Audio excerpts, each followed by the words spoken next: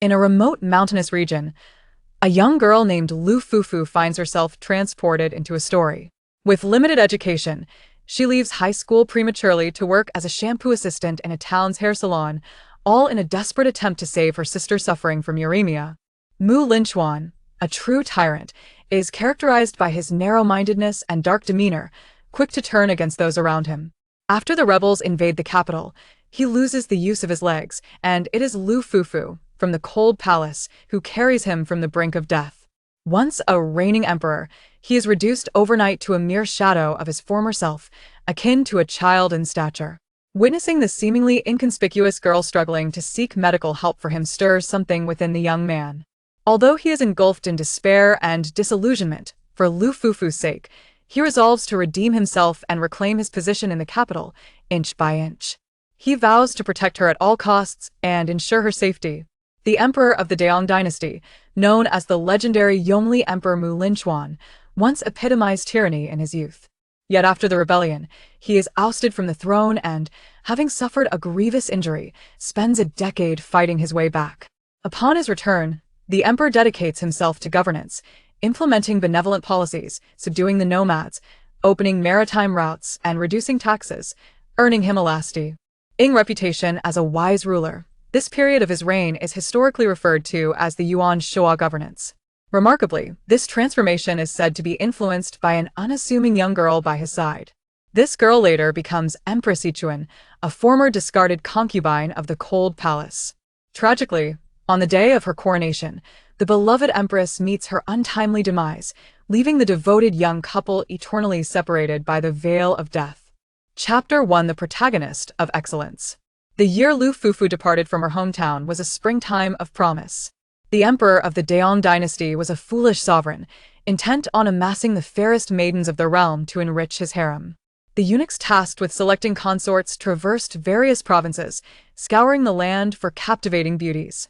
Not even the remote village where Lu Fufu resided was spared from their search. A eunuch, flanked by several attendants, stood at the village entrance, instructing the locals to summon the eligible young women. Her hometown, the most secluded county of the Daong dynasty, was characterized by vast stretches of desolate, austere yellow earth, as if hewn by the sharp axe of Pangu, its edges imbued with a chilling sharpness.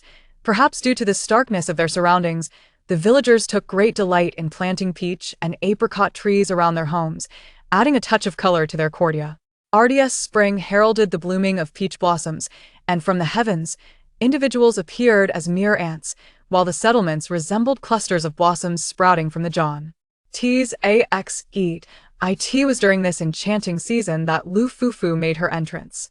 The young maiden traversed the sharp blade, surrounded by peach blossoms, a bamboo basket slung over her shoulder, filled with threads, scissors, and fragments of blue floral fabric. See, the mountain paths here were treacherous, each step echoing with the crunch of yellow earth.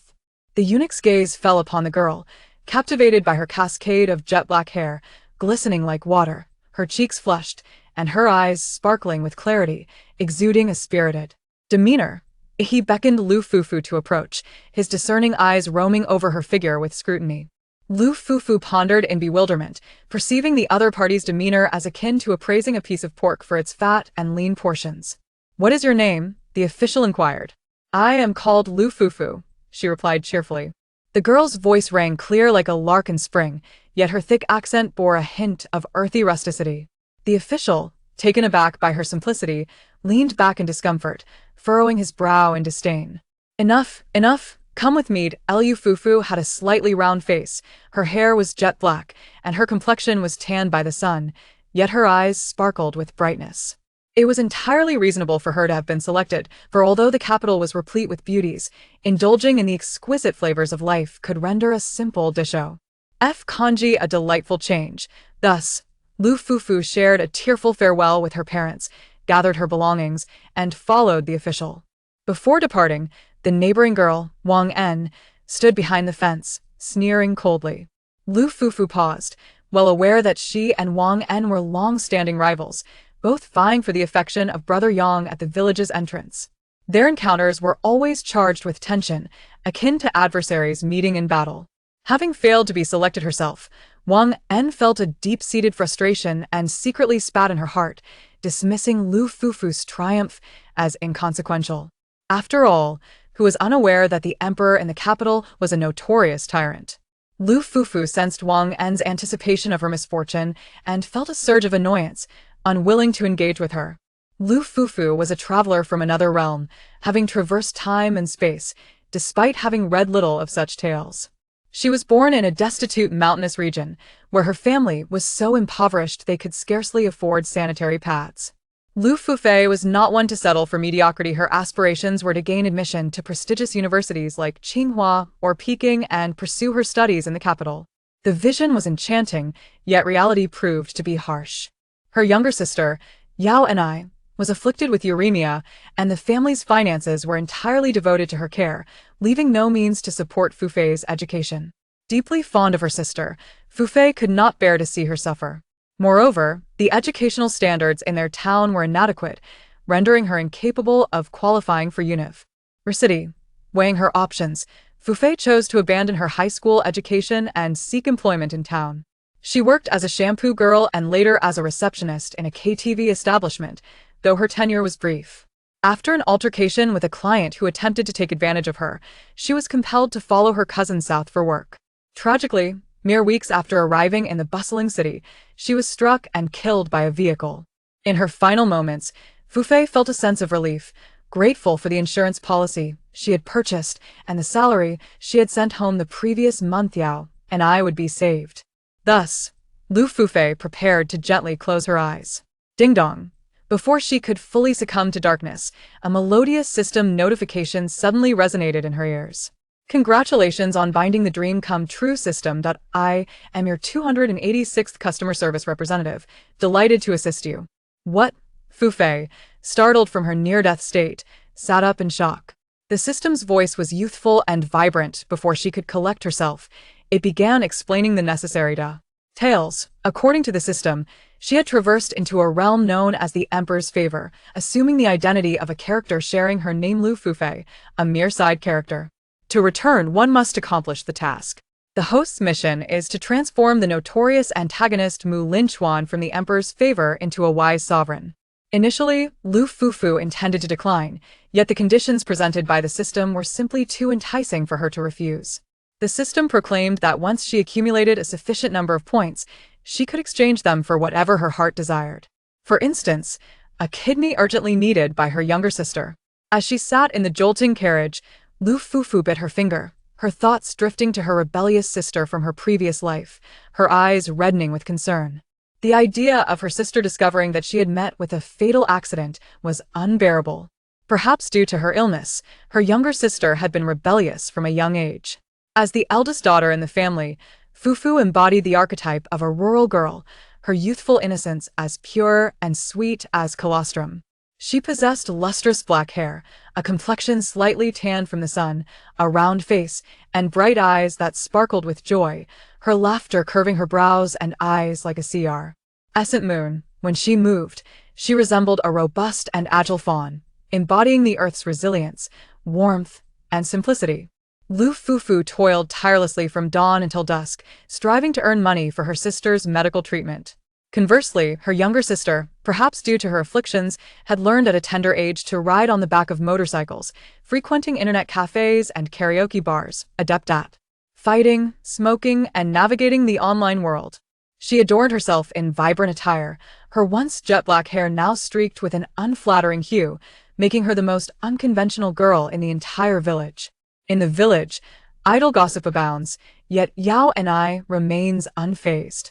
The two sisters often sit side by side under the moonlight after washing their hair, tilting their heads to gaze at the moon above, whispering secrets into each other's ears, a behavior Yao and I whimsically refers to as seizing the moment for joy.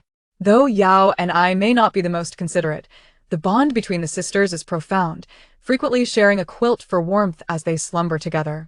Fufu understands that Yao and I simply enjoys a bit of mischief. In reality, she is quite well behaved. On more than one occasion, during her dialysis sessions, Fufu has suppressed her discomfort, tugging at Yao Ni's sleeve to quietly express, "Sister, I don't wish to undergo treatment." I feel fine as I find it difficult to concentrate on my studies, but your grades are excellent, so please do not drop out for my sake. Upon hearing this, Fu Fu felt a surge of sorrow, nearly overwhelmed by tears, yet she resolutely held her silence. Reflecting on this, Fu Fu shook her head, striving to cast aside these chaotic and pessimistic thoughts. With pursed lips, she turned her gaze toward the window, replaced by a steadfast resolve. Yao and I, do not fear, do not weep. I am diligently working to complete my tasks and accumulate points to earn back a kidney for you. Fu Fu, along with several lovely maidens from her county, found themselves crammed into a vehicle, enduring a taxing journey that left them feeling utterly exhausted.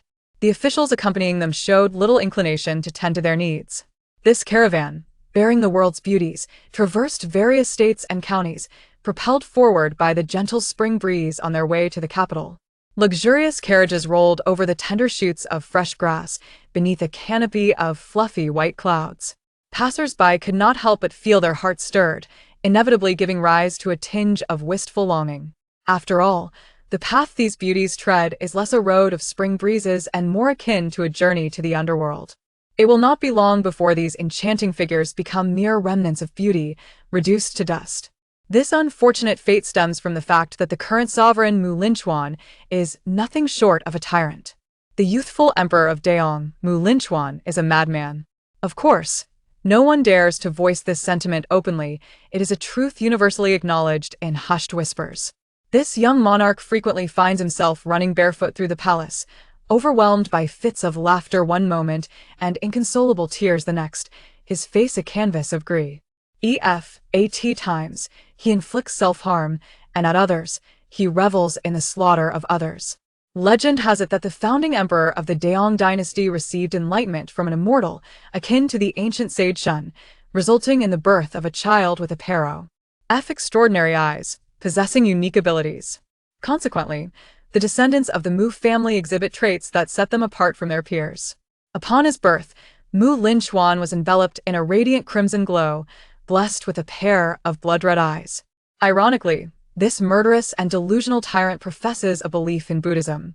The emperor of Daong, Mu Linchuan, once constructed an extravagant 1,000 Buddha cave within the royal palace, a venture that drained the coffers yet drew him to frequent worship within its hallowed halls. With a furrowed brow, he gazes upon the lines of small text before him. Mission objective: Tyrant transformation plan. Transform the infamously despised monarch into a celebrated sage of eternal renown. Name: Mu Linchuan. Gender: male. Title: Emperor of the Daong dynasty. Note: quite formidable. Age: 16. Note: still a juvenile ruler. Hobbies: murder. Note: wait, is there something truly alarming mixed in here? Initial affection level: 0. Turning to another page, the main interface presents Lu Fufu's personal introduction. Name: Lu Fufu. Gender: female. Age: 17. Identity: peasant girl. Note: unremarkable in appearance, a mere pawn lacking status and significance. Fufu. Why emphasize this? Hobbies: reading, farming. Note: after dropping out of school to work and support her sister, Fufu often feels a twinge of sadness when she thinks of school. Fufu. This is indeed true. Main quest: transform the tyrant Mu Linchuan into a wise ruler. Current objective: be selected for the harem in the selection process. In the original narrative, Lu Fufu is genuinely a minor character. The kind of character who is wronged by the heroine, prompting the hero to execute numerous palace servants. In his rage, the system's voice resonantly affixed her with the label palace servant. Upon hearing this, Fufu couldn't help but shiver, genuinely realizing the arduous nature of her task. Below this were several gray, locked character introductions. Fufu flipped through the pages, sensing something amiss, as if something essential was missing. Tilting her head slightly, she inquired, "Isn't there supposed to be a male lead and a female lead?" With a soft chime, the system seemed to acknowledge her confusion, and a melodious AI recitation echoed in her ears. The system dutifully and intuitively revealed to her the whereabouts of the heroine, as well as the disparity in treatment between the heroine and the minor character. As spring blossoms and the gentle sun warms the earth, the eastern breeze rustles through the blades of grass, creating a soft, crisp sound. An elderly man by the roadside leans on his plow, cultivating the land, while the mountains loom in layers, marking the perfect season for the verdant expanse to unfurl. Alman reclines within the cart, tilting her head to gaze outside, her obsidian eyes shifting as her brows slightly furrow. The realization that she is no longer the little girl of the household begins to tug at her heart, causing her eyes to sting with emotion. Fufu, taken aback, sweeps her gaze across the interior of the carriage. Indeed, she spots a girl resembling a snow fairy seated inside the cart. Unlike other beauties who appear unkempt, this girl, though slightly turned, moves with a grace that seems meticulously measured. She possesses long, lustrous black hair, almond-shaped eyes, and cherry-red lips, her skin as white as jade. Most notably, atop her head rests a gilded character, protagonist. Alman hails from the illustrious Chui family of Jianqing, a prominent clan of Central Plains. Her grandfather was a celebrated scholar renowned across the land, while her father held the esteemed position of governor in Nanjing. Chui Man was, without a doubt, raised amidst splendor and privilege. As the years passed, she blossomed into a captivating beauty, her every smile and frown enchanting, earning Hera reputation for unparalleled grace throughout the eastern regions. Fufu, feeling slightly dazed, listens to the narration, swallowing hard as she softly inquires, "Does my target of affection fancy her?" The book is titled Imperial Favor, and the young girl, with her bright, alert eyes, remains cautious, determined not to play the role of a third party. The system remains silent, promptly providing her with a lengthy excerpt from the original narrative. With nothing much to occupy her time, Fufu was utterly captivated, lost in the narrative to the point of forgetting the passage of time. By the time the caravan halted at the post station for a respite, Fufu had nearly unraveled the essence of the story in the emperor's favor. It turned out that the male protagonist was not Mu Linchuan at all, but rather his cousin, Prince Changlo Mu Xingjian. The emperor's favor recounts the deeply tumultuous love story between the female lead, Chui Man, and the male lead, Mu Xingjian. Chui Man and Mu Xingjian were childhood companions, having grown up together. However, driven by ambition, Mu Xingjian chose to marry another, leading to a severance of their bond. At the story's outset, the young and beautiful Chui Man catches the eye of Mu Linchuan and is summoned to the imperial harem. Once in the palace, Chui Man navigates her precarious new life with utmost caution, fearful of provoking the capricious and tyrannical ruler. Yet, fate intervenes, and she unwittingly captures Mu Linchuan's attention, becoming his favored concubine. During a royal banquet, Mu Xingjian and Chui Man are reunited. The ambitious and reticent hero, unable to forget his past affection for her, embarks on a clandestine tug-of-war between a subject and his sovereign's wife. Meanwhile, the young tyrant Mu Linchuan, infatuated with Chui Man, becomes increasingly obsessed, teetering on the brink of madness. In summary, after enduring a profound and agonizing love, Mu Xingjian ultimately resolves to rebel for the sake of Chui Man. The object of Fufu's strategy, Mu Linchuan, was unceremoniously ousted from the throne by the male protagonist, leading him to withdraw completely from the stage. Mu Xing, often referred to as the Empress, found herself unwilling to submit to him and was subsequently imprisoned within the imperial harem. This was followed by an indescribable, tumultuous love-hate relationship. After the passing of Mu Xing's devoted yet utilitarian wife, the two finally reached an understanding, embarking on a path toward a blissful conclusion. Mu Linchuan, her target, is portrayed as the formidable antagonist, a significant obstacle in the love story of the protagonists. At this moment, the caravan fortuitously halted at an inn for a respite. The eunuchs showed little interest in their affairs, and the fare they provided was hardly delectable merely. Flatbreads capable of staving off hunger, filled with minced lamb and sprinkled with a dash of pepper and scallions. As Fufu munched on her bread, her curious gaze fixated on the female lead Chui Man. Perhaps sensing the scrutiny, the young woman slightly turned her head, her enchanting almond-shaped eyes locking with Fufu's. The voiceover resumed. Before her lay the flatbread, which Chui Man glanced at briefly before losing her appetite.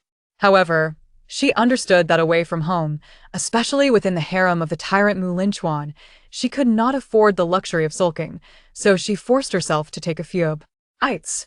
Yet once the bread settled in her stomach, the pungent flavor of the lamb caused her insides to churn. Frustrated, Chui Man set the bread down, taking several sips of water to quell the nausea. Initially, Fufu had been alternating between bites of bread and sips of tea, but now she hesitantly and bewilderedly placed her bread down. Fufu felt an inexplicable loss of appetite for the cake in her hand. Turning her head, she noticed a dark-skinned village girl staring intently at her from a distance. The girl possessed a fairly delicate appearance, yet her gaze was so brazen that it made Fufu decidedly uncomfortable. Oblivious and unrefined, the girl relished her food, her fingers glistening with grease. Fufu averted her gaze, furrowing her brow, as the girl's foolishness further churned her stomach. She felt a surge of madness creeping upon her. Tears welled in her eyes as she softly murmured father and brother. The young girl paused for a moment, instinctively glancing at her own fingers. Surely, she was not as wretched as that? Having never been publicly criticized before, Fufu felt a mix of embarrassment and anger, her brows knitting tightly as she hastily moved aside. A servant, with drooping eyes, lazily inquired, "Have you finished eating?" Fufu nodded.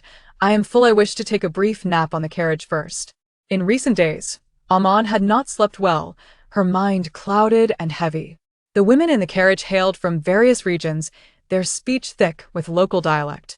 Amon had intended to foster a good rapport with them, but having been raised on the Jinling dialect, she found herself utterly unable to comprehend their words. The cacophony of their conversation felt like a torment to her. She could only endure in silence, while her inner turmoil simmered with a desire for violence. With a slight stutter, Fufu almost tripped over her words. Once back in the car, she sat down and then stood up again, repeating this motion, unable to contain her displeasure any longer. "System, is this person truly the heroine?" Her inquiry was posed with utmost politeness, yet the system discerned the underlying implications. What the host fails to realize is that the current trend glorifies the delicate and affluent persona. Fufu shook her head in disapproval. She found such behavior distasteful, deeming Chui Man exceedingly rude. The system, however, continued to expound its views with relentless fervor. Beauty, petulance, a prestigious lineage, and an insatiable desire for revenge, these traits define the quintessential modern heroine. Fufu remained unconvinced by the system's perspective. The most privileged are often the most foolish, she mused. They are the working class and should not emulate such feudalistic pretensions.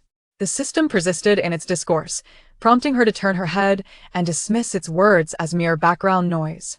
She couldn't help but reflect that while Chui Man might have seemed somewhat endearing in the original narrative, her real-world counterpart was utterly insufferable. Such is the nature of humanity, favoring the rich and powerful, perpetually drawn to those who bask in glory. Though Fufu was still young, her 6 months of navigating the world had granted her a hazy understanding of the fickleness of human relationships. If a family is of modest means, any display of petulance or affectation renders one utterly unrefined. A lady born to privilege might as well be a servant in spirit. If a person is born into affluence, their capriciousness and affected demeanor may well be perceived as charmingly spirited. Chapter 2. Who are you? Why have I never seen you before? Chui Man shared a carriage with her, and Fufu found herself disliking Chui Man, barely exchanging words with her. After all, the system had merely indicated that her target was Linchuan. Rather than the protagonist Chui Man, there was no need for her to pursue someone so indifferent. From the narrative voice, it was clear that Chui Man harbored no fondness for her. She resembled a swan that had inadvertently wandered into a flock of ducks, largely unconcerned by the scrutiny of others. Reflecting on her target, Linchuan, Fufu felt a mixture of trepidation and curiosity. Perhaps it was due to the presence of her golden finger that she felt little fear. The carriage moved at a leisurely pace, leaving her with little to occupy her mind, so she settled into a small corner, happily engaged in her own pursuits, primarily sewing and men. Ding! Among the other girls in the carriage were several from illustrious families, much like Chui Man, who, prideful of their status, were reluctant to converse with her. These young ladies, having been pampered at home, were ill-equipped to care for themselves during the journey, suffering from ailments along the way, their spirits dampened, and the garments torn by the thorns encountered on the road. One day, the carriage halted, allowing them time to freshen up. As Fufu bent over to wash her hair, she noticed several girls exchanging glances, their faces flushed with embarrassment as they approached her for assistance. The young girl's lustrous black hair glistened with droplets, the damp strands resting upon her smooth, full forehead, trickling down like tiny beads along her lashes, exuding a subtle, floral fragrance. "Very well," she replied. Lu Fufu blinked, deftly wringing out her hair before assisting them in mending their garments. Fufu moved with grace, her speech soft and gentle, devoid of any pretension. When she smiled, her eyes sparkled like two crescent moons, and the wisps of hair framing her face added an extra touch of warmth to her demeanor.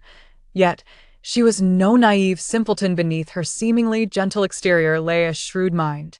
Lu Fufu was acutely aware of her lowly origins and the isolation she faced upon arriving in the capital, devoid of any support or foothold.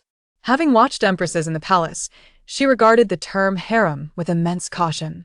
It was the sort of environment where smiles masked daggers, where one could poison another's delicacies one day and plot the demise of their offspring the next, a veritable battleground of betrayal lurking beneath a façade of camaraderie. It was akin to nurturing a venomous creature, she mused quietly, solidifying her resolve to persevere for the sake of her sister, determined to forge amicable bonds with her company.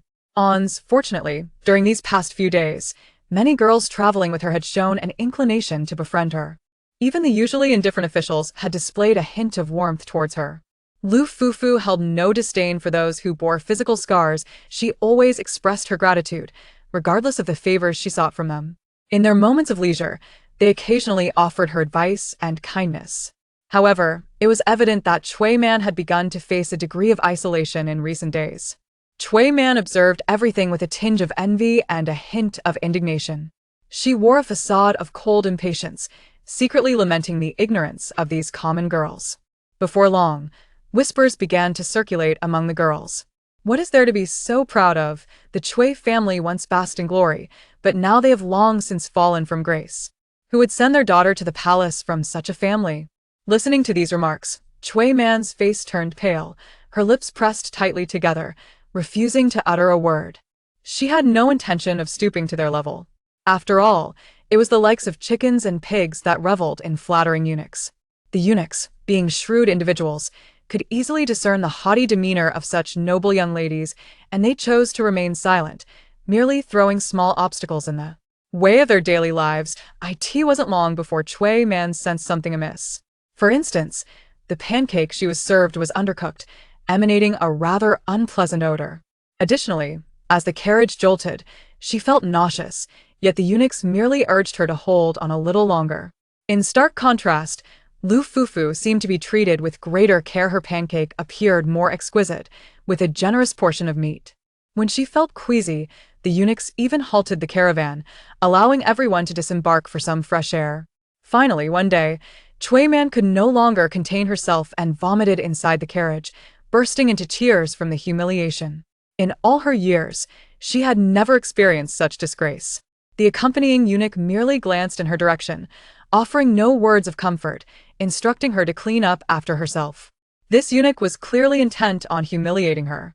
However, after such an ordeal, Chui Man dared not to throw a tantrum any longer, swallowing her pride and enduring in silence. The lengthy caravan took over a month to finally reach the capital. Along the way, after disembarking, Lu Fufu and her brave companions were left in tattered clothes, looking haggard and disheveled. Among them, Chui Man, in particular, had faced numerous humiliations during these 10 days, appearing dusty and disheartened. The subsequent days need not be elaborated upon. In summary, the palace's female officials forbade Fufu from using I and required her to refer to herself as servant or concubine, and she was not allowed to say, "What are you doing?" but instead had to say, "What are you up to?" On the day of the audience with His Majesty, Lu Fufu was exceedingly anxious, her mouth dry and her heart pounding like a drum. Following the steps of a group of enchanting beauties, they finally encountered His Majesty, their shared husband and her designated target.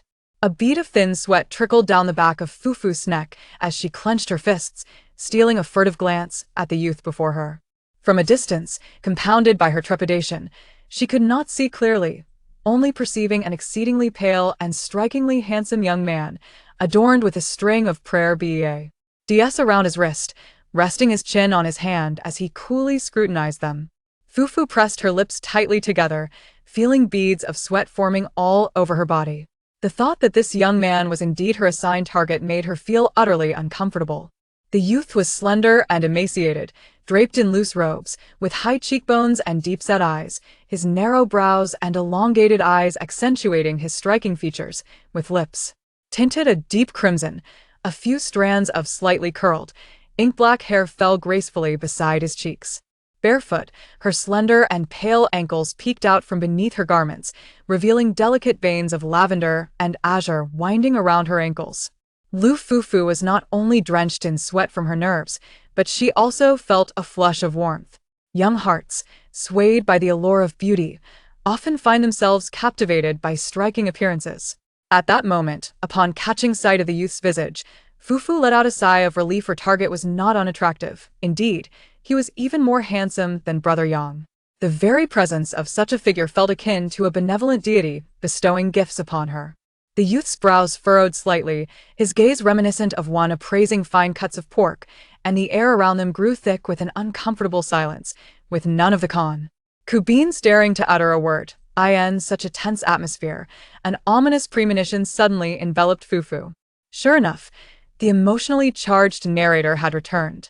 Amidst her anxiety, Amon clenched her fists tightly, her eyes cast downward. Beads of perspiration formed on her delicate nose, and her fair complexion flushed a radiant crimson, akin to the sunset. Chui Man inhaled the lingering fragrance of snow lotus, acutely aware of the multitude of gazes upon her, biting her lip in trepidation. Though she preferred to remain in the shadows, a peculiar affliction rendered her unable to suppress her blush and perspiration in moments of tension, further accentuating her innate fragrance. Among the assembly, only she could hear the impassioned narration. Even though the protagonist of the tale was not herself, Lu Fufu felt a pang of embarrassment for the heroine, Chui Man, so intense that it seemed her toes were digging into the ground as if to secure a place in a prestigious school district where children had already gained admission to Tsingu and Peking University. To Fufu's astonishment, the youth cast a fleeting glance at Chui Man, tilted his body slightly, and wore an expression devoid of interest. This was somewhat at odds with the narrative of the emperor's favor. Suppressing her surprise, a shadow of doubt flickered through Fufu's mind. According to the plot of the emperor's favor, Linchuan should have expressed interest in the female Chui Man. At this moment, however, the youth's countenance bore no resemblance to the brooding and narrow-minded tyrant depicted in the tale. Fufu pondered vacantly. In the emperor's favor, Linchuan truly embodied the archetype of a villainous overlord. Orphaned at a young age and crowned prematurely, he exhibited no signs of sorrow. After ascending the throne, he was responsible for the deaths of no fewer than 100 nobles and ministers. Deeply infatuated with the protagonist, Chui Man, he nonetheless imprisoned her within the Zhaoyang Palace, forbidding any visitors. Despite being merely 16, he was characterized by greed, cruelty, pettiness, and a penchant for oppressing the common people while wielding absolute power. Yet the youth before her was strikingly handsome, his lips seemingly perpetually curved into a smile, with long eyelashes that lent him an air of innocence when he gazed upon others. His lashes fluttered as his gaze skimmed over Chui Man's face, revealing a complete lack of interest, not sparing her even a fleeting glance. Nothing transpired thereafter, and Fufu found herself muddled as she followed a group of youthful companions out, receiving the nominal title of talent as she remained within Thep. Alaced, Lu Fufu had resided in the royal palace for nearly 3 months without once laying eyes on His Majesty, while the news of Linchuan's latest conquests continued to flood Teach. Harem. Though Linchuan did not summon the newly entered concubines, Lu Fufu remained unperturbed, diligently attending to her own affairs. Each day and night, with a furrowed brow, she earnestly scribbled and sketched in her small notebook. With an abundance of beautiful women in the palace, standing out among the throng was a matter worthy of contemplation. Being still young and inexperienced, Lu Fufu did not fully grasp this, yet it did not deter her from gradually understanding the significance of appearance. This notebook contained the carefully recalled insights on transformative beauty that she had gleaned from her friend Yao and I. Her cohabitant, concubine Zhang, was so frightened that she could hardly close her eyes at night, plagued by sleeplessness.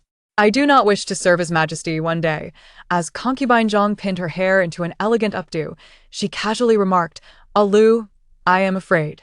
I want to go home." Lu Fufu remained silent, primarily disinclined to expend words on the matter. Should she believe concubine Zhang, she would be regarded as a naive, sweet girl, for all Zhang spoke were nonsensical fears. If she were truly terrified, she would not adorn herself so meticulously each day, transforming into a flamboyant peacock, frequently meandering around the Hualin garden. It was well known that His Majesty often visited the Hualin garden during his leisure. Though His Majesty is indeed tyrannical, his countenance is pleasing, and he wields boundless power. Each woman within the imperial harem yearns to be the one and only in His Majesty's eyes, hoping to redeem him with her gentle affections and alleviate his turbulent spirit. Take, for instance, the late consort Chen, who departed this world just days ago. It is said that she was a renowned literary talent in the capital, embodying grace and virtue. Upon her arrival in the palace, she was promptly bestowed the title of consort. Her serving maids often remarked that while consort Chen possessed many admirable qualities, Xiaka silently uttered phrases that left others perplexed. For instance, she once referred to His Majesty as a sickly darling, implying he was merely starved for affection and in need of salvation. In stark contrast to the likes of Lu Fufu and others who had long been forgotten by His Majesty, consort Chen enjoyed a period of favor after entering the palace, accompanying His Majesty wherever he went, and even being elevated to the rank of Empress. This brings us to another of His Majesty's peculiar inclinations, the conferral of the title of Empress. Since his ascension, he has named 6 empresses in total.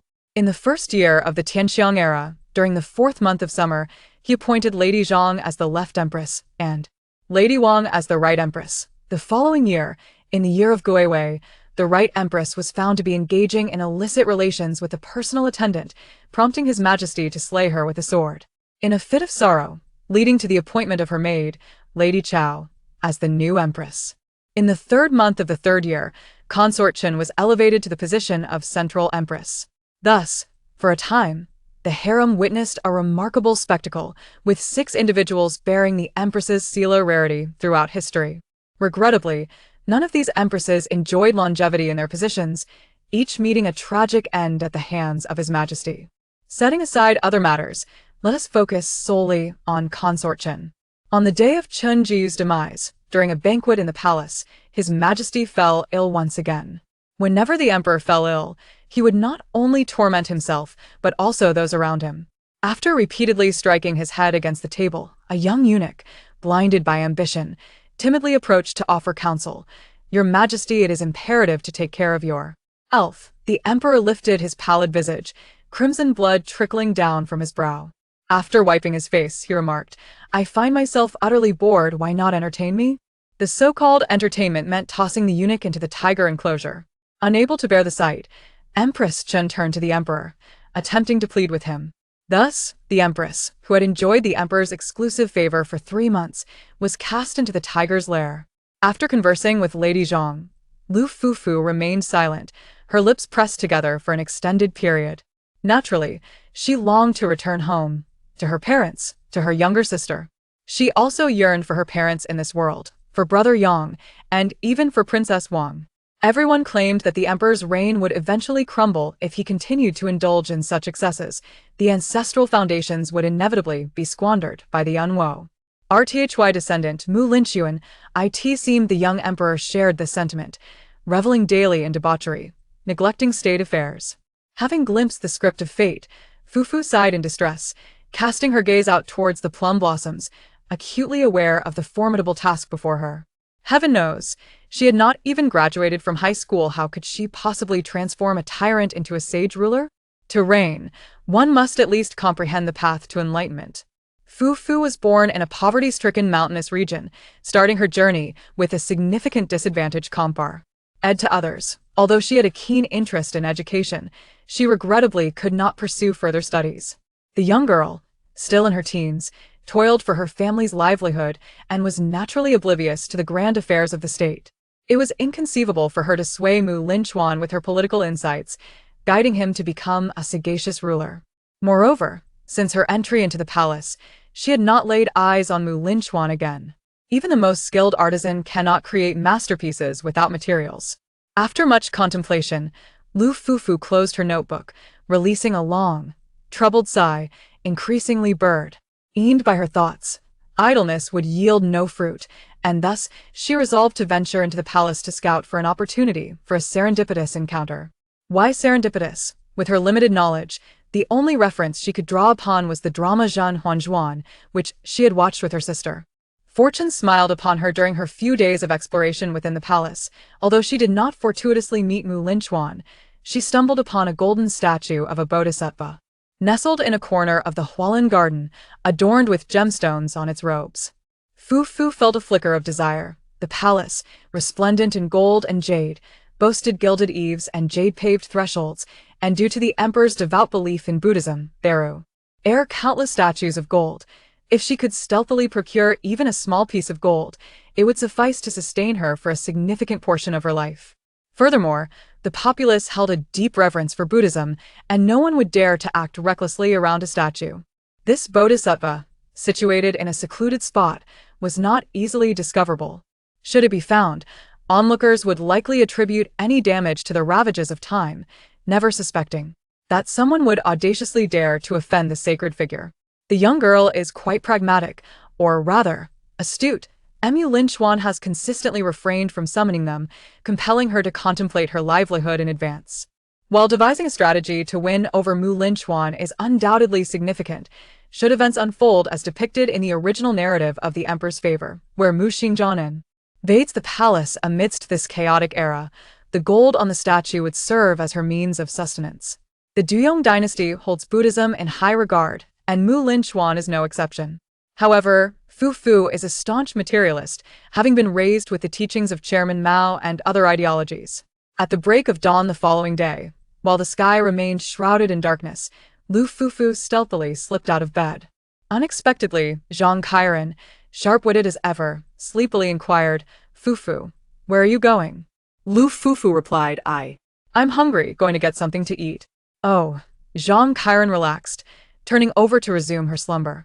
Under the cover of the morning mist, Fufu stealthily entered Huayuan, brandishing a small carving knife as she contemplated the jewels adorning the bodhisattva statue. Just as she was about to make her move, a sudden sound of footsteps echoed through the garden. Startled, Fufu hastily concealed the knife in her sleeve. To her astonishment, she beheld His Majesty, his robe wide open, barefoot, and walking through Huayuan with an expressionless demeanor. His sleeves billowed like dark clouds, resembling a wandering spirit, followed by a multitude of trembling beauties, akin to frightened chicks. "Who are you? I have never seen you before," a serpentine voice, cold and slimy, echoed in her ear. When Fufu finally regained her senses, she found herself kneeling before the young man. Linchuan, with an impassive expression, inquired, his deep crimson eyes resembling frozen blood. The realization that this was her assigned target made Fufu's heart skip a beat. Before she could respond, the emperor abruptly pulled her into his embrace. The youth's hands felt as cold as a serpent. He appeared slightly thinner than before, his pallid complexion tinged with an unnatural flush. He carelessly ruffled her hair a few times and, with his gaze lowered, casually asked her, "How could one as unappealing as you be chosen for my harem? Did you bribe the eunuchs?" Taken aback by encountering her target and being subjected to his rough handling, Fufu stammered, "I have no money." The young man pinched her chin, furrowing his brow as he compelled her to meet his gaze. "What is your name?" Dazed, Fufu lifted her head. Having spent years toiling in the fields, her sun-kissed skin rendered her reminiscent of a proud little deer. To be candid, Fufu had previously contemplated with utmost seriousness how she would react upon meeting the emperor and what response would swiftly capture Linchuan's attention and earn his favor. However, when that day truly arrived, her prior musings turned out to be mere idle fantasies. After all, the young girl was still quite naive. Despite harboring some cunning beneath her confusion, she was unexpectedly struck by a wave of fear. Her teeth chattered as she suddenly recognized how childish her earlier thoughts had been. This was ancient times, where an emperor could take a life at will. The young girl's face turned ashen, all her previous cunning dissipating like smoke. She instinctively blurted out, I am Lu Fufu." The air seemed to pause for a moment. The youth displayed an expression of utter disdain, decisively shoving her away as he coldly remarked, "That sounds unpleasant." Consequently, she was immediately dragged away, cast into the depths of the cold palace. Chapter 3. Congratulations to the host for becoming a concubine in the Great Yong Palace. In an instant, she was seized and cast into the cold palace. Just then, a figure hurriedly emerged from the thicket of flowers, stumbling as she called out, "Fufu! Fufu. It was the voice of Lady Zhang. Lu Fufu's smooth forehead glistened with sweat, and in her dazed state, she wondered, had not Lady Zhang been asleep? Why was she now rushing out, seemingly in search of her? As she beheld the beautiful woman in a flowing skirt bursting forth from the dense mist, her hair slightly disheveled and her hem trailing petals. Gasping for breath, Lu Fufu perceived a sense of delicate vulnerability in her eyes, as if the thick fog had enveloped her. Clearly taken aback by the unexpected encounter with His Majesty, the beauty froze, shivered slightly, and then, with a thud, collapsed to the ground in reverence. The young man regarded the figure before him with curiosity. Without casting a glance at the dragged Lu Fufu, he beckoned to Lady Zhang with his long, graceful eyelashes, bright and innocent, commanding her to come forth. Lady Zhang fell to her knees with a thud, terrified and tearful. Lu Fufu observed as His Majesty embraced Lady Zhang, casually appraising her from head to toe, and then, with a tone reminiscent of evaluating pork, declared with certainty, "This one will do." Subsequently, she was taken away. Having not witnessed the entire scene, yet, in a certain sense, she had fulfilled Lady Zhang's cherished wish of not having to serve the bedchamber. Thus, how had events spiraled into this? At this moment, the little girl's soul seemed to be extracted, her eyes devoid of light, her mouth agape in a daze. Drifting emotionlessly behind a young eunuch, she had meticulously crafted her plans. Just like Huan, who encountered His Majesty serendipitously in the Hualin Garden, leaving behind a fleeting glimpse that stirred the imagination. While the fantasies were lush and vivid, reality was stark and unforgiving. Fluff, deeply disheartened, found her eyes dimmed, her spirit crushed, her body battered. After being dragged away, she was decisively kicked out of the palace grounds by a small eunuch, swiftly and mercilessly packed into the depths of the Eternal Alley. The so-called Eternal Alley was a place within the royal palace designated for the confinement of wronged consorts and maids. The system provided a rather blunt explanation. It could simply be understood as the cold palace. The system remarked, "From entering the palace to the cold palace. Congratulations to the host for becoming the fastest demoted concubine in the Great Yong Palace. Fluff. No more, or I shall become foolish." The little girl silently exhaled a breath of ethereal sorrow. Since she had entered this eternal alley, she should not entertain thoughts of escape. The young eunuch leading her was named Zhong Ai. Zhong Ai sighed and regarded Fluff with a gaze full of sympathy, "But do not be too disheartened. Although it seems you may never be summoned by the Emperor, this place is safe." Fluff, in her confusion, replied, "Well, I suppose that us something?" The young eunuch, witnessing her despondence, felt even more pity. Zhong Ai came to a halt and pointed ahead, prompting Fluff to gather her spirits and follow his gesture. Before her lay a courtyard adorned with various colored garments and bedding drying in the sun, where numerous young maidens were busily washing and dyeing, perspiration glistening on their brows. The daily tasks of the Eternal Alley were straightforward, to create garments and bedding for our emperor and the esteemed consorts. "Come here, I will take you to your residence." Lu Fufu's new abode was a dilapidated communal room accommodating 10 individuals. She reached out to touch the headboard and found it already covered in mold. Raising her gaze, she noticed the walls were seeping with rain, adorned with patches of mildew. At that moment, only 2 girls occupied the room. One girl appeared to be around 16, her skin resembling creamy jade and her hair akin to dark satin. She had a frail figure and a slightly flushed face that hinted at a certain delicacy. Her beautiful apricot-shaped eyes blinked with a blend of curiosity and subtlety as she discreetly observed Fufu, exuding an air of scholarly grace in her glance. The other girl ignored the situation, sitting coolly in front of a mirror. Zhong Ai elongated her face and approached the girl by the mirror. "Fong Hutu, haven't you completed your chores today?" The girl pouted, her gaze sweeping across the frail beauty before her. "Isn't Yuan Lingy also slacking? Why not ask her?" Zhong Ai shot her a glare. "She's not in good health. Can she be compared to you?" Yuan Lingy, looking somewhat anxious, blinked and propped herself up, softly suggesting, "I can do it." The girl retorted, "What are you moving for? There's a new arrival, let her handle it." The one named Fong Hutu turned her face. her expression rather ungracious, and scrutinized Fufu from head to toe. This young girl, led by Zhong Ai, had eyes with a greenish tinge and dark pupils. Her hair glossy and black with a slight red at the roots. She possessed a youthful vitality reminiscent of a robust fawn gazing curiously at those around her. "What is your name?" "I am Lu Fufu." "Oh, indeed, a Lu," said Fong Hutu, wearing a familiar expression. "You, the newcomer? Go, and help me wash that pile of clothes outside." Fufu did not resist. At this moment, she had regained her composure and swiftly stepped out of the room to begin her task. Zhong Ai paused for a moment, letting out a sigh, her gaze upon her akin to that of someone observing a fool. She was not Navi. As Fufu scrubbed the garments, thoughts began to form in her mind. Being new to this place, she understood the necessity of acclimating to her surroundings. Fufu was obedient, causing Fong Hutu to momentarily falter, a hint of embarrassment crossing her face. The mirror could no longer reflect her, and with a scowl, she approached Fufu, harshly stating, "When I tell you to move, you actually move. With a temperament like dough, be careful lest you end up with nothing but bones left behind. Step aside. I will handle this." Feeling that merely standing there was not particularly helpful, Fufu squatted down to assist in the washing. Fong Hutu cast a surprised glance her way. Having spent considerable time in Yongxiang, it was her first encounter with a newcomer who neither cried nor fussed. Her expression bore a mix of peculiarity and curiosity.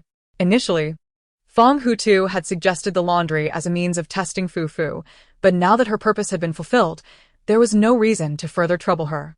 On the contrary, Fufu's calm demeanor endeared her to Fong Hutu. With her face elongated in thought, the girl named Fong Hutu seized the opportunity while they washed clothes together to divulge a wealth of information, primarily concerning how to survive in this realm of Yongxiang. With nimble hands and feet, she quickly washed the basin of clothes and hung them on the drying line. After this flurry of activity, it was mealtime. At lunch, Zhong Ai and several other young eunuchs brought over the food, distributing it so that each bowl contained little more than half a bowl of rice, a pair of chopsticks of greens, along with 2 pieces of salted chicken and duck. Having labored throughout the morning, she was already ravenous, and without hesitation, she grasped her bowl and began to eat. As she placed a piece of salted chicken into Yuanlingyi's bowl, Fong Hutu turned to look at Lu Fufu, continuing his earlier conversation. "Remember, the eunuch in charge of the Eternal Alley is Chao Zhong." Fufu observed this and blinked, quickly thinking to herself that although this girl appeared somewhat fierce, she possessed a heart of gold beneath her sharp tongue. Upon hearing this, Fufu appropriately displayed a look of bewilderment. Yuanlingyi set down her chopsticks and spoke softly. "What you may not know is that Chao Zhong, the eunuch in charge of the Eternal Alley, oversees all matters here, both grand and trivial. In this place, Chao Zhong is akin to a figure who can command the heavens with a mere gesture. Should anyone wish to send something from home, they must go through Chao Zhong and his group of young attendants. If a family member wishes to bring in an item, it requires a significant sum of money." Yuanlingyi sighed, knitting her brows in a wry smile. It is commonplace for Chao Zhong and his fellow attendants to skim off the top. To survive here, one must rely on oneself, and since there are no lucrative opportunities, we must engage in needlework. However, Yuanlingyi hesitated, as the needlework was purchased on their behalf, and the finished products were sold by them to exchange for silver. You must not easily offend them in your daily life. Fufu felt a shiver of fear, recognizing that Yuanlingyi and Fong Hutu spoke from the depths of their hearts. She silently committed their words to memory. In a crisp tone, she replied, "I understand. Thank you, Madame Lu and Madame Fong, for your guidance." The young girl's voice was not soft and sweet. Rather, it was naturally bright and even carried a hint of boyishness typical of an 8 or 9-year-old. There exists a considerable divergence in aesthetic preferences between men and women. Men tend to favor the pure, innocent charm reminiscent of a blend between a white lotus and green tea, while women can often discern the underlying intentions. Scoffing inwardly at the judgment of these superficial men, before them stood Lu Fufu, still youthful, lacking the delicate coquetry found in others. Her sharp and spirited demeanor, caught between girlhood and boyhood, exuded a captivating vitality that particularly endeared her to Yuanlingyi. After discussing such serious matters, Yuanlingyi smiled gently, suggesting they eat first. assuring her not to be afraid, for it was unlikely she would lose her life in such a muddled manner here. Through their brief exchange, Fufu learned that Yuanlingyi hailed from a noble family, while Feng Hutu came from a military household. The two complemented each other, one dynamic and the other composed, one scholarly and the other martial, relying on each other in the eternal alley. Every concubine recently cast into the eternal alley entered in tears, their spirits crushed, only to be further worn down by relentless toil until they were left as mere shadows of their former selves. Yet Lu Fufu appeared to be untroubled by such concerns. She resembled a wild grass, thriving in any circumstance. Even if placed in a crevice of a stone, she would resolutely push her way through and sprout. In reality, as she gazed at the character introduction on the main interface, propping her chin on her hand, a sense of melancholy enveloped her. Within a mere 3 months of entering the palace, she had successfully undergone a reverse promotion from Talent to abandoned concubine of the cold palace. With a tap of her finger, she navigated to the character interface of Linchuan, which displayed favorability, -5. Adjacent to it, in bold black font, a note proclaimed, too rustic in speech, piercing Lu Fufu's heart deeply. Chapter 4. For she knew, this place was far from her true self. If things continued in this manner, she would be unable to assist Yao and I. The system suggested that to aid His Majesty in becoming a wise ruler, she should pursue Linchuan and engage in subtle persuasion. The mere thought of this made Lu Fufu's eyelids twitch, a blush creeping onto her cheeks. It hardly seemed like a serious recommendation. Nevertheless, in the privacy of her thoughts, Lu Fufu contemplated earnestly. Lacking in formal education, she could never aspire to be Linchuan's teacher, nor could she assume the role of a lady-in-waiting. Furthermore, failing to foster a good rapport, how irritating it would be for a stranger to come bustling in, attempting to instruct you on the ways of life. Those were Yao Ni's very words. Aware that Yao and I possessed greater knowledge than she, Lu Fufu pondered. Perhaps she truly had no choice but to rely on winning over Linchuan, whether as a friend or in matters of the heart. Pressing her lips together in determination before the mirror, she resolved to embrace her path. The young girl styled her hair in twin spirals, with long ribbons cascading down her back. As she glanced around, her crystal-clear eyes sparkled with vitality, and her slightly dusky complexion added an endearing charm.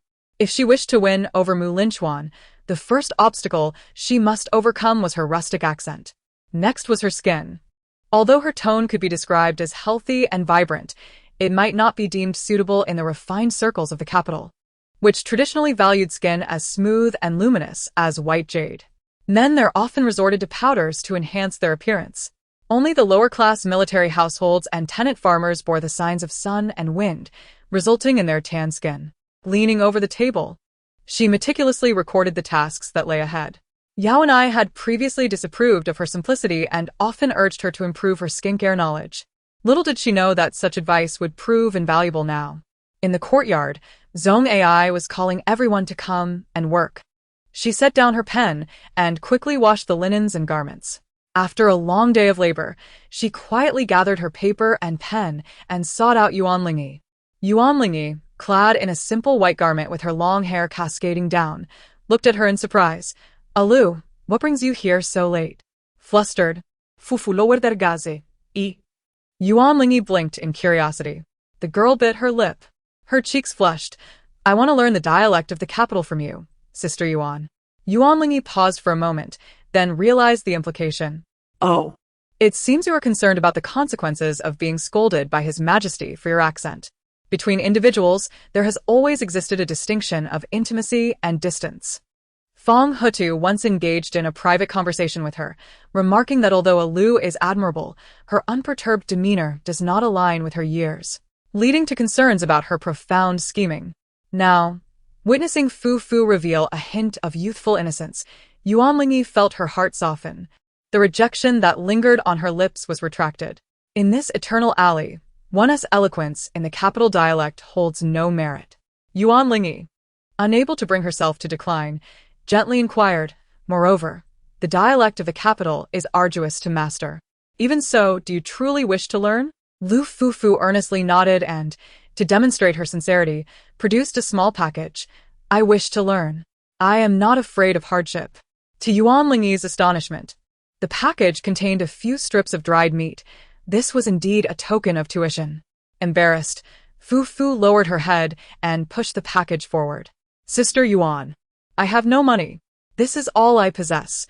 Once I earn some, I shall repay you.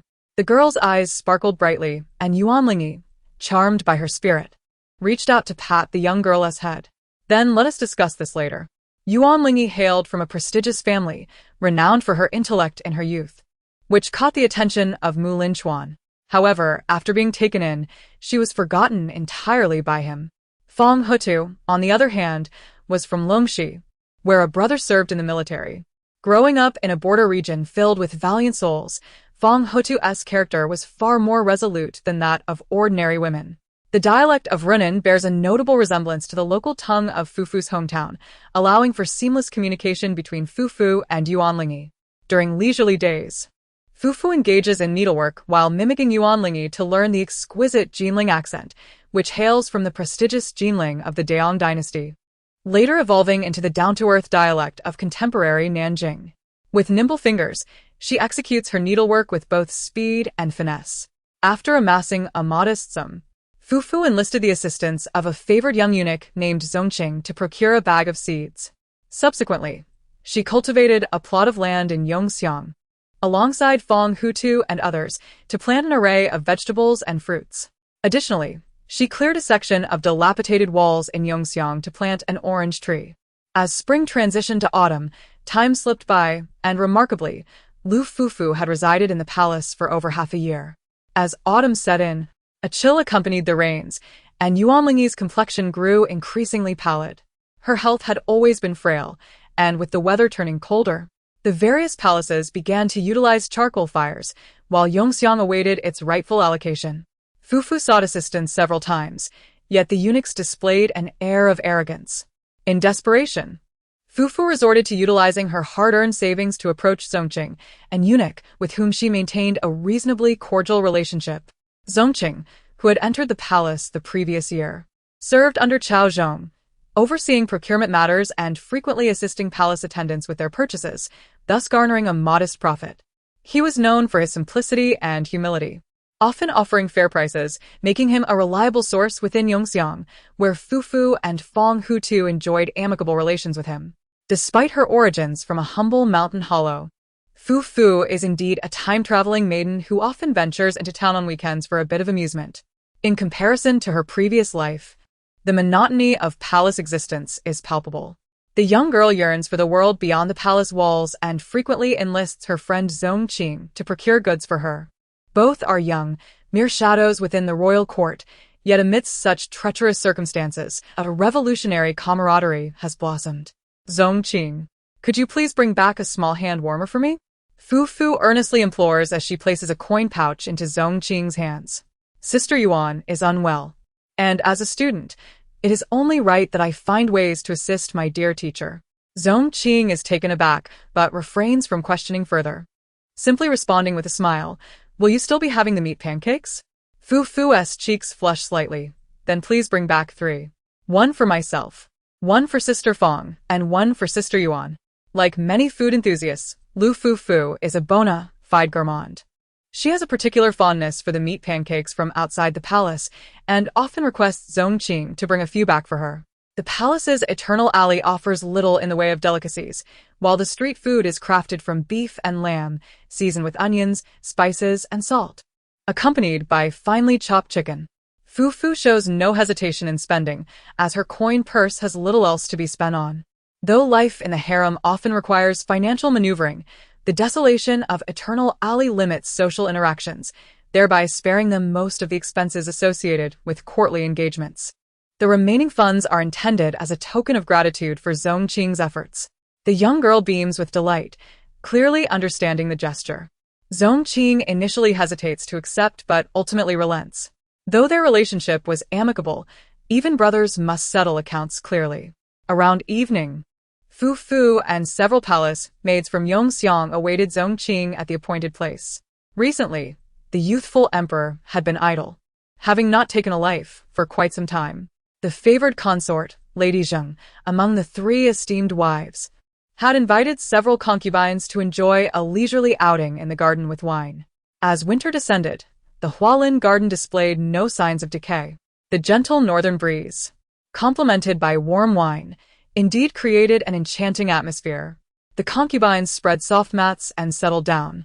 The fashion of the day favored opulent and ethereal styles, high coifs, flowing skirts adorned with delicate hairpins and fresh flowers, all aimed at exuding an ethereal charm. Seated beneath the pines and cypresses, the concubines reveled in their libations, embodying a carefree spirit reminiscent of celestial beings. The ladies lavished attention on the most radiant beauty among them. Shui Man knelt beside them, her eyes cast down, refraining from mingling too much, yet her noble birth ensured that suitors approached her nonetheless. This beauty was none other than Lady Zheng, the orchestrator of this floral gathering, who, alongside her elder sister, Lady de Zheng, ranked above the 9 concubines and only below the queen, enjoying a position of great esteem. In recent years, Linchuan's ruthless actions had led to a vacancy in the higher echelons of the palace, and the Zheng sisters subtly began to assume the mantle of the foremost among the 6 palaces. After the banquet, the group chatted and laughed as they strolled along the palace path. Suddenly, a beauty named Lu halted in her tracks, exclaiming in surprise, "Oh, is that not who?" The others followed her gaze and beheld, beneath the palace walls, a few poorly dressed maids, trembling from the cold, conversing with a eunuch. It was evident that the eunuch had gone out to procure items, causing the onlookers to glance and then quickly avert their gaze, lest their eyes be sullied. What business did those in the Eternal Alley have with such a sight? Dressed in such tattered garments and appearing so dejected, it was clear that only the palace maids of the Eternal Alley would exhibit such a state. One of the beauties, with an odd expression, remarked, "Is that not Lu Fufu?" Another, puzzled, inquired which Lu Fufu. Their eyes fell upon one of the maidens, who, in stark contrast to the other downtrodden palace attendants, possessed an air of distinction. Her skin was radiant, her long, raven hair fashioned into twin coils cascading down her back, and her cheeks were slightly flushed from the biting cold, exuding a spirited vitality despite her shabby attire, which bore the marks of countless washes. Someone chuckled. Indeed, that is the one who, in a fit of audacity, ventured into the Wailing Garden to curry favor, only to be cast into the Eternal Alley by His Majesty. The crowd then recalled the previous jest about a newly entered talent who, having been overlooked by the Emperor, foolishly sought to ingratiate herself in the Wailing Garden, only to find herself rebuffed due to her harsh accent, allowing another, Zhang Kaijin, who resided with her, to seize the opportunity. Upon recognizing that this was the same Lu from the Eternal Alley, the expressions of the onlookers shifted to one of bemusement. Another, surnamed Zhou, began, "Speaking of which, did not Miss Pei also visit the Wailing Garden a few days ago?" At the mere utterance, the gaze of the esteemed Jing turned sharply towards her, prompting Zhou to realize her faux pas and hastily close her lips. Lowering her eyes, Zhou felt a twinge of indignation within her heart. Shui Man observed everything with a disdainful scoff, internally dismissing them as fools. The Lady Pei, as mentioned by Zhou Chonghua, referred to a court official named Pei Shu, who held the esteemed title of Lady Historian. A few days prior, she had fortuitously crossed paths with Linchuan in the Hualin Garden and received his commendation. Pei Shu had familial ties to the Zheng clan and was associated with the faction of the minor consort Zheng. In the Grand Court of Daong, where noble lineage was paramount, all present consorts hailed from illustrious families, forming their own alliances. Naturally, they were disinclined to invest any thought in Lu Fufu, a mere commoner, regarding her as little more than a source of amusement. From a distance, the cold palaces of Lu seemed to be suffering from the chill, as she began to jump about. Lu Fufu felt as though her face was nearly frozen, rubbing her arms and energetically leaping to warm herself. Yet, when Zhongqing presented her with a warming stove, she couldn't help but smile with delight, patting the stove with rosy cheeks and eyes brimming with anticipation.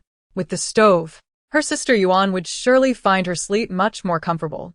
Shui Man, with her haughty disposition and lofty self-regard, typically held these individuals in contempt, feeling a tinge of lethargy at their utter banality. However, under the eaves of others, one must lower their head. Even she, upon entering the palace, had to align herself with the Zheng sisters. Reflecting on this, she found herself feeling a flicker of envy towards the common maid. Her gaze towards Lu Fufu tinged with newfound sympathy. Suddenly, Lu Fufu felt a jolt of surprise, her eyes twitching as she instinctively turned around, only to behold the central figure of the scene, Cui Man. The other palace maids, noticing her movement, followed her gaze and, upon seeing the assembly of nobles, were struck with astonishment, hastening to arrange their expressions and perform their curtsies. With a small heater tucked into her sleeve, Lu Fufu stepped forward to perform a bow, displaying no hint of awkwardness.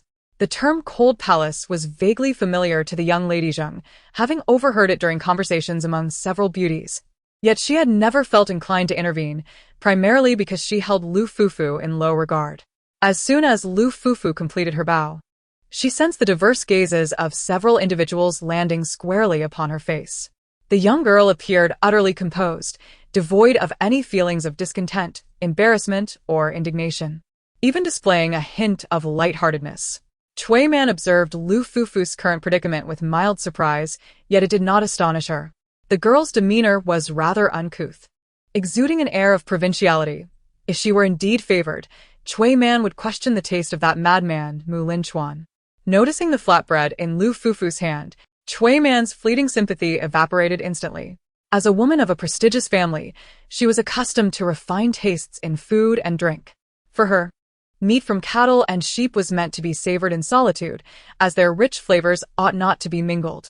Watching Lu Fufu indulge in such a manner was simply intolerable. It felt like a gross waste of resources. The other concubines cast a glance at her before diverting their attention, acknowledging her bow but refraining from any response. For to engage with the servants of the everlasting palace would be to demean themselves and compromise their status. Once Lady Zheng departed, the others followed suit, their cascading skirts resembling clouds drifting across the sky. As they exited, the previously stagnant air around them seemed to lighten, and a long sigh escaped someone's lips. That was truly terrifying. So, that is Lady Zheng. The young palace maids who had never encountered Lady Zheng before could not help but display expressions of admiration, affirming that she was indeed a striking beauty. The palace maids exchanged glances filled with envy, whispering among themselves. They had yet to behold the grandeur of Lady Zheng of the Great Zheng. In comparison to her sister, Lady Zheng exuded a unique, icy elegance. I believe that Lady Cui possesses the most exquisite beauty. Which Lady Cui? The one clad in a sky-blue dress today. The young Zheng noblewomen are adorned splendidly, indeed. The hairpin they wear is surely embellished with invaluable southern pearls, isn't it?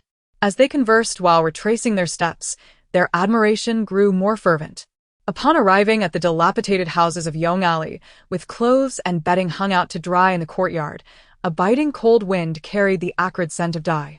A sense of disappointment washed over them, and their expressions gradually dimmed. Residing in Yong Alley, they would never again have the opportunity to rise above their station. Did you notice the cuffs of the young Zheng noblewomen? The palace maids tugged at their own sleeves, awkwardly commenting, so pristine.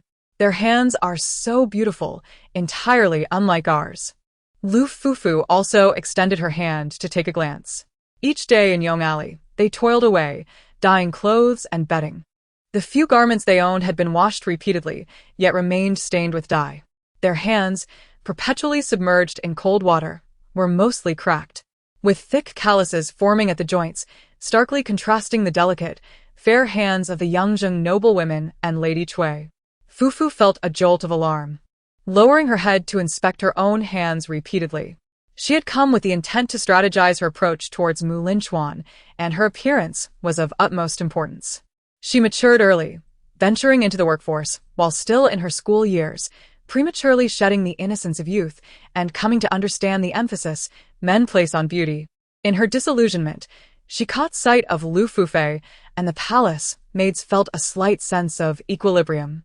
If memory served, Lu had entered the palace alongside the recently mentioned Cui Man. As the saying goes, there are always those better and worse off. In comparison to Lu Fufu, her current predicament seemed somewhat more bearable. Even in the seemingly unremarkable Yongxiang, intrigue and rivalry were ever present. The palace maids and eunuchs formed their own factions, each harboring secret thoughts, as was evident now. Noticing the subtle mockery emanating from the maids, Lu Fufu remained blissfully unaware, walking straight into the room. Humph. Just a mere talent, she thought. What is there to be proud of? The words of the palace maids served as a wake-up call for Lu Fufu today. Having lingered in Yongxiang for too long, her skin appeared to have grown considerably rougher. In the past, she seldom cared about her attire, but now things were different. She was determined to win over Linchuan. That evening, after taking a bath, Fufei sat before the mirror, diligently attending to her skincare routine. After a long day, most of the palace maids were weary and soon succumbed to slumber. The cold was biting, and some, finding it bothersome, skipped their evening rituals before heading to bed. Lu Fufu gazed at her reflection, her eyes sparkling with vitality.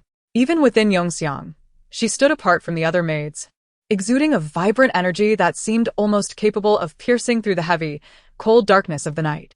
She understood that this was by no means her final destination. During this period, Lu Fufu remained poised, waiting for an opportunity to turn the tide. One day, the opportunity gracefully arrived, knocking upon the door of destiny, leading her to an unexpected encounter. Chapter 5. Do you know who Gu is? In the evening, Lu Fufu, as usual, walked beneath the orange tree, loudly practicing her Jinling dialect, when suddenly, amidst the dense shade, she caught sight of a foot hanging down. The foot was pale and slender, with visible, delicate veins, and an ankle that was fine and thin. Once she regained her composure, Lu Fufu realized that it belonged to a youthful eunuch, with rosy lips and white teeth, adorned with a tall hat and dressed in loose garments. He had been resting in the orange tree, and upon hearing her commotion, had opened his eyes. With high cheekbones and deep-set eyes, his gaze was penetrating, fixed intently upon her. Lu Fufu's heart skipped a beat, and the hairs on her back stood on end. She instantly recognized him, Linchuan. He was the very person she had longed for. It would be a lie to say she was not nervous. Over the past few days, Lu Fufu had exerted herself to enhance her beauty, all in hopes of attracting Linchuan. However, encountering him so unexpectedly left her heart racing as if it were placed in a boiling pot of oil. She found herself opening her mouth slightly, her mind waging a fierce internal battle. Stunned, her thoughts were a complete blank. Lu Fufu realized that despite all her preparations, this sudden confrontation had thrown her into a panic. What should she say or do?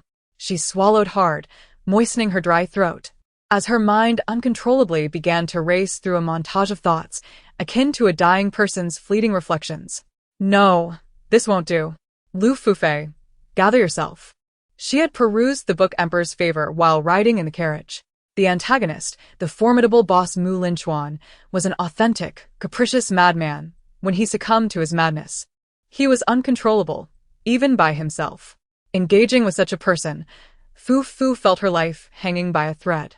Before she could fathom the situation, the youth's gaze swept over her features, lingering for a fleeting half-second at the corner of her eye. The young man descended first and bowed to her with utmost respect, proclaiming, "This servant greets the Empress." Situated in the capital of Jiankong, his voice carried the soft, mellifluous cadence of the Wu dialect, accentuated by the allure of his long lashes and the shimmering crimson of his eyes. His speech was both soft and beguiling, yet it bore a chilling, husky laziness, devoid of earnestness. Internally, Lu Fufu silently lamented, "This disguise is woefully inadequate." Nevertheless, in a bid to preserve her own life, she feigned ignorance. Although she had never shared a bed with Linchuan, her months of navigating the treacherous waters of the palace had transformed her into a savvy survivor. Lu Fufu was aware that Linchuan often masqueraded as a eunuch or a guard, and on one occasion, he even donned the guise of a young palace maid. His face painted like a monkey's backside, adorned with flowers at his temples, prancing and leaping about, nearly causing the elderly officials of the previous dynasty to faint from indignation. No one in the palace dared to expose him. They all played along with his charade. As Linchuan strolled around the orange tree, he inquired, "Did you plant this?" Taking the initiative in conversation, Lu Fufu lowered her eyes and responded with a soft gradually regaining her composure. If Linchuan wished to act, she had no choice but to play along, though the challenge lay in calibrating her performance. As a consort relegated to the cold palace, The emperor's woman must maintain a distance from any male, even if he is merely a palace eunuch. Even if Linchuan has not shared her bed. As the emperor's wife, she is obligated to guard her virtue. First and foremost, Lu Fufu furrowed her brow, uncertain. Perhaps she ought to establish some distance?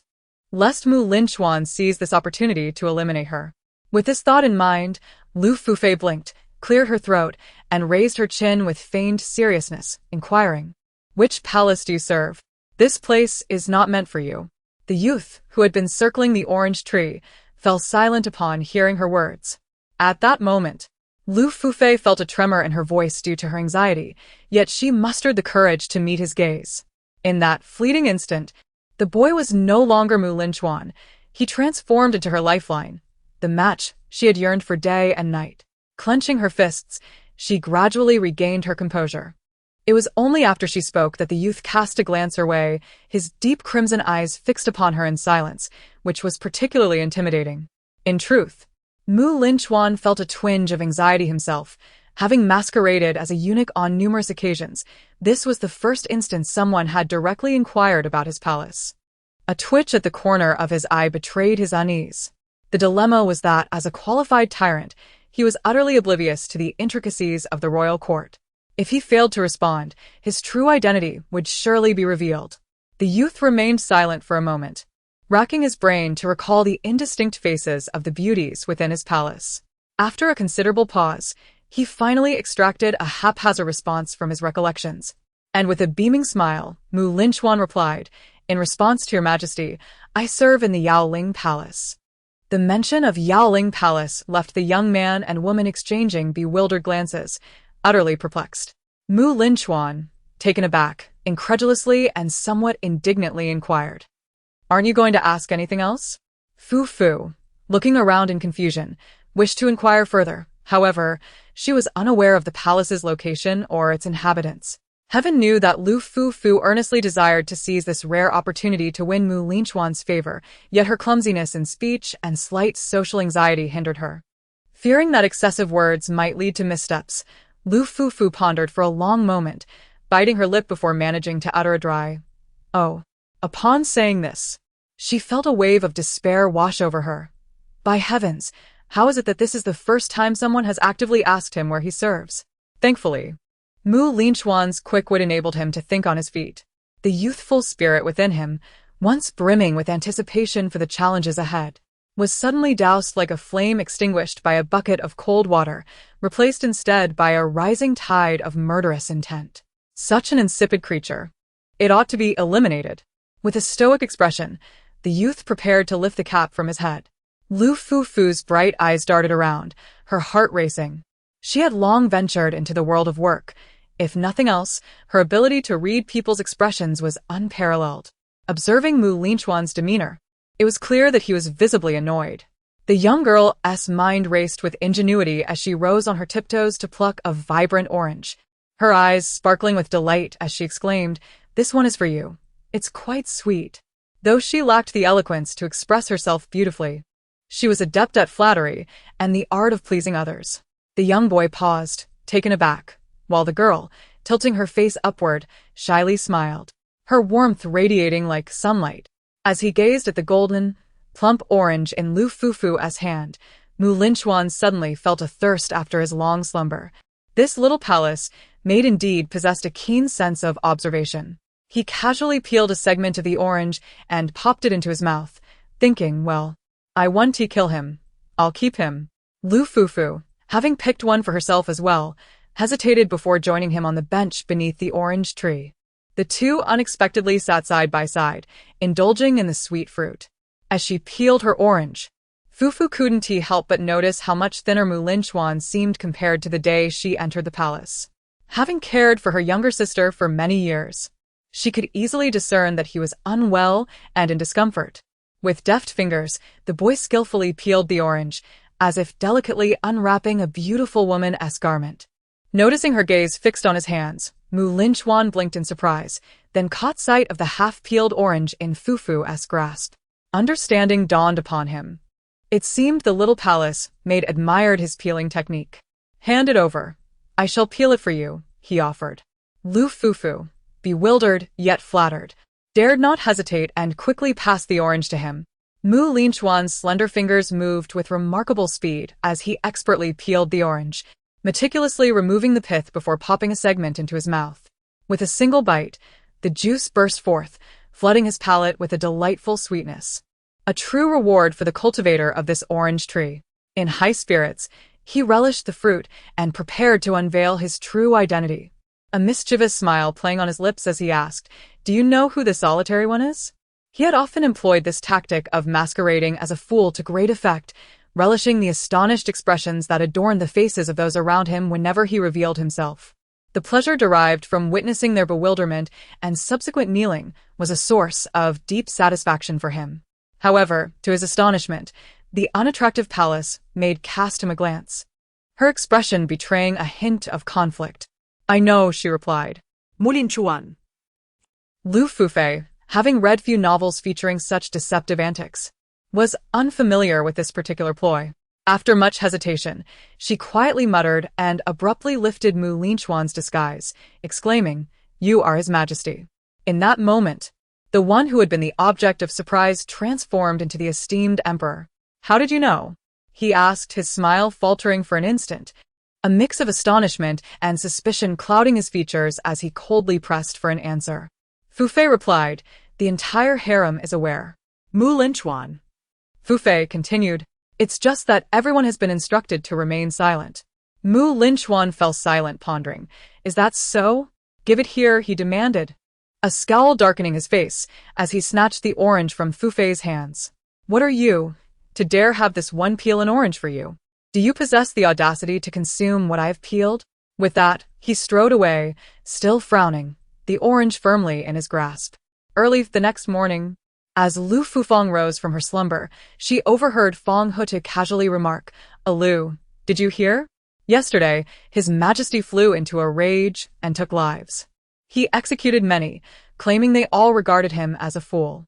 Having narrowly escaped with her life from Linchuan, Lu Fufang shivered with a sudden realization. Unable to suppress a soft sigh, she pondered, "The system does not deceive me. Linchuan is indeed a capricious tyrant." Chapter 6, More idle chatter, and I shall end you. That day's serendipitous encounter felt like a fleeting dream. Since then, Lu Fufang had not laid eyes on Linchuan again.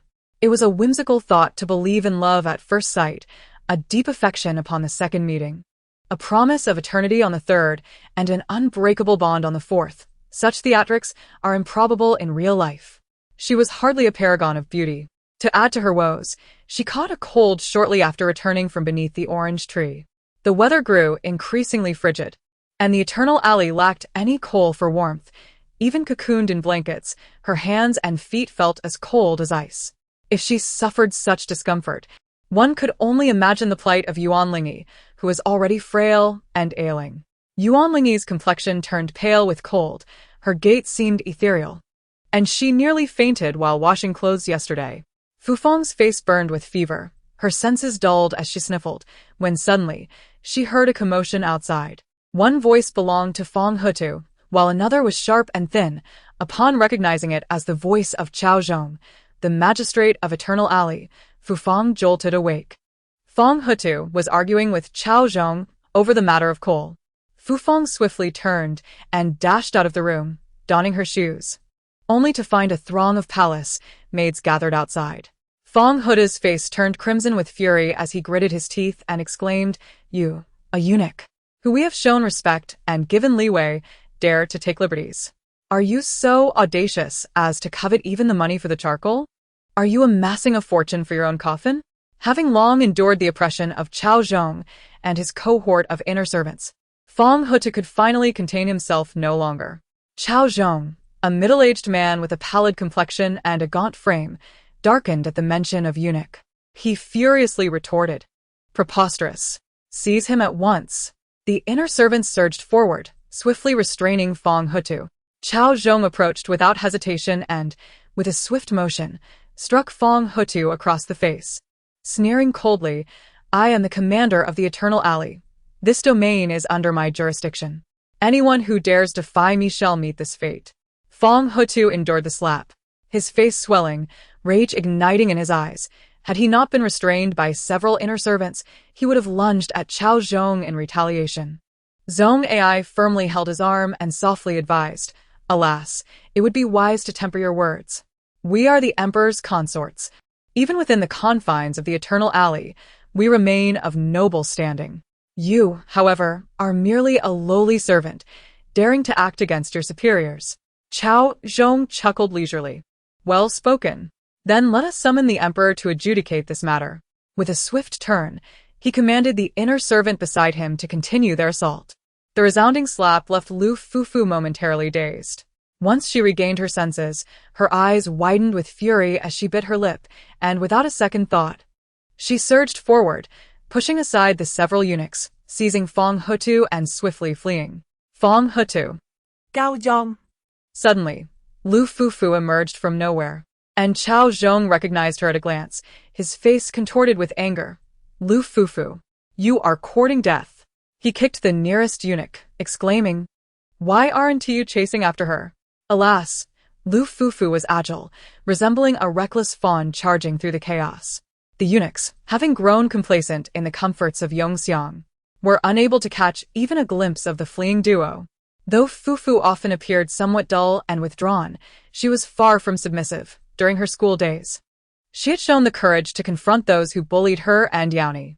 As she ran, Fufu deftly grabbed a bamboo pole meant for drying clothes, glaring ferociously and swinging it with intent. The modest Yongxiang was thrown into disarray, and the commotion soon attracted the attention of nearby female officials. "Stop." A voice, as clear and melodious as a yellow oriole song, rang out.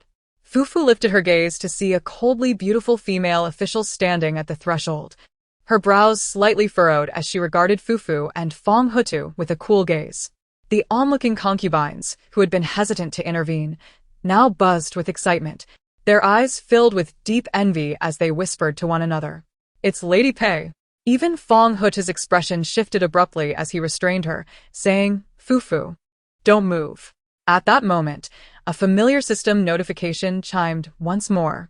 Her fury was abruptly doused, akin to being splashed with a bucket of ice water, as an ominous premonition settled within her.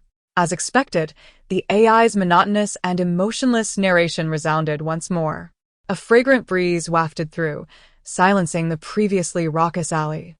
A stunningly beautiful woman approached gracefully, adorned in the attire of a female official, her hair elegantly styled, her face unadorned, revealing a complexion of ethereal coldness.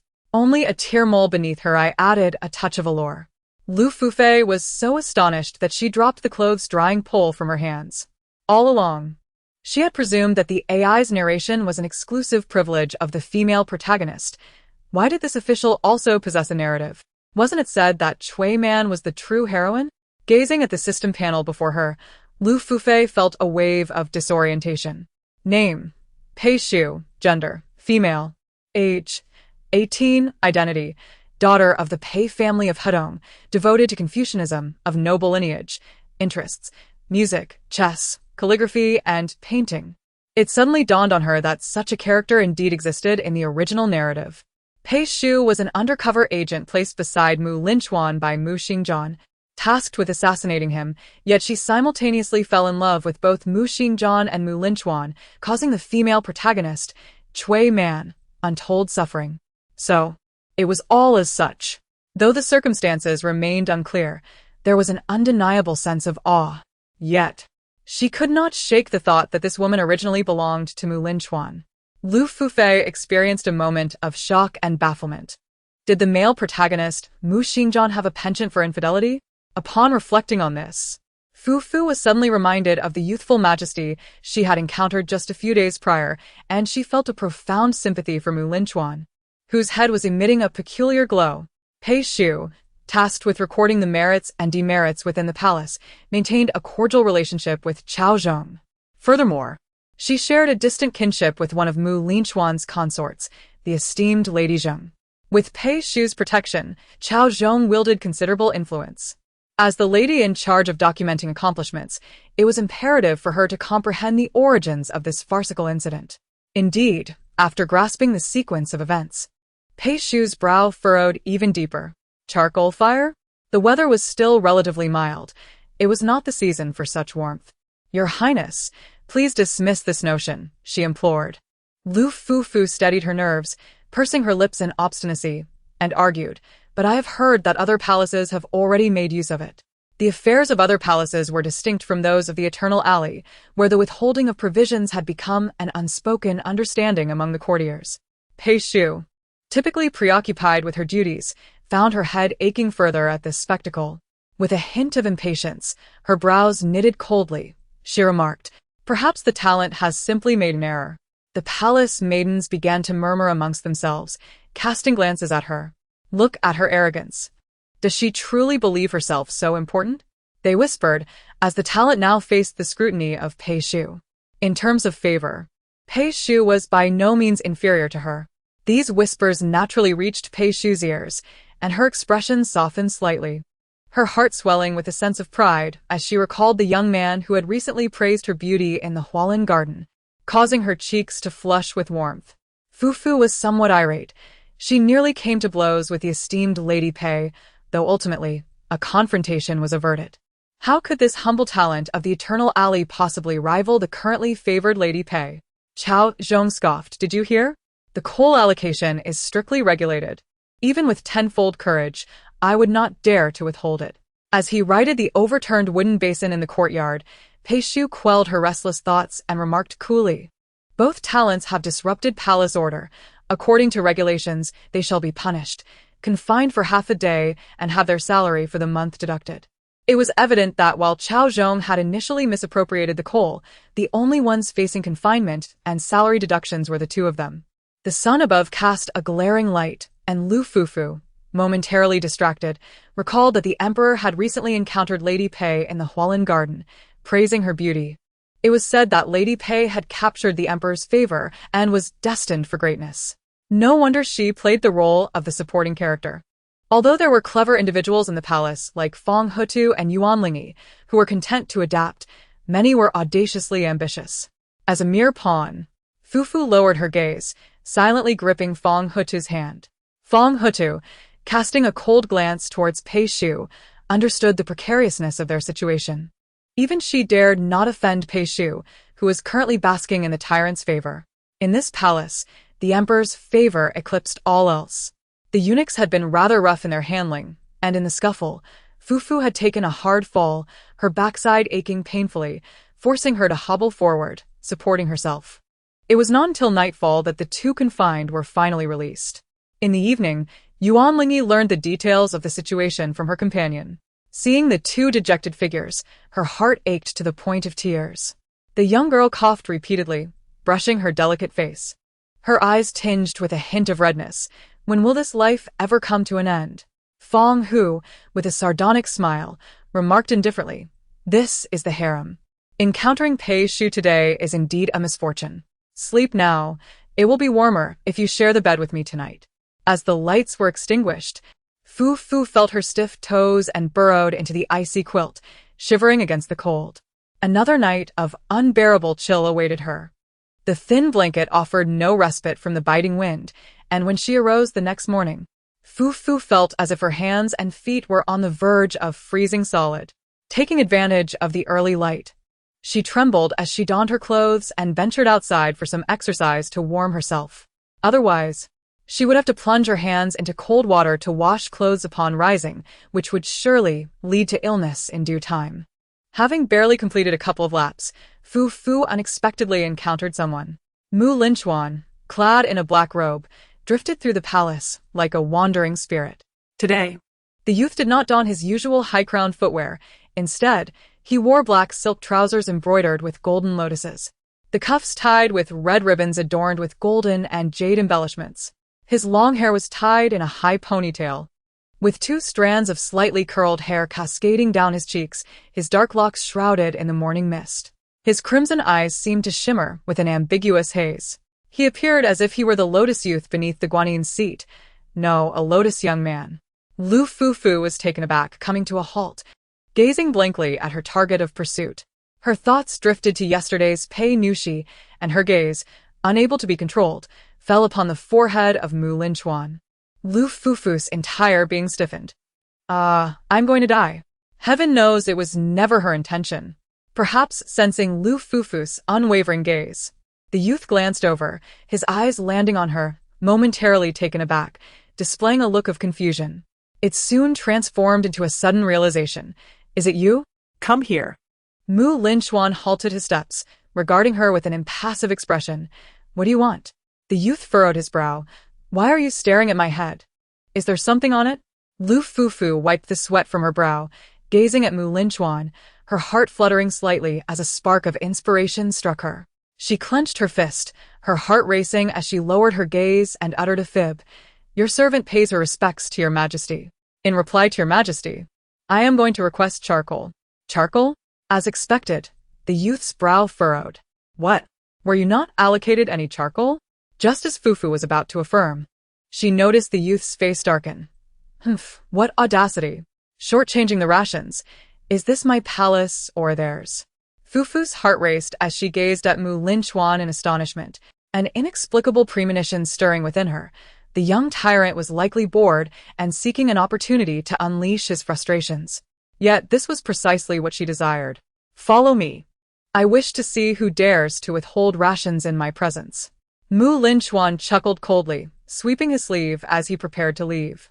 Noticing Fufu had yet to move, he impatiently inquired, Have your legs broken? Hurry up and follow. The plan was successful. Happiness arrived swiftly. Fufu blinked, taking a deep breath and adopting a serious demeanor. Your Majesty, the official office is over there.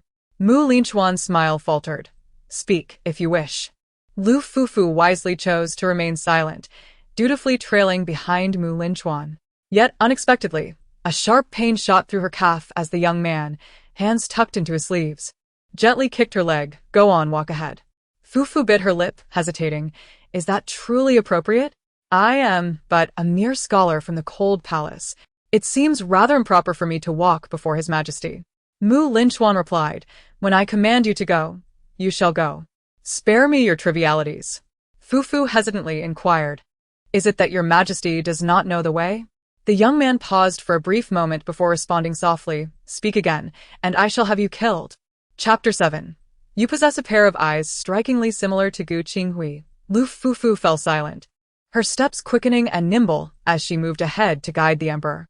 Just as they crossed the threshold of the official's office, Pei Shu emerged, spotting her and immediately furrowing her brow.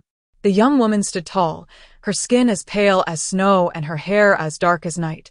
Her features, cold and ethereal like frost, appeared even more enchanting under the soft morning light. Little did she anticipate encountering this favored concubine once more today. Pei Shu's delicate brows knitted together. The little imp was quite troublesome.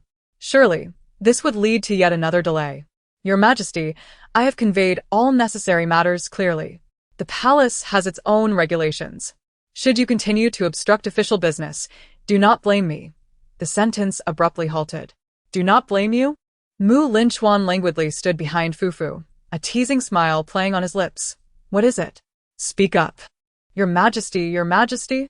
Pi-ish's lips trembled slightly, her delicate face as pale as a ghost, never having imagined she would encounter Linchuan here today. Instantly, she lowered her gaze and knelt upon the ground, biting her lip tightly. Standing before His Majesty, LFF felt her cheeks flush, overwhelmed by the sheer embarrassment of the narrative. The young girl adjusted her attire, quickly raising her chin and puffing out her chest, attempting to exude an air of false bravado. What is there to fear? Stand up and speak. Linchuan remarked with a smile. Trembling, Pi-ish rose to her feet, yet was suddenly lost in thought, biting her lower lip. Her eyes, now shimmering with a touch of sorrowful innocence, glanced at Linchuan as if she wished to speak yet held back. The narrator once again delved deeply into Pi-ish's inner thoughts. On the day Pi-ish first laid eyes on Linchuan, winter had just begun, and she had recently been sent to the palace by Shangjing. After traversing through a lengthy passage of inconsequential memories, Pi-ish withdrew from her reverie, her head bowed, her voice trembling. Although she was acutely aware that he was merely her target, the tyrant she was destined to eliminate for the sake of the people, she could not help but feel the heat rise in her cheeks. Your Majesty, I apologize for not welcoming you from afar. P-ish's face flushed crimson, questioning why His Majesty had come here today.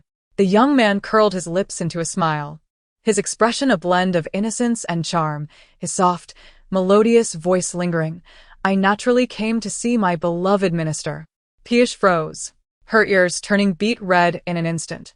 Just kidding, Linchuan added with an impassive expression. The narrator, caught off guard, suddenly faltered. Wait, is there something amiss with the script? Pei-shu was also taken aback. Lu Fufu silently gave a thumbs up in her heart. Truly remarkable, you man. Your ability to flip allegiances is swifter than turning a page. She incredulously turned her neck slightly, her delicate face paling further, biting her lip, and wisely collapsed to the ground. Your Majesty, spare me. Go. Linchuan, devoid of any tenderness, smiled as he kicked her, instructing, bring me the charcoal and deliver Tiongxiang. Take as much as needed. Charcoal? Pei-shu incredulously raised her head, her gaze landing on Fufu. Pei-shu pressed her lips tightly together, feeling as though she had fallen into an ice cellar. When did His Majesty become acquainted with this little concubine? Fufu, unwilling to plead on her behalf, gently stepped aside, choosing not to look at her. Moreover, you shall gather the charcoal yourself.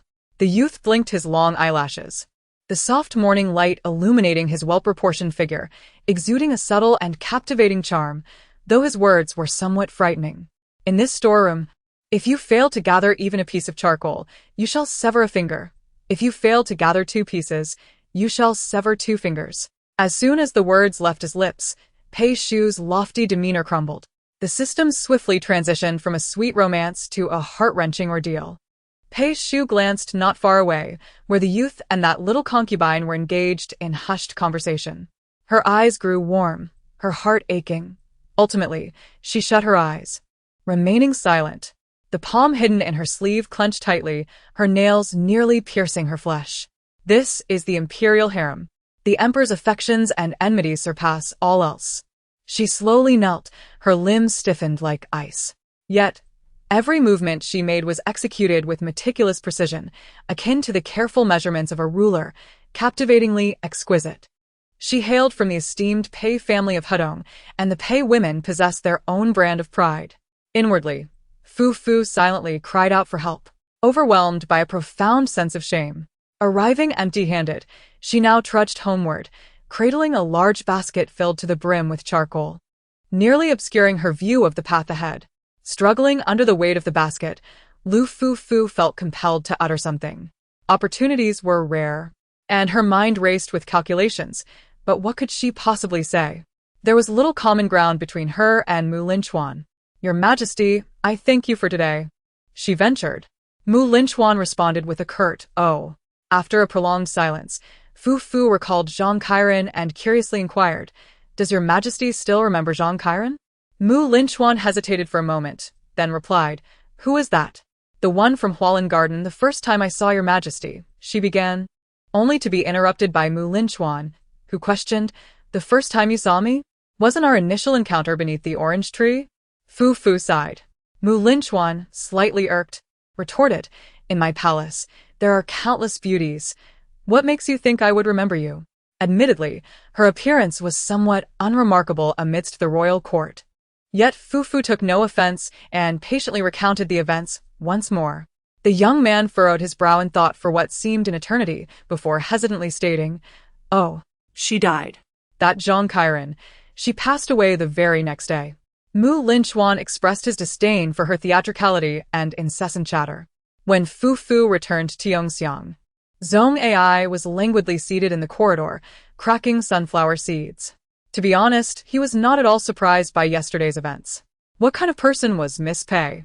Born of noble lineage, her lofty aspirations and ethereal demeanor almost transcended the mundane world. Although she claimed to be disinterested in the harem and looked down upon this concubine and that, was it not the case that she fortuitously encountered His Majesty in the Wailing Garden? It was utterly normal for Lu Fufu and Fong Hutu to stumble upon her. As he silently ruminated on this, he suddenly spotted a basketful of charcoal floating towards him from the entrance. Zhong Ai was taken aback. Good heavens! The young eunuch rubbed his eyes in disbelief. Was he truly witnessing a ghost in broad daylight? Or had his incessant toil finally induced a hallucination?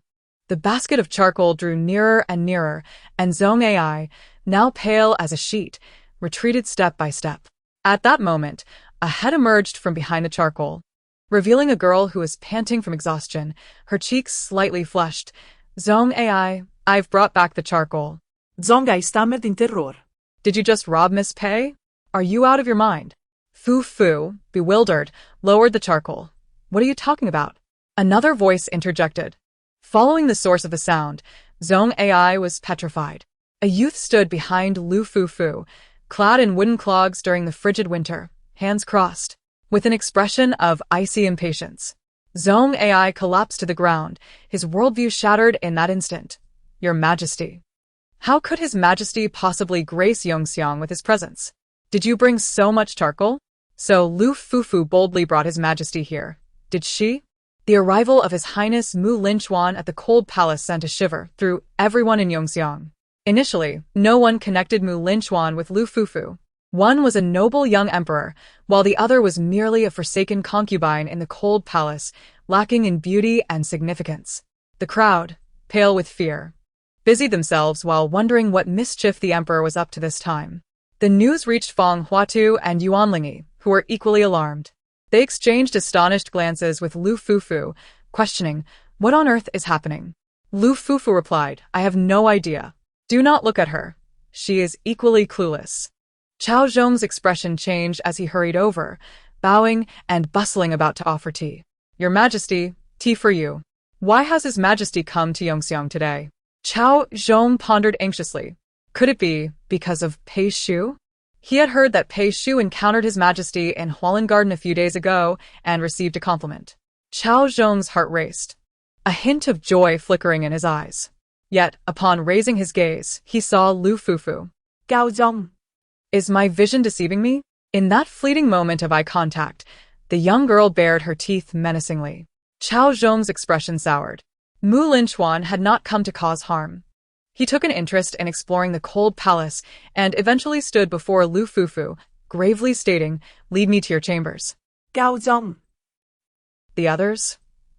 Lu Fufu was momentarily taken aback, her face flushed, her heart racing like a drum, feeling an inexplicable sense of unease. Based solely on her limited experience with books, could it be that His Majesty intended to take her to bed? Lu Fufu was rather unwilling, yet dared not defy Mu Linchuan's wishes. Thus, under Chao Zhong's astonished gaze, she hesitantly led him to her quarters. The other concubines, perceiving the situation, discreetly withdrew from the room. Mu Linchuan surveyed the interior with a steady gaze before casually lifting his garment and settling onto Lu Fufu's bed. While individuals of the era typically adorn themselves in flowing robes and lofty shoes, the youth, merely 16, appeared somewhat ungainly in such footwear. His elongated eyes and brows were accentuated by his dark, slightly curled hair cascading beside his cheeks. One leg rested upon the bed, while the other dangled lazily. His ankle as pale as snow. The wooden Buddhist beads on his wrist clinked softly. The Daoyong dynasty upheld the teachings of Buddhism, and Mu Linchuan was no exception. Though he exhibited peculiarities, he was a devout practitioner, having generously financed the construction of numerous temples. In the capital, temples stood in abundance, their grandeur overwhelming. Accustomed to the opulence of the palace, Mu Linchuan did not disguise his disdain for Lu Fufu's living quarters. Is this a place for someone to sleep? He scoffed. Is it not a pigsty? Lu Fufu felt no shame whatsoever, her bright eyes fixed unwaveringly upon Mu Linchuan. She found nothing to be ashamed of. In her eyes, this place was far more appealing than her village. However, Mu Linchuan found himself momentarily taken aback as he locked eyes with her spirited gaze, reminiscent of a lively roe deer. A sudden wave of discomfort washed over him, prompting him to retreat slightly, cover his eyes, and recline on the bed, resolutely refusing to leave her abode. I am going to sleep, he declared. Was going to sleep what she had envisioned? In an instant, Fufu froze. Her palms damp with anxiety, Heaven knew she had no desire to share a bed with Mu Linchuan. Indeed, she had long since prepared herself for sacrifice, and in comparison to ensuring Yao Ni's health, the notion of innocence seemed trivial. Yet, When faced with the reality of the situation, reluctance crept in, compounded by the lingering scent of charcoal smoke that clung to her. The youth straightened, his long, ebony hair cascading like silk down his back. He furrowed his brow and inquired, "What are you dawdling for? Shouldn't you be sleeping?" At that moment, he sat with his legs splayed, his robe loosely draped, exposing his porcelain-like, fair skin. Fufu pressed her lips together, hesitated, then spoke with a cautious glint of vigilance in her eyes. "Your Majesty, might you consider returning to your own quarters for rest?" Linchuan's expression remained impassive. "Are you tired of living? How dare you suggest I leave?" Fufu felt a pang of regret, realizing her words had been ill-chosen. Bowing her head, she stammered an explanation. I live in a place that is not suitable. Your Majesty's esteemed presence would surely not find it agreeable." Linchuan let out a scoff. "I will give you 3 counts to come here." Fufu finally realized that there was no room for negotiation. With a flushed face, she hung her head and climbed onto the bed, curling herself into a tiny ball. Feeling as if she might perish, it was her first time being so close to a man. Linchuan suddenly kicked Fufu in disdain, exclaiming, "You smell terrible." "Move away." "Oh." Aware of her own scent of sweat, Fufu quickly rolled a bit farther away. Linchuan observed her, his expression darkening. Having encountered many who played coy games, he deemed her almost foolish for rolling against the wall. "Come back," he ordered. Fufu obediently rolled back toward him. Only then did Linchuan close his eyes, his crimson lips parting to say, "Sleep." That night, Fufu's slumber was restless. She felt uncomfortable. The boy's skin was cold as a serpent, and he kept inching closer to her. In her dreams, she vaguely heard him murmuring something about sister-in-law. Fufu was a light sleeper. She opened her eyes to find his dark pupils shimmering hauntingly in the night. Sister-in-law. Instinctively, she softened her breathing, sensing that she had stumbled upon a monumental secret. Without thinking, she opened the system panel. At some point, a line of small text had appeared on Linchuan's character interface. It boldly proclaimed, "Name, Linchuan, age, 16. Important person, Gu Qinghui, wife of Wang Muxingjian of Changlo. You possess eyes strikingly similar to Gu Qinghui's." Chapter 8, so seemingly ordinary, yet so self-assured. Fufu thoughtfully touched her own eyes. Sharing a bed with Linchuan requires formidable psychological resilience. Throughout that night, Fufu remained wide awake until dawn. The following morning, the young girl attentively assisted the boy in donning his garments, her eyes fluttering as she tentatively inquired, "Your Majesty, why did you choose to sleep beside me?" Linchuan replied, "There was plenty of charcoal, it was warm." He suddenly paused, his crimson gaze fixating on her face. His expression a blend of mockery and indifference as he smirked. "What are you thinking? Do enlighten me." Was she truly so naive as to believe he had taken a liking to her? A frown creased the boy's brow, and a peculiar loathing stirred within him. He suspected that their chance encounter beneath the orange tree had been orchestrated by this calculating woman. Fufu discerned the disdain glimmering in Linchuan's eyes. Yet she remained silent, dutifully assisting him in rising and dressing. In her heart, she mused that this was the essence of an unacknowledged rendezvous. As she watched Linchuan's retreating silhouette, the girl gradually relaxed her tense body, rubbing her stiff joints. She had not dared to move throughout the night. Even the slightest touch seemed to creak ominously. Just as Linchuan preferred women who were not overly dramatic or given to excessive imagination, Fufu, with her strong sense of pride, was equally averse to men who indulged in fanciful thoughts. The young girl furrowed her brow and pursed her lips, recognizing the irony of being so ordinary yet so self-assured. Not long after Linchuan's departure, a young eunuch arrived to deliver a message. "Your Majesty remarked that this palace is rather unsightly," he squeaked, relaying Linchuan's exact words, before instructing the servant to bring some items. As soon as the words were spoken, the young attendant clapped his hands, and an array of treasures, coral, jade, agate, and various exquisite artifacts, flowed in like a gentle stream. Accompanied by everyday utensils such as crystal bowls and glazed cups, along with embroidered silks and brocades, the sight was nothing short of dazzling. Once the attendant departed, the crowd surged forward, eager and anxious with questions. Among them, A familiar maid boldly inquired, Fufufu, what is happening here? The other party appeared nearly faint with excitement. Lu, when did you come to know His Majesty? The previously antagonistic maids, clearly recalling their past remarks, wore stiff expressions, each displaying a different countenance, their hearts pounding with trepidation. How could Lu Fufu have stumbled upon such extraordinary fortune to become acquainted with the emperor? If she were to gain his favor. The crowd collectively turned pale. Within the throng, Cao Zhong's face drained of color, his makeup crumbling in disarray. Powerless and infuriated, he could only swallow his indignation. Meanwhile, the charcoal fires within the palace had taken Pei Shu considerable time to relocate to Yongxiang.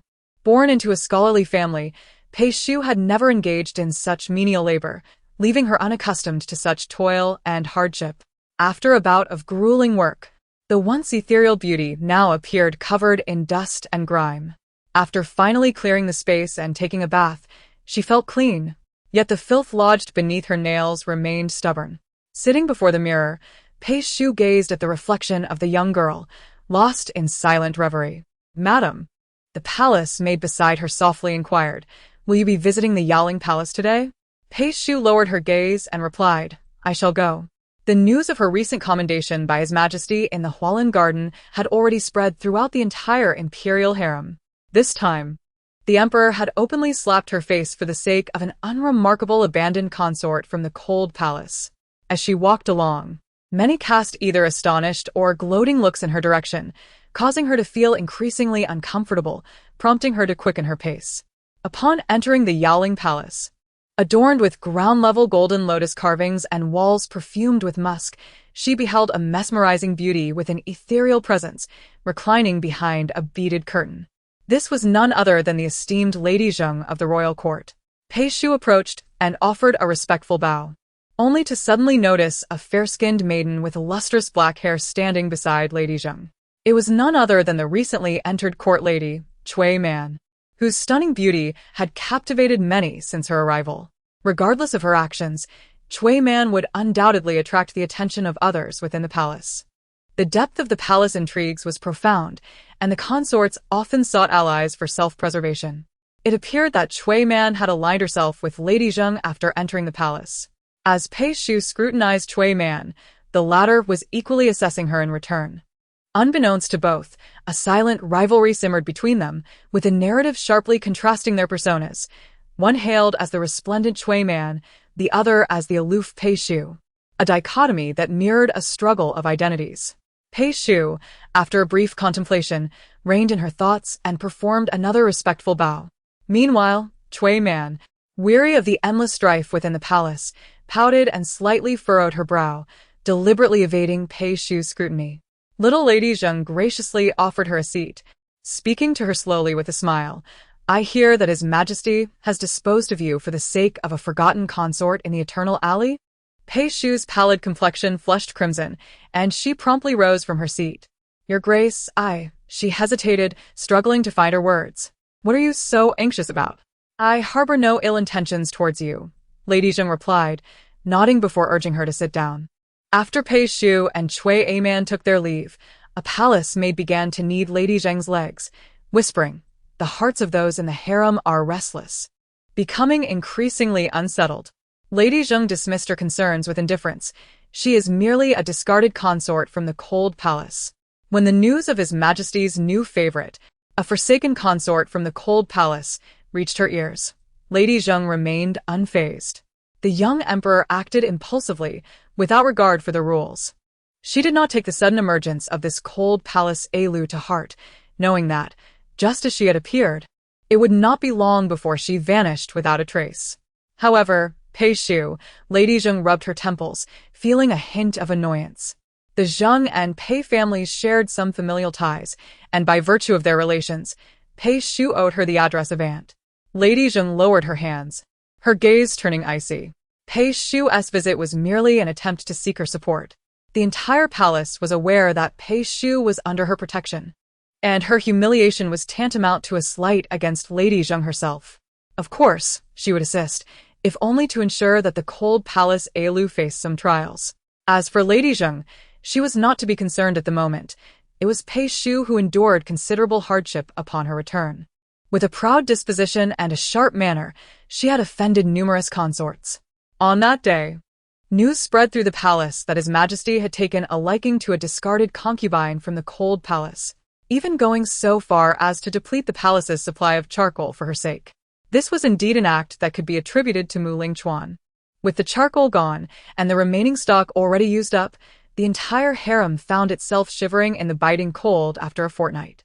The next day, a wave of illness swept through, incapacitating many, and the aggrieved concubines, who felt the brunt of this misfortune, harbored a deep-seated animosity towards Pei Shu.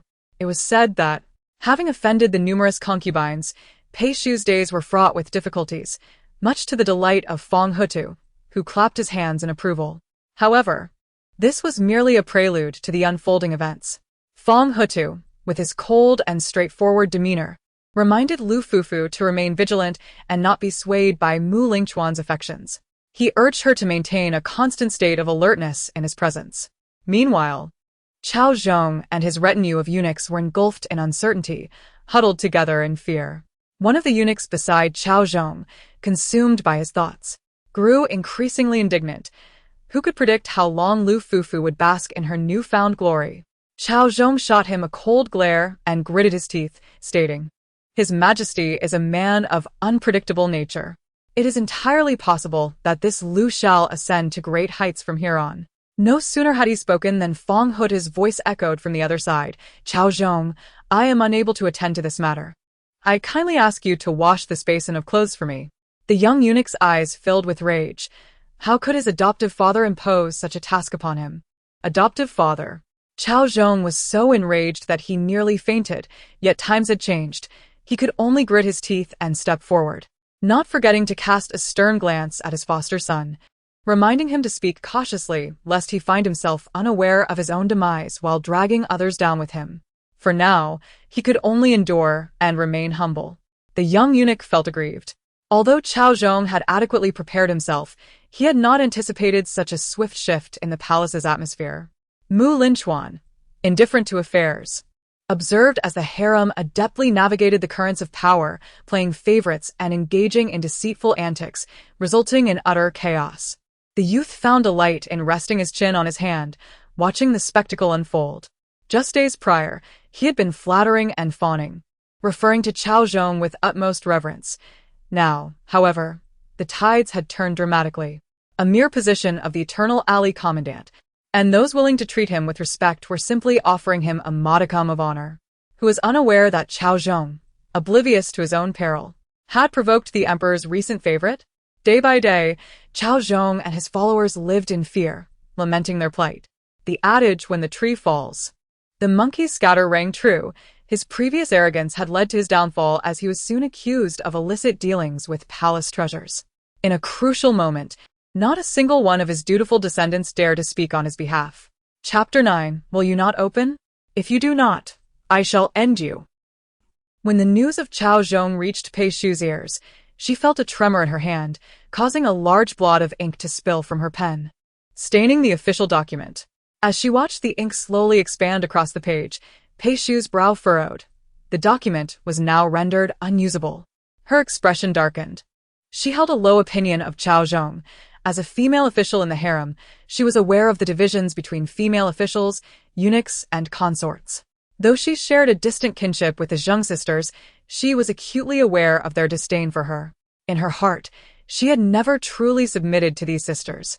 They were merely instruments in her quest to assassinate Mu Linchuan, a path irrevocably chosen, resolute yet solitary. Thus, cultivating her own power within the palace became exceedingly paramount.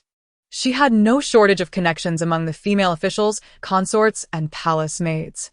However, the relationship with Qiao Zhong was a hard-won avenue for her. Despite his arrogance and self-serving nature, he proved to be quite useful. Now, with Qiao Zhong's demise, Pei Shu felt an overwhelming sense of agitation. Furrowing her brow, she redirected her gaze to the official document before her. It existed in a single copy, and she had no choice but to submit it with trepidation. Unsurprisingly, upon its submission, the female minister indeed imposed a penalty upon her. Minister Zhang, with her brows furrowed, spoke sternly. Pei Shu, I once thought you were clever. Why have you been so muddled of late? Are you aware of the whispers circulating in the palace these days? Every word is rather unceremonious, suggesting you are merely performing a monkey show. You have lost both the lady and the soldiers. Do you truly believe that a mere compliment from His Majesty has elevated you to the status of a phoenix? With a piercing gaze, Minister Zhang continued, I advise you to stow away those petty schemes. Female officials are meant to listen to the governance of the realm, to exemplify the obedience of women. This is not a stepping stone for your ascent. This small temple cannot accommodate such a grand Buddha as you. If the emperor were diligent in governance and maintained strict order, no one in the harem would dare to speak out. Yet, under Linchuan, the harem was nearly descending into a state of chaos akin to the law of the jungle. The young emperor found himself yearning for popcorn and a bottle of cola as he watched the drama unfold. In recent days, the rumors had grown increasingly distasteful, and Pei Shu was not oblivious to them. Observing the gradual pallor that washed over her face, Minister Zhang offered her a few words of consolation before imposing a month's salary as punishment and dismissing her. As the saying goes, a person lives by their spirit. Once the pent-up resentment was released, Yuan Lingyi's health showed marked improvement, her complexion brightening day by day, radiating vitality. Furthermore, Fufu received an outpouring of affection and attention from all quarters. Not only did the emperor bestow upon her an array of precious artifacts, but the various consorts from the palaces also presented her with an assortment of ruby hairpins, silk, and satin. Strangely enough, Lu Fufu had become the most sought-after figure within the royal court. However, Linchuan remained troubled by the events of the morning.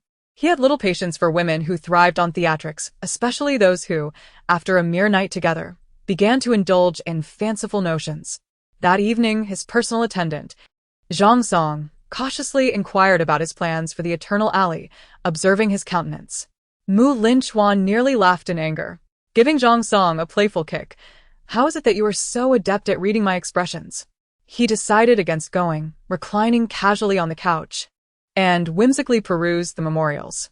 Yet, as he flipped through the documents, he was met with reports of floods and famine plaguing the land, which soured his mood. He frowned, contemplating writing a response, but as a negligent ruler, he found himself at a loss for words. He was utterly perplexed, pondering the matter in a state of confusion, when Linchuan, with a semblance of seriousness, decided to allocate grain for disaster relief. Zhang Song, blushing with embarrassment, replied, Your Majesty, the national treasury is empty. The youthful figure, with a forced smile that barely concealed his disdain, retorted, How about I flay your skin and send a couple of taels of meat for relief? What do you think? Zhang Song trembled and nearly collapsed. As Linchuan turned the pages of the documents, he found himself unable to concentrate. An unsettling feeling pervading his being, his mind swirling with thoughts of that unsightly creature from the cold palace, particularly those bright, deer-like eyes. Those eyes, the young man paused, his long eyelashes casting shadows as he lowered his gaze. Sister-in-law. To be honest, I can't quite recall what that ugly creature, Lu something, looks like. He had never been one to remember faces. Even after years with the women of his harem, he couldn't guarantee he would recognize his wives. Linchuan numbly contemplated for a moment, the name Lu fading into obscurity, his ears echoing with the hauntingly unpleasant sound of an indeed. Although Fufu seemed somewhat unremarkable amidst the beauties of the harem, the young girl was in her prime, with rosy skin and large, radiant eyes that resembled crescent moons when she smiled. In a fleeting moment, she resembled a robust and agile little deer. A loud sneeze suddenly erupted, and Linchuan seemed to have found a reason to unleash his fury. He slammed the memorial on the table, his eyes ablaze with anger, demanding, Where is the charcoal? Do you wish for me to freeze to death? Zhang Song quivered, his voice trembling as he lamented. Your Majesty, you sent all the charcoal to the cold palace. Linchuan sighed. Very well, let us proceed to Yongxiang. He was not there to gaze upon that unsightly object. He was merely freezing in the cold. Zhang Song observed the scene, his conviction deepening that His Majesty, having indulged in extravagant feasts, yearned for a change in palate. Perhaps a simple congee with pickles. Little did he anticipate that this hideous creature would possess such audacity. daring to deny him entry amidst the biting wind. Standing outside with a lantern in hand, Linchuan's expression was as dark as a stormy sky. "Open the door for me," he commanded. With a defiant silence, Fufu feigned sleep, having been perceptively accommodated by Shangjing with a separate chamber since Linchuan's visit to Yongxiang. Indeed, Fufu was youthful, her age still lending her a certain naivete, that stubbornness and pride which may have appeared futile. This morning, the disdainful glance cast by Linchuan unsettled her, igniting a simmering anger within. She felt belittled by his contempt following her inquiry. Did this little tyrant believe himself to be enacting some grandiose role of a domineering CEO? By all accounts, Linchuan was her husband, a ruthless despot. She ought to serve him dutifully. Yet for reasons unknown, Fufu cast her long lashes downward, determined that the mere thought of sharing a bed with him after this morning's scorn was utterly repugnant. She had no desire for demise, thus resorted to the guise of slumber. Closing her eyes, she curled deeper into her blanket, silently praying that this little tyrant would refrain from entering. Fortunately, Yongxiang was sparsely populated, and there were no palace maids to attend to her. In the stillness of the night, Linchuan infiltrated the cold palace with only a single eunuch in attendance, the scant palace servants and eunuchs within utterly unaware of his presence. "Open the door. Do you hear me?" he called out, met with silence. With a hint of hesitation, Fufu took a deep breath, producing a remarkably vivid sound from her throat. From outside, it was evident that those within showed no signs of movement. In fact, faint snores could be heard. Linchuan, frustrated, kicked the door. But the force of his kick caused his wooden clogs to slip and tumble to the ground, revealing his pallid, almost corpse-like foot arch irritated. Linchuan delivered several more kicks. "Open the door. Stop feigning sleep. I know you are inside." Zhang Song, following closely behind Linchuan, nearly fainted from shock. Good heavens! The lady inside must be rather dim-witted. As an emperor, Linchuan possessed a sense of dignity befitting his station. Having been met with a humiliating rejection, he burst into laughter, tears streaming from his eyes. Once he regained composure, he forcefully hurled the lantern to the ground. Raising his gaze, his eyes glistened with a blood-red hue, and his pale visage resembled a haunting specter against the backdrop of night. "Isn't she merely a spoiled trinket?" he thought, resolved to teach this wretched creature a lesson in the heartlessness of an emperor. He nudged Zhang Song with his foot. "Let us depart." After a brief pause, he struggled to recall the faces of his wives. "Let us depart," he declared firmly, "to any palace. The women in his harem were all his consorts. He could choose whichever he desired."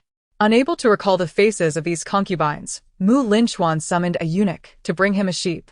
Mimicking the ancient tyrants, he intended to follow the sheep wherever it wandered, ready to sleep wherever it led him. The figure before him seemed to be... what was it called? Lady Zheng, perhaps? In the deep of night, His Majesty arrived at his palace, startling the young noblewoman, Lady Zheng. She hurriedly tidied her disheveled hair and called for a eunuch to take away the sheep, then gracefully approached Linchuan, performing a curtsy.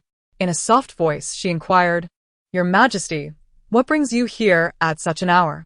I scarcely had time to prepare for your arrival. I thought you were currently favoring that abandoned concubine in the cold palace?" A hint of surprise crossed Lady Zheng's face, and she couldn't help but feel a sense of pride at the sight of Linchuan visiting her so late. Linchuan cast a fleeting crimson glance in her direction. Though he was a young tyrant with a somewhat muddled mind, he still exuded the wrath of a sovereign and the authority of an emperor. Lady Zheng felt a chill run through her, rendering her speechless and hesitant to inquire further. With a boldness befitting his stature, Linchuan plopped down onto the bed, a faint smile gracing his lips as he reassured the frightened Lady Zheng. "What are you afraid of, my lady? Do you think I would harm you?" Come. Let us rest. At merely 16 years of age, Linchuan was still a blossoming youth, possessing high cheekbones and deep-set eyes that glimmered like blood-red jade. He wore a flowing black robe adorned with delicate golden lotus patterns along the hem, and his long, raven hair cascaded down the sides of his face. His lips were a vivid red, and he donned wooden clogs that seemed to dangle loosely from his feet. Around his pale wrist were 108 prayer beads, tied together with a crimson cord. His words were spoken without much thought for Lady Zheng's reaction as he reclined onto the bed, pulling the bedding towards him and closing his eyes. Lady Zheng, tugging at her sleeve, felt a twinge of discomfort in her heart. It must be said that His Majesty's handsome visage is indeed quite intimidating. Even as a bloodthirsty tyrant, he has drawn numerous concubines to him like moths to a flame, leaving them scorched and reduced to ashes. His Majesty is undeniably cold and indifferent, and though she holds the esteemed title of lady, she has keenly observed the surprise and bewilderment that flickered in Mu Linchuan's eyes upon seeing her. He did not recognize her at all. She was, after all, the very one he had abducted during his travels. Born into a prominent noble family, she was wed to the equally esteemed Qin family of Jingzhou. One day, while accompanying her sister to a temple to offer incense, she caught Mu Lingchuan's attention, and both sisters were subsequently seized for the imperial harem, where she was casually bestowed the title of lady, ascending ever higher in status. Lady Shangjing slowly seated herself on the edge of the bed, her expression a complex tapestry as she gazed at Mu Lingchuan. She had been in the palace for a year and a half, during which Mu Lingchuan had never engaged with her as a husband should. The same held true for her elder sister, Lady Dezheng. Mu Lingchuan had neither sons nor daughters. She had discreetly inquired and learned that he suffered from a hidden ailment in his youth, which rendered him incapable of truly enjoying the company of any of the countless beauties in his harem. That night, Mu Lingchuan had not slept well at all. When Lady Shangjing approached him, he found her presence bothersome and kicked her away, allowing himself some peace in the latter half of the night. The next morning, he discovered Lady Shangjing had knelt beneath the bed all night, too afraid to move after being cast down. Mu Lingchuan sat silently at the bedside, his countenance dark and brooding. After a considerable time, he finally emitted a few sounds of amusement, and then, covering his eyes, he erupted into laughter, shaking with mirth. Perhaps feeling the effects of a restless night and an empty heart, he soon succumbed to tears, weeping uncontrollably, clutching his head as sorrow flowed freely. The pair of crimson eyes fixed intently on the esteemed Lady Zheng, who, accustomed to her high status, was typically resolute and unyielding, often resorting to violence against her subordinates. At this moment, however, she found herself nearly prostrate upon the carpet in fear. Each time His Majesty exhibited such a demeanor, it heralded death. Yet, to her astonishment, the Emperor refrained from unleashing his wrath this time. Lady Zheng watched in disbelief as Mu Lingchuan gently assisted her to her feet, feigning concern with a few hollow words before departing with a flourish. Once Mu Lingchuan was gone, Lady Zheng felt all strength drain from her body, collapsing to the ground, her garments soaked in cold sweat. Though she harbored affection for His Majesty, her fear of him penetrated to her very core. The night was still young. Thanks to Lady Zheng, he had not enjoyed a restful night. However, Mu Lingchuan had no desire to spill blood tonight. By some twist of fate, he found himself wandering toward the cold palace. In contrast, the ugly creature did not cling to him at night, displaying a modicum of wisdom. Mu Lingchuan relished the company of others while sleeping. Anyone would suffice, even the eunuchs. Yet he disliked it when others pressed against him, skin to skin, which he found repugnant, although his own proximity to others did not count. Upon arriving at the cold palace, he heard a commotion from outside the hall. As he approached the door, it slammed shut with remarkable speed. Nevertheless, he caught a glimpse of a round face fleeting past the door. The young man, quick of reflex, thrust his hand forward to block the gap. Open the door. Behind the door, Lu Fufu's heart raced to an alarming pace, nearly leaping from her throat as she lamented her ignorance of Mu Linchuan, the tyrant, rising so early. Pressed against the door, Lu Fufu was drenched in cold sweat from fear. She resolutely refused to open the door, for if she did, Mu Linchuan would surely take her life. And she had no desire to meet her end. Every fleeting second was a treasure. Should she open it? Should she not? Anxiety gnawed at her heart, for she was still but a young girl, acutely aware of her reckless actions the day before. In comparison to Yaoni, what did her pride matter? She pressed her lips tightly together, stifling a sob as she summoned a few tears. At that moment, she resembled a frightened child on the verge of tears. I cannot open the door. I do not wish to share a bed with His Majesty. The young man remained unmoved by her tears. letting out a cold laugh, and with his crimson lips parting, he enunciated in a dialect, "Why do you think you have the right to refuse me? Not opening? If you do not, I shall end your wretched life." Chapter 10. The root of human suffering primarily stems from Fufu. Observing that the young man seemed devoid of murderous intent, Fufu's mind raced, her teeth chattering. "Your Majesty, if I open the door, will you guarantee that you will not kill me?" "You open the door. Whether I choose to kill you or not is uncertain," Linchuan replied, "but if you do not, I will undoubtedly take your life." "You open the door. Whether I kill you or not is uncertain." The implication of his words was, did this little tyrant intend not to slay her after all? Fufu was momentarily taken aback, and a smile of relief blossomed on her face, as if she had narrowly escaped calamity. If only her plight could be of any use. Fufu was acutely aware of the adage that those who recognize the times are the true heroes. She sniffled and hastily drew back the tears that had just welled up, swiftly flinging open the door. "Your Majesty, please come in." She continued, "Pray tell. Why do you hesitate to share my bed?" Fufu was momentarily taken aback, but she soon found her voice, softly articulating, "It is because I fell asleep last night and did not hear you, Your Majesty." Linchuan's eyes narrowed as he interjected, "Speak the truth." The young man's demeanor was frigid and disdainful, inwardly thinking that a single act of feigned restraint should suffice. Having narrowly escaped danger, Lu Fufu was far from complacent. Her mind raced as she pondered her next words, stammering, "It is simply that, having already lain with other consorts, I feel it inappropriate for you to seek my company." The emperor, with his myriad of women in the palace, could choose any he desired. Who was she to voice her opinions? The moment the words left Lu Fufu's lips, she realized their inappropriateness. Linchuan was not only her husband but also the sovereign of all the consorts in the harem. As she caught a glimpse of him falling into a heavy silence, his expression darkened and visibly cold, Lu Fufu felt a chill run down her spine. She instinctively took a step back, lamenting her misstep. In her trepidation, she stumbled against the walnut table behind her, perhaps due to her heightened anxiety, and fell to the ground, kicking up a cloud of dust. Linchuan's voice was calm, yet piercing. "Where do you think you are going?" The boy's voice was low and resonant, akin to the crackle of electricity. Simultaneously, something icy and chilling seemed to settle on her ankle, sending a tingling sensation coursing through her. Lu Fufu nearly leaped up. A sharp scream lodged in her throat. "What are you doing?" The boy, with an impassive expression, casually reached out and unexpectedly seized her ankle, dragging her back. Lu Fufu's face flushed crimson.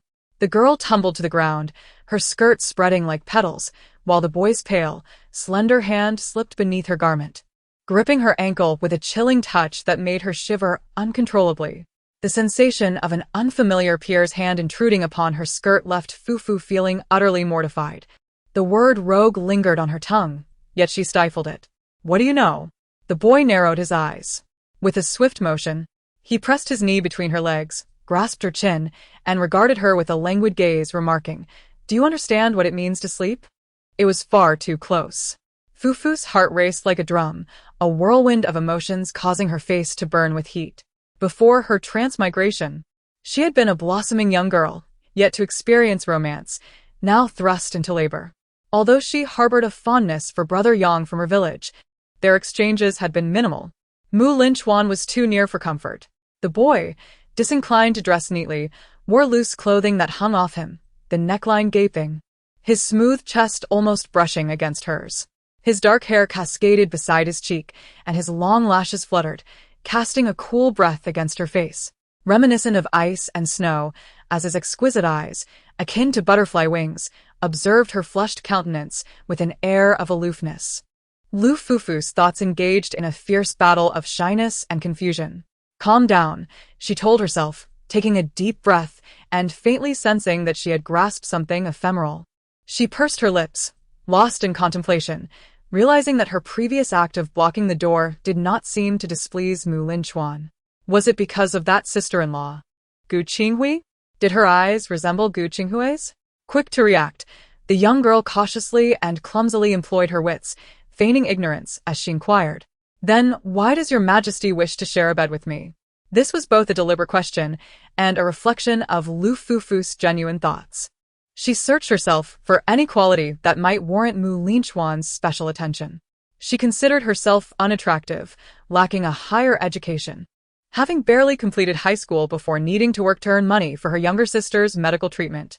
Oh, she had previously enjoyed reading about time travel, particularly tales of spies, assassins, divine doctors, and noble consorts, as well as stories of underdogs defying the odds. Her cousin had scorned her for indulging in such tropes, claiming they were outdated, yet this simple girl from a remote village found joy in them. After all, they were sleeping soundly when he insisted on pressing against her. Linchuan furrowed his brow. "You are unlike me. I find you quite appealing." He burst into laughter, but once it subsided, he regarded her with a somber gaze. "You are wonderful. I like you, I admire your eyes, and most importantly, you do not overthink." Fufu realized that Linchuan would no longer harm her, and with newfound courage, she blinked and cautiously asked, "Does your majesty think a lot?" The young man wore a sullen expression. "So much, an overwhelming amount. It feels as though my mind is about to explode." Lu Fufu stole a glance at the Buddhist beads in Linchuan's hand, striving to subtly flatter him. "Your majesty, perhaps you should recite more sutras.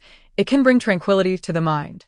With a stoic demeanor, Linchuan retorted, "Who said I believe in Buddhism?" Fufu's mouth fell agape in confusion. Her gaze seemed to question, "If you don't believe in Buddhism, why wear the beads?" Linchuan fixed her with a look for a brief moment, amused by her expression, and burst into laughter. Once his mirth subsided, he scoffed, however. "One must believe in something throughout life. It makes existence more bearable.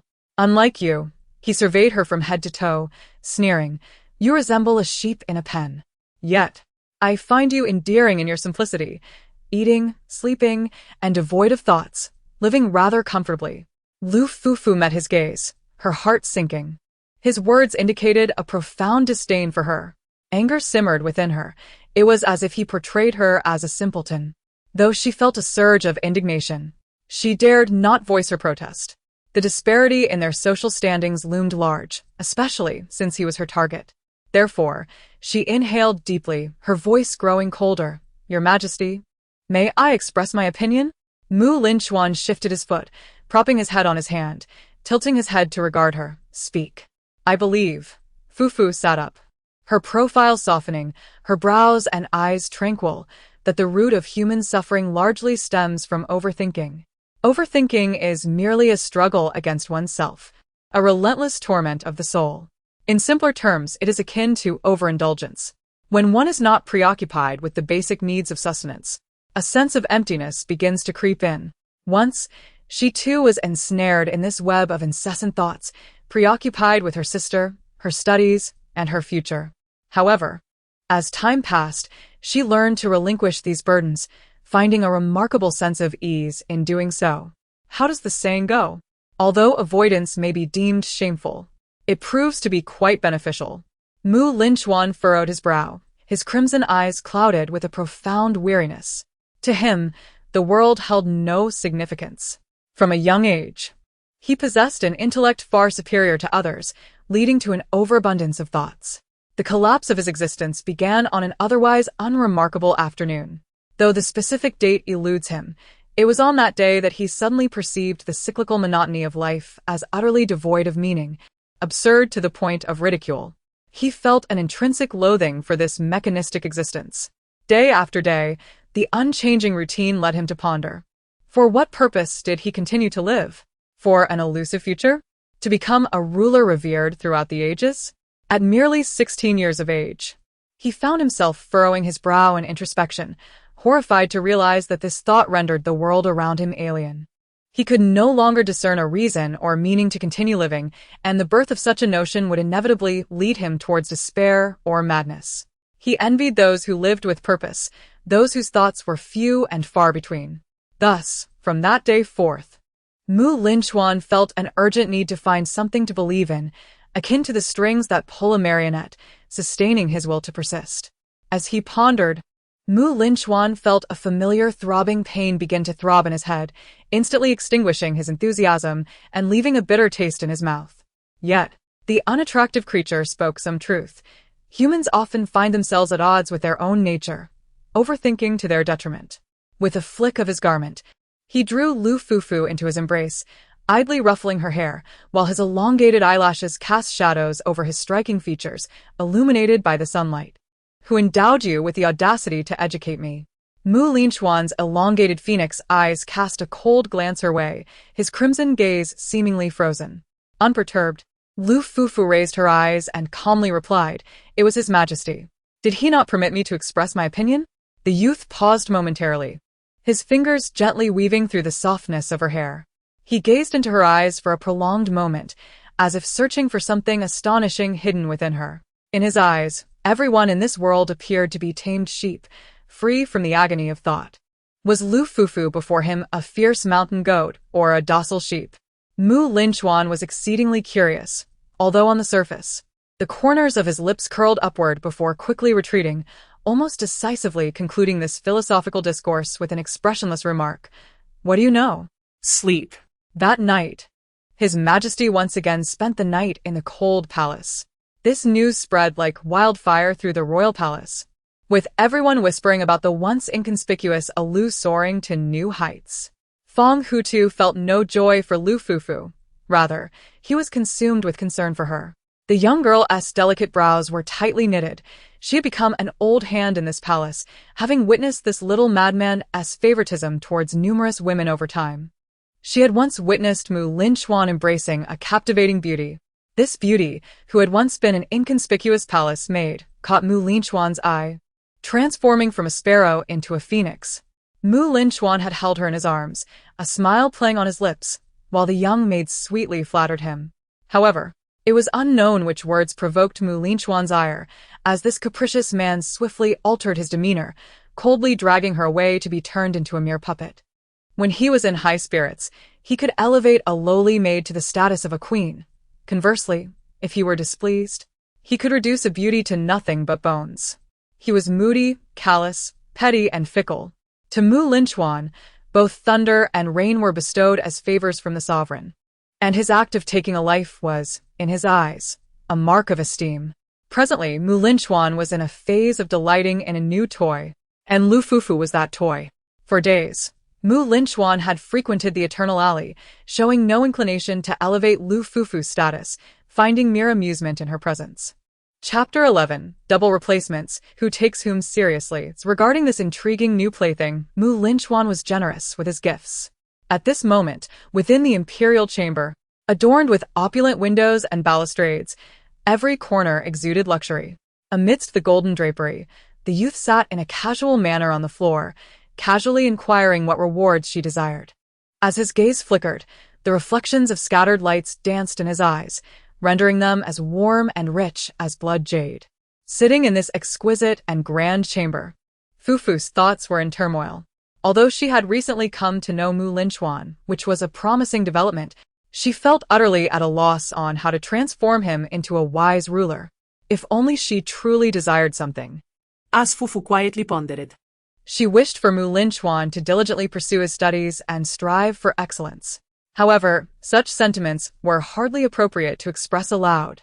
Yet, if she were to approach this aspiration from a more idealistic perspective, perhaps Linchuan would find her refreshing and unpretentious, leading to an immediate and profound affection for her. Beyond her desire for Linchuan's academic diligence, Fufu's greatest yearning was for wealth. While society often extols the virtue of treating money as inconsequential, for a girl hailing from a destitute mountainous region, the suffering of her younger sister had imparted an early understanding of the significance of financial resources. It is human nature to favor the affluent over the impoverished. Indeed, most of life's anguish can be alleviated with money. Observing her silence, Linchuan gazed intently at her face, his eyes swirling with an inscrutable emotion. When Fufu met his gaze, she hurriedly lowered her eyes, her heart fluttering with unease. She found Linchuan to be quite the conundrum. To request a reward was an art. Should she ask for gold and silver, he would surely deem her superficial. At this juncture, she sought nothing at all, fearing that the little tyrant might perceive her as insincere. After much contemplation, Lu Fufu finally devised a fitting request. "Your Majesty, I wish to taste seafood." Having grown up in the mountains, she had never experienced seafood. Later, during her time in the city with her cousin, she had the opportunity to savor a seafood barbecue, a flavor that lingered in her memory. However, it was prohibitively expensive, costing 2 to 300 yuan for a single meal, a considerable luxury for a girl from a poverty-stricken area. Unbeknownst to her, Fufu's request was far more precious than gold or jewels. The Great Yong dynasty was not located by the sea. The capital lay 100 miles from the coast, making the delivery of fresh seafood without spoilage a Herculean task. The young man gazed at her intently, as if he were dissecting her very essence. After a moment, he propped his chin in his hand and smiled, his eyelids unwavering, his voice clear and somewhat playfully direct. "Very well, I shall grant you your wish." With a light-hearted remark, Linchuan had exhausted several fine steeds, which bore the seafood, preserved with ice.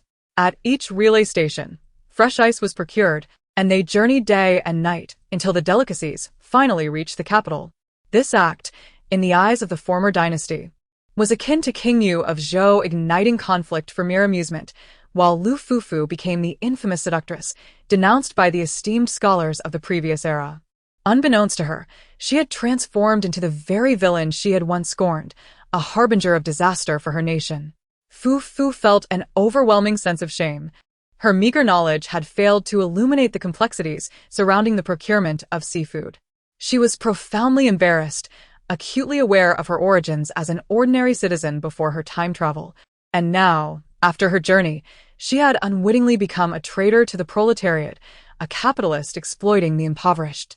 Seated beside her, Linchuan, under the watchful eyes of the onlookers, lowered his gaze and began to fillet the fish for her.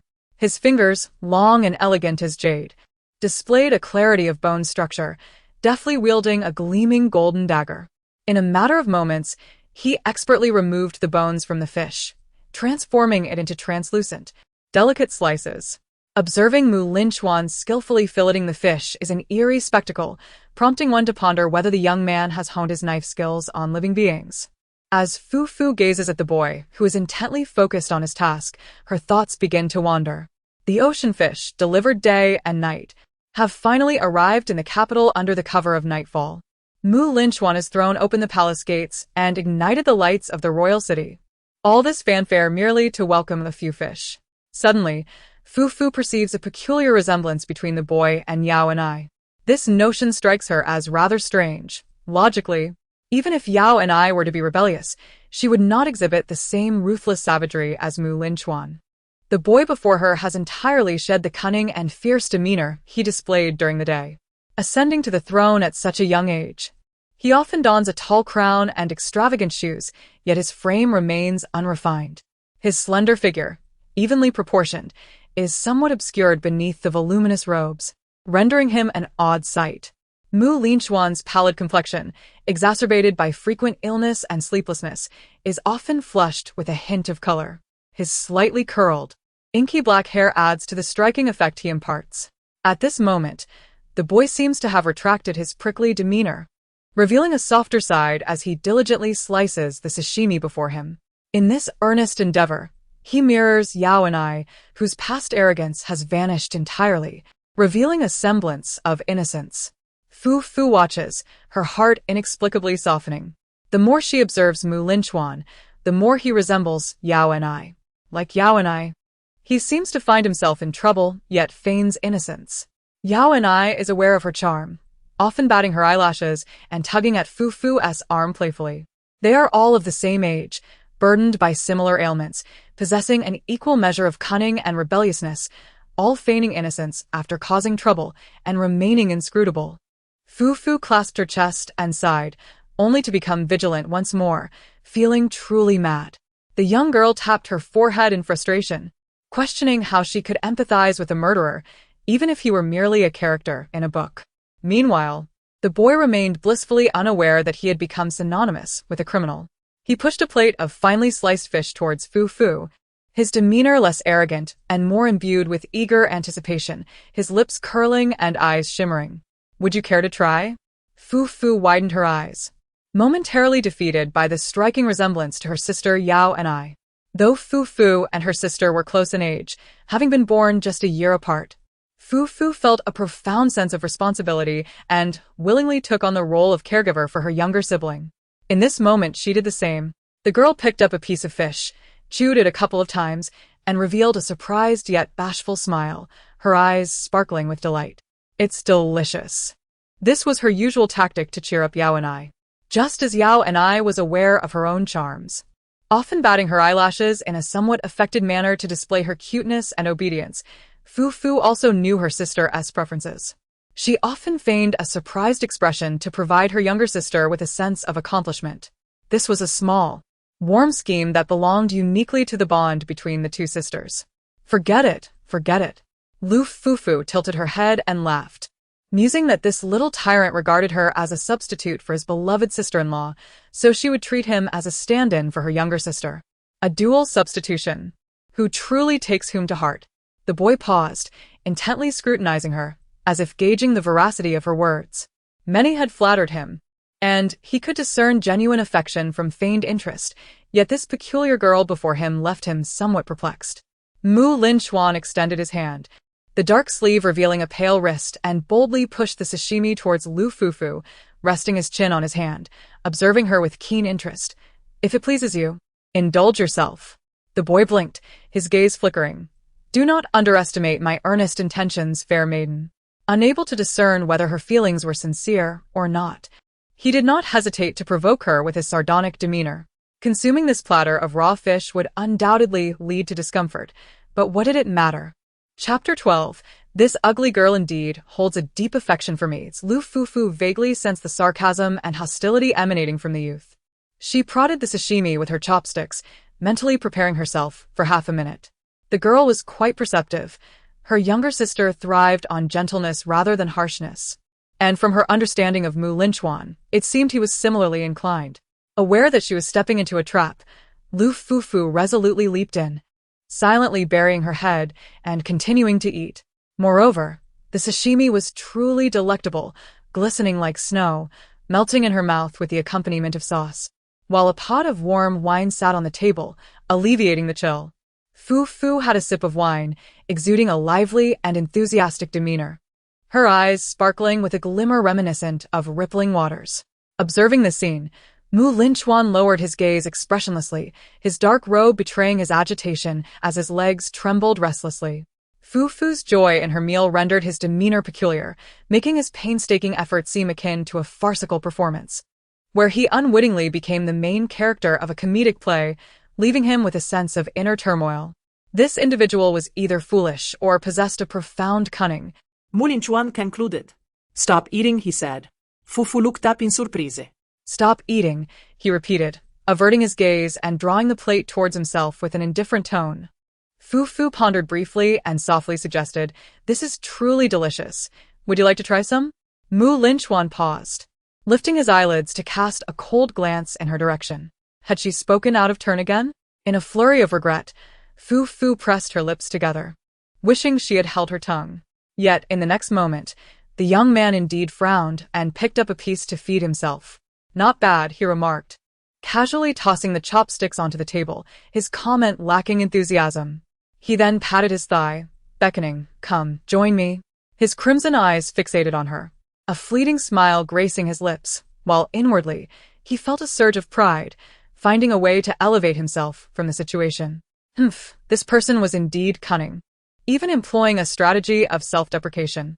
This plain girl evidently adored him, having feigned a chance encounter beneath the orange tree, and now she had not forgotten to curry favor with him. It is no wonder that Lu Fufu is indeed a strikingly handsome gentleman. As she gazed at the young man's thigh, Fufu felt tears welling up.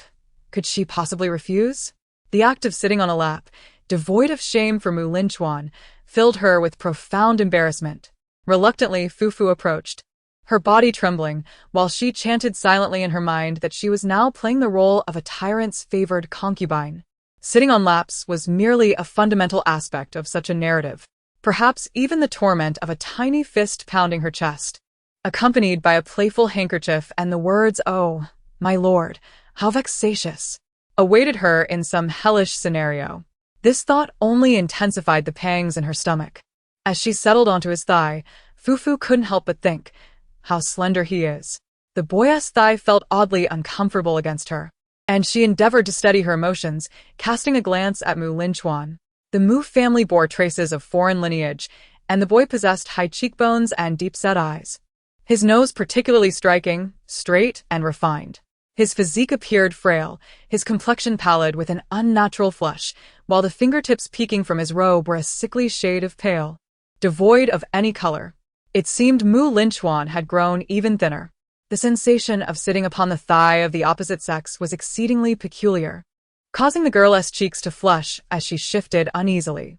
With this movement, she inadvertently encountered something soft nestled between the boy's legs. This. Oh heavens! She felt as though she might perish from embarrassment. Fufu gasped inwardly, her gaze becoming vacant. It seemed she had truly found herself upon the lap of a genuine little tyrant. As a young woman preoccupied with earning a living, Lu Fufu had once fantasized about experiencing a sweet romance.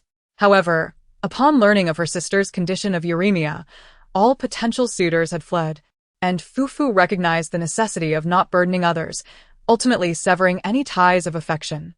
Nevertheless, having perused an abundance of domineering CEO literature, such as Tales of One Pregnancy with 9 Treasures and CEO, Please Take Your Cue, she was no longer the innocent girl who had emerged from the mountainous depths. With wide eyes, Fufu's mind conjured a series of indescribable images, her complexion flushing a deep crimson. Her long, dark hair cascaded over her shoulders, and her almond-shaped eyes reflected a mixture of astonishment and confusion. As thoughts raced through her mind, Lu Fufu found herself in disarray. To be honest, it seemed rather intriguing. Stop. What are you thinking? Mu Linchuan, who was a mere year her junior, appeared utterly unfazed, calmly continuing to fillet a piece of fish. In that moment, it felt as if reality and illusion had separated, the tangible surpassing the intangible, the essence of existence merging with the void, achieving a profound state of enlightenment. As Fufu's mind waged a fierce internal battle, she subtly edged away, attempting to distance herself from him. Yet, Mu Linchuan, with an air of impatience, remarked, "Tuck in your behind. Why are you fidgeting?" Suddenly caught in the act, Fufu's face flushed to the point of explosion. Her tongue stumbled, and her stomach churned. "But, Your Majesty, what?" Mu Linchuan cast her a sidelong glance, confidently asserting, "I know what you wish to say." The youth wrinkled his nose in disdain, saying, "Tuck in your behind and move over there." Mid-sentence, perhaps realizing the crimson hue of Fufu's face was nearing a boiling point, he fixed his gaze upon her for a brief moment, arching an eyebrow and decisively honing in on the crux of the matter. "Were you just worried that I would pin you down and take advantage of you?" Upon finishing his words, the dog emperor's crimson lips formed a captivating arc as he leisurely articulated, "How naive." A sneer of disdain flickered within him. Was this not a manifestation of unrequited love? Did he truly fail to perceive her trivial schemes? Alas, he was impotent. Each woman in the harem aspired to bear his child to ascend in status. If Lu Fufu were to discover his condition, the youth mused with a sense of malicious delight, she would undoubtedly weep bitterly, regretting her choices. Internally, Lu Fufu gradually unveiled a commercially polished smile. For the sake of Yao Ni's kidneys, she would endure. Although Mu Linchuan wore a smile, his scarlet eyes harbored no desire, remaining remarkably lucid. He was no fool oblivious to human affairs. He understood the trivialities of romantic entanglements well. As for the multitude of women in the harem, his abstention stemmed from his impotence, lack of interest, and a sense of revulsion. He found the idea of siring children to be distasteful and burdensome. He loathed children. Mu Linchuan mused, considering that if his own offspring became too unruly, he might very well take matters into his own hands. Given this, what purpose would procreation serve? He held no intention of safeguarding this realm. His downfall would align perfectly with his desires.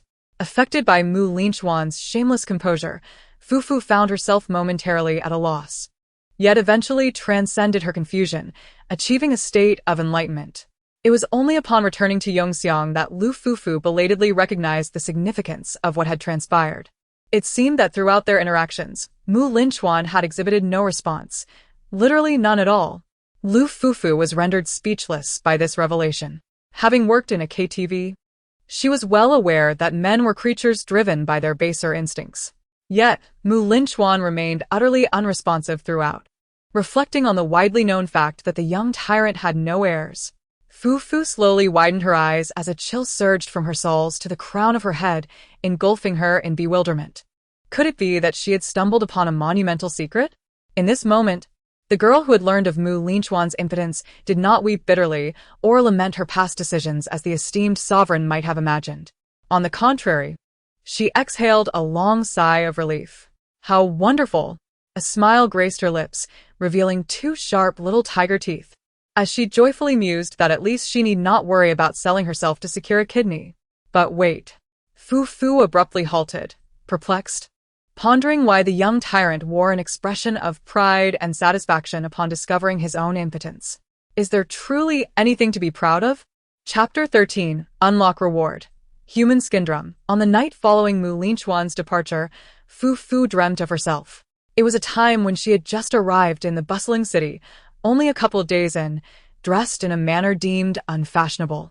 Unfamiliar with how to utilize the bus card gifted by her cousin, and unable to navigate the subway. Back in her hometown, travel meant cramped, dilapidated buses, adorned with advertisements for certain urology clinics promising cures for various ailments. Inside the vehicle, a woman stood collecting fares, chattering boisterously with the driver, indifferent to the passengers. The cramped cabin echoed with rural dialects, filled with the sounds of chickens, ducks, geese, and even sheep, while dogs were strictly forbidden. Her home was constructed of earthen walls, adorned with a calendar featuring the visage of the chairman, a stark reminder that, even in this era, there were still youths who referred to him in such a manner. Later, upon entering middle school, Lu Fufu, conforming to the crowd, began to take an interest in various celebrities. Her tastes were rather simplistic, favoring those melodramatic tales of domineering CEOs falling for her, which often drew ridicule from her cousin. However, Lu Fufu felt no shame in her preferences. She simply found them delightful. Her hobbies were neither illicit nor harmful to others. What was there to be embarrassed about in cherishing something she loved? Lu Fufu fell into a deep slumber. Upon awakening, she yawned sleepily, rubbed her drowsy eyes, and inscribed fresh notes beneath the name Linchuan in her notebook. To win over Linchuan, merely this insight would be far from sufficient. After a moment of contemplation, Lu Fufu decided to approach Fong Hutu and Yuan Lingyi to glean further information. As she neared Fong Hutu, he caught sight of her from a distance, turned away with a cold expression and walked off. Yuan Lingyi hesitated, glancing between Lu Fufu and Fong Hutu before resolutely pursuing the latter. Hutu, wait for me.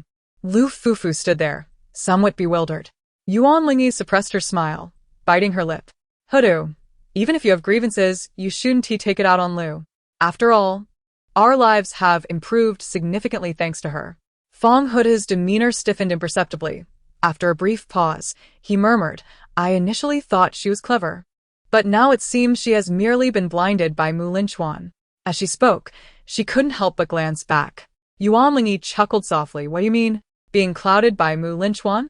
Are you upset that Fufu has ignored us these past few days? The sudden exclusion from the two left the girl momentarily stunned. Her head bowed, her expression betraying a hint of bewilderment and anxiety, resembling a forsaken young creature, lost and timid. Yuan Lingyi and Fong Hutu had observed how fervently Lu Fufu had been occupied these past few days in her pursuit of winning over Linchuan. In her quest to enhance her appearance through weight loss and skin whitening, she had scarcely shared a meal with Yuan Lingyi or Fong Hutu, nor had she engaged in study sessions with Yuan Lingyi for quite some time.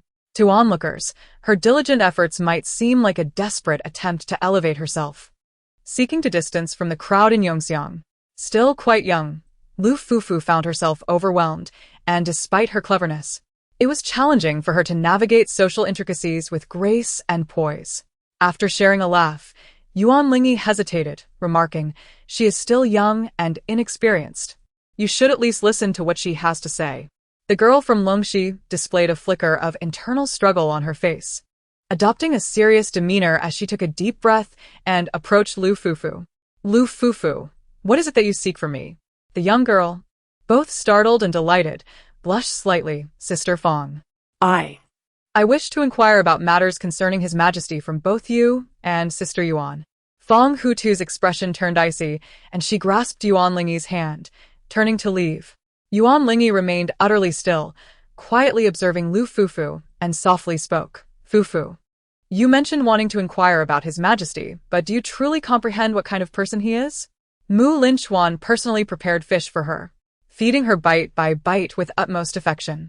This incident had spread throughout the harem, and the news naturally reached the ears of Yuan Lingyi and Fong Hutu. Upon hearing it, both felt a peculiar discomfort, not due to Mu Linchuan himself. Neither of them harbored such feelings for him, but rather a sense of disappointment towards Lu Fufu. Yuan Lingyi lowered her eyelashes, silently contemplating. They had initially perceived Lu Fufu as a naive and innocent girl. Yet they had not anticipated she would succumb to the sycophantic tendencies prevalent in the harem. Fufu, astute as she was, noticed Fong Hutu's change in demeanor the moment Mu Linchuan's name was mentioned. She quickly grasped the situation. Sister Fong, she said, reaching out to grasp Fong Hutu's arm. The young lady scrutinized Fong Hutu's expression, her eyes clear and resolute. Sister Fong, I understand your sentiments. You are aware of His Majesty's character. His interest in me is quite pronounced at present, and I cannot evade it. In truth, Fufu shook her head, hesitantly adding, I wish to gain a deeper understanding of His Majesty, not for the sake of vying for favor, but to safeguard myself against the uncertainties of fate. These past few days, I have been quite fearful, striving to perform my best, lest I provoke His Majesty's disdain and lose my life in vain. I regret having overlooked both of you, and for that, I sincerely apologize to my two sisters. Seeing her clear-mindedness, unclouded by the affection of Mu Linchuan, Fong Hutu's expression softened slightly. Yuan Lingyi was taken aback, then smiled. I see now, you need not be afraid. Observing the girl's obedient yet hesitant demeanor, Yuan Lingyi felt a twinge of regret for their earlier coldness. Whatever you wish to know, we shall tell you. Fong Hutu stood frozen for a considerable time before finally scoffing, almost blasphemously declaring, Mu Linchuan is ill. It runs in the family. This scoff finally opened the floodgates of conversation, and Lu Fufu pieced together Mu Linchuan's life story from the words of Fong Hutu and Yuan Lingyi. Mu Linchuan was not born into the palace. His mother was the cousin of the late emperor. The late emperor, in a fit of madness, unscrupulously violated his cousin, resulting in the birth of Mu Linchuan. Initially, the late emperor had 3 sons, but out of paranoia, he suspected them all of vying for the throne. In a fit of madness, he concocted various pretexts to eliminate his 3 sons. It was only when he faced his own demise that he suddenly realized he had no heir to inherit his throne. In disbelief, the late emperor was left speechless. After much contemplation, he recalled that he had an illegitimate son. Thus, disregarding public opinion, he callously murdered a few individuals and brought Mu Linchuan and his mother back to the palace. Do you know how the late Empress Dowager met her end? Fong Hutu smirked slightly. Logically, she should not have spoken of the palace's secret history. Yet at this moment, she did not mind revealing a fragment of her thoughts. She was killed by the late emperor, who harbored suspicions of the late empress consort's illicit affair with a court official. In a fit of rage, he executed her and fashioned her skin into a drum, which he personally presented to His Majesty. Fufu was utterly stunned. For an ordinary person, the murder of their own mother would surely lead to devastation. However, His Majesty, even at such a tender age, exhibited a disturbing resilience, surpassing all expectations. It is said that upon receiving the human skin drum, he expressed his gratitude to the late emperor, often drumming and singing, his demeanor remarkably composed. After Fong Hutu finished speaking, he glanced at her. No thoughts? Fufu shook her head, paused for a moment, and then inquired, Sister Fong, do you know Princess Changla? Princess Changla, Gu Qinghui, was not an unfamiliar name in the Daong dynasty. The young emperor, who dismissed all counsel, was singularly attentive to Gu Qinghui. If one were to describe the young emperor Mu Linchuan as a madman, Gu Qinghui would be the tether that could rein him in. In the presence of his cousin, Gu Qinghui, Mu Linchuan appeared as an utterly ordinary youth, gentle and docile. This relationship naturally drew considerable scrutiny from society. with accusations that the pair disregarded propriety and caused turmoil within the palace, evoking sympathy for Prince Mu Xingjian, who bore the ignominious mark of betrayal. Among the three involved, it was only Gu Qinghui who found the situation somewhat unbearable. The others remained remarkably unperturbed, especially Mu Xingjian, whose calmness was almost infuriating. In response to these rumors, the choice of the young emperor was one of indifference. He merely dismissed the matter and ordered the capture and brutal execution of all involved, annihilating their entire families, men, women, and children alike, leaving none unscathed. From that moment on, no one dared utter a word in dissent. It was also said that Mu Linchuan had long succumbed to madness. The Empress Dowager had been slain by the former emperor, and his biological mother had been fashioned into a grotesque drum made of human skin, presented to him as a birthday gift by his father. It was no wonder he had lost his sanity. He had known Gu Qinghui since his youth, and with a sister-in-law who was like a mother to him, it seemed he had projected his Oedipal complex onto Gu Qinghui. Even Feng Hutu and Yuan Lingyi were reluctant to discuss such matters. "Why are you inquiring about this?" Feng Hutu asked suspiciously. Lu Fufu grasped Feng Huta's hand and replied, "I understand your intentions, Sister Feng. I am aware." Fufu knew that Feng Hutu acted out of concern for her. The young girl blinked, her cheeks flushed, and her voice resolute. "Sister Feng, I shall never be deceived by the sweet allure of capitalism." Feng Hutu. What foolishness is this? Once back indoors, Lu Fufu sat at the table, deep in contemplation. It seemed that Gu Qinghui was indeed the genuine heroine of the tale, Fufu mused. Did she truly have a viable path to win Mu Linchuan's heart? The bond between Mu Linchuan and Gu Qinghui had originated from the tormented youth of Mu Linchuan, and Fufu had no doubt regarding Gu Qinghui's significance in his life. As the saying goes, it is easy to embellish a flourishing situation, but difficult to provide support in times of adversity. The two individuals became acquainted during the humble beginnings of Mu Linchuan, where the significance of Gu Qinghui was not something that could be easily replaced by anyone. In truth, even without Feng Hutu's reminder, Lu Fufu was aware that Mu Linchuan's recent antics were merely a fleeting whim. It would not be long before the young man grew disinterested in her. She could only hope that the little tyrant would recall some fragments of their past camaraderie and refrain from tossing her into the tiger's den before she completed her mission. After Feng Hutu departed, Fufu tidied up the room slightly and activated the system panel. The affection level for Mu Linchuan prominently displayed the number 10. Fufu sighed in dismay as she gazed at the system panel, contemplating that this figure was still far too low. It was insufficient. Just as she was about to close the system panel, a line of small text unexpectedly captured her attention. Main quest: transform Mu Linchuan into a wise monarch. Side quest: enter the palace and successfully win Mu Linchuan's affection. Accompanying several minor tasks: 1. Make acquaintance with Mu Linchuan unlocked. Unlock reward: human skin drum. Claim reward? Yes, no, a human skin drum? Fufu was momentarily taken aback, rubbing her eyes vigorously. Surely she had not misread? The reward was indeed a human skin drum? Was it the kind of drum she imagined? A human skin drum gifted to her? Her expression twisted in disbelief as she hesitated, her finger wavering between the options of yes and no. Surely the system could not be so perverse? Or could it be that this reward was somehow related to Mu Linchuan's childhood, as mentioned by Sister Feng? Well, one must risk something to gain something. For the sake of the little sister, she dared not dismiss even this. Taking a deep breath, Fufu gritted her teeth and decisively selected yes. In the blink of an eye, the world spun wildly, and everything around her underwent a transformation. Chapter 14. In the third year of Tai Xian, the young Linchuan was merely 8 years old. A boisterous laughter echoed around her. It was the spring of the third year of Tai Xian, in the capital of Daong, within the splendid confines of Hualin Garden. The red railings shimmered in the sunlight, while the embroidered eaves danced in the breeze. Lush trees provided shade, and peach, apricot, pear, and peony blossoms adorned the steps, creating a breathtaking spectacle amidst the misty ambience. The warm sunlight caressed her skin, and she blinked in bewilderment, extending her hand, only to be jolted by a sudden realization. This was not her hand. The delicate, fair fingers belonged to a child no older than 10. Panic surged within Lu Fufu as she instinctively sensed the strangeness of her situation. Had she traversed time yet again? No, wait.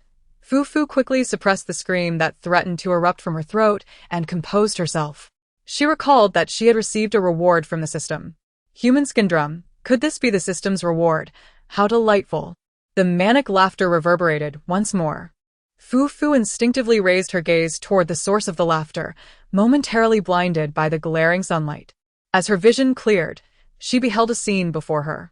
This was Hualin Garden, yet it appeared altered from her recollections. Not far away, seated upon a soft mat, was a man with a somber expression. Surrounding him were various beautiful women, some kneeling, others sitting. He lounged amidst their company, clapping his hands in raucous laughter, his face flushed with excitement. Clad in a dark robe, with disheveled hair and bare feet, his eyes glowed with a blood-red intensity. The man's visage bore a striking resemblance to Linchuan, though. In contrast to the youth, he lacked some of the former's exquisite charm and instead exuded a more robust and imposing presence. This was the late Emperor Mu Huan. A sudden, overwhelming scent of blood filled the air, causing Lu Fufu to feel lightheaded and disoriented, her eyes wide with shock as she surveyed the scene before her. Following the man's gaze, she found herself breathless, rooted to the spot. Before her lay a sight most grotesque, amidst the vibrant blooms of early spring, where peach blossoms burst forth like flames against the rugged stones, a woman hung suspended. The woman's had drooped limply, her neck bending as though broken. Her only sign of life being the rise and fall of her chest. Bathed in sunlight, her skin glistened pale as ice and snow, her figure delicate yet well-proportioned. However, her disheveled hair obscured her brows and eyes, rendering her features indistinct. Several eunuchs, with lowered heads and obedient demeanor, wielded brushes, using her stark, luminous form as a canvas, meticulously painting upon her flesh. Each stroke was deliberate. Deep indigo, brilliant gold, vermilion, turquoise, and pale yellow, adorned with motifs of fish, lotus flowers, auspicious knots, dharma chakra, honeysuckle, and garland patterns. The artistry was ethereal and exquisite, the fine brushwork particularly intricate around her bosom, where her bare breasts were delicately outlined. Embellished with an 8-petaled lotus design, lavishly decorated with golden ink and Sanskrit inscriptions. Mu Huan stumbled to his feet from the soft mat, gesticulating animatedly, his laughter ringing out. What a splendid painting! I desire the queen's fine skin right here. Splendid, splendid, splendid. Ha ha ha, slowly. The queen? Fufu was momentarily stunned, Gazing blankly at the woman in the distance. It felt as though something had lodged in her throat. That woman was Mu Linchuan's mother? Time seemed to stretch indefinitely until the woman's body was finally intricately adorned. Once the paint had dried, Mu Huan eagerly urged, "Why aren't you moving faster?" A eunuch approached the woman, wielding a sharp, pointed hammer. He chiseled a small hole into her head, then meticulously carved away the flesh with a small knife, filling the cavity with mercury. The heavy mercury coursed through her body, simultaneously stripping away her skin in its entirety. Fufu trembled violently, staring at the gruesome mass before her. Her mind was engulfed in a cacophony, and she opened her mouth to scream, to cry out, but it felt as if someone had tightened a vice around her throat. The scream, like a branch sprouting unexpectedly, was forcefully swallowed back, leaving her insides torn and bleeding, suffering a visceral agony akin to being disemboweled. Lu Fufu could barely remain standing, yet a nearby palace, made discreetly, supported her. "Do not move. Do not speak," the older maid whispered, her own body trembling uncontrollably. Fufu bit back her tears and nodded. Lu Fufu could not recall how she exited the Wailing Garden. She followed the palace maids along the corridor, her legs weakening. Halfway through, she could no longer hold herself together. Trembling, she crouched by the roadside and retched violently. The older maids did not chastise her. They gazed at the pale-faced young maid before them, falling into a brief silence before softly reassuring her. "You will grow accustomed to it. It will get better with time." As someone reached out a hand to gently touch Fufu's head, their arm faltered slightly, trembling as it brushed against her temple and settled upon her shoulder. In this memory replica, Fufu had remained for a full 3 days. Within this iteration, her form had diminished considerably, her face retaining its familiar features, her name unchanged, Yet her identity had transformed into that of a young palace maid, merely 9 years of age. During these 3 days, Fufu struggled to eat and sleep, her meals tasteless and insipid. The gruesome scene in Hualin Garden haunted her thoughts, provoking waves of nausea that left her noticeably emaciated. After 3 days, Mu Huan's human skin drum was finally completed. He summoned the palace maids, personally delivering the drum to the crown prince, and, unfortunately, Lu Fufu was among them. It was evident that this crown prince was indeed Mu Linchuan.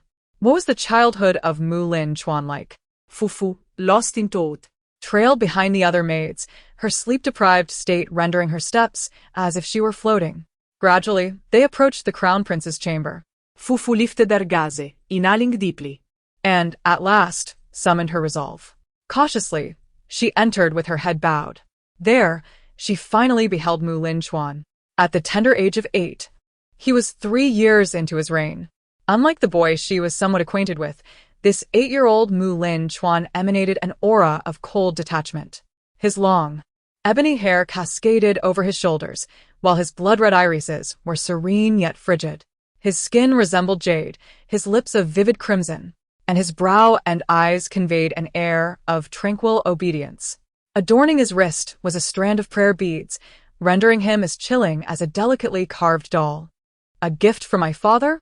The young boy furrowed his brow, lifting the crimson silk draped over the lacquered tray. Before him lay a remarkably exquisite human skin drum. Both surfaces were crafted from the skin of a woman, adorned with azure and gold 8-petaled lotus patterns, with the nipples encircled by pearls and agates, forming a floral core. The boy extended his hand, gently caressing its surface, feeling the smooth texture of the skin beneath his palm. Time seemed to stand still as he lifted his gaze. His long lashes fluttering, his blood-like pupils calm and composed. I had heard that this drum emitted a deep, resonant sound when touched by the wind. Just as the words escaped my lips, a gentle spring breeze swept into the hall, causing the drum to thrum continuously, echoing the heavy rhythm of a heartbeat. Mu Linchuan's gaze fell upon Lu Fufu, the young palace maid, who possessed a pair of agile apricot eyes. Her hair fell softly across her forehead, her beauty striking, as she stared at him in a daze, as if they had known each other long before. It was the first time a palace maid had dared to meet his gaze so boldly. The boy, indifferent, lowered his eyes once more. Please return and inform my father that I shall prepare myself and personally thank the king. As he spoke, he tilted his head, pressing his lips gently against the drum surface, as if a babe still in swaddling clothes sucking at his mother's breast. Chapter 15, Dongshi imitating the frown. Most unpleasant. Who, like a drowning person suddenly pulled from the depths. Upon returning to reality, Fufu gasped for breath, trembling as she sat on the bed, taking a moment to collect herself. At times, thoughts of the exuberant laughter and high-fives of Mu Huan would flood her mind, while at other moments, she would reminisce about the tender kisses bestowed upon her by her mother as a child, Mu Linchuan. It was all rather unsettling, far too unsettling. With trembling legs, she approached the table and poured herself a cup of chilled tea, consuming it hastily. After returning from the harrowing memories of the human skin drum, Fufu found herself enveloped in anxiety, struggling to find restful sleep for several days and nights. Realizing the detrimental nature of her state, Lu Fufu took a deep breath, compelling herself to regain composure. Her objective was to win over Mu Linchuan. The past was behind her, and there was no reason to dwell on it any longer. The pressing matter at hand was to focus on increasing Mu Linchuan's affection towards her. For Mu Linchuan, these past few days had indeed been a novelty. The youth had done nothing but hold Lu Fufu in his arms, napping from noon until dusk. He relished the thought that Lu Fufu was indeed playing a game of seduction. Thanks to his own peculiar disposition, he had managed to avoid the perils of losing himself to this woman. Caught in the embrace of his self-satisfied madness, he held her tightly, leaving Fufu shuddering and closing her eyes to feign death.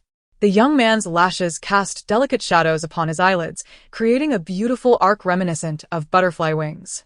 His softly curled hair framed his face, lending him an air of innocence and tranquility. As Fufu found herself lost in thought, she was reminded of her younger sister's lazy mornings. After returning from the memory copy, she had often found herself staring blankly at Mu Linchuan. unable to reconcile his youthful appearance with the cruel and twisted experiences he had endured in his childhood. Was this not the reason he had transformed into the tyrant in the emperor's favor, paving the way for the male protagonist, Mu Xingjian? With his callous disregard for human life? Enough of this train of thought. Aware that her moral compass was in jeopardy, Fufu swiftly delivered 2 slaps to her own face, trying to bring herself back to reality. Childhood shadows do not serve as an excuse for malevolence. When Mu Linchuan slumbers, he delights in pressing Fufu's delicate head against his chest, cradling her. The room is suffused with heat from the burning charcoal, causing Fufu to sweat profusely, her face flushed. Their long hair is tousled, their robes entwined, sprawled languorously across the couch, revealing limbs as pale as lotus stems. The youth's wan calves extend from beneath his black and gold-patterned robe, resting upon Fufu's legs. Their expressions exude tranquility and serenity, devoid of any ambiguity, akin to 2 salted fish basking in the afternoon sun. Occasionally, Mu Linchuan buries his head against Fufu's waist, furrowing his brow to murmur sister-in-law. His form curled like a shrimp, betraying a hint of youthful vulnerability. This is not the first time Fufu has heard him utter that term in a slumber. Reflecting on her father Mu Huan's illustrious exploits, Fufu purses her lips, feeling dispirited as she wonders if developing affection for one's sister-in-law is a familial tradition in the Mu household. How could she navigate such a predicament? Gu Qinghui represents Mu Linchuan's secret, a forbidden territory, until emotions reach a certain depth. Fufu resolves to remain tight-lipped, feigning ignorance and refraining from probing further. Though the youth's physique may appear frail, his hair is lustrous, dark, and sleek. Each time she awakens from their midday slumber, Fufu finds herself untangling their interwoven hair and ribbons. In the afternoon, Lu Fufu lies on her side, deeply immersed in slumber. The youth extends his slender fingers to gently tap her eyelids. His crimson eyes, bathed in the soft glow of the setting sun, appear somewhat muted, tinged with a delicate blush reminiscent of spring peach blossoms, subtly enchanting. His fingertips gently caress the girl's eyelids, patiently counting each of her eyelashes. The young man shifted his position, reclining back, pondering with an odd thought. Perhaps he simply favored the eyes of this unattractive girl. As he closed his eyes, a familiar visage materialized before him. It was a woman of striking beauty, her skin as white as snow, with delicate brows and cherry-red lips, exuding an elegance that was both serene and tinged with a hint of coldness. She possessed a pair of eyes that bore a striking resemblance to Lu Fufu's, their clarity softening the frosty aura surrounding her, adding an enchanting allure of youthfulness. Sister-in-law. The young man curled up, a barely audible murmur escaping his lips. How wonderful it would be to extract the eyes of this plain girl. With a special treatment, they could resemble glass beads, allowing him to hold them at his fingertips and gaze upon his sister-in-law daily. The favor bestowed upon Lu Fufu had led the numerous beauties of the harem to dismiss it as a mere whim of Mu Linchuan. Yet, as Lu Fufu not only retained her favor but flourished in it, the expressions of the harem beauties turned somewhat sour. They could only console themselves in silence, believing that Lu Fufu, originating from a humble background, would undoubtedly falter one day. When she grew arrogant from her favor and incurred the emperor's wrath, it would surely be a spectacle to behold. Within the Yaoling Hall, several beauties knelt before the curtains, whispering to one another. Particularly, those who had once found amusement in mocking Lu Fufu now wore expressions of mixed pale and green. Hu Marin, with a smile plastered on her face, suppressed her discontent and remarked, "I never imagined that the seemingly unremarkable A Lu would possess such profound depths."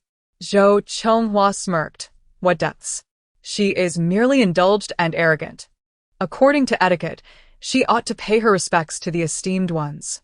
Yet, after receiving favor, she has become so bewildered that she cannot even discern the cardinal directions, disregarding the dignitaries entirely." Young Lady Zheng, leaning against the table, with her eyes half closed, remained untouched by the provocations of Zhou Chonghua. She was preoccupied with the news that had recently emerged from the cold palace. The biting wind seeped through the window seams, infiltrating her bones with a chill. In the past, the Yaoling Hall was never devoid of fine silver charcoal, but now, the emperor had relocated all the charcoal to the cold palace. A decision that left several beauties feeling quite aggrieved. It was evident that someone residing in the cold palace, yet able to capture the emperor's attention, was no ordinary individual. However, I beg to differ. In my view, she is merely a common servant, awaiting the day she stumbles. After all, has the emperor not often acted unpredictably? Among the beauties, no conclusion could be reached through their discussions. Ultimately, one beauty knelt on the ground, lowering her gaze and submissively stating, "Esteemed one, this Lu cannot be retained." The beauty, humbly bowing, revealed a slender, pale neck. This Lu has not yet received a title, yet she is so audacious, never having paid her respects to you. Young Lady Zheng was well aware of the schemes these beauties devised to eliminate a rival. It was not only them. Just the other day, Pei Shu had paid a visit again.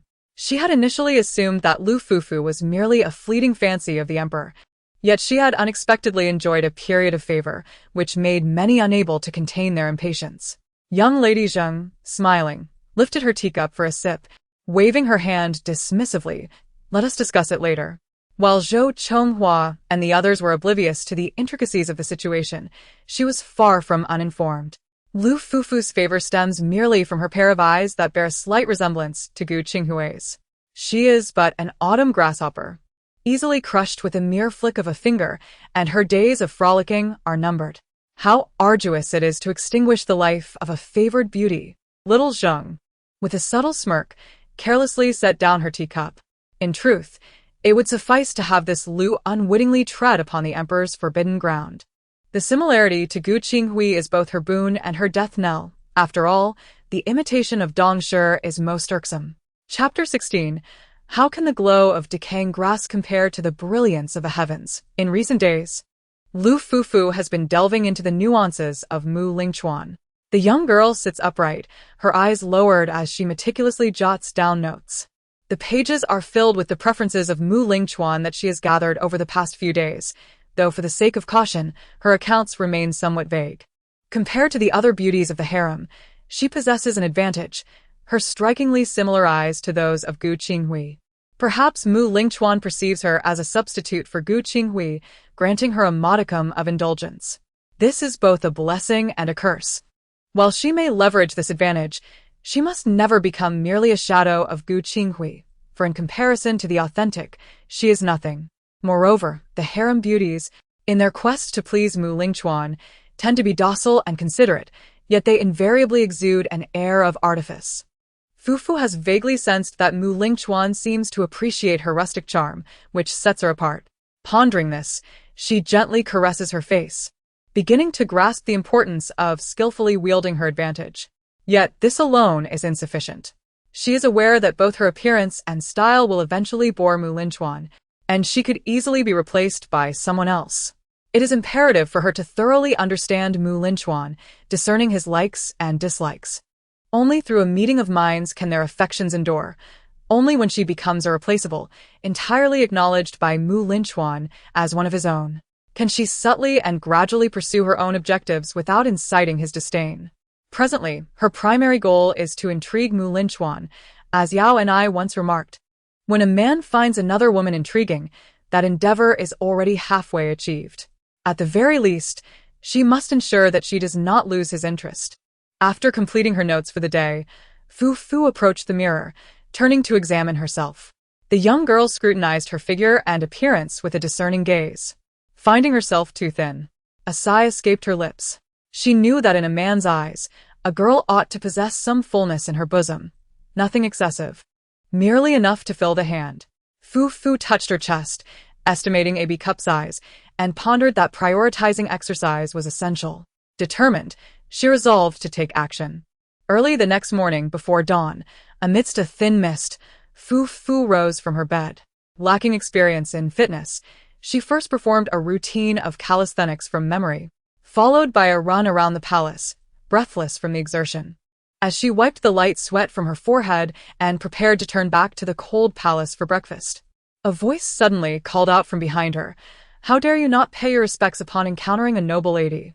Fufu paused momentarily, forcibly retracting her movement, only to discern through the mist a figure, graceful and alluring, approaching her. One must not be rude. The voice, soft and melodious, belonged to a lady adorned in court attire, her beauty radiant and captivating, with bright, intelligent eyes and a flowing gown. Adorned with white jade earrings and a golden hairpin, she effortlessly overshadowed Fu Fu's modest appearance. The lady gently admonished the attendant beside her and turned to Fu Fu with a warm smile, undoubtedly one of the esteemed concubines. Lady Zheng. A warning bell rang in Fu Fu's mind, and her expression shifted to one of seriousness. This lady appeared to be one of the three consorts, the charming Lady Zheng. In comparison to her, Fu Fu, breathless from her hurried pace, felt rather disheveled. "Greetings, Your Grace," Fu Fu addressed her. Lady Zheng's smile was inviting. "Please, rise and speak with me." Fu Fu stood, yet her spirits were not particularly high. She let out a long sigh internally, thinking, "Here it comes." One of the classic scenes from a palace intrigue drama. Prior to entering the palace, Fu Fu had already envisioned every plot twist from such dramas, eagerly awaiting this day. However, contrary to her expectations, Lady Zheng did not challenge her, but instead gently took her hand, inquiring about her age. 17? Ah, the perfect age. You have been in the palace for quite some time, and as your elder sister, I have not had the chance to speak with you much. It is my oversight.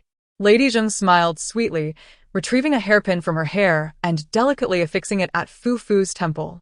"Good child, consider this a token of our first meeting, but remember, take care to serve His Majesty with utmost diligence." What a perplexing gift of a hairpin. Fu Fu pressed her lips tightly together, as if something fleeting had dashed through her mind, momentarily eluding her grasp. She could not shake the feeling that perhaps she was overthinking it. A weasel was not likely to wish a chicken well without ulterior motives. Pausing for a moment, her hand instinctively moved to the hairpin, only to be intercepted by Madame Zheng in what appeared to be a casual manner. "Do you not know that His Majesty is currently in the Hualan Garden, admiring the blossoms with the other ladies?" Fu Fu could only momentarily redirect her thoughts and shake her head, yet she remained vigilant. There is a saying that unsolicited kindness often harbors deceit. Frowning, Fu Fu reflected that girls from the mountains typically possess straightforward and innocent minds, and her initial experiences in the workforce had taught her to be wary. Thus she had developed a few more layers of caution. Young Lady Zheng smiled and remarked, "What a truly earnest child you are. Come, let me escort you." The path ahead was fraught with unknown dangers, and Fu Fu felt a reluctance in her heart. However, the small eunuch beside her wore a stern expression, suggesting that any refusal would result in dire consequences. Given the vast disparity in status between herself and young Lady Zheng, Fu Fu found no means of escape and had no choice but to allow young Lady Zheng to lead her to the Hualan Garden. The Daon dynasty, having weathered numerous reigns, had decayed to its very roots by the time it reached the hands of Linchuan, where the imperial family and nobility indulged in extravagant lifestyles. Linchuan, a devout Buddhist, had constructed the Hualan Garden in imitation of the Western paradise, featuring a seven treasures pool with a bed of fine golden sand, pathways adorned with gold, silver, and a mosaic of glass and porcelain. In the pool, lotus flowers flourished, some red and others white, as large as cartwheels. The flying beams arch over the pavilion, and the grand building is shrouded in mist. Above the windows, adorned with glass, porcelain, mother of pearl, red pearls, and agate, one gazes afar, where emerald waves dance amidst gold. Linchuan reclines upon a soft mat, propping one leg, cradling a drum in his arms, leisurely beating it while singing joyfully. The surface of the drum is painted with the likenesses of celestial deities. The melody he sings is unlike any Fu Fu has ever heard, vast and resonant. Fu Fu's gaze falls upon the exquisite drum in the young man's embrace, and her throat constricts as she instantly recognizes it, the very drum from her memories. Fashioned from human skin, the boy who once kissed its surface is entirely different. At 8, Linchuan is detached and indifferent, while at 16, he is capricious and unhinged. Today, he is unadorned by a crown, his raven hair cascading down his back, clad in a flowing black robe whose sleeves glide like drifting clouds. The wide-open collar reveals his pale chest, and the golden lotus patterns on the hem seem to ascend along his slender ankles. Surrounding him are more than 10 enchanting figures. Kneeling, standing, or seated, all possessing an ethereal beauty akin to celestial maidens descended to earth. Each holds an array of instruments: zither, flutes, drums, or crystalline bowls, glass vessels, and agate cups. Fu Fu's lips part slightly, her throat dry and parched, as an overwhelming wave of confusion washes over her. Despite her cleverness and maturity, she cannot help but feel a twinge of envy at the finery adorning the beautiful figures around her. In that moment, Fu Fu feels like a rustic intruder in the heavenly court, her forehead emblazoned with the phrase utterly out of place. That day was nothing short of extraordinary for Lu Fufu.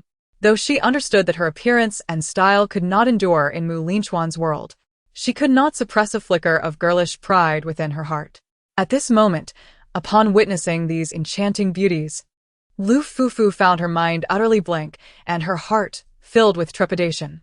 It dawned upon her, rather dishearteningly, that her presence in Mu Linchuan's harem was indeed insignificant. As Mu Linchuan's hand paused in its rhythmic drumming, his gaze flitted lightly towards her face, or rather, her temples. The petite Jinguerin could not help but hold her breath, forcing a smile as she stepped forward, addressing him with "Your Majesty." The other beauties, upon hearing her voice, lifted their heads, and as their eyes landed on Fufu, they displayed a mixture of astonishment and fear. Their stares seemed to suggest that her demise was imminent. Lu Fufu froze, sensing that something was amiss. Why were they all looking at her in such a manner? Unable to resist, she lowered her head to scrutinize her appearance. Surely, her attire had not gone awry, except for the hairpin that the petite Jinguerin had given her. The hairpin! Fufu suddenly recalled that it bore a design resembling the moon. A suppressed scream lodged in her throat. The moon hairpin. Gu Qinghui. Qinghui. The bright moon. Fufu's brow furrowed anxiously, her heart racing to her throat, bewildered and speechless. Could it be that simply because Qinghui was synonymous with the moon, she could not adorn herself with a moon-shaped pin? Yet, Lu Fufu had only guessed part of the truth and failed to grasp the entire picture. The first part was that Gu Qinghui's courtesy name was Mingyue, and she had a penchant for wearing jewelry adorned with moon motifs. The second part was that Mu Linchuan's temperament was notoriously capricious and unpredictable. The young man had always harbored a disdain for women who were presumptuous and arrogant, relying on their favored status. Since she was not summoned to the banquet, she ought not to have attended. Once, a beautiful woman learned this lesson in a rather gruesome manner. After winning the affection of Mu Linchuan, she fancied herself transformed into a phoenix, soaring high. As Mu Linchuan reveled in merriment with his guests in the Huayuan garden, this woman boldly intruded, only to be seized and dragged away before she could even reach him. Subsequently, her thigh bone was fashioned into a pipa. The youth chuckled, naming it Beauty's Bone. He carried it by his side for several months, even taking it to court, cherishing it dearly for a time. Displeased that the tiger had marred its beauty, he summoned artisans to embellish it with powder and gold, enhancing its splendor. Meanwhile, a throng of ministers deliberated over state affairs, as Mu Linchuan languidly listened. If his patience waned, he would idly pluck at the strings of the pipa, causing the ministers to fall silent, refraining from further discourse. The atmosphere seemed to plunge into a palpable stillness. Even the damp mist appeared tinged with the scent of blood. The concubines whispered among themselves, fearing that the emperor was once again inclined to execute someone. The cunning little Zheng, fully aware of the emperor's disdain for interruptions during his revelries, had nevertheless brought the cold palaces a Lu along. A Lu, too, was lost in her own triumph, emboldened by her favor, and dared to emulate Gu Qinghui's attire. Bright moon hairpin, he murmured softly, his lips barely moving. Witnessing Lu Fufu's audacious imitation of his sister-in-law's garb, Mu Linchuan's expression darkened, a storm of surprise and fury brewing within him. Lowering his lashes, he felt a faint stir of murderous intent and disappointment. His indulgence towards Lu Fufu stemmed solely from her striking resemblance to his sister-in-law, particularly in her eyes. However, no matter how much embellishment is applied, the flickering light of decayed grass cannot compare to the resplendent moon in the heavens. This ludicrous moon hairpin is a manifestation of self-importance, both an affront and a defilement. He lifted his gaze, yet his visage betrayed little sign of anger. Lu, the youth, curled his lips in a smirk, casually discarding the drum in his hand. His steps light and buoyant, the soft curls of his hair dancing with his movements. In a tone of familiarity, he asked, "Who summoned you here?" He approached barefoot, grasping the delicate chin of Fufu, his fingers as cold as ice, lingering momentarily against her skin. When Fufu raised her eyes, they met Linchuan's crimson gaze.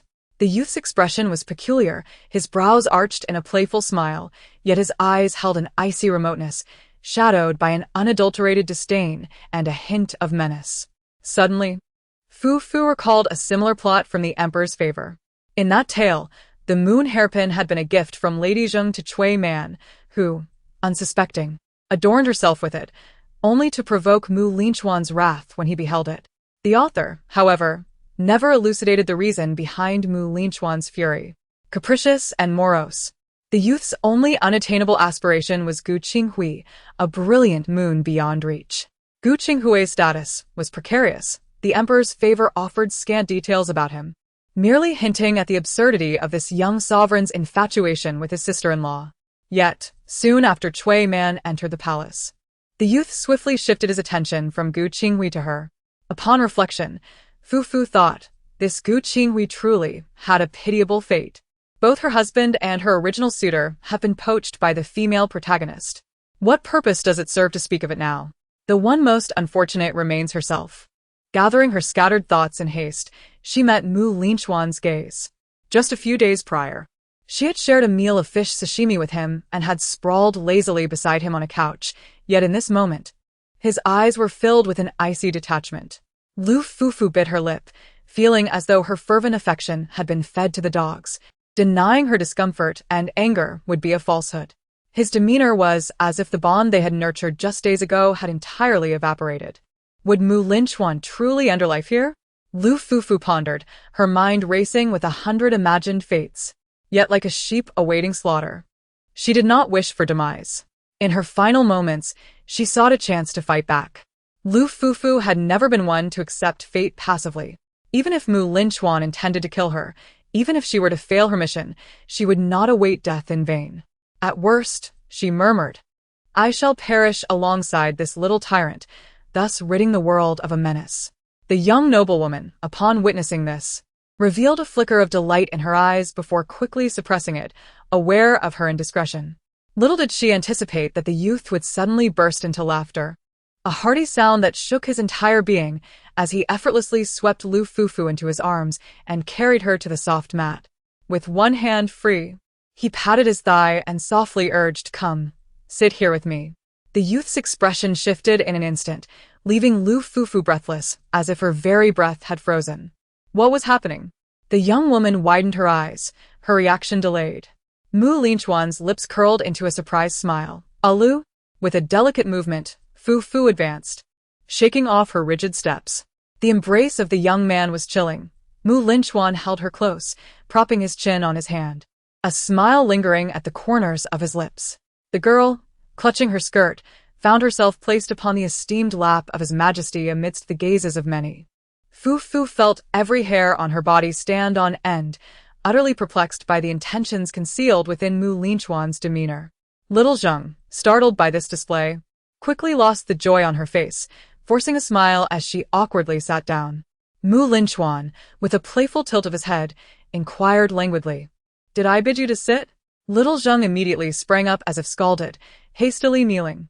Though he disapproved of Fufu's clumsy imitation of others, Linchuan lamented. Could he not discern the trivial schemes of Little Zheng?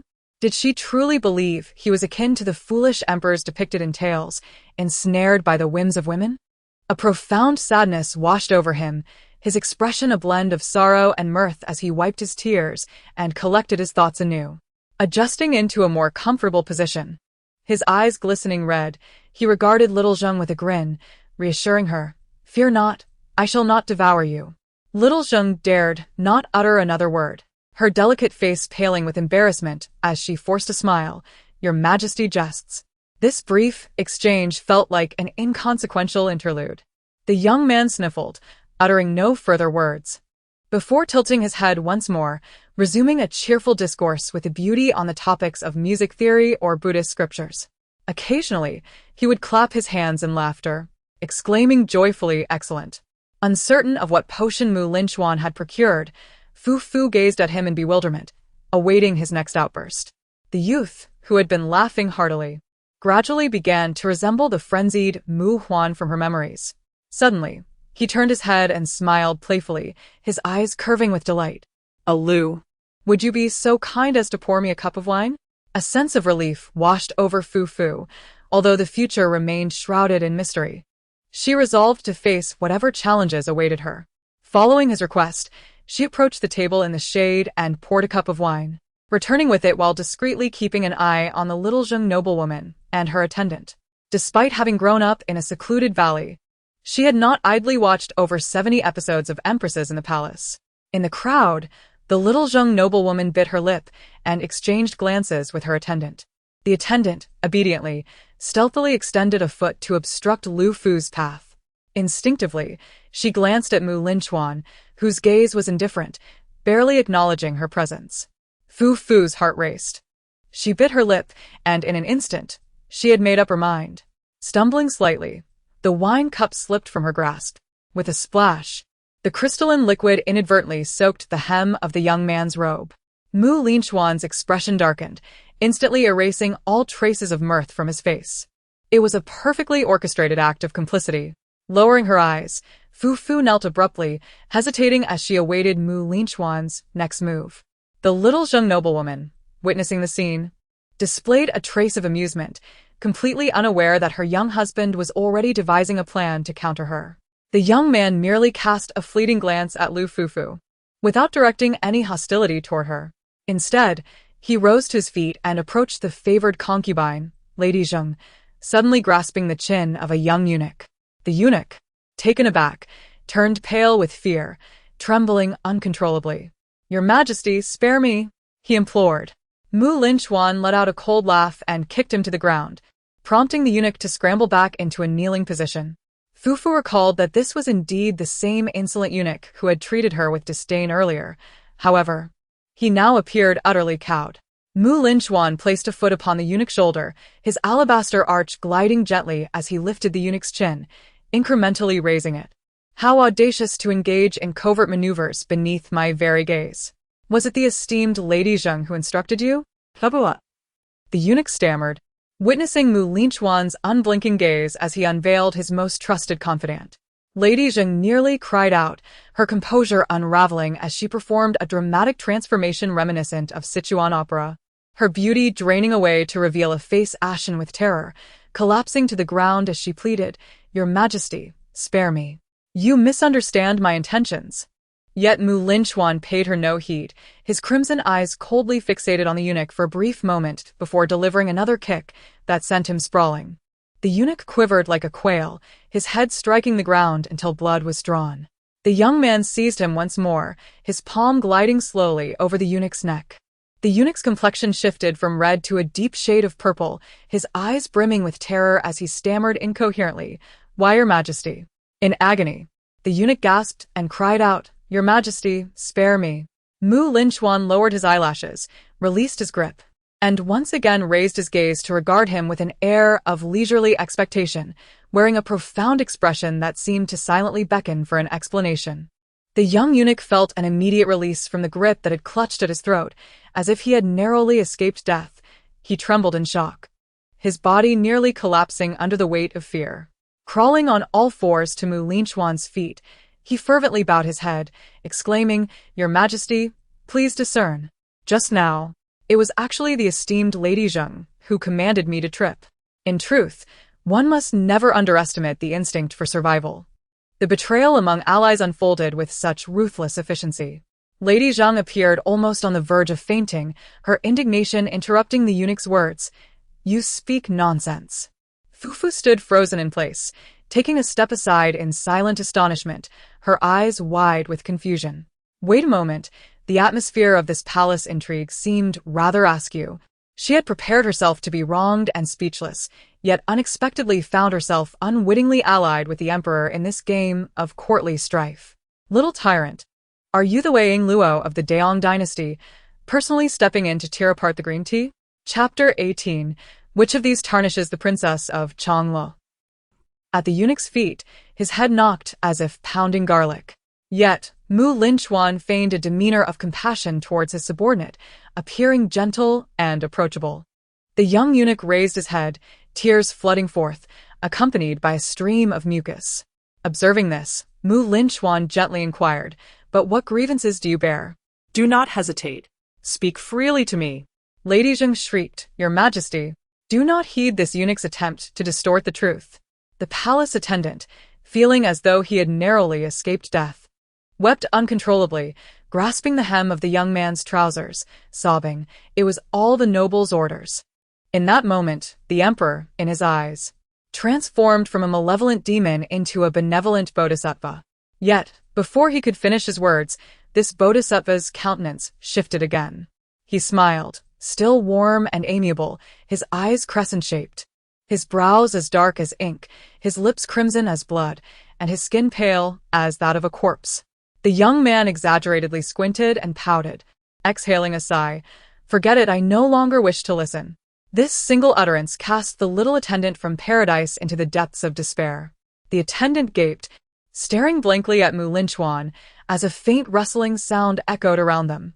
The attendant's eyes rolled back, paralyzed by fear, and he soiled himself before collapsing.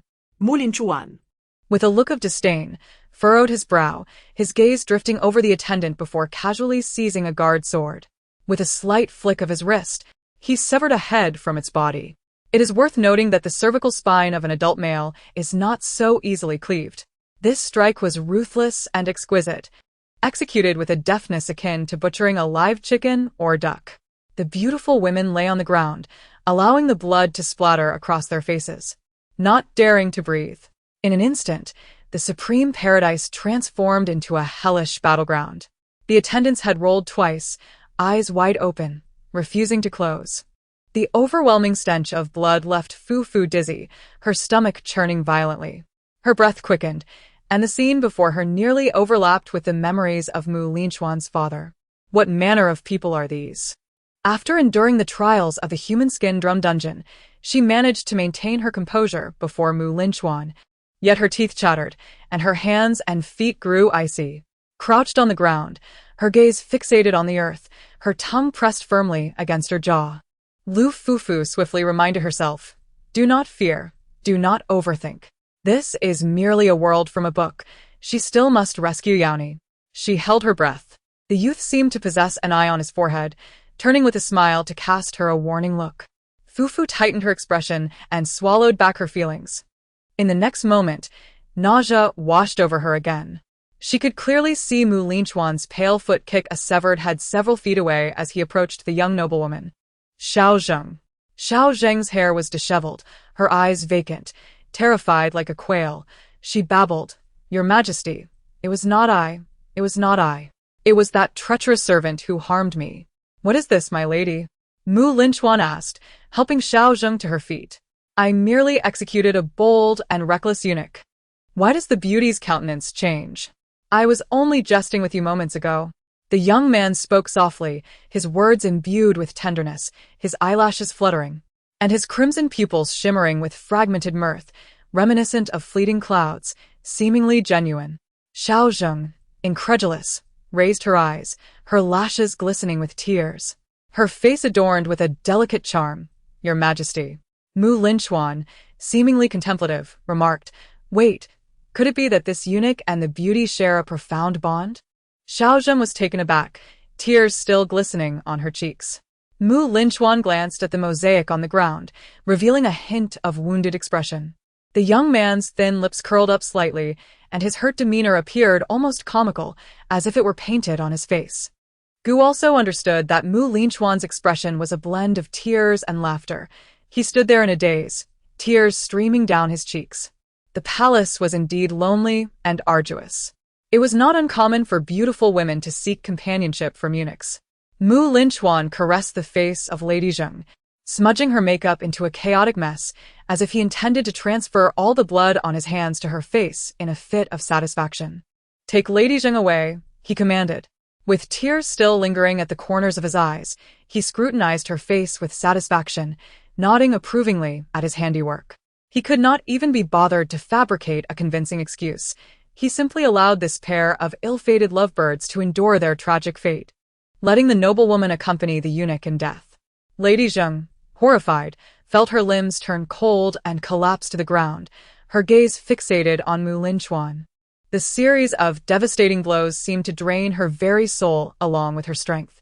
She could not comprehend why the emperor, who had once snatched her into the palace, had now relegated her to such a fate.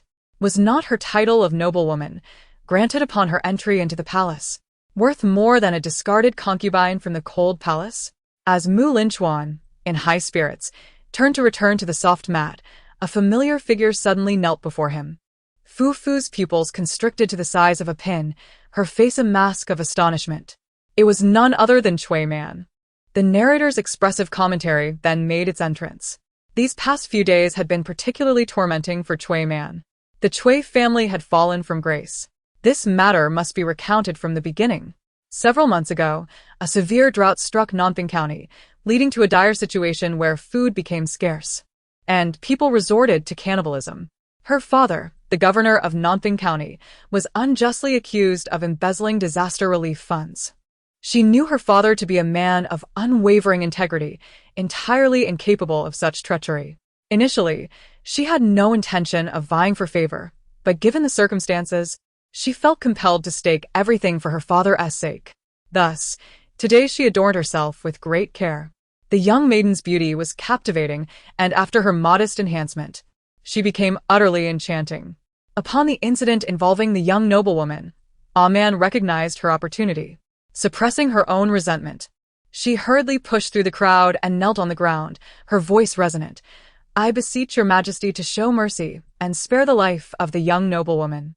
She is devoted to your majesty without any ulterior motives and bears no illicit connection to that beast." The young noblewoman was momentarily taken aback, glancing at Cui Man with a complex expression, whispering you. She could hardly believe that Cui Man was genuinely pleading for her. Yet, in this moment, she was the only one who stood in her defense. Even if Cui Man viewed her merely as a stepping stone for her own ascent, the young noblewoman could not help but feel a pang of bitterness.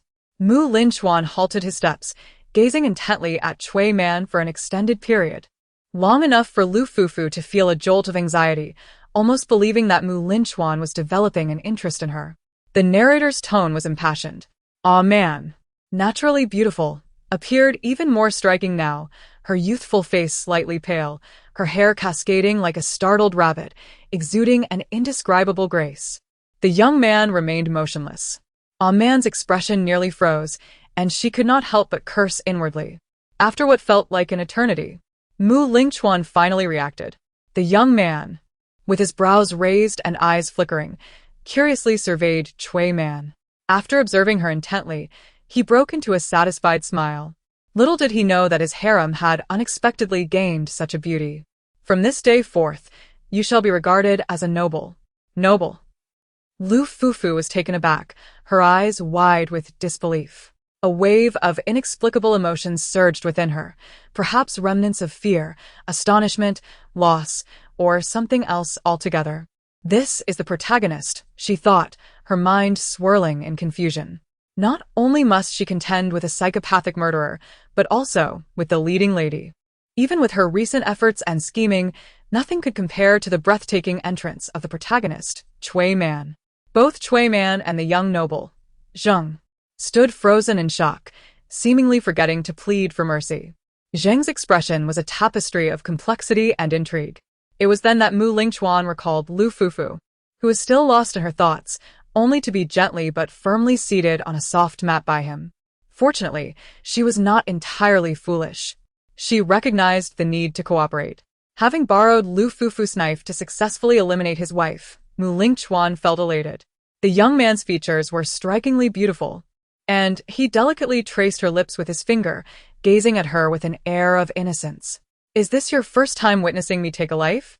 What are your thoughts?" Lu Fufu moved her lips, but remained silent. Linchuan narrowed his elongated eyes, scrutinizing her expression. His crimson gaze pierced through her skin, delving deep into her essence, as if he had discerned something profound. His icy hand caressed her cheek, drawing close as he softly inquired, "What expression is that? Are you angry?" The boy's crimson eyes fixated on her, his words flippant, yet his gaze frigid. Are you envious, perhaps? Lu Fufu bowed her head, unsure of her own feelings. She could not discern the tumult within her heart. I do not kill Bo Run, yet he perishes because of me. She felt a pang of sorrow. The rapid rise of Chui man to nobility also weighed heavily on her. Yet, Lu Fufu understood that she could not display any signs of jealousy. Linchuan was notoriously indifferent. Having fallen for him before he was emotionally invested meant she was courting her own demise. First treated as a mere substitute, then as a tool, it was only natural for anyone to feel resentment. Lu Fufu raised her eyes and calmly replied, no. The boy's voice remained melodious and magnetic. Yet a killing intent simmered beneath, eager to seek its next target. Dare to deceive me, and I shall ensure you join them. Lu Fufu asked, Does your majesty wish for me to speak the truth? She continued, Then I implore your majesty to lower your head. I wish to speak solely to you. Linchuan paused, seemingly intrigued by what she might reveal, and obediently inclined his head. Taking a deep breath, her fingers trembled with anxiety. Your majesty. The girl's voice was low, crisp yet detached. You are exceedingly fond of toying with people's hearts. Just moments ago, rather than Linchuan actively seeking retribution for her, it felt more like he was merely bored and utilizing her for his own amusement. The boy's form subtly stiffened. His scarlet eyes locked onto her with unwavering intensity for a prolonged moment. He extended his hand and gently caressed her chin. Indeed, he reveled in the manipulation of human emotions, orchestrating the profound joys and sorrows, loves and hates, and myriad sentiments of others as if they were mere puppets at his command. He wielded the power of life and death, relishing the spectacle of people's ever-changing faces. Like a diligent observer of the human condition, he meticulously documented the emotional fluctuations of individuals in extreme circumstances, one of the few pleasures he found in this absurd world. Linchuan gazed at the unremarkable girl emerging from the valley, his eyes locking onto hers, similar to Gu Qinghui's, yet distinctly different. He averted his gaze, lowering his eyes, and chose not to dwell on the incident where Fufu had splashed him with tea. However, that was not the end of it. He repeatedly admonished himself to remain silent, yet the flames of anger ignited within Fufu, reddening her cheeks. She drew a deep breath and leaned closer to Linchuan's ear, whispering, The hairpin is not mine. It was given to me by Lady Zheng. Linchuan lifted his eyelids, revealing no surprise, nor any excess emotion. Do you think I am merely imitating others, like the tale of Han Dan learning to walk? The corners of his eyes fluttered, revealing a trace of scorn. At least you possess some self-awareness in recognizing your inability to compare with your sister-in-law. This little madcap displayed no pretense whatsoever. Fufu was momentarily taken aback, her heart racing as she contemplated the words she was about to utter. His Majesty regards me merely as a substitute for the Princess of Changlo, and I find myself adorned with the Mingyue hairpin, delicate and ethereal. Yet my words cannot conceal the simmering rage and sarcasm within. I retort, in the eyes of the Princess of Changlo, which of us truly constitutes an affront or defilement? Linchuan's expression suddenly shifts, his countenance resembling that of Sima, clutching the Sima drum closely. His face contorted with displeasure as he glares at me. My scalp prickles, and though my body trembles, I maintain my composure and meet his gaze with icy resolve. Bah! I cast a scornful glance at Linchuan. Those who play the role of a substitute are nothing more than self-indulgent scoundrels. After an indeterminate span of time, the youth's aura abruptly relaxes, and with a charming smile, he carelessly remarks, I underestimated you. In Chapter 19, does she truly exist amidst this kaleidoscope of temptation? Linchuan seems disinclined to engage in further argument, offering a slight smile. Under the astonished gazes of the crowd, he appears like a spectral figure with disheveled hair. The bloodstains on his face yet to be wiped away, traces of tears still lingering at the corners of his eyes. His crimson gaze sparkling with mirth, as if he were performing in a horror film. Embracing the drum adorned with celestial motifs, Linchuan rests his right leg atop his left, continuing to strike the Sima drum with unhurried grace. After a prolonged moment, perhaps sensing a missing element, his brow furrows. And suddenly, as if struck by enlightenment, He claps his hands and bursts into hearty laughter. How foolish of me. I almost forgot this. In a flurry, the youth dashes barefoot down from the soft mat, his garment billowing like a swiftly passing storm cloud. Bending down to pick up the severed head from the ground, Linchuan's expression was profoundly serious as he adjusted its features and delicately arranged the strands of hair, placing it before himself. Alas! It is all the fault of the solitary one, whose impulsive actions led to the decapitation. Everyone was so frightened that they lost interest in my performance. The young man blinked playfully, lightly tapping the tip of the head's nose, declaring, "I have given you the finest position. None can surpass it." He was filled with exuberance, suddenly rising while clutching the drum, dancing with wild abandon. This was a jubilant dance imbued with rhythm as he hummed a cheerful tune, twisting his waist and kicking his legs. A wave of intense joy radiated from within, infecting the youth. His eyes sparkled with delight, and his laughter was light and joyous. In this royal palace, human life is the least valuable commodity. After returning from Hualan Garden, Fufu fell slightly ill, her mind oscillating between the image of the terrified and despairing face of Lady Zheng and that of Cui Man. As night deepened, when Yuan Lingy returned to the room, she found Fufu with her damp hair cascading down, her complexion pale as she sat before the mirror, her back straight, lost in thought. Yuan Lingy paused, surprised. "Fufu? I have heard about the matter concerning Cui Man." Linchuan had once again taken a fancy to a maiden in Hualan Garden, elevating her to the status of a noblewoman. Yuan Lingy hesitated. "You need not be overly concerned." At that moment, the young woman before the mirror stirred. "Sister Yuan?" "That is not the case." Lu Fufu gazed into the mirror, her attention drawn to the system panel. I found myself lost in thought, gently touching the reflection of my own self in the mirror, pondering whether I had become too prideful. The girl in the mirror appeared pale, her eyes clear and discerning. I, with a cautious pursing of my lips, contemplated the days since my return. The capital, a bustling center of economy and politics during the Daong dynasty, was adorned with majestic palaces and splendid pagodas. At its heart lay the royal palace, with its resplendent gates and opulent halls, where everyone aspired to carve out a name for themselves, yearning for swift ascension to greatness. Amidst the captivating allure of this vibrant world, could I, a girl emerging from impoverished mountainous region, remain steadfast in my true self amidst the overwhelming gifts bestowed upon me by the strikingly handsome Linchuan? Those who hail from humble beginnings often possess a naive simplicity, yet their lack of exposure may render them vulnerable to minor temptations, leading them step by step into an irretrievable abyss. As I gazed at the system panel, my eyes fell downward. Unbeknownst to me, Linchuan's favorability towards me had inexplicably surged to 15. Yet, this figure felt insubstantial, akin to a slap across my face, leaving me flushed and disconcerted. I sat quietly, hugging my knees, my gaze cast low. I had overestimated my standing in Linchuan's heart while underestimating his significance in mine. How could one not be moved by a strikingly handsome youth of high status, who was ever so compliant before me? I, too, was not immune to the allure. The Na'vi girl from the mountain hollow, untouched by love, had, over the course of these days spent together, inevitably developed a tender and innocent affection for Linchuan. Who would have thought that despite her diligent efforts and feigned ignorance, she would still end up as an ordinary talent, while Cui Man, upon her arrival, ascended rapidly to nobility? It is impossible to claim that her mindset remains unshaken.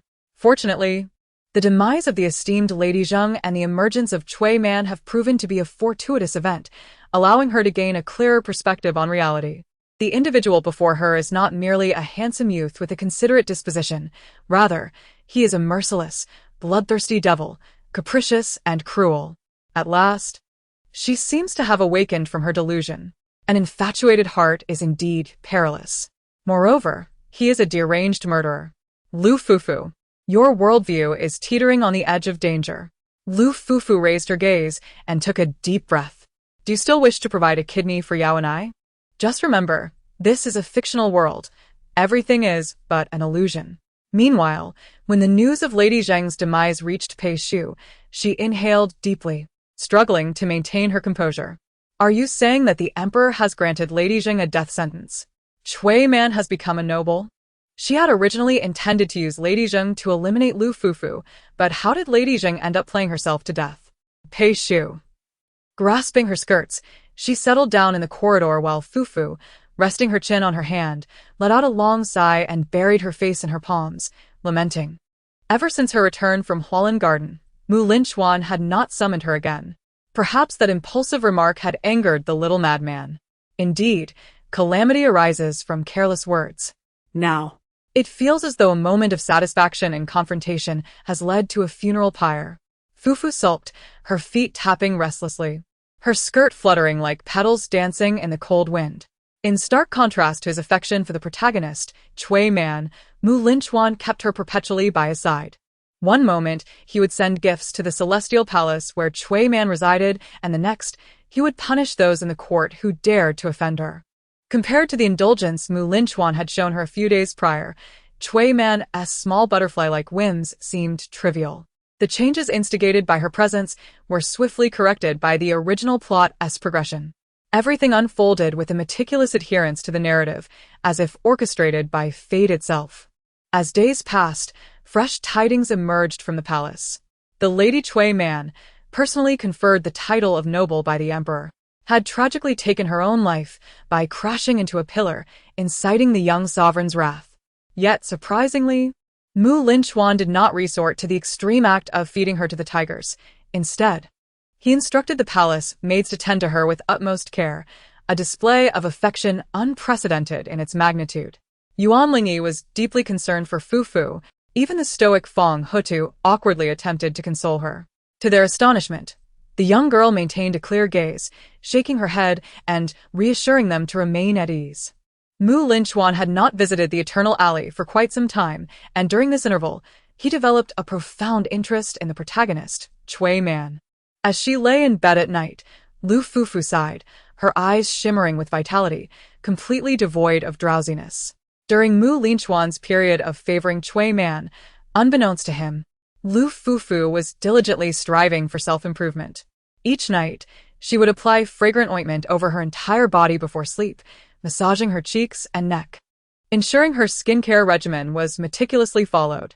She sought prescriptions from the medicine shop to enhance her complexion, controlled her diet, increased her water intake, reduced her food consumption, and intensified her physical activity. She also practiced the art of dressing and makeup. Amidst various subtle machinations, initially, no discernible changes were observed. Yet as time passed one evening, while sitting at the table engrossed in her reading, Yuan Lingyi suddenly inquired, "Fufu, it seems your complexion has become considerably fairer." The young girl paused momentarily, regaining her composure, and, feeling a touch of bashfulness, replied with a smile, "Perhaps it's simply the chill of the season." In truth, she cherished her naturally sun-kissed skin, akin to the earth bathed in sunlight, exuding health and vitality. However, in the capital where a preference for a powdered pallor prevailed, Lu Fufu felt compelled to invest effort into this aspect as well. Yuan Lingyi, intrigued, beckoned Lu Fufu to draw closer, urging Fong Hutu to join them. Fong Hutu cast a cursory glance and remarked, "Indeed, you have become noticeably fairer. Your hair has also improved significantly." Yuan Lingyi gently gathered the girl's lustrous black locks, whispering her admiration. Fufu's hair had always been thick and dark, and her recent intentional care had rendered it even more impressive. Downy, never akin to the rustic girls from the countryside, spoke with authority on matters of makeup and skincare. She had once stated that hair often goes overlooked, however. Hair volume and the crown of the head are of utmost importance. Fufu had vaguely absorbed these insights and applied them to herself. Contemplating this, Lu Fufu turned to glance in the mirror. The reflection revealed a young girl seated gracefully on her stool, her astonishingly voluminous and dense tresses cascading over her shoulders. Over the past few days, her complexion had indeed lightened considerably, yet it was not the sickly pallor favored in the capital. Rather, it radiated a honeyed, enchanting hue. Her amber eyes sparkled brightly, and her lips curled upward, evoking the fleeting glimpse of a deer startled in the wild, a momentary vision that swiftly vanished. Chapter 20. Discontent. Regardless of Mu Linchuan's demeanor, life must inevitably proceed. Fate often intertwines in peculiar ways. One day, as Lu Fufu rose early for her customary run. She fortuitously collided with the protagonist, Chui Man. Before she could even approach, the narrator had already set the scene. The young maiden was surrounded by a throng of palace maids, clad in a delicate white gauze dress, her skin resembling jade, her brows a shade of dark green. Despite her plain attire and natural visage, her cheeks glowed radiantly in the morning light, enchanting and captivating like the bright moon. Lu Fufu felt a twitch at the corner of her eye, deeply suspecting that this was merely a whimsical display by the author of Emperor's Favor. In truth, having encountered such scenarios frequently, she had become somewhat immune to them. Her only hesitation lay in whether to extend a greeting. It is essential to note that although Linchuan appeared indifferent, he remained acutely aware of the happenings within the inner palace. Chui Man held a higher status than she, and should she encounter Chui Man without offering a salutation, the news would undoubtedly reach Linchuan's ears, leading her imaginative mind to concoct all sorts of narratives about her. Perhaps he would conclude that she was envious, that she had grown proud due to his favoritism, and consequently lost interest in a woman so easily discernible. Men, after all, are fickle creatures. While Lu Fufu indulged in her fervent criticisms, Chui Man had already caught sight of her. A fleeting glance from the corner of her eye revealed her disdain. She felt shame in associating with this commoner. In her heart, Chui Man had already categorized this commoner alongside Linchuan, both belonging to the same faction. For the sake of wealth and status, she was willing to placate that madman. Linchuan. The very thought that she and this commoner were both entangled with that little madman made Chui Man feel utterly nauseated.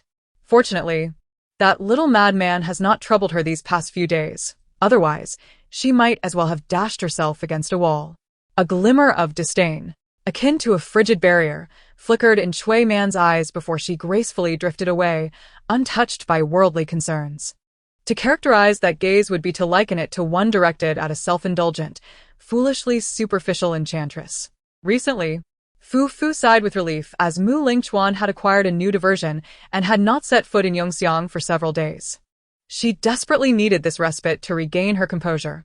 Following Chui Man's elevation in favor, the gazes of the other concubines toward her had shifted from hostility and envy to a mixture of understanding and pity. The once notable Lu in the cold palace faded like a shooting star, swiftly becoming an unnoticed memory amidst the throngs of beautiful women in the royal palace. In her stead, a new star ascended, the esteemed a man seated among the other concubines. Fu intently observed Linchuan and Chui Man not far away. This morning, Linchuan had once again succumbed to his whims, summoning everyone to witness a performance of song and dance.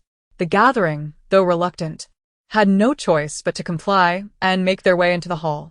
Today, the youth's attire was strikingly different from his usual flamboyance. He was dressed in a tailored outfit of narrow sleeves and lantern pants, a departure from his customary black gauze robe and wooden clogs. His hair, styled in a rather ostentatious manner, was intricately braided into numerous fine plaits, gathered with golden rings, cascading down his chest. His earlobes, resembling white jade, were adorned with large golden hoop earrings. With lips as red as rubies and teeth like pearls, his eyes sparkled with an enigmatic allure. While golden anklets fashioned in the design of lotus flowers graced his ankles, exuding the charismatic charm of a prince from the steppes. The soft carpets of the western regions adorned the hall, where beauties of diverse appearances danced gracefully, their movements akin to serpents. In his arms, he cradled an exquisite pipa, inlaid with jade, idly plucking its strings to accompany the enchanting dancers before him, vividly embodying the essence of tyrants and foolish rulers. Chui Man, with lowered brows and a submissive demeanor, occupied the most favored position near His Majesty. Yet her expression bore the weight of someone burdened with an enormous debt, her eyes cast down, striving to distance herself from the languorous melodies. It remained unclear what Linchuan whispered to Chui Man, but her countenance flickered between crimson and pale, her delicate lower lip clenched in a display of defiant humiliation. Meanwhile, Linchuan erupted into laughter, his playful braids swaying with abandon. Fu, seated at the table, seized an apple, biting into it with a seriousness akin to that of a viewer engrossed in an adaptation of an online novel. This scene felt familiar. How could the heroine Chui Man possibly develop affection for this little madman? to honor her father. She was forced to endure humiliation while engaging in a tumultuous love-hate relationship with him. Over the past few days, Fu Fu had recalibrated her mindset. Her feelings for Mu Linchuan resembled the infatuation described by Sister Yuan, an adolescent's admiration for beauty, tinged with a sense of injustice at being overlooked and compared unfavorably. Soon, Fu Fu finished the apple, her prolonged observation of the spectacle rendering her legs numb. Quietly shifting her posture, she massaged her sore and tingling calves, her movements strikingly conspicuous among the reticent concubines. Mu Linchuan's gaze inadvertently fell upon her, momentarily taken aback by her expression of amusement. Suddenly, he called her name with a tone both tender and intimate. "Fu Fu, come here." Fu Fu was taken aback. Why was this little tyrant summoning her? Was it because he disapproved of her leisurely demeanor? Or could it be, a sudden bold thought stirred within the heart of the girl well-versed in the tropes of domineering CEO literature? Was it possible that he intended to provoke the heroine, Chui Man? After all, isn't that how these tales are typically narrated? The heroine steadfastly resists, while the male lead entangles himself with the supporting female character to bait her. Fu Fu bit her lip, her cheeks flushing slightly, a flicker of indignation rising within her. Yet, in this moment, she reminded herself to endure. For the sake of Yao and I, she must persevere. Alas! Fu Fu regarded Mu Linchuan with a cold glare, thinking to herself, "You are not the male lead. You are merely a villainous boss destined for a slap in the face." As per usual, the girl approached Mu Linchuan, and before the gaze of many, she seated herself upon his lap, her face flushed, her eyes betraying a mix of coldness and ire. The youth, oblivious to Lu Fufu's unusual demeanor, felt quite pleased with her compliant behavior. Casting a glance at Chui Man, the corners of his lips curled into a faint smile, his crimson eyes fixed intently on her. Observing his demeanor, Fu Fu's thoughts echoed. Indeed, those two words rang true.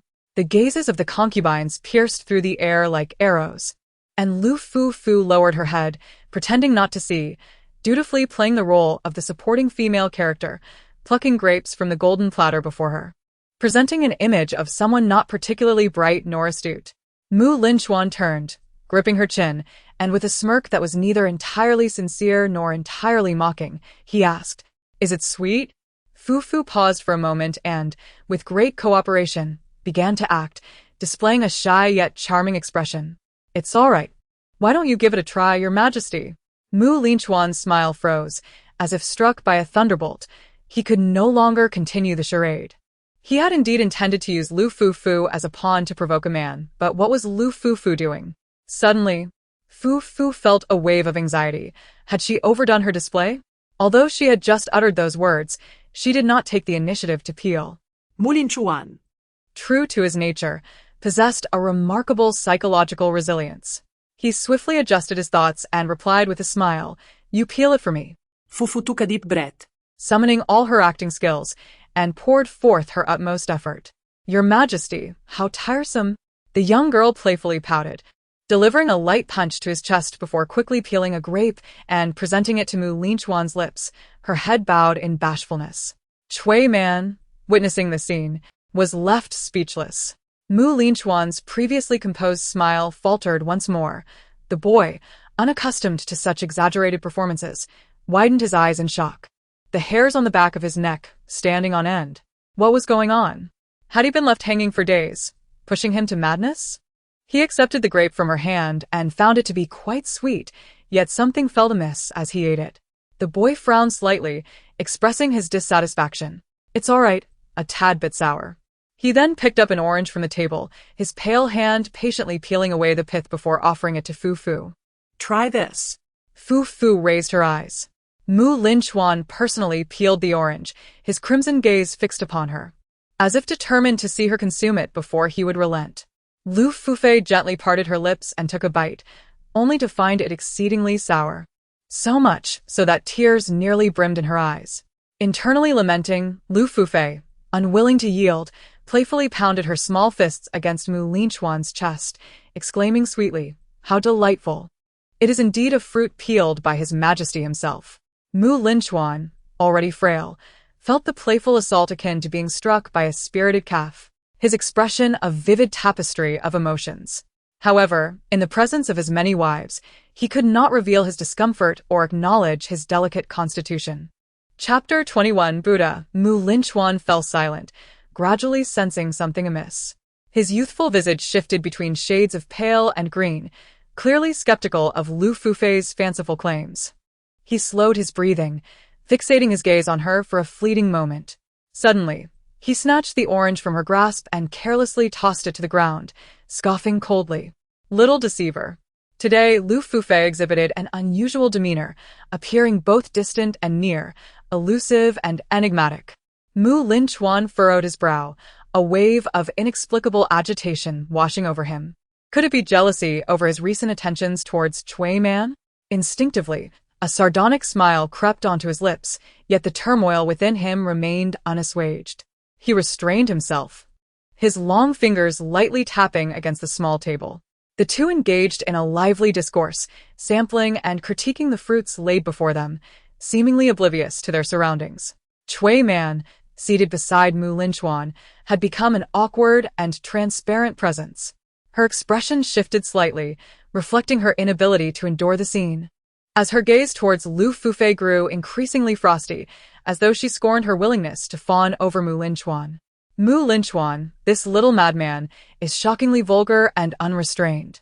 The youth embraces the maiden in his arms, a smile radiating from his face, occasionally tilting Lu Fufu's chin, laughter spilling forth. Witnessing their flirtation, oblivious to their surroundings, Chui Man felt a jolt in her body, her stomach churning, and her disdain for Mu Linchuan deepening further. She had never endured such humiliation in her life.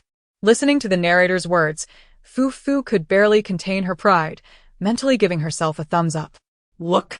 Task accomplished, beyond expectations. The achievement of provoking Chui Man. Mu Linchuan ought to thank her for being such an excellent wingwoman. It seemed she could no longer bear to witness this excruciating scene. Chui Man lowered her gaze, her chest rising and falling, before finally biting her lip and speaking, "Your Majesty, I feel a bit unwell and wish to retire." Whether her words were genuine or a strategic retreat remained to be debated. At this moment, Mu Linchuan was clearly lost in thought, his smile frozen, eyes fixed intently on Lu Fufu. Without a second thought, he replied, "Oh, then go ahead." Cui man? Is that all? Her eyes widened in disbelief. Caught in a limbo of indecision, neither advancing nor retreating, her face burning with a mix of anger and urgency. Her previous words had been spoken in frustration, a tactical withdrawal designed to elicit regret from Mu Linchuan and coax him into appeasing her. Confident in her beauty, she had assumed Mu Linchuan was captivated by her allure. Yet she had not anticipated that this little madman would show her no consideration whatsoever. Truly a foolish ruler, she spat in disdain. Mu Linchuan shifted his gaze from Lu Fufu to the motionless Chui Man, a hint of curiosity playing at the corner of his mouth as he murmured, "Are you not leaving yet?" The young man waved his hand, urging her, "Did you not claim to have a headache? Why are you still here?" Chui Man's face flickered between shades of green and pale, suddenly grasping the essence of the phrase to lift a stone only to drop it on one's own foot. Embarrassed and enraged, she rose and offered a curtsy. Mu Linchuan lifted his gaze, intrigued, setting aside the melon he had been holding, propping his chin on his hand as he scrutinized her. As her skirt brushed against the jade steps, she stumbled, caught off guard by the very steps that had been so alluring. Chui Man fell awkwardly to the ground, perhaps twisting her ankle, and found herself unable to rise. Leaning against the ground for support, a veil of unshed tears clouded her eyes, yet she stubbornly refused to seek assistance from anyone. Perhaps sensing Mu Linchuan's scrutiny, she straightened her back even more defiantly. Observing the scene, Mu Linchuan fell into silence. Not only did he remain quiet, but he also felt an unexpected chill run down his spine, devoid of any sympathy for her plight. His intent in summoning Lu Fufu was precisely to gauge Chui Man's reaction. The way Chui Man feigned coyness was strikingly reminiscent of the women in Mu Huan's palace. Perhaps keeping this Chui Man around was indeed a miscalculation. Perhaps it would be better to eliminate her altogether. Mu Linchuan scoffed, feeling a wave of disinterest wash over him. Turning his head, he noticed Fufu happily indulging in grapes, one after another, her eyes sparkling with delight. Believing she had accomplished her task, Fufu let out a long sigh of relief. She had flawlessly enacted the role of the expendable female antagonist. Now it was time for Linchuan, the little tyrant, to confront the true heroine, Cui Manmu Linchuan. The youth suddenly felt a surge of anger, letting out a cold laugh. Clearly intending to provoke a man through Lu Fufu, he found himself increasingly unsettled. Observing the girl blissfully indulging in her melon, Linchuan's countenance darkened. "Is it delicious?" The youth's voice echoed softly from behind. "I ask you, is it delicious?" With raven-like eyelashes casting shadows over his eyes, his slender fingers played absently with her hair. Linchuan, do you have nothing to say to me? Perhaps about how he favors a man and neglects you, thus stirring your temper?" Fufu longed to respond, but Linchuan's sudden appearance caught her off guard. A piece of melon lodged in her throat, rendering her face crimson. "Your Majesty, I cough. Fufu gestured to her throat, coughing violently, tears streaming down her cheeks. Linchuan, unable to bear the sight any longer, he reached out and patted her back twice. As he personally helped her, Lu Fufu was drenched in cold sweat. It proved that human potential is boundless. As she swiftly expelled the melon from her throat, Linchuan withdrew his hand, his drooping brows lifting slightly. "Speak." "Say what?" Lu Fufu was momentarily stunned, blinking her eyes. Then, with great difficulty, she leaned closer with a flirtatious glance, her voice a delicate whisper. "Your Majesty dislikes it, why must you make me say anything?" Linchuan's expression froze. The youth, startled like a cat, swiftly darkened his face, extending a hand to press against Lu Fufu's forehead, halting her advance towards him. "Go away." Lu Fufu cleared her throat, withdrew her flirtatious gaze, and promptly arranged her attire, descending with the obedient demeanor of a small dog. Linchuan's expression shifted through various shades of embarrassment and irritation, his discontent palpable. He felt as though he had been the subject of a cruel jest. In the dead of night, Linchuan, like a spectral presence, glided into the Thousand Buddha Cave, a project he had supervised for several months. Zhang Song, the inner servant who had always been by Linchuan's side, observed with concern. His chronic illness and insomnia were well known. It had become a common occurrence for him to spend countless nights restless. It would be one thing if His Majesty's sleeplessness were merely a trivial matter, but the affliction wrought by his ailments was far more troubling. The Emperor's lungs had always been weak, a consequence of having endured the bitter cold in his youth, which had left him with lasting repercussions. He often found himself in the depths of night, coughing uncontrollably, tears streaming down his face, struggling through sleepless hours. His eyes reddened like a rabbit's. As for Linchuan, who was prone to frivolities, he had changed his attire multiple times within a mere afternoon. For the sake of mobility, he had opted not to wear the thin, loose black robe that evening, although the fashion of the day favored voluminous robes and elevated shoes. The young man, at merely 16, found himself awkwardly clattering in such footwear. Instead, he donned black silk trousers, cinched at the ankles with red cords adorned with gold and jade, resembling oversized lantern pants that shimmered with every step. His upper body was clad in a deep crimson garment. This ensemble, more fitted than his previous loose robes, dispelled the gloom of his past attire, infusing him with a youthful exuberance.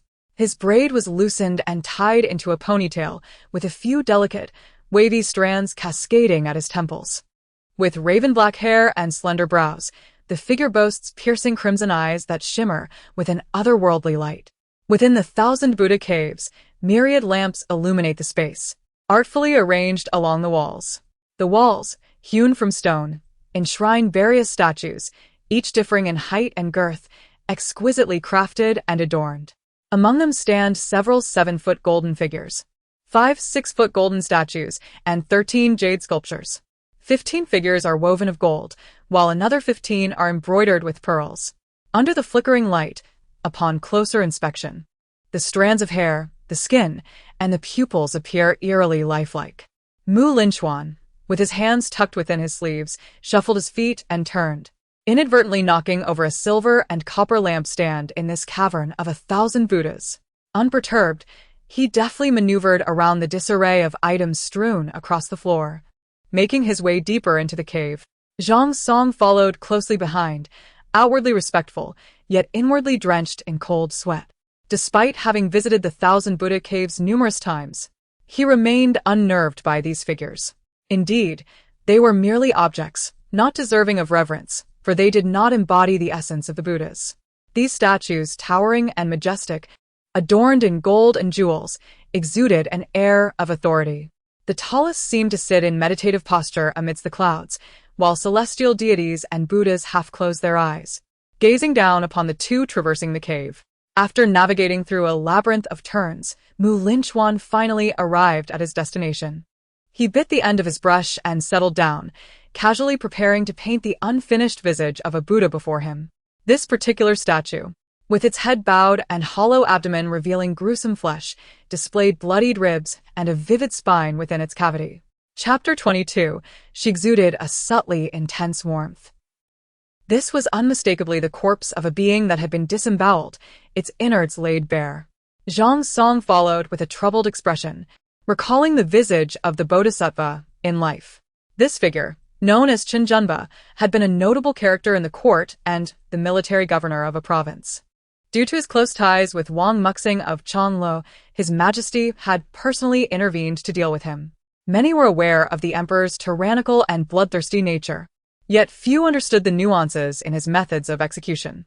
Individuals like the lowly Zhenguoren would be swiftly dragged away to be buried, beheaded, or fed to beasts. However, for someone like Shangjing, the emperor deemed such a death too degrading. Thus, he would instruct his eunuchs to bring them to the Thousand Buddha cave for personal execution. The entrails of the statue had been meticulously extracted by Linchuan just a fortnight prior.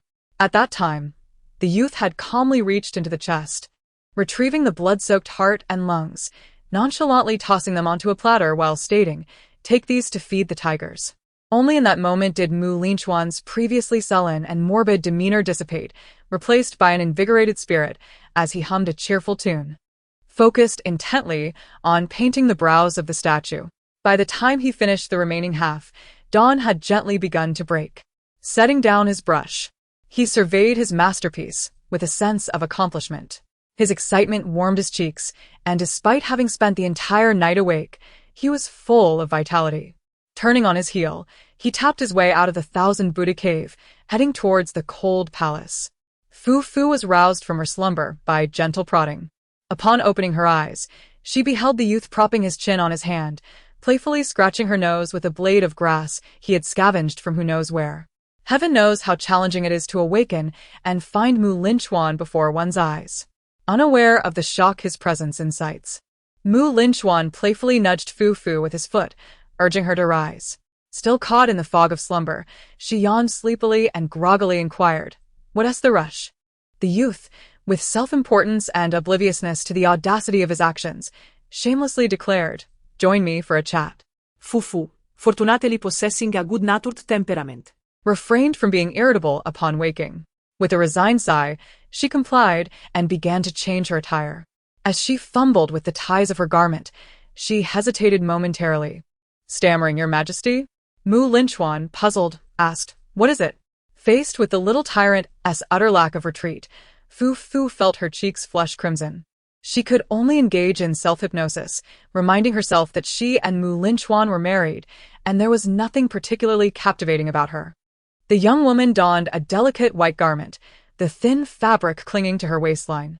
Her figure, still in the bloom of youth, resembled the unrefined contours of a verdant hill. A cascade of lustrous black hair fell gracefully past her hips, while her bare skin, illuminated by the morning light, shimmered with a soft luster, akin to an ink-washed painting. Linchuan's expression remained calm, albeit tinged with impatience. He had no interest in her physical form. His gaze was akin to that of one scrutinizing a well-marbled piece of pork, and he grew increasingly vexed with her leisurely pace in changing. Once she had finished dressing, he frowned and asked, "What do you usually do?" Fufu pondered for a moment, a bead of cold sweat silently trickling down her brow. "Ah, does farming count?" This morning, the little tyrant inexplicably decided to cling to her side, a rare occurrence that left Lu Fufu unable to shake him off. Resigned, she treated him as if he were a playful little sister trailing behind her. Bending down to tighten her pant legs, Fufu patted her face and, full of vigor, swung her hoe to tend to the fields. Mu Linchuan floated behind her like a ghost, curiously glancing left and right. The dawn had yet to break, and the morning dew still lingered. As she walked among the grass, her skirt kissed by the coolness of the air. With her back to the earth, Lu Fufu diligently hoed the weeds and turned the soil. Perhaps the heavens and the people alike harbor an inexplicable longing for farming. Having grown up accustomed to agricultural chores, Lu Fufu possessed little skill in the arts or highbrow interests, with farming becoming her means of passing time. The fruits and vegetables she cultivated were not only edible but also provided her with exercise, a true win-win endeavor. Mu Linchuan stood at the edge of the field, observing her with a mixture of disdain, mockery, surprise, and curiosity. The Liji states that during the month of Mengchun, the emperor personally wielded the plow, suggesting that the noble sovereign, unless during the spring plowing, knew nothing of agricultural affairs. Was this not merely a ploy to attract his attention? Mu Linchuan hesitated. Watching Lu Fufu, who was genuinely engrossed in her labor, passionately kneeling in the dirt to pull weeds, seemingly oblivious to his presence behind her. The youth furrowed his brow. Feeling somewhat slighted by her disregard, he remained unaware that he had similarly overlooked Lu Fufu not long ago. With an air of indifference, Mu Linchuan inquired, "Why do you soak the hoe in water first?" With diligence, Fufu gracefully wielded the hoe, demonstrating the technique to Mu Linchuan with the same gentleness and patience she had previously shown to her younger sister. She explained that this method ensured a tighter connection between the wooden handle and the hoe, thus minimizing the risk of detachment. Whether this was truly effective, Fufu could not ascertain, yet it was the advice imparted by her father and mother. Mu Linchuan nodded, inquiring why she scattered wood ash on the soil. Fufu replied with a cheerful smile, for it was known to enhance soil quality. Today, as she worked in the fields, the young girl adorned her hair with a single butterfly hairpin. When she smiled, her crescent-shaped eyes sparkled, and the wings of the butterfly pin fluttered, reflecting a dazzling light that was both lively and striking. In contrast to the somber atmosphere of the Thousand Buddha Caves, she exuded a simplistic vibrancy, an exuberance that defied the cold, characterized by raucous laughter and tears, perhaps appearing somewhat crude or foolish, yet undeniably authentic. This vividness revealed Mu Linchuan's singular focus on the palace intrigues surrounding him. Momentarily at a loss for words, he felt an unusual pang of awkwardness and diverted his gaze. Previously, he had found agricultural labor tedious, merely pushing the hoe a couple of times during the spring plowing. However, perhaps due to the flawless coloration of the statue this time, a hint of clarity returned to his youthful countenance as his crimson eyes fixated intently on her, revealing an unexpected tranquility. He first turned the soil to one side, then proceeded to unearth the sweet potatoes from the planting ground. Mu Linchuan stood to the side, observing Lu Fufu, who toiled like a diligent young calf. Her eyes were large and bright, her tail flicking as she dedicated herself to her labor. The young woman moved with grace, sweat dampening her lustrous black hair, her complexion flushed like a monkey's rear. The boy's crimson gaze darkened. He could discern that Lu Fufu harbored a modicum of affection for him, yet there were many who admired him. Lu Fufu, as his consort, was naturally inclined to like him. He did not perceive her as particularly special, save for those captivating eyes. Setting aside his slight bitterness, Mu Linchuan continued to watch Lu Fufu with keen interest as she busily collected the harvested sweet potatoes, tossing them into the prepared basket. With great effort, she hoisted the heavy yoke, bearing 2 large baskets of sweet potatoes back to the palace. Having completed this task, she remained unperturbed, swiftly making her way with 2 buckets out of the cold palace. Mu Linchuan caught up to her, inquiring, "Where are you headed?" "I'm going to fetch some manure," she replied. Without a moment's hesitation, Mu Linchuan exclaimed with enthusiasm, "I shall accompany you." At such times, a palace eunuch would emerge through the morning mist, pushing a cart laden with the remnants of the royal palace's daily offerings. However, today, the eunuch delivering the manure could never have anticipated that someone would intercept him to seize the cart. Upon recognizing the figure commandeering the manure, the young eunuch gasped, causing the bucket to tumble from his grasp. "Your Majesty."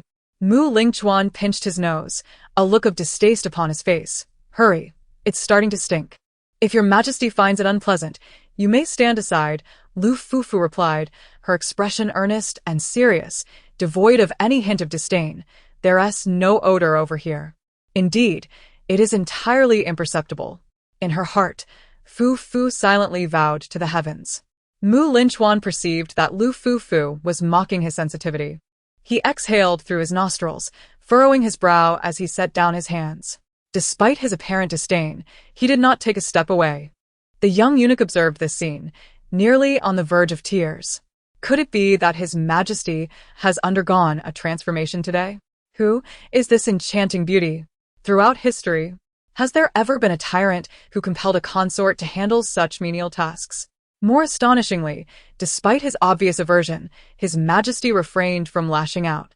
Not only did he hold back, but he also fixated his gaze upon the eunuch, supervising him as he poured the excrement into the bucket. "Why the trembling hands? Pour more. Fill it to the brim." The eunuch's hands shook even more, terror-stricken to the brink of tears. "Your Majesty, could you refrain from issuing commands to dispose of refuse in the tone one would use to pour wine?" After filling 2 large buckets to the brim, Linchuan felt a profound sense of satisfaction in his masculine pride.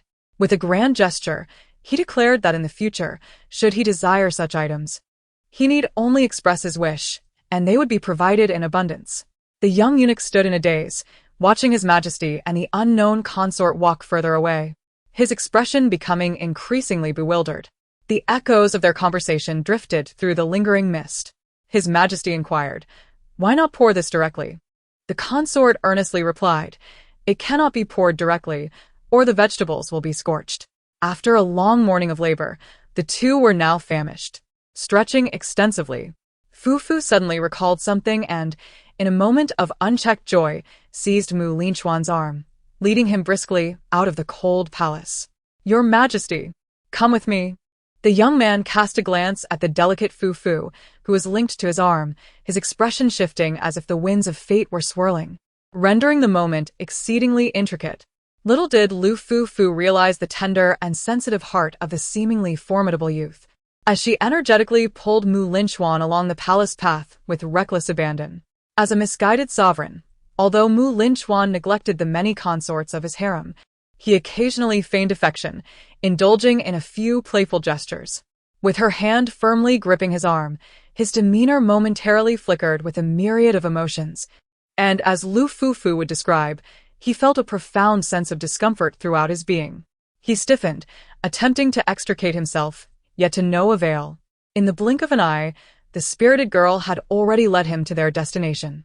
Chapter 23. If You Deceive Me. Not far from the palace gate stood a young eunuch. On this particular day, Shangjing stifled a yawn, as was his routine, venturing out of the palace to procure supplies.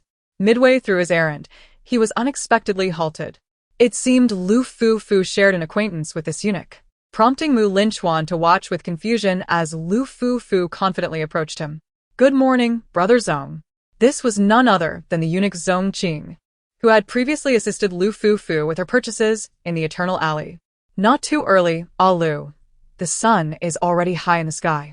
Upon noticing Lu Fufu, Shangjing smiled and took a few steps closer, but then, catching sight of the youth beside her from the corner of his eye, he abruptly froze, gracefully kneeling before Lu Fufu. "Your Majesty?"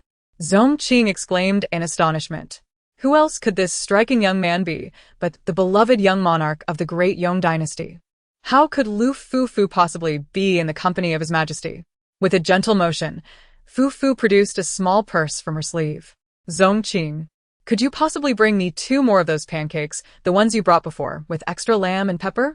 Shangjing's heart twisted in anguish, his expression contorting as he managed to form a countenance that resembled both laughter and tears. Under the benevolent gaze of His Majesty, he dared not accept this request. What was this but an illicit transaction? It was a calamity. If the emperor caught him aiding a palace servant in such a manner, Shangjing felt tears welling in his eyes. He fell to the ground, his forehead striking the floor with a resounding thud. "Your Majesty, please spare me," he pleaded. Linchuan, with an air of indifference, interjected, "Accept it." Shangjing was taken aback, raising his face in a comical manner. His eyes filled with confusion as he trembled while accepting the purse Fufu offered. Did I not instruct you to sell the pancakes?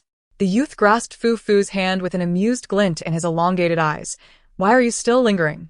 Once Zhongqing departed, Mu Linchuan suddenly called out a Lu. Lu Fufu, bewildered, responded, Huh? Mu Linchuan huffed. Isn't there a semblance of affection for him? The youth's expression darkened slightly. From whence had this eunuch emerged? Even if he did not regard Lu Fufu as a mere plaything, she was still his consort. He scrutinized Lu Fufu once more, his brow furrowing. The morning sunlight was just right, casting a gentle glow that enveloped half of the girl's face in a soft haze. What captivated Mu Lingchuan's gaze the most were her tousled locks of azure silk. His eyes flickered momentarily. His lips pressed tightly together as he struggled to suppress the impulse to reach out and tug at her hair. In recent days, he has visited the Eternal Alley less frequently, and it seems that Lu Fufu has become considerably more beautiful. The girl's eyes resemble freshly melted snow, and her dark hair cascades behind her. She appears to stroll leisurely through the forest, exuding a certain languid charm akin to a young beast, possessing an indescribable allure. Alas, despite her enhanced beauty, her judgment remains rather poor. The young man remained silent for a moment. Fufu, bewildered, wondered. What is happening? Why is he exhibiting more petulance than a young lady? Mu Linchuan, will you not utter a word? Why do you only hum without speaking? She felt an unsettling unease in her heart. Suddenly, Mu Linchuan spoke again, his tone slightly mocking. Brother Zhongqing? Fufu nearly leaped up, glancing left and right, exclaiming, Has Brother Zhongqing returned? So soon? Mu Linchuan replied. Meanwhile, Zhongqing, feeling as if he had been granted a reprieve, swiftly retreated from Mu Linchuan's sight and hurriedly dashed towards the pancake shop. Although he previously had a good relationship with Lu Fufu, he was well aware that even close brothers must keep accounts, thus he took his time along the way, not overly concerned. After all, can a good relationship be eaten? He had never felt such urgency as he did now, as if a malevolent spirit were pursuing him. The pancakes he purchased were still warm, and upon receiving them, Zhongqing could no longer contain himself, clutching his chest and gasping for breath, reflecting on the surreal events that had just transpired. The emperor had caught him in the act, but had not punished him. Could it be, Zhongqing pondered hesitantly, that the rumors of a Lu receiving the emperor's favor are true? Yet the emperor had not promoted a Lu's status, had he? Before long, Zhongqing returned, drenched in sweat, having successfully procured the pancakes. Lu Fufu generously divided a portion for Mu Linchuan. With a disdainful snort, Mu Linchuan accepted it, wrinkling his nose in distaste. You usually eat this? He questioned. It's quite delicious. The girl's eyes sparkled with a playful smile as she enthusiastically urged, Your Majesty, do give it a try. Just taste it. Mu Linchuan stared at the pastry in his hand for a moment, his expression inscrutable. It was early morning, and he found the lamb within the pastry particularly unappealing, its odor strikingly pungent. Yet, unable to resist Lu Fufu's fervent encouragement, he took a reluctant bite.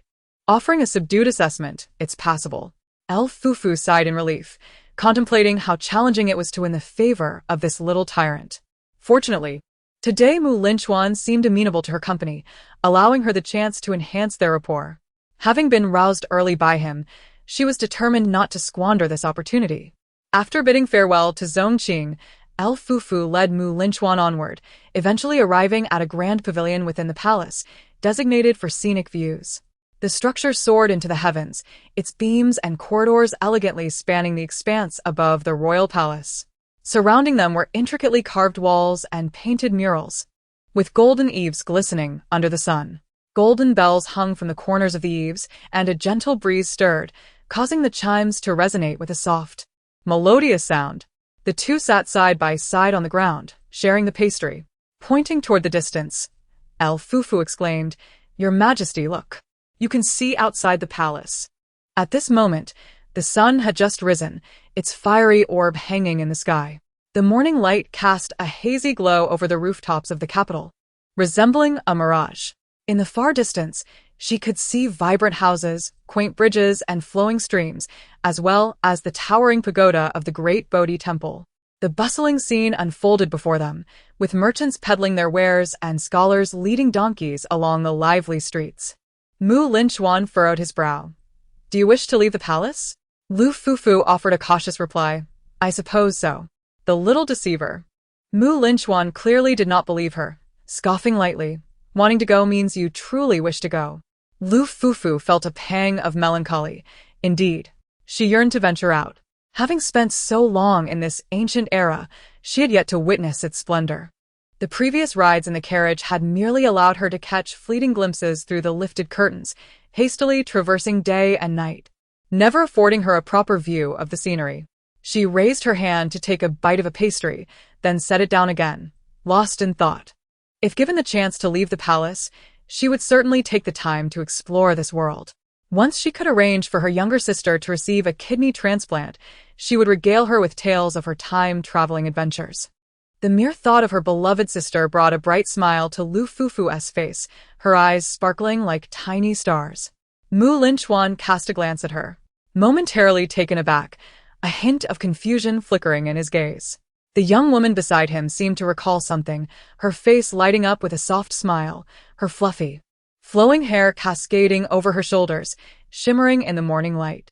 Linchuan's expression shifted between various emotions, his lips pressed tightly together, his heart wavering.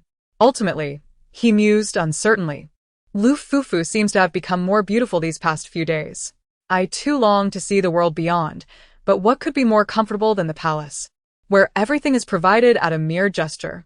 Moreover, outside the palace. Lu Fufu blinked, awkwardly flattering. There is no Your Majesty outside. Indeed, there is no Your Majesty outside. These words struck him like a sudden blow to the heart, causing Linchuan's brow and heart to leap in unison, his expression darkening. He fixed a gaze devoid of much emotion on Fufu for half a second, utterly disbelieving even a fragment of her words. Yet this did not prevent him from breaking into a smile, for it was indeed her claim. A gentle breeze tousled the boy's slightly curled hair at the temples, and the colors of the sunset danced in Linchuan's eyes. His lips, glistening and alluring, curved into a delicate arc as he spoke each word slowly and distinctly. If you deceive me, I shall flay you alive, crafting a drum from your skin to carry with me always. Chapter 24. From a young age. Linchuan displayed traits unlike others. Fufu blinked and smiled sweetly, secretly musing, that is not for you to determine. Once my task is complete, I shall make my escape. Linchuan did not linger with Fufu for long. He soon donned his wooden clogs and tucked his hands into his sleeves as he made his way to court.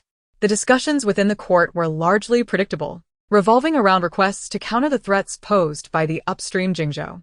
Leaning on his chin, Linchuan observed with boredom as the ministers below exchanged barbs and retorts. Jingzhou, due to its unique geographic and military significance, had always been a pivotal military stronghold for the Daong dynasty. The role of the governor of Jingzhou was of utmost importance. It served as the western gate of the nation, with its magistrate overseeing 7 or 8 provinces, wielding considerable power and effectively controlling half the realm, underscoring Jingzhou's critical importance. Most notably, the current magistrate of Jingzhou also bore the surname Mu, being Linchuan's cousin Mu Xingjian. In stark contrast to his dim-witted cousin, Mu Xingjian was a renowned and capable minister and military general, celebrated for his exceptional talents and strategic acumen, stationed in Jingzhou to fend off military threats from the north. Mu Xingjian's ambitions were glaringly apparent, known to all who passed by. It was only a matter of time before he would strike down his cousin, the inept monarch.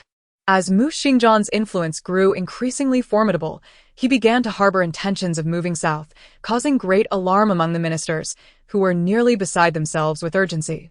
They implored Linchuan to act decisively against Mu Xingjian before he could solidify his power. Linchuan, however, languidly leaned on his hand, a smile playing on his lips, and eventually waved his hand dismissively, saying, "There is no need for concern. Those who commit numerous injustices are destined to meet their demise in due course. Let us wait and see." The ministers were nearly rendered speechless with exasperation. Can you truly compare yourself to the illustrious Dukeshim? You, a mere foolish sovereign? Finally, one could no longer contain his anxiety, trembling as he fell to his knees. Your Majesty is still young and unaware of the malice harbored by King Changlo. His ambitions are vast, and he secretly plots rebellion. If we do not take action now, We risk nurturing a tiger that will ultimately threaten our state. With a heavy heart, he urged Mu Linchuan to dedicate himself more diligently to governance and to abandon his frivolous pursuits, warning that if he remained idle for several more years, his reputation among the populace would be irrevocably shattered. In response, Mu Linchuan pondered briefly and remarked, "Though one may not soar, when they do, they shall reach the heavens. Though one may not sing, when they do, their voice shall astonish." To this shameless madman who invoked the wisdom of ancient sovereigns to salvage his own reputation, the courtiers were left with ashen faces, finally realizing that their sovereign was indeed mad. Did he truly not comprehend the gravity of the situation? No, this cunning fool was entirely aware of the political intricacies. He simply took delight in observing, with a casual air, as he led his dynasty into the flames of ruin alongside him. Surrounded by a throng of ministers for an extended period, Mu Linchuan felt a twinge of discontent. As he exited the palace, he paused momentarily and, almost instinctively, found himself heading to the cold palace to seek out trouble with Lu Fufu. Upon awakening from her drowsiness, Fufu was startled to see the youthful figure standing at the palace door, unabashedly declaring, "Accompany me for lunch." Fufu, feeling somewhat exhausted, covered her face and exclaimed, "Your Majesty, could you please announce your presence next time?" The young man merely glanced at her, his lips parting slightly as he calmly stepped back, standing on the threshold and playfully responding, "Announce." Fufu was rendered speechless by his audacity, stammering, You truly are." Mu Linchuan smiled gently. "What? Are you having second thoughts now?" The imperial lunch, befitting a monarch, was a lavish spread of exquisite delicacies that seemed to stretch endlessly. Although he claimed to desire her company for the meal, Mu Linchuan hardly touched his chopsticks. Instead, he propped his chin on his hand, his crimson gaze fixed intently on Fufu as she ate. Throughout the meal, Lu Fufu remained vigilant, aware that dining was an art unto itself. In her quest to win over this little tyrant, she exercised a degree of restraint, opting to consume primarily vegetables while scarcely touching the meat dishes. Her motives were twofold: to maintain her figure and to uphold her image. Externally, she maintained an air of composure, while internally she longed to roll about in despair, craving the taste of meat. The sight of it, yet unable to indulge, was a torment indeed. For the sake of her sister's health, she had worked various jobs, serving as a hair-washing assistant, working the front desk at a KTV, and standing on an assembly line in a factory. When she embarked on her journey into the world, she was merely a student of 15 or 16, at an age where one's body was still growing. Every day she labors diligently and consumes copiously, leading a colleague to jest that she eats not like a young lady, but possesses the vigor of a little bull. Generally speaking, society holds the notion that a girl should not indulge excessively in meat. It is a stereotype that beautiful girls prefer fruits and vegetables, consuming merely a fist-sized portion of rice.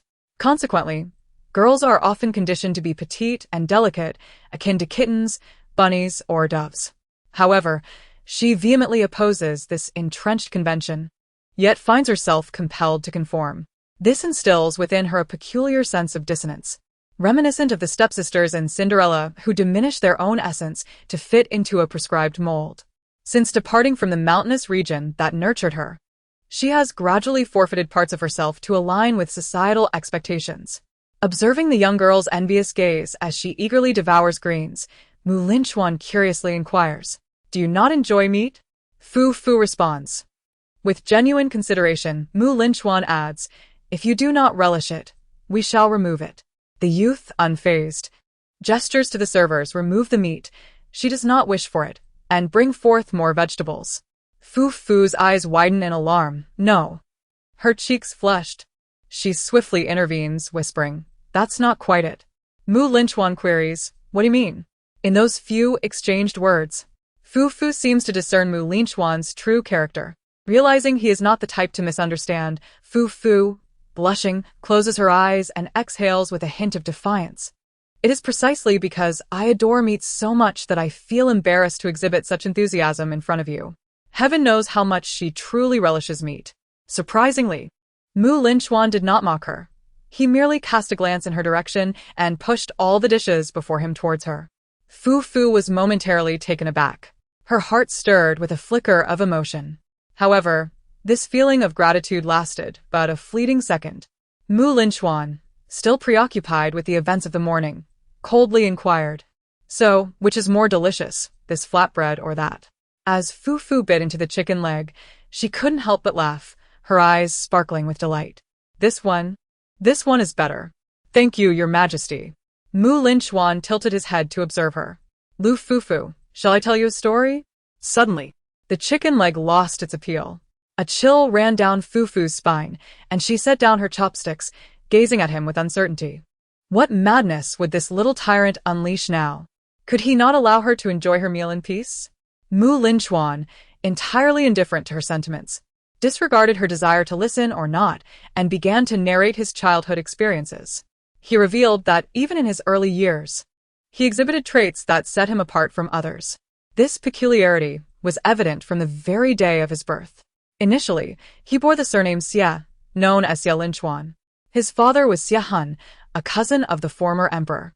Upon hearing of his birth, the former emperor bestowed upon the Xie family numerous treasures and conferred upon Xie Hun the title of King of Taiyuan, rather than a mark of honor. This was more akin to a glaring embarrassment thrust upon his father. Xie Hun felt deeply humiliated, yet was compelled to accept the emperor's generous favor and raise the child.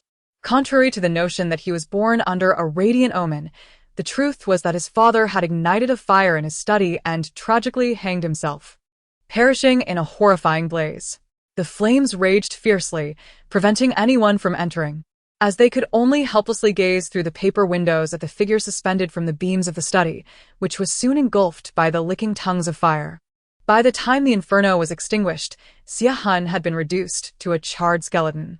Witnessing this horrific scene, the Xie family felt revulsion and fear towards him, daring not to offer him sanctuary, and instead, they sent him far away to the great Bodhi temple. The Daiyong dynasty revered Buddhism, with temples dotting the landscape, and many nobles cherished the tradition of sending their children to the monasteries to learn the profound doctrines of Buddhism. Although the Mu family was notorious for their madness, they possessed a beauty that surpassed others. Linchuan was particularly enchanting in his youth, resembling pure snow. Can you guess what happened next? The young boy, with his eyes cast down, played with his chopsticks, his tone elusive and chilling, as he encountered a monk in the temple named Fau. In the next moment, the boy smiled faintly, his delicate curls swaying, and uttered words that would leave one astounded. "Fau loves me." Love? Is it the kind of love she had imagined? Lu Fufu, taken aback, set down her chopsticks, unknowingly entranced, her appetite for the chicken leg in her bowl forgotten. Everyone knew that the more one knew, the quicker one would perish. Yet, without continuing to listen, she would remain ignorant of Linchuan. Fufu bit her lip, contemplating that this was a splendid opportunity to understand this little tyrant. Seemingly aware of Lu Fufu's indecision, Linchuan, indifferent to her expectations, turned her head and continued to speak in a chilling tone. Fau found the solitary boy irresistibly charming, which led to inappropriate thoughts. Fau, captivated by his exquisite beauty, succumbed to temptations that should not have arisen. Initially, it began with coaxing him to remove his trousers, but it soon escalated uncontrollably. He would either cajole me into caressing his nether regions or insert rosary beads, small mallets, or other foreign objects into my body. And, at that time, he was only 4 years old. Chapter 25. She could not presume to judge the suffering of others, was stunned, her throat feeling parched and constricted. The young man's eyes were half closed, as if lost in reminiscence. Doted on him, loosening his monk's robes and pressing them upon him, showering his face with indiscriminate kisses, like a dog with slobbering jowls. At times, seized by fits of temper, he would resort to beatings and scoldings. In the first 2 years, initially did not understand, but he harbored a deep dislike for this, always making way to avoid him whenever he encountered him from afar. Later, as he grew older, his aversion deepened, and he often shunned, choosing to cultivate himself in solitude. At the age of 6, finally understood. That day, once again summoned him to wait for him alone in the grand hall of the great hero, nodded and said, "Very well." Thus, as once more coaxed him into removing his trousers and began to ride upon him. He never imagined that a mere 6-year-old child would dare to wield a knife against him. He pierced his neck with a single thrust. Originally, had intended to sever his head, but alas, he was too young and lacked the strength. After much effort, he only managed to hack off half of his neck, splattering the frescoes of the great hall with blood, defacing them beyond recognition. Sat on the ground, contemplating for a moment. He then stepped forward, used the knife to dissect his chest and abdomen, and extracted his heart. He arranged into a lotus position, one hand in the Abhya Mudra, the other in the Virata Mudra, his palm cradling his crimson heart. After some contemplation, he lay on the ground and inscribed several characters in blood, invoking the Anuttara Samyaksambodhi mind. The following day, a novice who came to clean the main hall was so startled by this sight that he fainted. This incident alarmed the monks of the great Bodhi temple. Particularly, the blood-written characters, representing the supreme and perfectly enlightened mind, seemed a stark and audacious mockery. As for Linchuan, despite being the prime suspect, he was not regarded with suspicion. Firstly, the writing was too exquisite, ethereal in spirit, not resembling that of a mere child. Secondly, what could an infant possibly do? The head monk inquired, after Fayu sent you out, where did you go? Linchuan displayed a bewildered and perplexed expression, replying, Master Fayu secretly slipped me a piece of candy, and then he left. The head monk continued, and what happened subsequently? Do you know where he went? Linchuan answered, I do not know. Master Fayu saw that I enjoyed eating, told me to wait, and went to the alms hall to fetch me something. After that, he vanished. The head monk nodded. He was aware that Fayu had always favored Linchuan. The head monk then queried, I heard you returned only in the early hours of the next day? Linchuan nodded, saying, I was too tired and fell asleep without waiting for Master Fayu. Shortly after the incident involving Fayu, many noble families withdrew their children from the great Bodhi temple. Linchuan, however, remained there until he turned 8. It was only when Huan, having squandered himself in indulgence, felt that his days were numbered, that he brought the mother and son back to the palace. Subsequently, the tale unfolds as Fufu had heard. The late emperor despised Linchuan's mother, flaying her to craft a drum of human skin, which he presented to Linchuan. Both my father and mother harbor disdain for me. Linchuan sighed nonchalantly, reflecting on how his father deemed me malevolent. In his final moments, he regretted his decision and was unwilling to bequeath the throne to me. Alas! He had eradicated all his sons, and after much contemplation, he chose my cousin, intending to thwart my ambitions. No one knows a son better than his father. The youth's gaze darkened slightly, yet he could not suppress a smile. From the very beginning, Huan exhibited a profound aversion towards his son, who was nothing more than a miniature version of his own madness. Their mutual understanding, coupled with disdain, defined their relationship. Are you acquainted with my cousin? Linchuan inquired. Still reeling from the shock, Fufu felt a shiver run down her spine, her heart racing with trepidation. Cousin?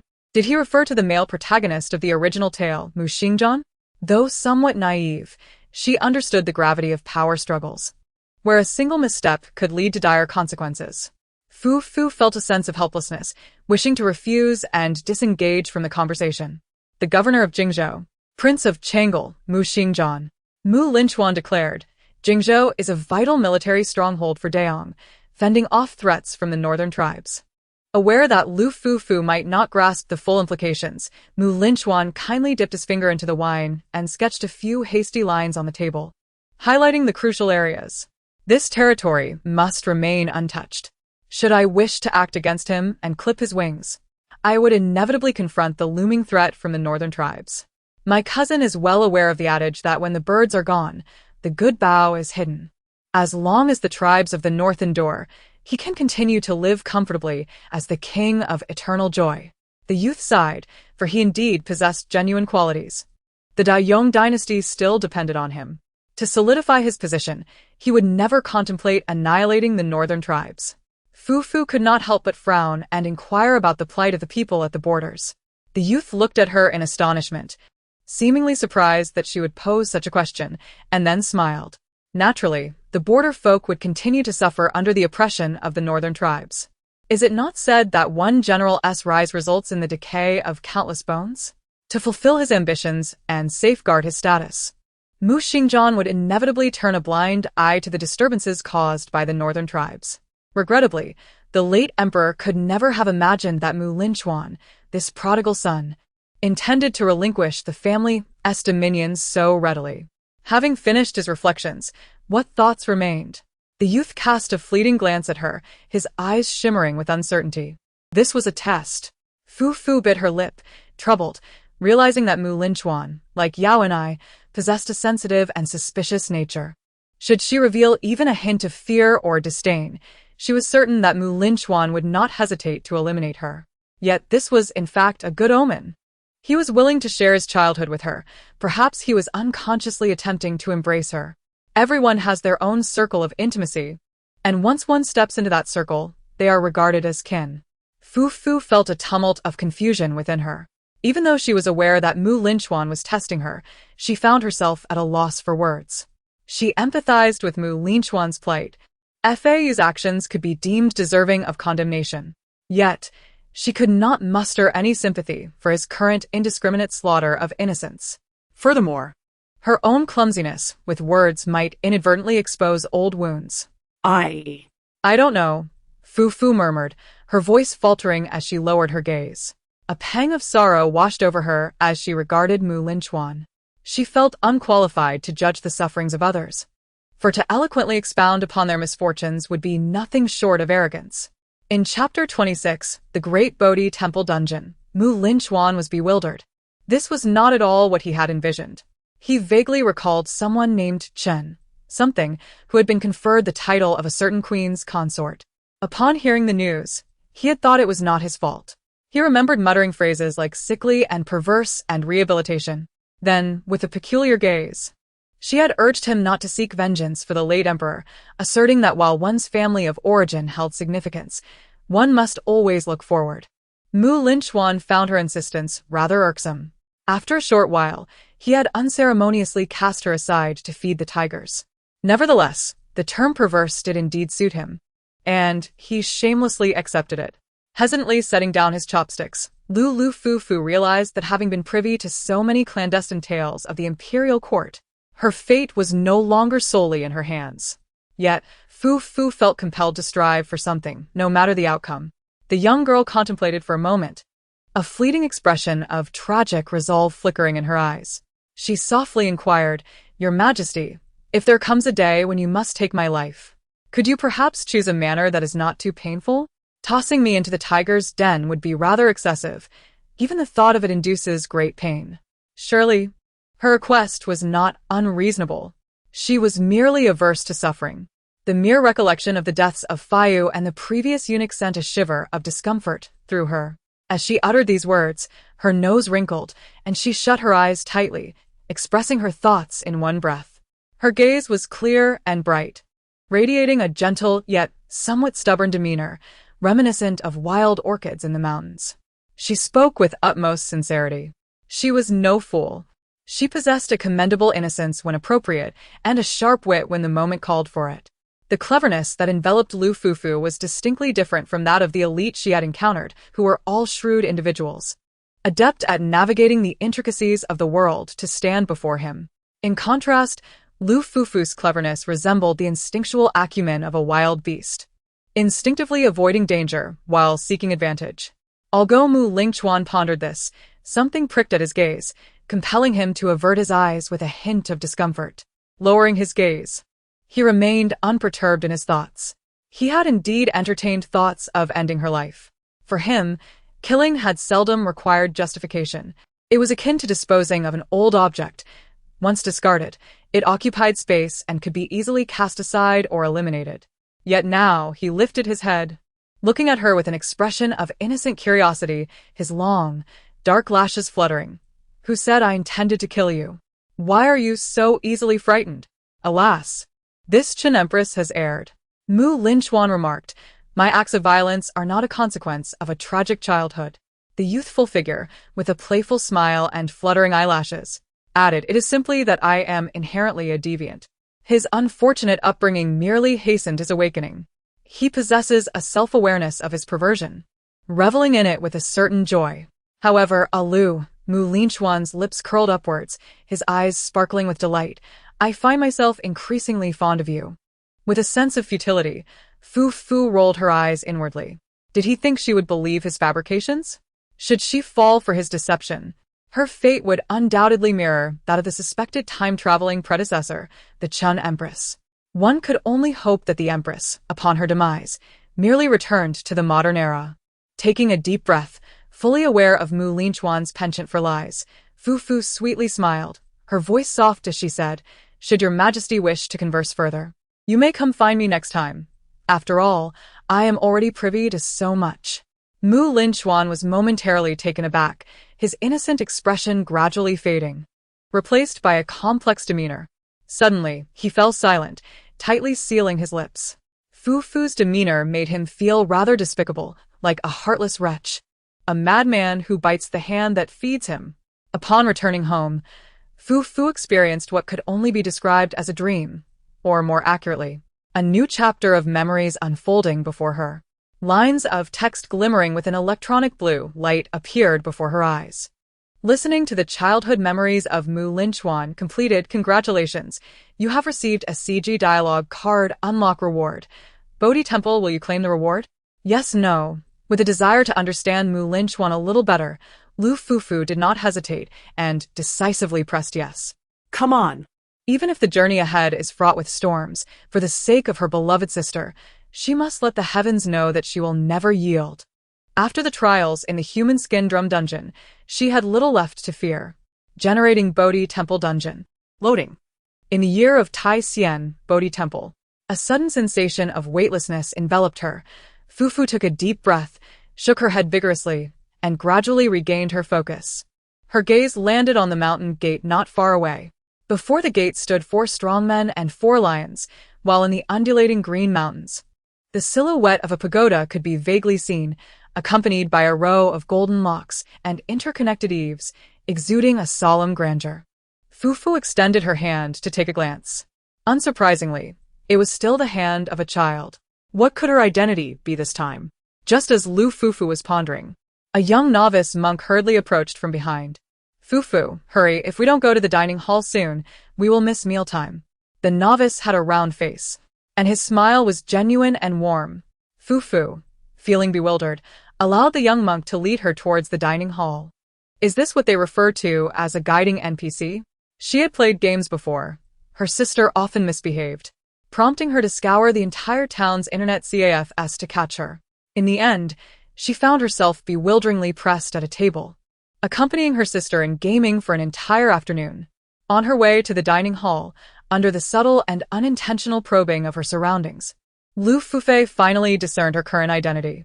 She was Lu Fufu, an orphan residing at the Great Bodhi Temple.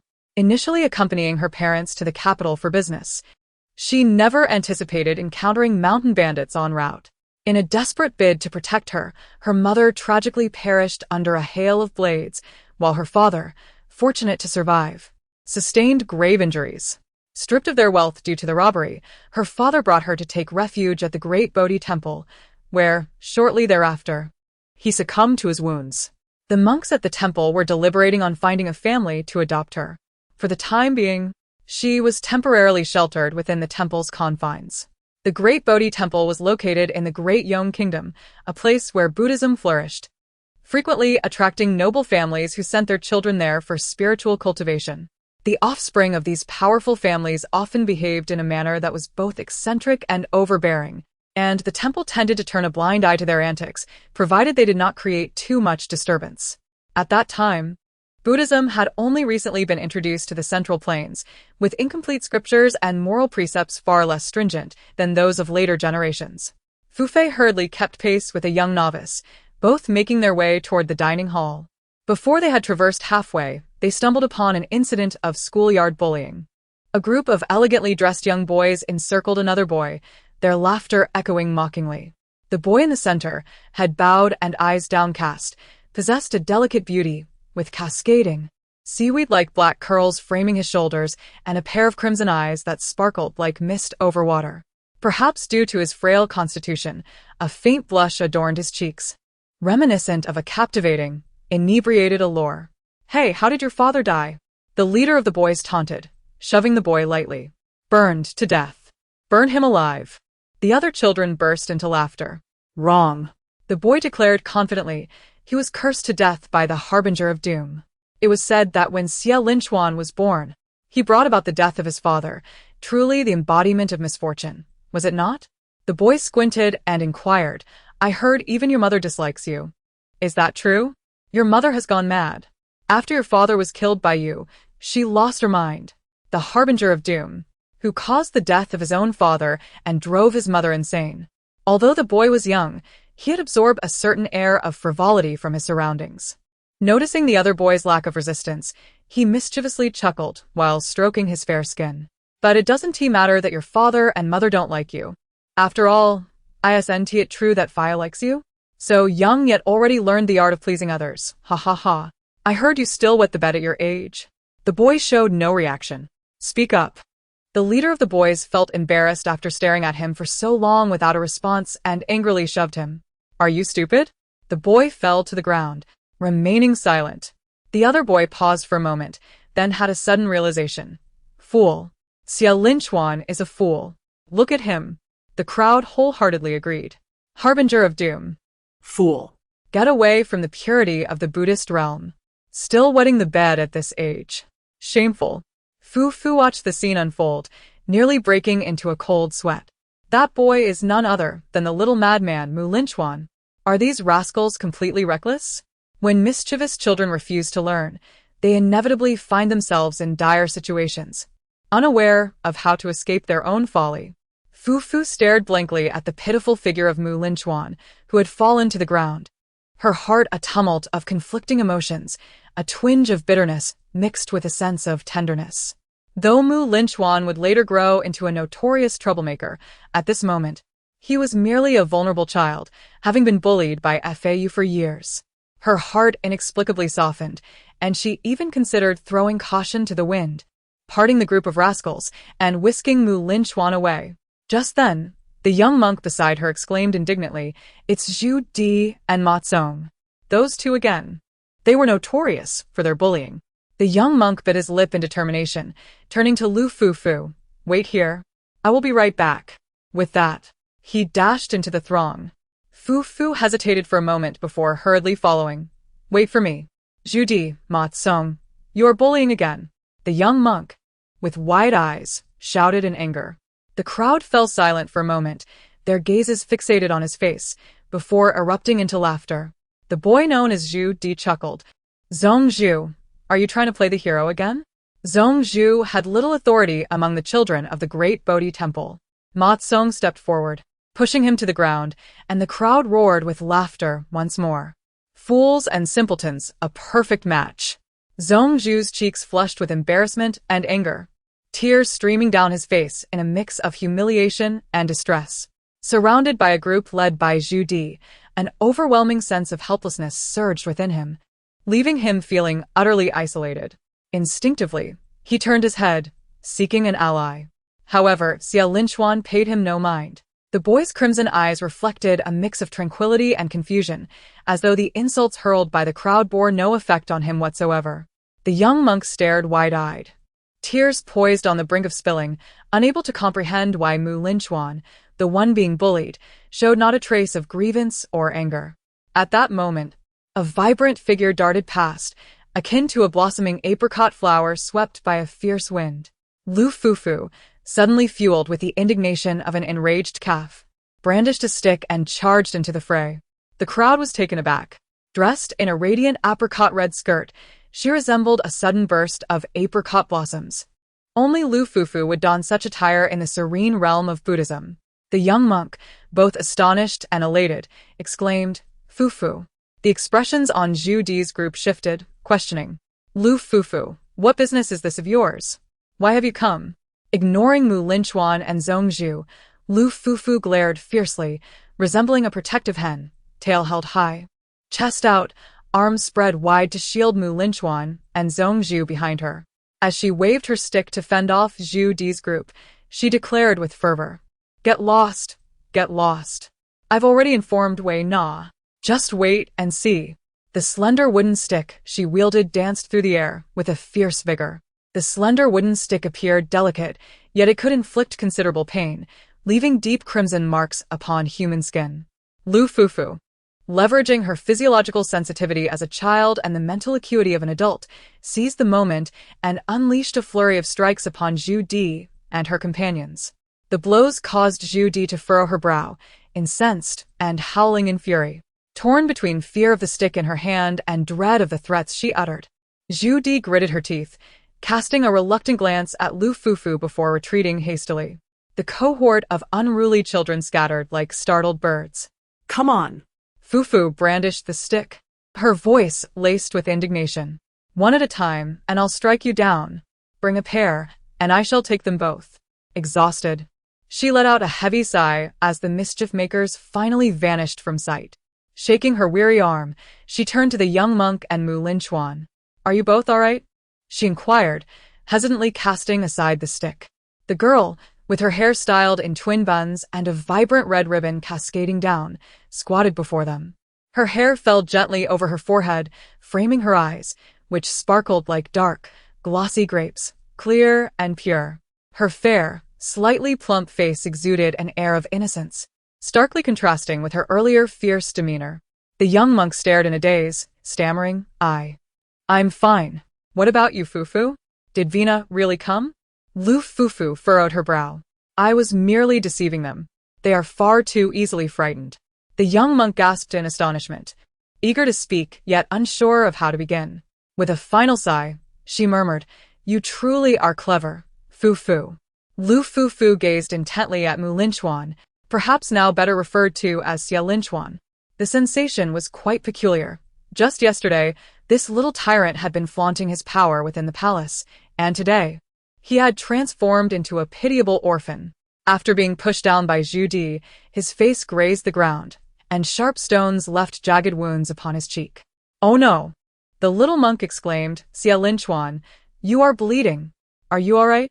Fufu extended her hand toward him, her heart pounding with anxiety, nervously inquiring while bracing herself for the possibility that Linchuan would ignore her. To her surprise, Linchuan responded with remarkable docility. After she helped him to his feet, he gently expressed his gratitude, saying, Thank you. This meek and submissive demeanor bore no resemblance to the cunning and capricious figure he would later become. Fufu and he exchanged gazes for quite some time, and hesitantly, she asked, Aren't you going to fight back? Upon hearing this, Linchuan wore a perplexed expression and replied, Why should I resist? Fufu was taken aback, momentarily at a loss for words. They have struck you. You ought to retaliate. You cannot simply allow them to bully you, can you? Surely not. Was the young Linchuan truly the pitiful Cinderella of his childhood? Could it be that his earlier threats to kill Fu were mere fabrications to frighten her? Linchuan gazed at her silently, then shook his head. Though they insult and humiliate me, they simultaneously serve as my adversities, aiding my cultivation as a bodhisattva of hardship. Fufu had never encountered such a notion before, leaving her momentarily speechless. Adversity. Bodhisattva. This assertion is truly astonishing. Is it not merely a form of self-soothing? A cowardly act of burying one's head in the sand? This bowl of chicken soup is nothing short of bitter and acrid. Lu Fufu furrowed her brow in discomfort, for she detests setbacks. Who desires to endure trials when life is generally agreeable? She certainly would not express gratitude towards those individuals and circumstances that have inflicted pain upon her. The notion that such experiences would render one stronger is something she vehemently disagrees with. Why should she feel grateful towards these insipid and contemptible individuals? At that moment, Lu Fufu remained oblivious to the true meaning of the bodhisattva of adversity referenced by Linchuan. However, upon discovering its genuine significance, she could not help but break into a cold sweat. It was evident that Linchuan was reluctant to delve deeper into this topic. As a hint of hesitation crossed his face, he bowed slightly to both Lu Fufu and the young monk, expressing his gratitude, brushed off the dust from his clothes, and turned to leave. Following this encounter, the two lost their appetite for meal. After hastily consuming their food, they returned to their quarters. By the way, Lu Fufu. Before departing, the young monk hesitated before saying, You should not go out tonight. Intrigued, Lu Fufu inquired, Why not? The young monk's complexion paled, revealing that Master Fu had been found dead in the main hall. The very thought of the gruesome details surrounding Master Fu's death sent shivers down her spine. It was said that he met a tragic end, and the perpetrator has yet to be apprehended. In summary, you must not venture out tonight. The young monk raised his gaze with concern. As a girl, it is perilous for you to go out at night. Lu Fufu replied. What you may not know is that the murderer spoke with you not long ago. The reminder from the young novice was born out of genuine concern, and Fufu, of course, would not refuse it. She smiled and replied, All right, I will heed your words. The young novice joyfully exclaimed, Yes, yes. I shall return tomorrow to play with you. Be careful on your way. Upon returning to her room, Fufu leaned over the table and sighed deeply. Her thoughts oscillated between FAU and Linchuan, her heart feeling as though it had been cast into a cauldron of boiling oil, tormented with anguish. Should she seize this opportunity to venture out and explore? She was certainly unafraid of the so-called murderer of Master FAU. The assailant was right before her eyes. After all, it was a rare occasion, and gaining any insight into Linchuan was worthwhile. With this in mind, Fufu hurried to her wardrobe, retrieved a small cloak, wrapped it around herself, and ventured out with a lantern in hand, a fire stick tucked securely in her pocket. The great Bodhi temple enforced a nightly curfew, with monks patrolling the grounds.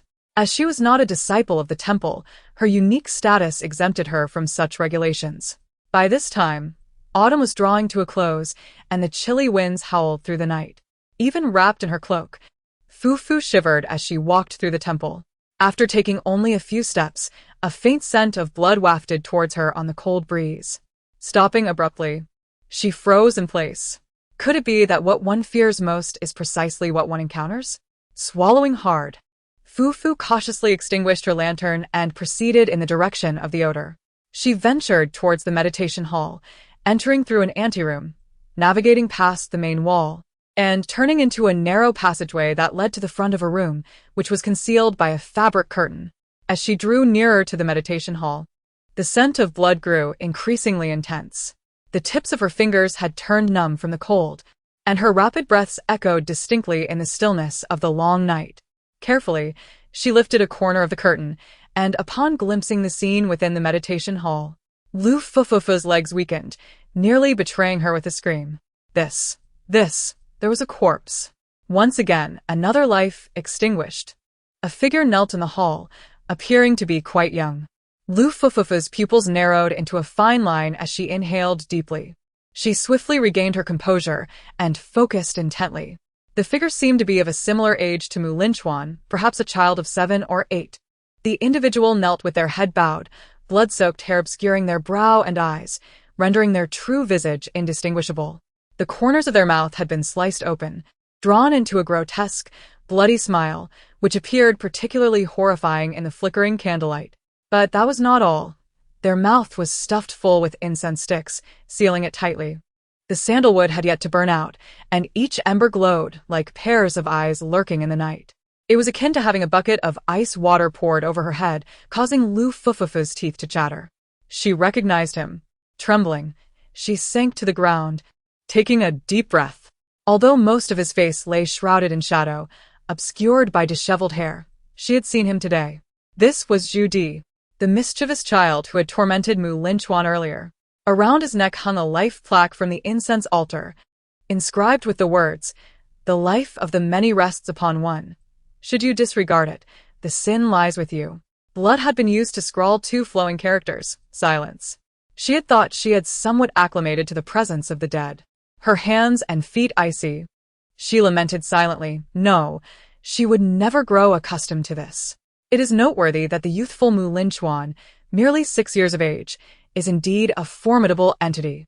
What manner of monster is she destined to confront? A heaviness lingers in her heart. Even though she is aware that this is merely a memory construct devised by the system, and even though she recognizes that the child, Zhu Di, at such a tender age, has strayed from the path of propriety, it remains a matter of some gravity. As Lu Fufu's thoughts spiraled into chaos, a sudden sound of footsteps echoed through the darkness.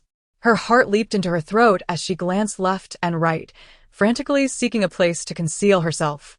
The footsteps drew nearer, and with a resolute determination, she rolled onto the ground, taking refuge beneath the altar dedicated to the medicine Buddha in the meditation hall.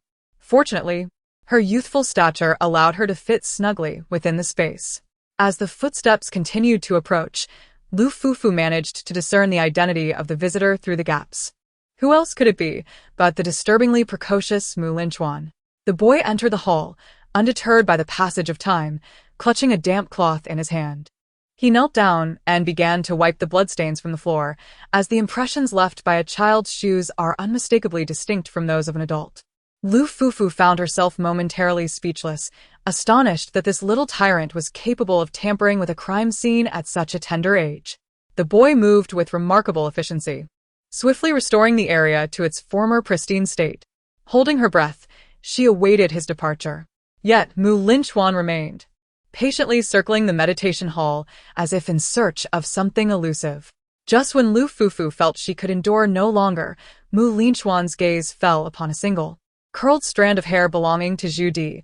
Lu Fufu was left in a state of astonishment, for Linchuan's hair was dark and slightly wavy, setting him apart from others.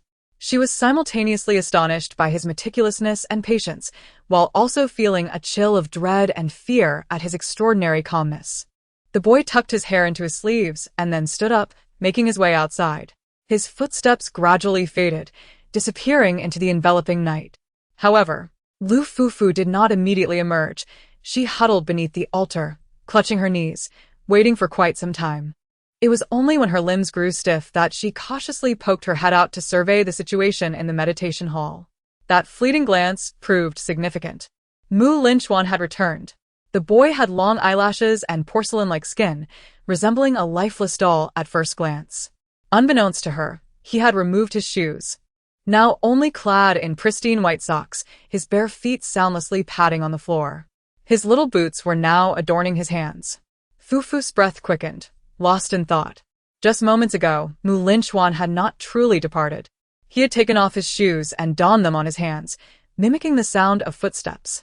He must have grown suspicious, intent on drawing her out from the shadows. As she watched, the boy's gaze roamed around the meditation hall before heading directly towards the altar. Fufu's heart nearly leaped into her throat, her forehead beaded with sweat from anxiety. She could only silently pray for the system to swiftly intervene and extricate her from this scenario. At 17, she found herself frightened by a mere child. Just as Linchuan reached the altar, he suddenly turned and walked away. Had he truly left this time, or was it merely a feint, waiting to strike back? Fufu hesitated in her thoughts. In the darkness, it seemed she could hear the sound of a monk walking, shaking his signboard. Now she was utterly convinced. Linchuan had genuinely departed. As soon as the boy departed, Fufu hastily scrambled out of the Buddha niche, her hands and feet moving in a flurry, her face smeared with dust. She lifted her skirt and, like a small cannonball, dashed into the darkness without a backward glance. In her desperate bid to evade Linchuan and the monk on duty, she flitted about the temple like a headless fly, winding her way until she unexpectedly found herself in the dining hall. The lights there had yet to be extinguished, offering a flicker of warmth amidst the enveloping night. A wave of relief surged through her heart as she exhaled deeply, her heartbeat gradually calming. The lingering aroma of the remnants of a meal wafted through the air, and she realized she was indeed a bit hungry. With a spirit of experimentation, Lu Fufu stealthily slipped into the kitchen, practically scouring every corner. Lifting the steamer lid, she was pleasantly surprised to discover several cold buns. Overcome with emotion, she nearly shed tears. At that moment, the temperature of the buns mattered little to her. Just as she was about to turn and leave, she nearly cried out in shock. Linchuan had somehow appeared behind her. When had he caught up? Her thoughts erupted in chaos. Was this little tyrant a ghost? He moved without a sound. The boy regarded her with an unsettling calmness, which in the flickering candlelight appeared particularly eerie. Since their encounter in this memory replica, he had always presented himself as a docile and gentle figure, devoid of sorrow or anger, resembling a painted doll. This was in stark contrast to Fufu's recollections of him as an arrogant, narcissistic, and cunning little madman. For a brief moment, her mind went blank, and without a second thought, she instinctively thrust a bun into his mouth. Stuffed to the brim with soft buns, the fragrant aroma of the pastries swiftly wafted into the nostrils. Linchuan's crimson eyes widened slightly, revealing a hint of the innocence typical of a child. A thin sheen of sweat formed on his forehead as he swallowed hard, managing to muster a sheepish smile. Haha, what a coincidence. Are you here for food as well? The little girl before him forced out a dry smile, scratched her head, and quickly added, This is for you. But could you please not tell the monk? Linchuan regarded her with curiosity, then glanced down at the bun in his hand. Seizing the opportunity while this little tyrant was still a child and easily deceived, he found himself momentarily bewildered by her sudden actions. Out of the corner of his eye, he caught sight of fresh, succulent white radishes in the corner and instinctively exclaimed, Would you like to have some radish soup? The soup I make is quite delicious. Linchuan remained silent. The girl, however, briskly approached the stove and began to busily prepare. Soon enough, she returned, carefully holding a bowl of soup. Be careful, it's hot. This is for you, she said, handing him the spoon before scurrying off to fetch 2 bowls, placing one in front of each of them. Linchuan hesitated. Then picked up the spoon and took a sip. He raised his eyes to meet the girl's gaze. Her face was slightly round, with hair cascading over her smooth forehead, and her crescent-shaped eyes sparkled as she smiled at him. While she was not exceptionally beautiful, she possessed an endearing charm, reminiscent of a weary traveler arriving at a cottage, greeted by a village girl offering a bowl of water. A smile reflected like peach blossoms, refreshingly pure and astonishing. This was a kindness he had never encountered before. However, he would not be moved to tears by this meal or this smile, nor would he let it linger in his thoughts. On the contrary, Linchuan was sufficiently composed, or rather, sufficiently cold-hearted. The hot soup provided great comfort to his frigid body. He swiftly drained the bowl, set down the spoon, nodded politely, and expressed his gratitude. Thank you. With that, he turned and vanished into the night. Since then, Fufu had not seen Linchuan again.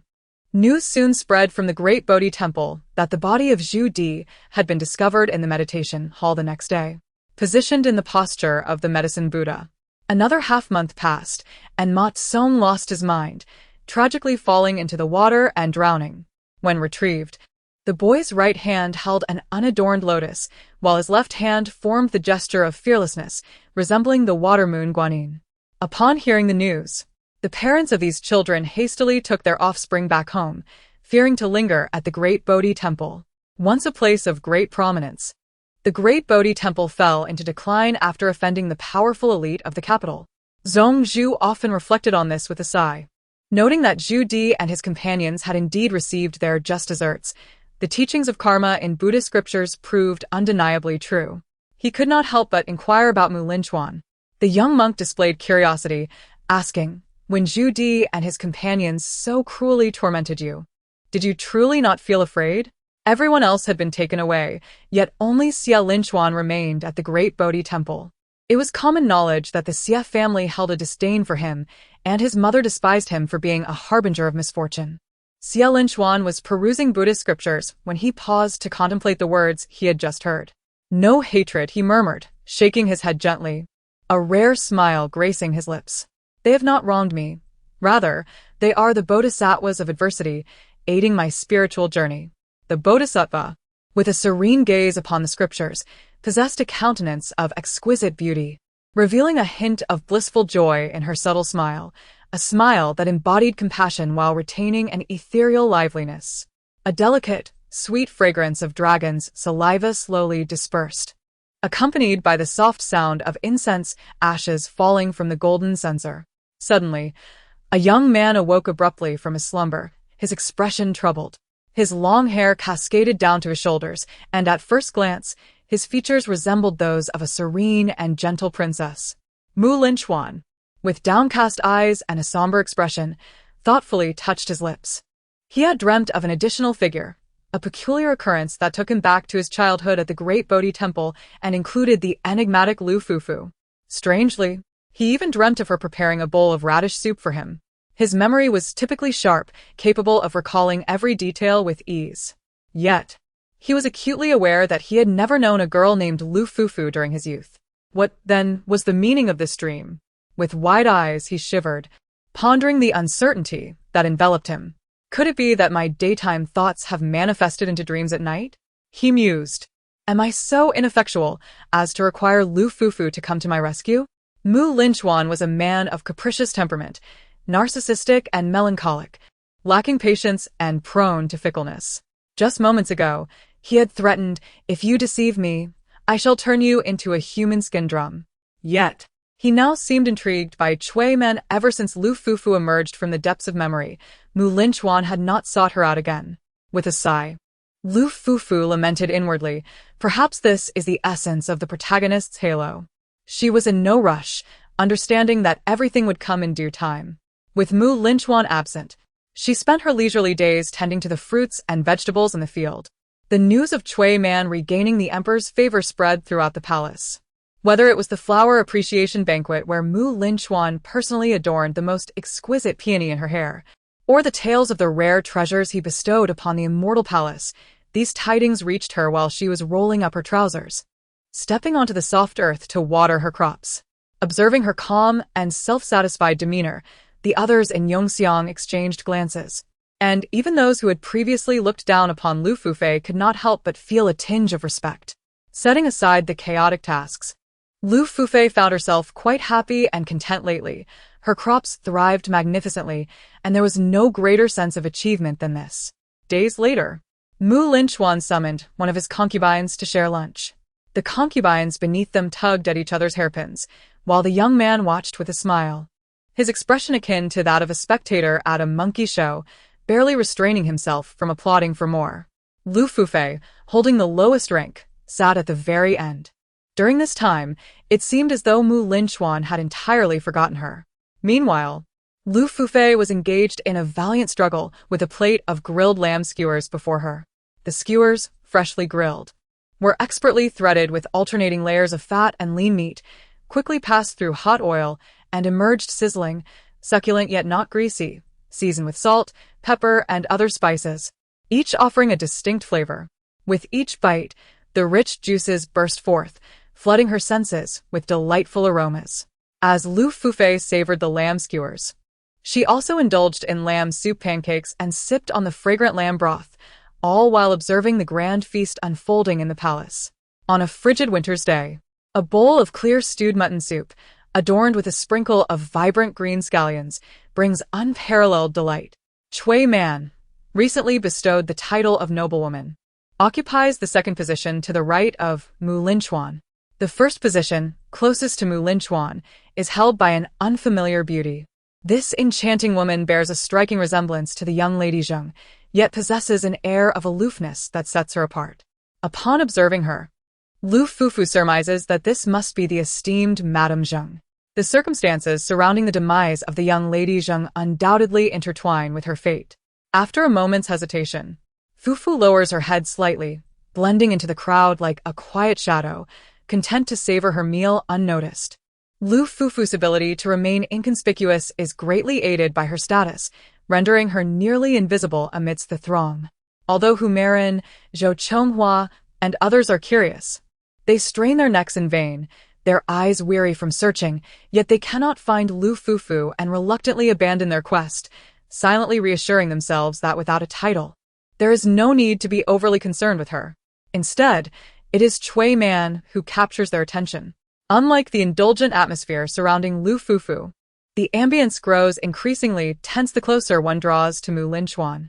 Chui Man, her eyes weary and her restlessness palpable, gazes at Linchuan in the distance, nearly grinding her teeth in frustration. She cannot fathom how this reckless individual could be so cold-hearted. As her eyes begin to redden, she reflects on the recent days of ambiguous interactions, feeling a mix of disdain for her own helplessness and contempt for Linchuan. Meanwhile, Lu Fufu continues to nibble on her mutton skewers, treating the scene as if listening to an audiobook. After all, Chui Man is merely a young woman. The youthful emperor, possessing a captivating appearance, conducts himself with reckless abandon, exhibiting a capricious and unruly nature. Her disposition is one of haughtiness. The more elusive something is, the more fervently she desires it, while that which lies within her grasp is cast aside as if it were worthless. Recently, this little madman Linchuan has adopted an attitude that oscillates between proximity and distance. Frustrated, she pouts, feeling akin to a donkey enticed by a dangling carrot, endlessly manipulated by this little lunatic. Yet, while there is a sense of embarrassment and irritation, it pales in comparison to her previous indignation. Each encounter leaves her blushing, wishing to strike that handsome face of his. Lu Fufu, a piece of lamb in her mouth, is rendered speechless. How could it be that in just a few days, Linchuan and Chui Man have progressed so rapidly? It is no wonder. Quickly regaining her composure, she takes another bite of her cake. Her cheeks bulging as she chews on the lamb soup cake, reflecting on the original plot of the Emperor's favor. Indeed, the female protagonist, Chui Man, harbored feelings for Linchuan. They were like playful adversaries, with Linchuan particularly enjoying teasing her. With this thought, Lu Fufu cannot help but sigh. Unfortunately, the male lead is Shangjing, and later, Linchuan becomes a catalyst between Chui Man and Shangjing, serving as a jealous tool. Often, one might witness the youth's eyes reddening, fists clenched, his expression cold as he softly inquires, "Am I not comparable to Linchuan?" Or perhaps, the youth's eyes glimmering with a hint of crimson, brows slightly furrowed. A fleeting yet deadly glimmer passes through his sharp features. His scarlet eyes glisten, his tone wavering. Suddenly, he breaks into a smile, his expression softening. "Ah man, I truly wish to end your life. Perhaps only in your demise will you remain by my side for eternity." The vivid redness of the conjunctivitis at the corners of my eyes, along with the darkened traits of a captive and the signature characteristics of a lovesick individual, are vividly manifested in Linchuan. This thought made Fufu chuckle involuntarily, her eyes curving into crescents, a playful mischief radiating from her expression, almost akin to schadenfreude. According to the system, the unfortunate little madman Linchuan stirred the comment section of Emperor's favor into chaos during the later stages. There were those who lamented for Linchuan, while others criticized the female lead, "Ah man," leading to fierce disputes and dramatic confrontations. Fufu remained unperturbed, sensing that Linchuan had not yet lost interest in her. She endeavored tirelessly to maintain his fascination, which indeed felt like a disheartening endeavor, as if she willingly chose to become Linchuan's plaything. Fortunately, the delectable lamb offered her solace. The palace lamb was devoid of any gamey taste, exquisite enough to make one forget their worries. Fufu declared that for the sake of this lamb, she could cheerfully continue. "Don't overindulge. Lamb can be quite heating," Yuanlingi cautioned her. Heeding this advice, Fufu set down her skewer. Fong Hutu curiously added another skewer to Fufu's plate, insisting, "Eat up. It's cold outside. You should warm yourself. Besides, you needn't attend to that little madman or his majesty these days." Fufu considered this logic and agreed, yet she had indeed indulged today. Feeling somewhat bloated and uncomfortable in her stomach, she has managed to control her appetite for nearly 2 months, but today she faltered slightly. Perhaps her malicious glee was too overt, for suddenly, a eunuch pushed through the crowd and approached the three of them, whispering, "Esteemed one, His Majesty summons you." It was none other than Zhang Song, the personal eunuch of Linchuan. In an instant, the expressions of the three varied. Lu Fufu paused for a moment, then nodded, "All right." She turned to the other two and said, "I will go up for a moment and follow Zhang Song." Yuan Lingyi remarked, "I know you are concerned for her, wishing that His Majesty would quickly forget her. Yet, each person has their own fate. His Majesty's thoughts are difficult to decipher." Fong Hutu paused, stuffing a piece of lamb into his mouth, his gaze lowered in silence. Lu Fufu being so close to Linchuan was akin to playing with fire. She felt a surge of anxiety, yet could not devise a way to extricate her. As she followed Zhang Song, she bore the varied gazes of the crowd. When she finally stood before Linchuan, the young man glanced at her, his brow arching slightly, and with a glimmer in his eyes, he said, half smiling, "What thoughts occupy your mind, esteemed one, that you appeared so joyous just moments ago?" Chapter 27. Do not flatter yourself. Solitude punishes her alongside you. Lu Fufu was left speechless, questioning her very existence. With so many people below, how could this little tyrant have noticed her laughter? It should be noted that after she laughed, she swiftly composed herself, refraining from any overt displays of mirth. The young man gave her a fleeting glance and, unexpectedly, uttered no further words, offering her a bowl of yogurt to drink. Lu Fufu gazed at the jade bowl before her, momentarily entranced, her eyes wavering with uncertainty. She found it challenging to decipher the enigmatic heart of Linchuan, a youth more elusive than a maiden. The yogurt in the jade bowl was piled high, still exuding a chill, resembling a handful of delicate snow or a towering snow-capped mountain, adorned with a sprinkling of almonds and walnuts. Fufu's eyes widened in surprise, and she arched her brows, accepting the bowl as she prepared to retreat and indulge. Suddenly, Linchuan spoke. "Sit here." Meeting her gaze, he paused, frowning. "Why go through such trouble to eat over there?"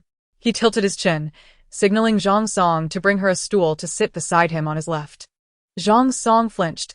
Traditionally, sitting on the left side of His Majesty seemed rather improper. The previously silent Madame de Zheng finally interjected, her voice smooth and unhurried, akin to the sound of ice shattering, captivatingly melodic. "Your Majesty, may I request that Miss Lu sit beside me? It would be delightful for us to converse." Alarms rang in Lu Fufu's mind. She remained still, awaiting Linchuan's reaction. Madame de Zheng held a position of great esteem among the three noble consorts, and as a mere talented maid, Fufu felt ill-equipped to contest her wishes. Thoughts of the young lady Zheng tightened her heart. She understood that Madame de Zheng's invitation to sit beside her likely harbored ulterior motives. Yet, more than this concern, she was anxious about Linchuan's response. Given his intelligence, he would undoubtedly perceive Madame de Zheng's hidden intentions. If he were to speak up in her favor, it might signify that he has begun to value her. Otherwise, it would imply that her standing in Linchuan's heart is still woefully inadequate. The young man paused momentarily, dismissively responding, "Then sit by me." This reply was not unexpected to her. Lu Fufu quietly took her yogurt and began to eat it spoonful by spoonful, her expression revealing no trace of disappointment. Linchuan cast a glance at her, his crimson eyes sinking deeply, a mixture of surprise and confusion flickering within. He had assumed that after leaving her in silence for so many days, she would harbor some resentment. Yet there was none. Even as Linchuan scrutinized her intently, Lu Fufu's demeanor remained entirely unperturbed. The young man found himself astonished, perplexed, and increasingly bewildered, accompanied by a subtle hint of gloom. Zhang Song observed this with silent amusement. He alone understood that despite Linchuan's neglect towards Lu Fufu, he had never been truly unkind to her. She had a fondness for lamb, which he ensured was always available during the cold winter, particularly at such palace feasts where the lamb cooled rapidly and became greasy. He even had several chefs brought in to roast it fresh for her. Noticing that she had indulged, he specifically ordered a bowl of yogurt from the ice cellar to aid her digestion. Zhang Song had seldom witnessed Linchuan showing such care for anyone, stirring his curiosity. Although Linchuan had favored other concubines, that affection had always been cold, insincere, and ostentatious. This kind of unrecognized attentiveness was unprecedented, or perhaps not. Zhang Song quickly countered this thought within himself. At least that lady of Chanlo, His Majesty holds her in the highest regard. Whenever he encounters his sister-in-law, he becomes remarkably obedient and considerate, as if possessed by a spirit. Yet, in contrast to his demeanor with the lady of Chanlo, His Majesty displays a youthful exuberance when interacting with Lu Fufu. As for Lu Fufu, Zhang Song, astute as he is, can easily discern the young lady's intentions towards His Majesty.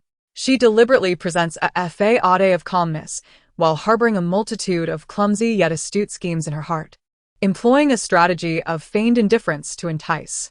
These two individuals, both childlike in their pretense of maturity, cautiously probe one another, engaging in a playful exchange of nudges, which adds a vivacious energy to the atmosphere.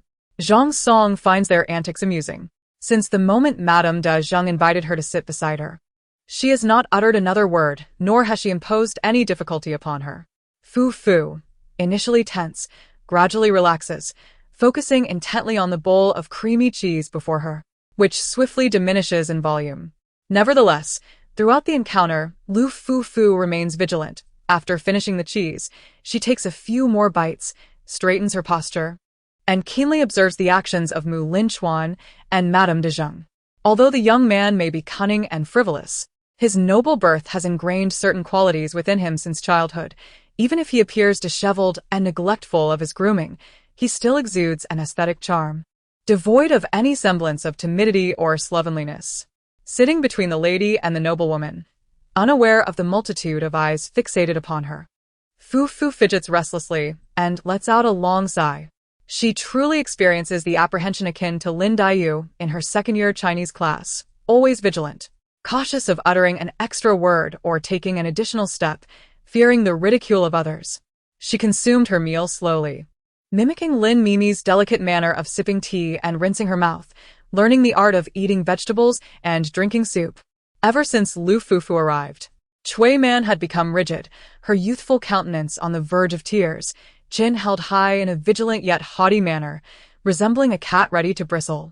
She harbored grievances regarding the seating arrangement for the day. What was this common servant, reeking of grease and mutton, doing seated beside her, audaciously overshadowing her by taking the second seat? Chui Man felt so aggrieved, she nearly wished to storm out. Linchuan was well aware of her aversion to beef and lamb. Chui Man widened her eyes, striving to suppress her tears. Fufu, absorbed in her thoughts, was only half listening. The mere mention of her sophomore Chinese class evoked nostalgia for her school days. She longed for the towering stacks of books in the classroom, the basketball court at school, and the bulletin board at the back of the classroom. Fufu found herself momentarily lost in reverie, pursing her lips, completely oblivious to her surroundings. She firmly believed that knowledge could alter one's destiny. Her inability to continue her education remained a lifelong regret. Perhaps sensing Chui Man's distress and dissatisfaction, Linchuan's gaze descended. Chui Man met his eyes defiantly. The young girl raised her stubborn little face, her eyes wide, teetering on the brink of tears. The young man was taken aback. Chui Man's cheeks flushed with indignation, yet she stubbornly held his gaze, her expression somewhat icy. She was the daughter of the Chui family, proud and dignified. She would not allow anyone to easily belittle her. The youth rested his chin on his hand, his crimson eyes glistening with a profound depth as he silently observed her for a moment. Lowering his gaze, he summoned Zhang Song and imparted a few instructions. Upon Zhang Song's arrival, Chui Man's heart skipped a beat, and she hurriedly maintained her composure, coldly asserting, "What brings you here?" Zhang Song replied, "His Majesty has summoned me to deliver a few items to the noble lady." Items? Chui Man momentarily paused, a faint blush blossoming on her cheeks, revealing a touch of youthful vivacity and shyness. However, her expression turned ashen upon seeing what Zhang Song had brought, a large platter brimming with skewers of lamb. Zhang Song spoke gently, "Please, noble lady, do not disregard His Majesty's goodwill." Linchuan finally averted his gaze, the youth stifling a yawn, a hint of tears welling at the corners of his eyes, his demeanor cool and detached. The so-called highborn families were merely individuals with lofty aspirations, yet lacking in substance. Chui Man was already insufferable, but now she had dared to provoke him directly. Indeed, initially, Linchuan held a modicum of curiosity towards Chui Man. He found that upon seeing her, an involuntary sense of kinship arose within him, prompting a desire to tease her, to linger in her company, even to confine her, to hide her away from prying eyes. This sensation was so peculiar, it felt almost fated. When he conferred the title of noble lady upon Chui Man, it was partly due to her spirited nature, and partly because such titles held little significance in his eyes. He would bestow them even upon a hound, if he so wished. Moreover, he was eager to ascertain what that old fellow Chui Su was occupied with in Nanping County. The historical affiliation of Nanping County has often fluctuated, frequently aligning with the provinces of Xiang and Jing. It is well known that the inspector of Jingzhou was none other than Wang Mu Xingzhan of Changle. Was Chui Su genuinely alleviating the victim's suffering? Or was he conspiring with his cousin for ulterior motives? Little did anyone anticipate that Chui Man, with her ample figure yet lacking intellect, would rely solely on her beauty to inflict harm. For over a dozen days, he had sought clues from her, yet to no avail. It appeared that the old man Chui Su harbored little faith in his own daughter's intellect, revealing not a whisper of his schemes to her. As time wore on, fate seemed unable to bend to the whims of this little madcap, and the faint glimmers of affection dissipated like mist. The skewers of lamb had long grown cold, glistening with a stale sheen of oil. Chui Man, suppressing her nausea, forced herself to consume one skewer. Feeling aggrieved, she contemplated leaving, yet Zhang Song, that overbearing eunuch, kept a watchful eye on her, thwarting her escape. In that moment, Chui Man realized that she was not in the Chui household. She had no justification for her caprice. One after another, the cold skewers of lamb went down her throat, and Zhang Song brought forth another platter, stating, "Your Majesty noticed that the noble lady enjoys this, and has specially bestowed it." Chui Man's eyes widened, her eyelids gradually reddening, her stubborn countenance paling to a ghostly hue. Finally, she could no longer contain herself and burst into tears. Meanwhile, Lu Fufu, having struggled to detach herself from high school memories, was taken aback to see Chui Man weeping, her body jolting with astonishment and confusion, a chill running down her spine. Why was the heroine crying? What had that little tyrant, Linchuan, done to her out of sight? Chui Man, witnessing the bewilderment and shock on her face, trembled with indignation. Guiman. I just feel even more wronged. This only made her cry harder. Once Chui Man began to weep, there was no stopping her. The entire assembly was taken aback. Lady Zheng, who had always maintained an air of indifference, furrowed her brow and hastily ordered her down. Such a breach of decorum before the emperor was indeed a grave matter. Following the palace banquet, Chui Man was confined for 3 months. The festivities did not disperse until the late hours of the night. However, Linchuan did not permit Lu Fufu to depart. The night had deepened, and delicate snowflakes began to fall from the sky, with the clouds and the bright moon illuminating the scene in a captivating manner. The white snow blanketed the palace walls, and the scattered stars resembled a myriad of glowing glass lanterns. Lu Fufu stood before Linchuan, her nerves taut as she tugged at the hem of her skirt, regretting her lack of preparation for the evening's banquet. As the saying goes, absence makes the heart grow fonder. The rare opportunity for solitude had been squandered, as she had not adorned herself properly before leaving for the event. After a moment of contemplation, she deliberately stepped into the light of the lanterns, cunningly revealing half of her profile. Earlier, when her friend Yao and I had insisted on taking selfies, she had remarked that a person's left and right profiles were not identical, with the left being more aesthetically pleasing, thus necessitating the right angle for a flattering shot. The young woman sported a double coil hairstyle and was clad in a simple apricot-colored robe with a large collar, revealing a glimpse of her white undergarment. She wore trousers adorned with azure patterns, tied at the waist with a red sash, and draped a sky-blue sheer skirt around her. Dangling jade ornaments jingled softly as she moved beneath the scattered lights of the lanterns, resembling a moon rabbit that had stepped out from the lunar palace. With her elegant footwear, each step produced a melodious chime. Linchuan cast a calm glance at her before averting his gaze, his attention drawn to the jade ornaments on her skirt.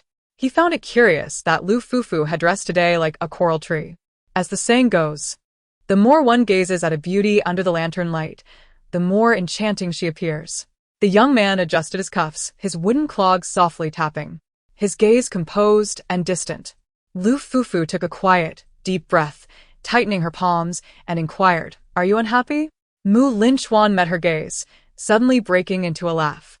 "I never realized you possessed such audacity."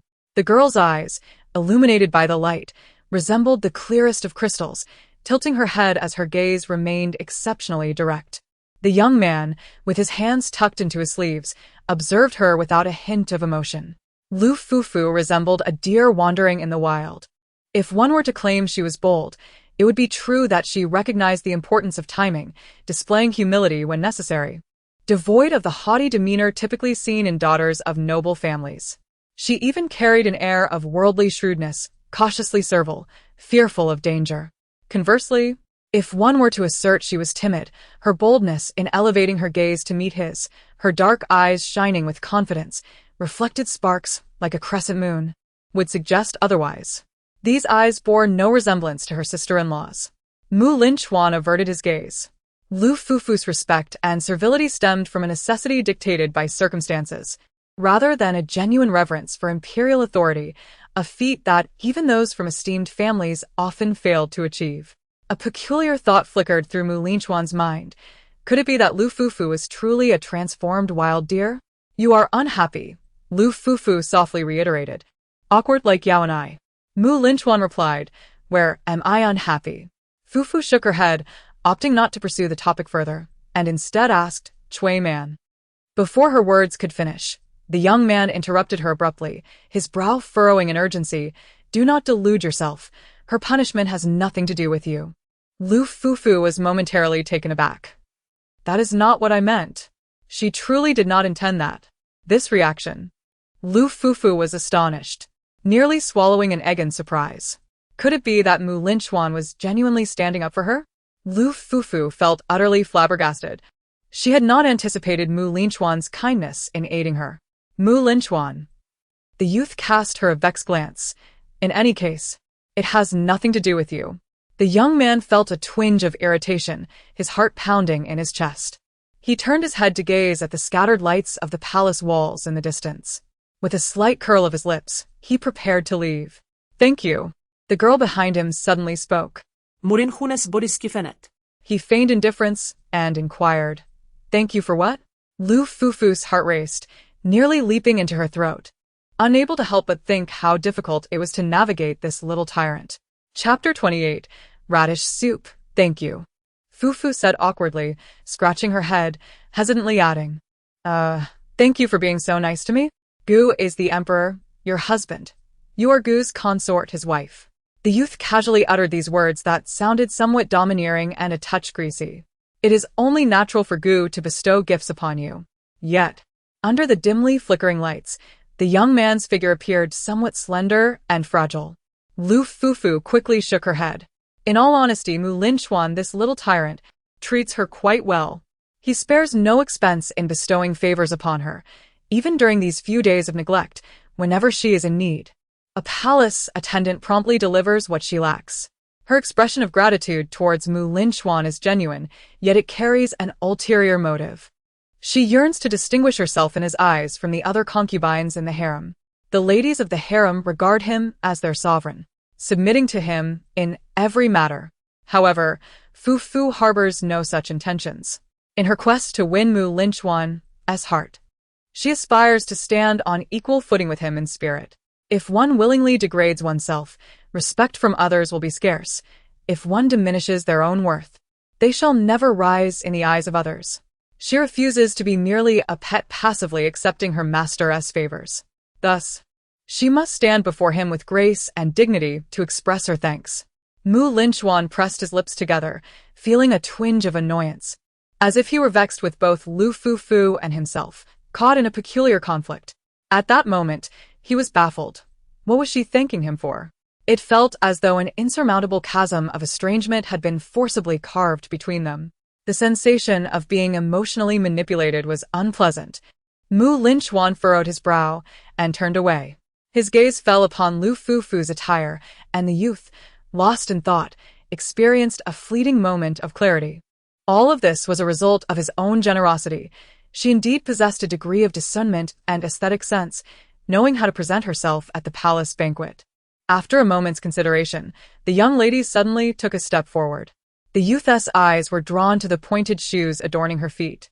These shoes were hand-picked by him from the storeroom, embellished with a lustrous pearl. As she walked, it seemed as if moonlight danced along her path.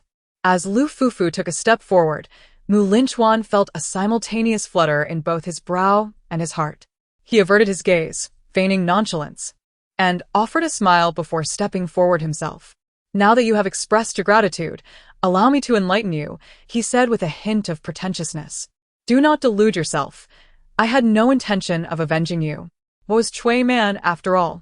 Was she not merely questioning my taste by scowling at you, an ungainly girl? This was his genuine sentiment, indeed. At that moment during the palace banquet, Mu Linchuan unmistakably felt a sense of affront. It was an unpleasant sensation. Upon returning, Shangjing was astonished to discover that Mu Linchuan had yet to retire for the night. The youth, draped in a cascade of black hair and clad in a simple white garment, sat expressionless within the hall, idly brandishing a gilded dagger. Shangjing inquired with concern, Your Majesty, are you not resting? Mu Linchuan casually replied, I am not sleeping, I am pondering serious matters. Zhang Song mused to himself about what serious matters could possibly occupy the mind of the emperor. Was it not merely another scheme to eliminate someone or to torment another? He was preoccupied with thoughts of how to rid himself of Lu Fufu. The dialogue of the evening had left Mu Linchuan's heart in a state of anxious thumping, his face slightly flushed with irritation. It was noteworthy that this was an entirely new experience for him. From the very first glance at Lu Fufu beneath the orange tree, he had harbored a flicker of interest in her, primarily due to her eyes, which bore a striking resemblance to his sister-in-law's. Over the past days, he had approached her much like he did with Cui Man, with the little Zheng noblewoman, and with other consorts, cautiously testing the waters step by step. As long as Lu Fufu slightly deviated from his wishes, he would ruthlessly eliminate her. Yet, to his astonishment, days had passed without him finding a justifiable reason to act.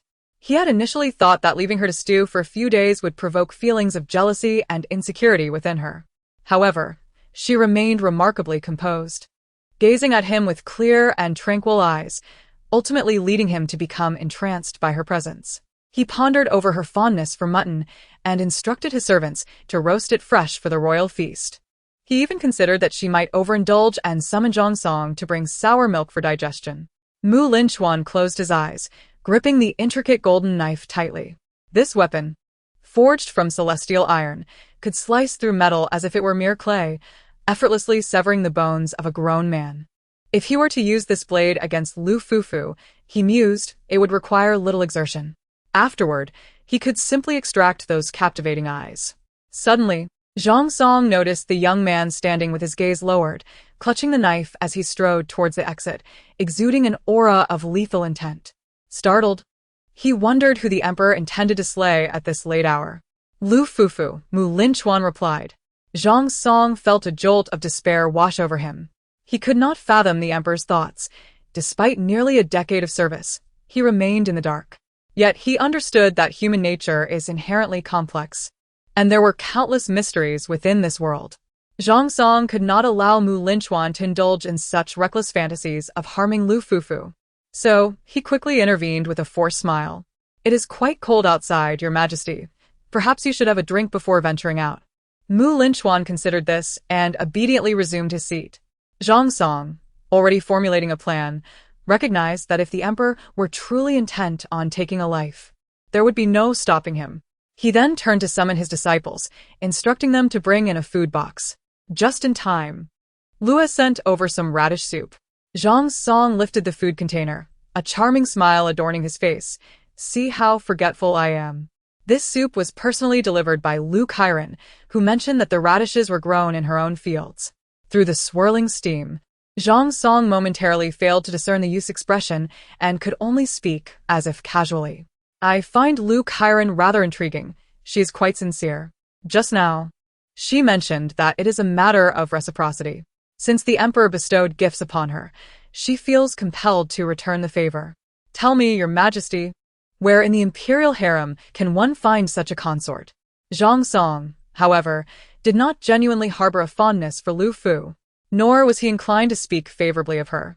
His words were merely an attempt to gauge Mu Linchuan's thoughts. The youth's expression was inscrutable as he pointed at the radish soup, questioning whether it was from her. Gazing at the steaming bowl of radish soup, Mu Linchuan's countenance darkened. Why did you not inform me? Zhang Song paused, momentarily taken aback. Was it not Your Majesty's previous command? You instructed that no other consorts should come to your study or chambers without permission. The youth fell silent, scooping a spoonful of radish soup to taste. His temperament was fickle, and the palace attendants dared not treat him lightly. In the opulent lifestyle of the De Yong aristocracy, meals were often adorned to the point of extravagance. A simple dish like this perfunctory radish soup would never be presented before him. As the soup touched his lips, Mu Linchuan's expression grew peculiar. Having indulged in delicacies for so long, he had nearly forgotten the taste of such homely fare. In his memory, it seemed he had only savored it once, within the confines of a dream. In that dream, the young Lu Fufu, appearing to be merely 6 or 7 years old, with her hair styled in 2 buns, shyly inquired, Do you drink radish soup?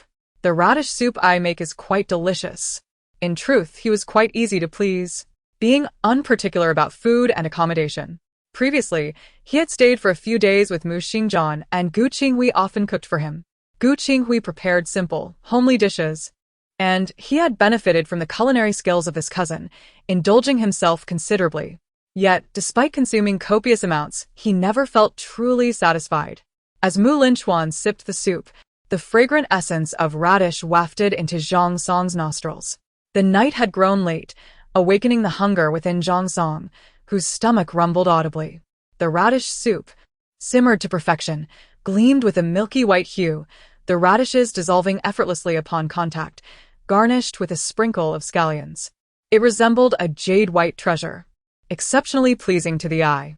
Ordinarily, Mu Linchuan would eat sparingly. When a dish was presented, it often appeared untouched upon its removal. Naturally, all these delicacies were enjoyed by Zhang Song and his disciples. Clearly hearing Zhang Song's stomach rumble, Mu Linchuan cast a slow glance in his direction. Zhang Song promptly knelt on the ground, acknowledging his breach of decorum before the sovereign, confessing his guilt.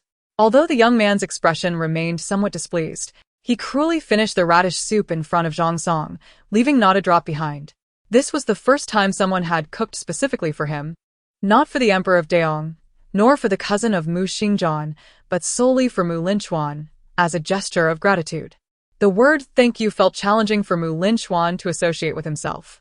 Nevertheless, he felt obliged to show respect by finishing it. Having finished, the young man wiped his mouth with great satisfaction, expressing a desire for more, instructing those in the kitchen to prepare it. Zhang Song's heart bled at the sight. It was indeed peculiar. Despite the fact that His Majesty had consumed a plethora of delicacies, one would expect his palate to have become spoiled by now. Yet, he still seemed to fuss over a mere bowl of radish soup.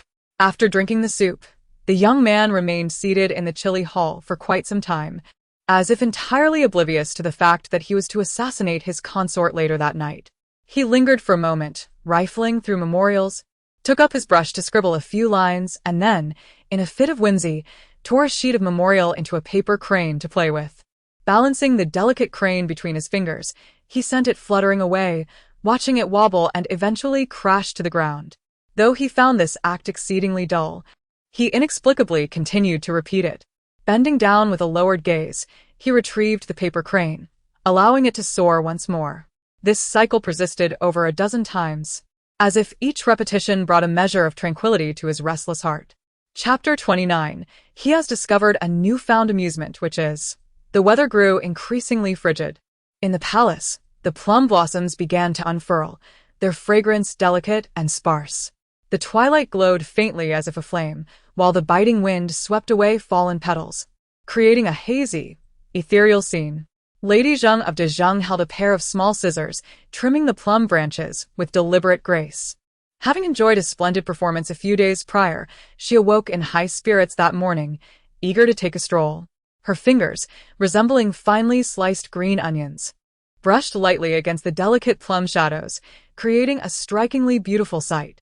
She snipped a deft winter plum branch and handed it to the palace maid behind her, gently instructing, "Take these flowers back, place them in a vase, and offer them before the Buddha. Remember to use a brass vessel." Ancient bronze artifacts, having long been buried in the earth, imbued with the essence of the soil, are most suitable for nurturing flowers. The maidservant, Farong, approached cautiously, cradling the plum branch as she replied, "Yes." Having accompanied Lady Zheng for some time, Farong still found herself perplexed by the words and actions of this young lady of the Zheng family. Clutching the plum branch, she followed closely behind Lady Zheng, her mind in turmoil. The bond between the young Lady Zheng and her elder sister was profound. The untimely death of the young lady did not tarnish her sister's reputation. Lady Zheng remained one of the most esteemed concubines in the royal palace. What puzzled Farong was Lady Zheng's demeanor. The young lady's death was shrouded in mystery, entangled with accusations of collusion with the palace eunuchs and the ensuing chaos within the court. Yet, the elder sister seemed disturbingly passive during this tumultuous period. Surely, Lady Zheng, of such high standing, could not be powerless against a mere cold palace figure like Lu Fufu? Farong found herself lost in contemplation. Furthermore, it was evident that the emperor did not hold Lu Fufu in high regard. She was merely a plaything to him. The emperor had always acted beyond the confines of tradition, even bestowing titles upon the likes of the unruly Chui man. If he truly cherished Lu Fufu, why then would he withhold even a title from her? It was clear she was of little consequence to him. Such musings about the sovereign were, of course, perilous. Just then, a gust of cold wind swept through. Farong shivered unexpectedly, lowering her gaze to discover that snowflakes from the plum blossoms had landed upon the back of her hand. The drop of melting snow roused her, making her acutely aware of her recent disrespectful thoughts. She quickly gathered her composure and hurried towards the palace. If Lady Zheng truly harbored no intention of avenging her sister, it would imply that she was a heartless individual, prompting the necessity for her to seek a different path. Upon entering the palace, she was met with a bone-chilling cold. In his devotion to Lu Fufu, Linchuan had emptied the entire harem of its charcoal, and it had been quite some time since the silver charcoal had been replenished in the chambers. Farong frowned slightly, internally cursing Pei Shu for her foolishness in mishandling the situation so thoroughly. She turned to follow Lady Zheng's instructions, placing the plum blossoms before the Buddha, while Lady Zheng removed her cloak and reclined at the bedside, engrossed in her reading. Before long, a palace attendant rushed in, relaying some urgent news. Lady Zheng's expression remained unchanged, her lashes half lowered as she continued to turn the pages of her book. "Is everything in order?" she inquired. "It is all taken care of," the attendant replied without hesitation, revealing that the voodoo doll had already been placed in Lu Fufu's chamber. Only then did Lady Zheng close her book, a hint of frost appearing at the corners of her eyes. She was not one to tolerate such provocations. Since the banquet began, she had been plotting her course.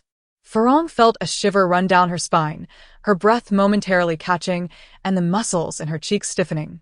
The voodoo doll, known in folklore as a figure of malice, was a form of hexing that had been met with severe penalties throughout history. The laws of Daong, for instance, prescribed death for those who practiced such sorcery. This matter is of little consequence.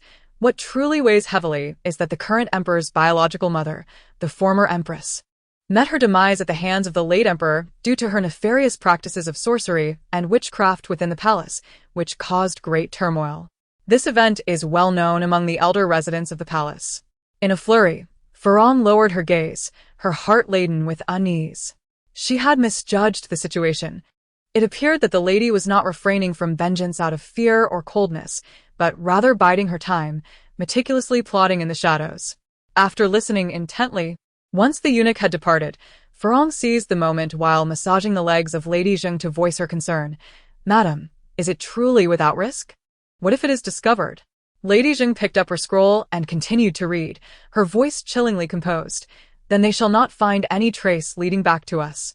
Observing Lady Zheng's calm demeanor, Farong bowed her head, refraining from further inquiries. Surely, the lady possessed her own strategies, yet she remained uncertain about the efficacy of the effigy. She could not help but admire Lady Zheng for her inherent poise and discretion, epitomizing the essence of a Zheng family woman. Since the palace banquet, Linchuan had nonchalantly wandered to Yongxiang, his youthful, innocent eyes resembling those of a rabbit, as if nothing had transpired between them. With a flicker of realization, she acknowledged that this little tyrant had no remarkable traits, save for one. He single-handedly took on the intricacies of palace intrigue. Stifling a yawn, she allowed her thoughts to drift aimlessly while she loosened her gown and changed her attire. This aspect bears a striking resemblance to Yaoni. However, Yaoni possesses greater intelligence and cunning. In the past, whenever others bullied her, she would maintain an outwardly calm demeanor, all the while expertly devising clever little traps behind the scenes. Suddenly, the door was thrust open from outside. The youth swept into the room like a swirling black tempest. Before crossing the threshold, he slowed his pace, perhaps feeling that his visits had become rather frequent. He feigned a displeased expression, his crimson eyes scanning the room. Without uttering a word, he collapsed onto the couch, claiming Lu Fufu's bed as his own. Fufu shuddered, nearly leaping to her feet, clutching the ties of her garment, momentarily at a loss for words. You, what is wrong with me?" The youth gazed at her innocently, his rabbit-like eyes blinking in surprise. Fufu regarded him with a complex expression, stammering, "Why didn't you knock when you entered?" Fortunately, she was still dressed beneath her outer garments. But what if she had been bathing? Would this little tyrant have seen everything? Linchuan blinked, his eyes glistening with a watery sheen, revealing a hint of astonishment and grievance. You are the lady of the house. Why would I need to knock? Just as he settled in, the youth suddenly furrowed his brow and reached beneath the pillow. What is this? Why is it so uncomfortable? Fufu turned her head, and upon seeing the object in Linchuan's hand, she was taken aback, frozen in place. Was that a voodoo doll? Wasn't this the kind of cursed figure commonly seen in television dramas? The issue lies in the fact that there exists a voodoo doll beneath her pillow. This diminutive figure unmistakably resembles Linchuan, adorned in imperial attire, with several silver needles piercing it, binding its hands and heart. Even the simplest of minds would grasp that she has been ensnared in a plot. Fufu's mind raced, yet her countenance remained unflustered as she calmly pointed to the doll and implored, "Your Majesty, spare me. I beseech you to discern the truth. This voodoo doll has no connection to me." A voodoo doll?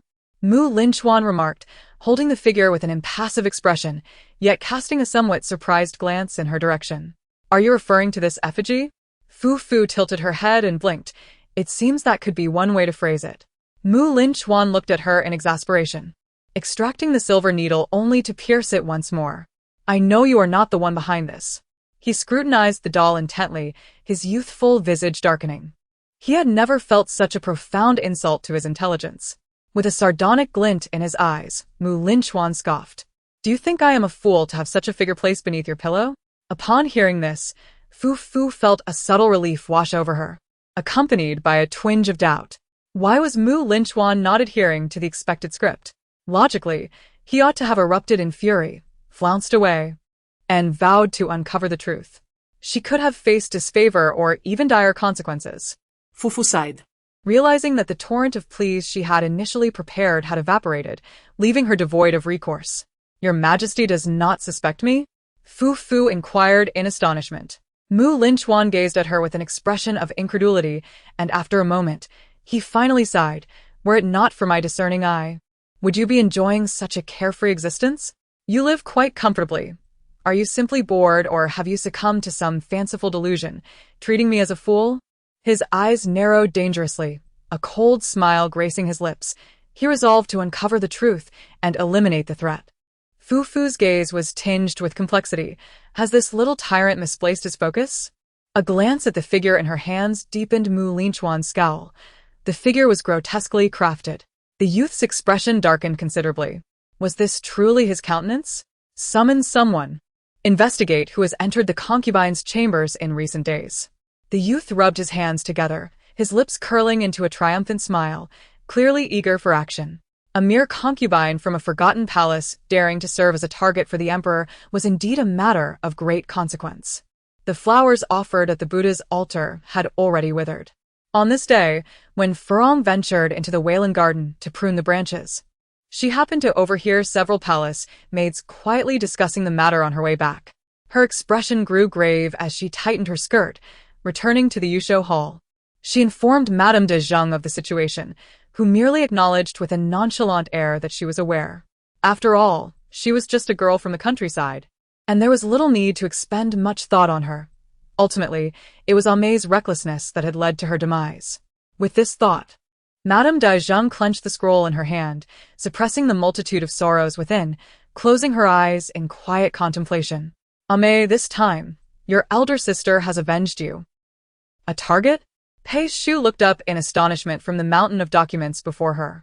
The palace maid nodded slightly and whispered, I have heard that His Majesty is in a great rage and has ordered a thorough investigation of the Eternal Alley. Pei Shu felt a mixture of surprise and joy within her. Suppressing this faint delight, she maintained a cold demeanor, forbidding the maid from discussing the matter further. This issue was too sensitive. The Duke of Zheng was indeed a person of deep thought, both ruthless and cunning. It appeared that her decision to align herself with the Zheng family was a wise move. When Lu Fufu discovered the Emperor's darting figurine in her chamber, the entire Eternal Alley would inevitably face the consequences, and all would be dragged down with her. The atmosphere in the Eternal Alley was tense, with everyone feeling a chill down their spines under immense pressure. Yet, this urgency invigorated their work ethic, leading to a swift identification of a suspect. When the suspect, displaying a posture of heroic sacrifice, was brought forth, Linchuan was reclining with one leg crossed over the other, idly poking at his figurine. He jabbed its head, its eyes, and even indulged in a rather inappropriate jest. He mused to himself that his own endowment was hardly distinguishable from one that had not developed at all, since it was of no practical use. Beside him, Fufu gasped in shock, suddenly feeling an inexplicable pain in her lower body. With a furrowed brow, she lamented sincerely, acknowledging that Linchuan was truly formidable in every sense. It would indeed be a loss not to cast him as the villainous antagonist. The suspect seemed to share this sentiment, his expression caught in a state of indecision. He was a handsome young eunuch, tightly pursing his lips in stubborn silence. Rather than growing angry, Linchuan found amusement in the situation and playfully remarked, "Come now, can you not guess if the Duchess of Zheng has instructed you?" Lu Fufu's background was more clearly understood by Linchuan than by herself. She had recently entered the palace and had few enemies. Even if there were those in the harem who envied her, they rarely possessed the audacity to employ sorcery to end her life. Such a vendetta was one that could not be settled without bloodshed. Linchuan rested his leg on the other, idly toying with the effigy in his hand, a slight smile playing at the corners of his mouth. In the entire harem, only Madame Zheng bore such a deep-seated grudge against her. Linchuan found it rather uninteresting. He could find any excuse to eliminate someone. What concern was it of Lu Fufu's? If they had the courage to confront him directly, there might be some amusement in it. Those who prey on the weak fear the strong.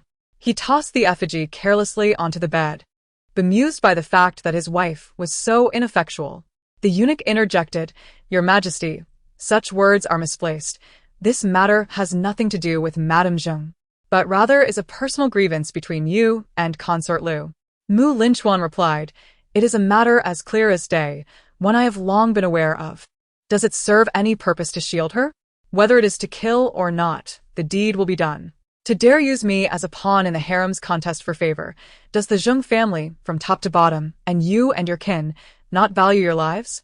Upon mentioning his family, the eunuch's pupils constricted, and his expression darkened as he implored, "Your Majesty, spare me." Realizing the futility of concealment, the eunuch gritted his teeth and finally relented. "Indeed, it was the Zheng family who instructed me." The youth shifted to a more comfortable position and inquired with a smile, "What benefits did you receive from her? To risk your life for her?" The eunuch, who had initially buried his head and clenched his fists, now lifted his gaze, his eyes ablaze and his face flushed. "Both my parents were servants of the Zheng family. His lineage was entirely intertwined with the Zheng household, their lives dependent upon its favor." The eunuch's countenance revealed a struggle, his eyes brimming with anguish, until he finally spoke. Suddenly, Linchuan broke into an endearing smile, dismissing the matter with nonchalance. "Never mind, I have no interest in hearing it." He turned away, signaling for the eunuch to be taken away and executed. The eunuch's face turned a shade of ashen purple. The young lord tilted his head, resting his chin in his hand, as if a thought had crossed his mind, and then spoke softly, "Let Lu Jishu of the Huangmen issue an edict to the Zheng family. Write whatever you wish, compelling them to self-destruct. The weather is turning cold. Urge them to act swiftly. If Lu Jishu cannot manage it, bring his head to me." Despite Lu Fufu's prior awareness of the tyrannical nature of this young despot, she couldn't help but shiver, her heart racing at the thought of the fates that awaited the young Zheng noble and the eunuch. Their impending demise served as a stark reminder of Linchuan's undeniable cruelty and madness. At that moment, someone gently tilted her chin upward. The boy's eyes sparkled with mischief as he grinned at her. "What are you thinking about?" Lu Fufu felt a chill as he leaned closer, his eyes a vivid red, a faint smile gracing his lips. She quickly shook her head, straightening her posture. "Nothing." After a moment of internal struggle, a flicker of compassion stirred within her. Even if the esteemed Lady Zheng had plotted against her, it did not implicate the household servants, who merely wished to perform their duties without being ensnared by the follies of their foolish superiors. Fufu could not help but ask, "I have heard that the Zheng family is a prominent clan devoted to Confucianism. Your Majesty, how can you?" Linchuan replied, "I am the emperor. I shall act as I please, choosing whom to favor or whom to punish. What emperor feels constrained in such a manner?" The youth gazed at her oddly, remarking, "Such individuals are adept at discerning the weaknesses of others. An emperor who merely reads their expressions is nothing but a coward." Indeed. The Zheng family has been quite unruly of late, leveraging the esteemed status of their daughters to intimidate and exploit the common folk, their appetites having grown unchecked. Furthermore, they have secretly conspired with Mu Xingjian, preparing for contingencies. Fu Fu raised her eyes, her gaze intense. "Then, can your majesty spare the servants of the Zheng family? They are, after all, unrelated to this matter." Yet, within her heart, a sense of trepidation began to stir. Mu Linchuan glanced at her, seemingly indifferent, and replied, "Very well. It is hardly a significant issue. So easily?" Fu Fu's eyes widened, an uncomfortable sensation slowly rising within her. This little tyrant. Has he begun to consider her feelings? Adjusting his robe, Mu Lingchuan sat cross-legged upon the couch, his expression impassive. Such a crude method of entrapment, he found it beneath him to involve himself directly. Did the grand lady of the Zheng family truly believe he would erupt in fury upon witnessing this charade?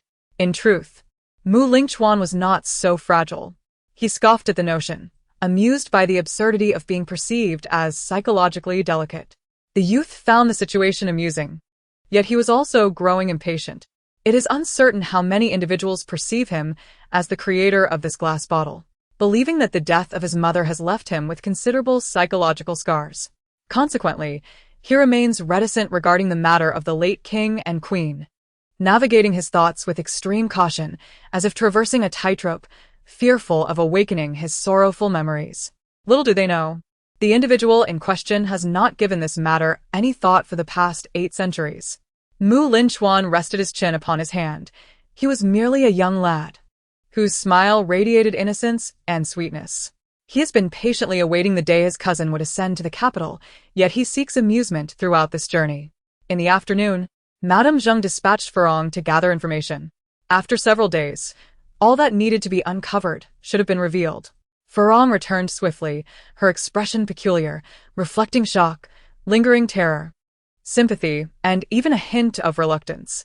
A sense of foreboding tightened within Madame Zheng's heart. "What have you discovered?" Farong suddenly knelt down, exclaiming, "Madam, the emperor has not punished Lu Fufu, but rather, what is it?" Madame Zheng pressed, her voice tinged with anxiety, altering in pitch. "Speak to me plainly." Farong, trembling with fear, replied, "The emperor has issued an edict ordering your maternal family to commit suicide." Madame Zheng's world spun violently as she collapsed onto the ground, her face pallid. "Madam!" Farong cried out. Madame Zheng fixed her gaze intently, her voice hoarse. "Are you telling the truth?" Farong dared not gaze upon her for too long. A wave of chill gradually spread from her heart. The lady of the great Zheng appeared bewildered. How could it be like this? How could it be? It should not be so. Did not His Majesty cherish the late Empress most dearly? When speaking of the late Empress, he had once covered his face in tears, his eyes filled with sorrow, and the depth of his anguish had made it unbearable for her to look any longer. Since entering the palace, she and her sister had supported each other, investing countless efforts to secure their current positions. It was merely a matter of dealing with an inconsequential little wretch, just as before. In truth, the lady of the great Zheng remained unaware of the concept of pretense. This madcap, who never spoke a sincere word and often slapped her own face, was a fool to trust. Meanwhile, Pei Shu was enjoying her breakfast while contemplating the matter of the voodoo doll. She summoned a palace maid, calculating that she would need to visit the Yusho hall later and prepare a modest gift to circulate among the court. The maid remarked, "His Majesty has not punished Lu Fufu, but the Zheng family. The Zheng family is doomed." Pei Shu responded, "What?" The maid continued, "His Majesty issued an edict, compelling the entire Zheng family to commit suicide." Pei Shu was taken aback. It seemed that Mu Linchuan derived immense pleasure from the voodoo doll incident. His life was no longer monotonous with mere killings. He had discovered a new source of amusement, rolling up his sleeves to engage in palace intrigue on behalf of Lu Fufu. Mu Linchuan was brimming with enthusiasm, completely oblivious to the disgrace of applying his imperial strategies to palace scheming. The esteemed young emperor's machinations in the court resembled a high-level character slaughtering novices in a village, slaying gods when encountering them and vanquishing Buddhas when faced with their presence. His methods were ruthless, nearly decimating the harem, leaving everyone in a state of trepidation. All the blame fell squarely on Lu Fufu's shoulders. Linchuan grew increasingly fond of Lu Fufu, indulging her in a manner unprecedented in history. This could not continue. Ever since the palace banquet concluded, she had nearly been confined for half a month. Closing the letter from the Cui family, Cui Man's face turned pale with anxiety. Her eyes reddened. For the past few days, she had endured the whims of this madman, feigning compliance. Yet, Linchuan persisted in his pretense of ignorance, deliberately refusing to mention the matter concerning her father, subjecting her to repeated humiliation. The very thought of it made her so furious that she wished to throw herself against a pillar. "Ah man, you must not cry." She resolutely wiped her tears and gritted her teeth. "For the sake of father and the Cui family, you must gather your strength." That madman had even compelled the Zheng family to self-destruct for Lu Fufu's sake, if he truly gained her favor. There might yet be a chance for her father's situation to improve. Regardless of whether it stemmed from her true intentions, she had to vie for affection. The pressing question was how to compete and what strategies to employ. After a few more uneventful days, boredom struck Linchuan. Tilting his head, he grumbled, "Why is no one challenging you anymore? It leaves me with no outlet for my skills." Lu Fufu found herself at a loss for words, feeling dejected as she questioned, "Am I merely a pawn for you to attract animosity?" Linchuan made a casual remark, pressing her head against his chest. After a brief nap, he rose to seek amusement elsewhere. Once he departed, Lu Fufu tidied the bed and cleaned the room while curiously inquiring, "System, can you assist me in checking Linchuan's current level of affection towards me?" The current favorability rating of Linchuan is 50-50? Fufu set down her broom, her mouth agape in astonishment. How could it have increased so rapidly? She did not believe that Linchuan had developed feelings for her. After a moment's contemplation, Fufu quickly realized the likely reason. Could it be related to her involvement in the palace intrigue? Whether intentionally or not, she had unwittingly provided Linchuan with a new source of entertainment, and thus his favorability towards her had risen significantly. The more she pondered, the more plausible it seemed. Out of caution, she opened the system panel for a glance. The two Arabic numerals, 50, made her heart flutter with excitement. However, as her gaze swept downwards, she felt a wave of despondency. Despite surpassing the halfway mark in favorability, the system interface still displayed the presence of two significant characters, Cui Man and Pei Shu. In addition, there was the hidden task concerning Gu Qinghui. The mere thought of Gu Qinghui caused Fufu to instinctively touch her own eyes. Her current status in Linchuan's heart resembled that of a substitute. Whether she was a substitute or not did not concern Lu Fufu greatly. As long as she could rescue Yao and I, everything else was negotiable. Lu Fufu's mind was remarkably clear. She understood that Linchuan's current favorability towards her was entirely predicated on his affection for her sister-in-law, Gu Qinghui. If he truly liked her, he would not place her in such a precarious position without granting her any status.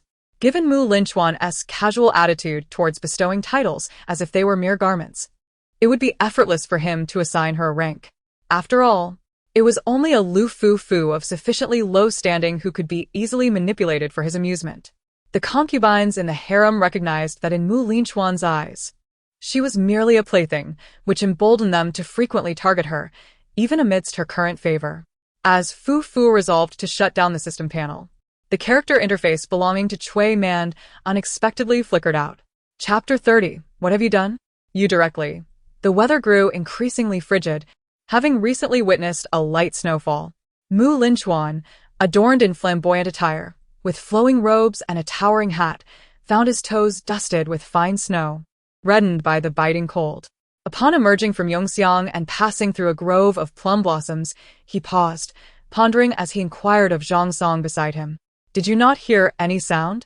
From afar, it seemed as though a melody resonated through the plum grove. In the twilight of falling snow, the song was melodious and enchanting. Linchuan tilted his head, listening for a moment. The lyrics lamented the emperor's indifference and yearned for home. Zhang Song, ever diligent, hastily ventured to investigate. Upon his return, he appeared hesitant as he reported, "It seems the Empress of Man is singing ahead." Mu Linchuan replied, "Let us go take a look."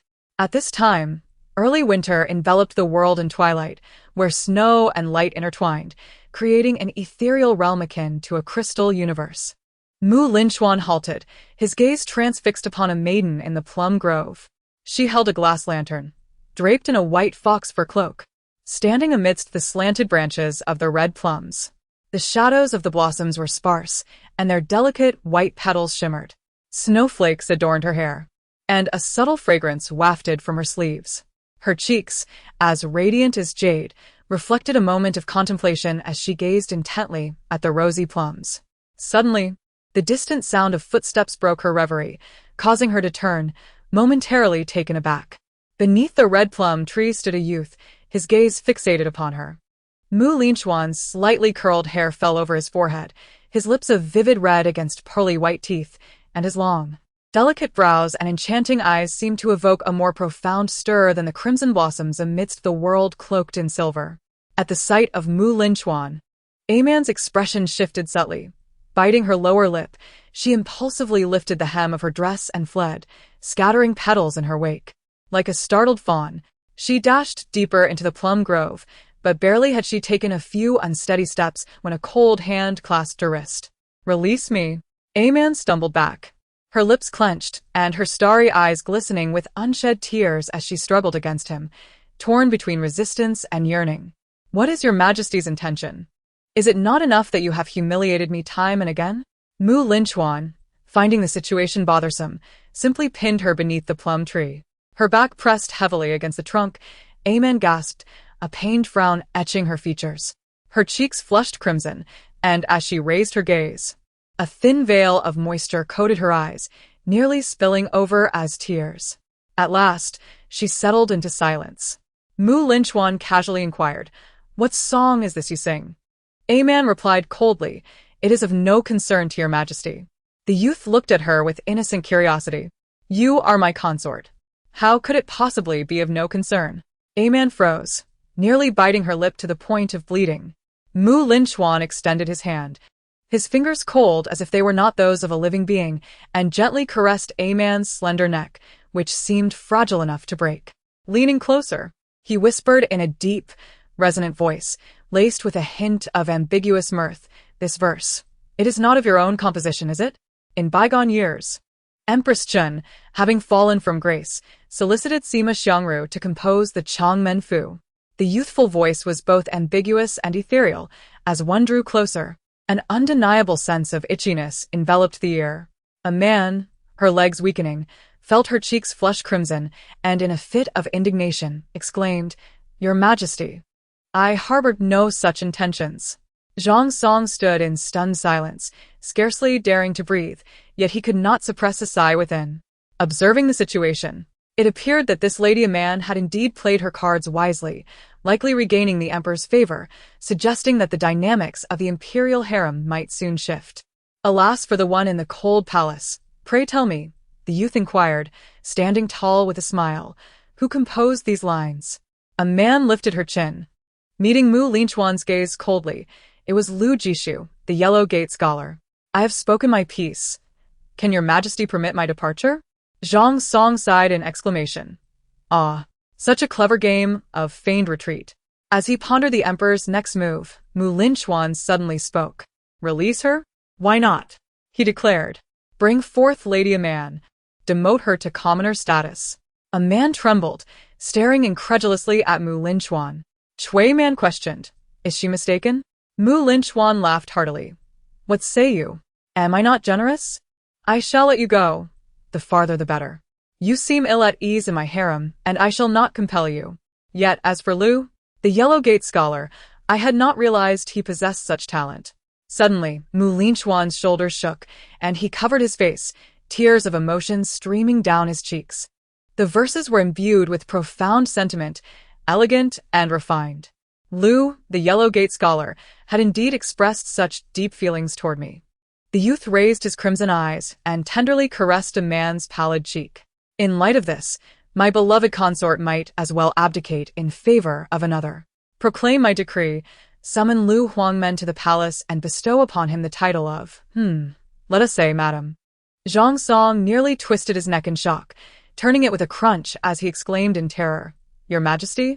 Mu Linchuan lifted his pair of rabbit-like eyes, reddened and twitching, and sniffled. What are you waiting for? Hurry. System. As the character interface of Chui Man abruptly dimmed, Lu Fufu was taken aback. Wondering what was happening, was it a system crash? Or had the system disconnected? If it were the latter, would that not signify the failure of her task? What would become of her precious kidney? Would she be forever trapped in this realm? The girl's mind often wandered to peculiar and bizarre thoughts. And Lu Fufu was no exception. A myriad of unsettling and terrifying notions flooded her mind, causing her to perspire in panic. Fortunately, the system swiftly responded. Warning, warning. The protagonist Chui Man has exited Emperor's favor. Exited. What does that mean? After a brief interval, the previously heard vibrant voice echoed once more.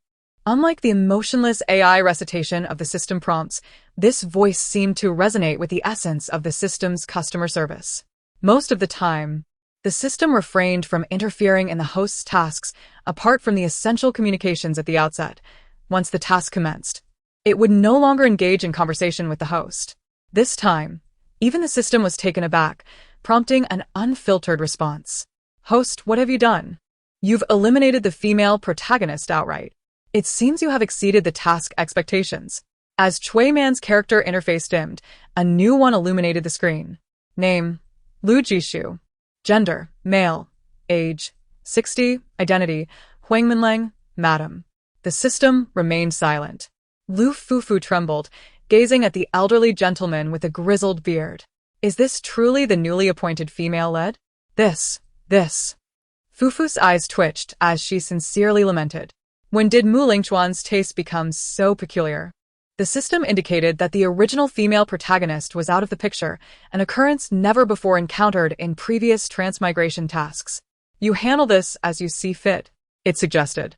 Fufu sighed and closed her eyes, quietly returning to her desk, continuously reassuring herself. Perhaps this was for the best. Although the female lead was gone, and the narrative altered, Chui Man's storyline in Emperor's favor was hardly a blissful one.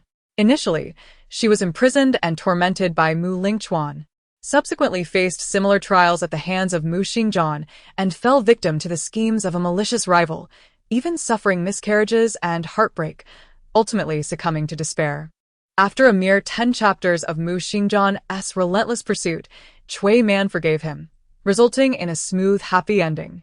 By leaving the palace, she had at least escaped the future torment of her heart and body. Contemplating this, Lu Fufu hung her head in defeat, feeling a profound sense of indignation. Not only had the harem's many concubines been vanquished, but even the female lead had succumbed to Mu Lingchuan. In that moment, she felt as though her own prospects were shrouded in darkness. To be frank, can this impervious yet excessively astute little tyrant truly be transformed into a wise sovereign? It is evident that all the palace intrigue strategies are futile in his presence. The day Chui Man was unceremoniously expelled from the palace, many were left in shock. Although Chui Man's temperament was somewhat willful, she was undeniably a true beauty. To cast her out in exchange for an elderly lady as a consort was an audacious maneuver indeed. The expressions of the onlookers were a tapestry of bewilderment, twisted and complex. Your Majesty, it would be one thing to be whimsical, but have you truly taken action against the elderly? Moreover, numerous nobles and commoners alike altered their countenance. Previously, when beauties were presented, the emperor accepted without hesitation. Yet it was clear that Mu Linchuan showed little interest in these enchanting figures. Neither beauties nor handsome men seemed to pique his interest. Could it be that Mu Linchuan had a penchant for Lu Jishu? After all, regardless of his actions, the entire Daong would not be surprised. A few audacious souls even dared to offer up several venerable and scholarly elders, only to meet with inevitable demise. Mu Linchuan could only express his exasperation. I find your folly quite amusing. On the day Chui Man left the palace, Lu Fufu fortuitously crossed paths with her in the palace corridors. The young girl, cloaked in a vivid red mantle, appeared pale and dejected. Upon noticing Lu Fufu, Chui Man halted, deigning to speak with a frigid tone, her gaze seething with anger. Lu Fufu, have you come to revel in my misfortune? Lu Fufu was taken aback. At this juncture, any explanation of mere coincidence would only serve to exacerbate the situation, rendering it more convoluted. Lu Fufu remained silent, neither affirming nor denying. Amon bit her lip tightly, unable to contain herself any longer, tears cascading down her cheeks like pearls strung together. Well, it is my own doing. Did she not realize she bore numerous flaws, both great and small? With reddened eyes, Amon exclaimed, do you know? I have always harbored a deep disdain for you, looked down upon you. Upon reflection, this marked the first conversation she had ever had with Lu Fufu. Who could have imagined that the unassuming girl who once shared a carriage with her would become the most favored consort of Linchuan? Fufu felt an acute discomfort. Yet as she gazed upon the pallid complexion of Chui Man, a sense of melancholy akin to that of a rabbit mourning a fallen fox stirred within her. They were all here to win over Linchuan, who among them held true nobility. They were all kindred spirits in hardship. She merely had the fortune of being a touch luckier. I understand. Fufu inhaled deeply and stated. Chui Man was taken aback. The young woman's eyes were clear, her voice distant and cold. I know you look down on me. However, being able to leave the palace is not without its merits. Upon hearing this, Chui Man almost believed Lu Fufu was intentionally mocking her, nearly infuriating herself to the point of madness. Yet, meeting the young woman's clear and luminous gaze momentarily left her dazed. A thought, both shocking and peculiar, began to rise within her. Could it be? Lu Fufu did not wish to remain in the palace? Chui Man's expression changed dramatically. This notion shattered her entire worldview. She had always believed Lu Fufu to be nothing more than a common maid, narrow-minded, vain, and willing to flatter the madman Linchuan in a desperate bid for elevation. Chui Man could not help but steal another glance at Lu Fufu. The young maiden today adorned herself with twin buns, dressed in a simple yet elegant outfit consisting of a plain blue patterned skirt and top. Her hair, embellished with pearl hairpins and golden ornaments shaped like deer antlers, cascaded down, adorned with lustrous white pearls. Lu Fufu seemed to have become even more beautiful in recent days, due to the chill in the air. She draped a sky-blue cloak around her, her petite face nestled within the soft, white fur.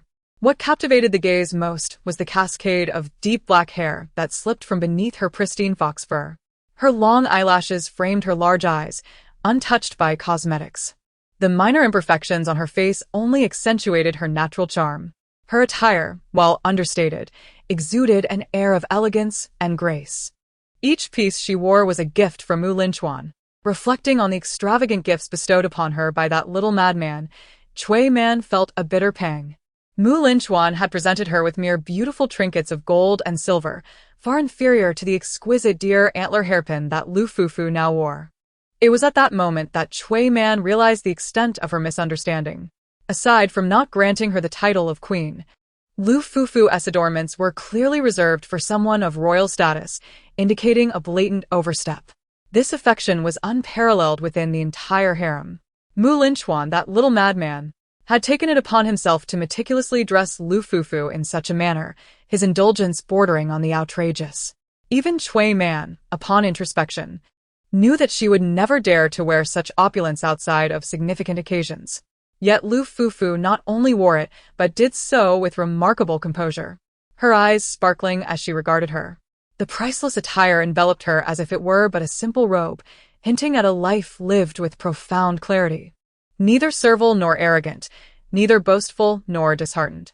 The biting cold wind lashed against her face like a blade, and Chui Man felt a sharp stinging pain. As if she had been struck several times without warning. She had always perceived Lu Fufu as merely a common servant, yet she had not anticipated that this individual was astute and perceptive. It seemed likely that during these past few days, she had been observing the tumultuous interactions among the concubines with the amusement of a spectator at a monkey show. Now, having her own status reversed, Chui Man felt as though she had become the very monkey in the spectacle, nearly losing her footing. Lu Fufu harbored a disdain for Chui Man. On several occasions, she had been tempted to deliver a punch to her head, akin to reprimanding a misbehaving child, to firmly grasp her collar and chastise this arrogant and sharp-tongued sister. However, having encountered her, and recognizing her as the central character, Lu Fufu let out a long sigh and offered a cautionary note. After you leave the palace, it would be wise to keep your distance from Prince Changle. Chui Man glanced at her, momentarily subdued, a tinge of bitterness in her smile.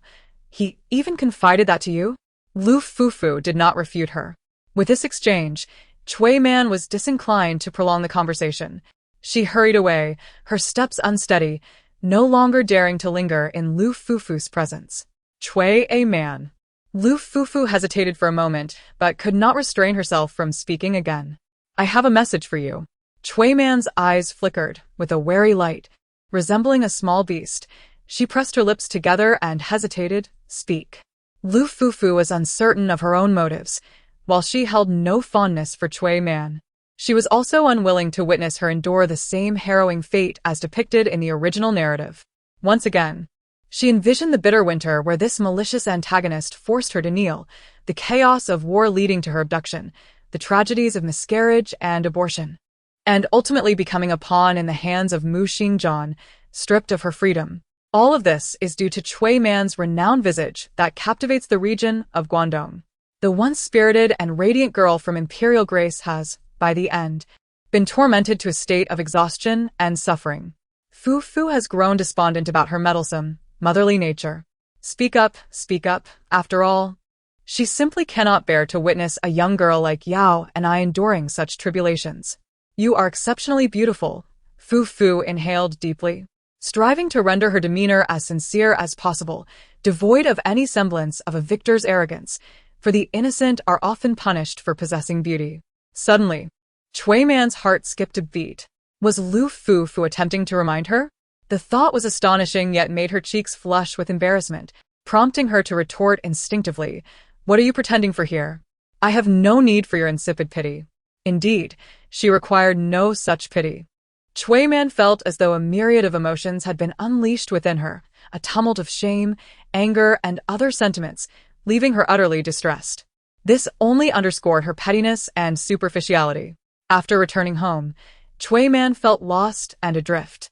She was the first daughter of the Chui family to be expelled from the palace, and the incessant rumors from the outside world weighed heavily upon her. She locked herself away, refusing to see anyone, and wept for many days. Being cast out of the palace made her prospects of marriage bleak, and the Chui family, preoccupied with disaster relief efforts in Jiangnan, had no time to attend to her plight. Ultimately, they decided to send her, packed away, to the Jingluo monastery in the capital. Within the confines of the monastery, Chui Man recalled the words she had exchanged with Lu Fufu on the day she left the palace. "Where do you intend to go after leaving the palace?" She initially hesitated to respond, perceiving the words as a veiled mockery. Yet, when she met Lu Fufu's enchanting and translucent gaze, she inexplicably found herself speaking. To return home, or to journey to Jiangnan, or perhaps to cultivate oneself in a Buddhist temple. The youthful voice drifted into the biting northern wind. The Yingluo Temple is a renowned sanctuary in the capital, frequented by noble maidens and beautiful courtesans seeking spiritual solace. Surrounded by the sacred grounds, she embraced the Eightfold Path. This was indeed a commendable choice. Exiting the monks' quarters, she beheld ancient cliffs and trees, the Bodhi and Sal trees. Unbeknownst to Chui Man, her presence at Yingluo Temple would fortuitously lead her to evade the fate that had long been inscribed for her, including the encounter with Wang Muxingjian of Changle. Misfortune often conceals fortune, while fortune may lie in misfortune. Who among us can elucidate the intricate truths within? Chapter 31, Soaring to New Heights. Mu Linchuan possesses a singular virtue. He speaks only what he intends to fulfill, and fulfills what he has spoken. It is said that Chui Man, in her quest to regain favor, specifically requested Lu Huangmen to compose a poem for her. Unexpectedly, this act backfired, as His Majesty was deeply moved, prompting a drastic shift in the narrative. He immediately decided to elevate Lu Huangmen to the status of lady, desiring to share the same bed and entwine their feet, with no one able to intervene. Following a series of foolish decisions, this young tyrant embarked on an unparalleled path. disregarding public opinion to bring an elderly man with a gray beard into the palace. Lu Huangmen, a venerable scholar of Daong, held high esteem and served the emperor diligently, drafting edicts and managing affairs with great trust from Linchuan. Lu Huangmen was nearly driven to despair, almost crashing headfirst into the palace grounds in his mortification. Linchuan covered his face and wept bitterly, lamenting that he had been oblivious to the profound affection and loyalty of his beloved minister. It is regrettable that the world is filled with individuals who are loquacious and entrenched in their antiquated ways. As the young man cried, he wiped his tears with his sleeve, his eyes reddening from sorrow. The bond between us is not understood by society, and you, my dear minister, are willing to sacrifice your life to demonstrate your loyalty to me. Fear not, for I am not one to be ungrateful or devoid of affection. Since you cherish me, I too shall hold you dear. I am aware that you come from a formidable household, and that you were compelled to wed this fierce woman against your will. The Lu family's oppressive nature is indeed detestable. Since you cannot take action, I shall intervene. I hereby decree the execution of this fierce woman and her offspring. Linchuan wept inconsolably, his tears flowing freely, entirely devoid of the burdensome demeanor expected of a ruler. As his hair fell disheveled and his eyes reddened, each word he uttered sent a chill through Lu Jishu's heart. The lives of his entire family hung precariously on the whims of this young tyrant. Thinking of his beloved wife and young child at home, tears streamed down Lu Jishu's face as he trembled and bowed low, his expression wrought with anguish, pleading for mercy. Your Majesty, spare my life. I am willing to enter the palace. Linchuan hastily rose to assist Lu Jishu, his movements so abrupt that he accidentally flung aside a wooden sandal. What are you saying? The young man, in pain, replied, Since you plead for that fierce woman, I shall grant her a reprieve. And thus, the matter was settled. In the ordinary course of his whims, the young emperor meticulously adhered to protocol, commanding the Minister of Rites to present jade and silk at his door. The regulations of the Daong dynasty stipulated that the 3 consorts would be attended by the minister, while the 9 imperial concubines were to be served by the 5 officials' lieutenant and the favored ones by the envoy, a convention well established. The emperor, Linchuan, summoned the Minister of Rites to his presence, signifying his favor. Upon receiving this edict, the minister's emotions were undeniably complex. Lu Huangmen held considerable influence within the court, hailing from the Lu clan of the previous dynasty. Lu Jishu, born of the Hejian Lu family, was a diligent scholar in his youth, renowned for his extensive knowledge and eloquence, earning him the title of the Hejian Confucius as he later retreated into seclusion to educate countless students. Hearing of this development, Linchuan traveled a great distance to invite him to serve at court, bestowing upon him the esteemed position of chief attendant, thereby elevating him above the Ministry of Personnel, a testament to his exalted status. As the 2 venerable men exchanged glances, Lu Huangmen nearly met with disaster, nearly colliding with a pillar in his own home. The Minister of Rites, Yang Shi, sighed, remarking on how the esteemed gentleman, usually so astute in self-preservation, had unwisely involved himself in the affairs of the Cui family. The emperor was genuinely enraged this time. It was a mercy that he had not meted out punishment. The chief attendant is a close confidant of the sovereign. Had it not been for his trust, Linchuan would not have conferred such a position upon Lu Jishu. It was precisely due to the unique status of the chief attendant, who frequently interacted with the emperor and had the most profound understanding of him, that Cui man specifically requested his presence for the composition of a poem. However, this was indeed a grave misstep for Linchuan. The very notion that those close to him could be swayed by Cui man was disquieting. Anyone in his position would feel discomfort by such betrayal. It is vital to recognize that where there is one instance of treachery, there is likely to be another. Once one's surroundings become riddled with infiltration, remedying the situation would be a futile endeavor. Linchuan's actions are bewildering, yet his mind and eyes remain astutely clear, shining with intelligence. This little madman possesses a remarkable sharpness that is both astonishing and disconcerting, though regrettably, his thoughts are not directed towards state affairs. Yang Shi remarked, It is indeed commendable that His Majesty has devised such a strategy. Scholars place great importance on their reputation, and Linchuan's actions are undoubtedly more ruthless than killing Lu Jishu. Lu Jishu sighed deeply, pondering, if it were not for my prior acquaintance with Cui Su, how could I have composed this poem for his daughter when she approached me? Yang Shi offered comfort, saying, a gentleman's word is as binding as a chariot's weight. This cannot be deemed a fault of yours. Once inside the palace, do take care and avoid any foolishness. In these times, with the ruler's mind clouded above and the ministers deceived below, your entry into the palace might indeed present a rare opportunity to clarify the sacred voice and discern the pure from the impure. With your constant vigilance and counsel, perhaps His Majesty may find clarity. Yang Shi lowered his voice. This is a monumental act that would benefit the common people for generations to come. Meanwhile, the Prince of Changsha, Wang, harbors ambitions, subtly hinting at a desire to seize the capital.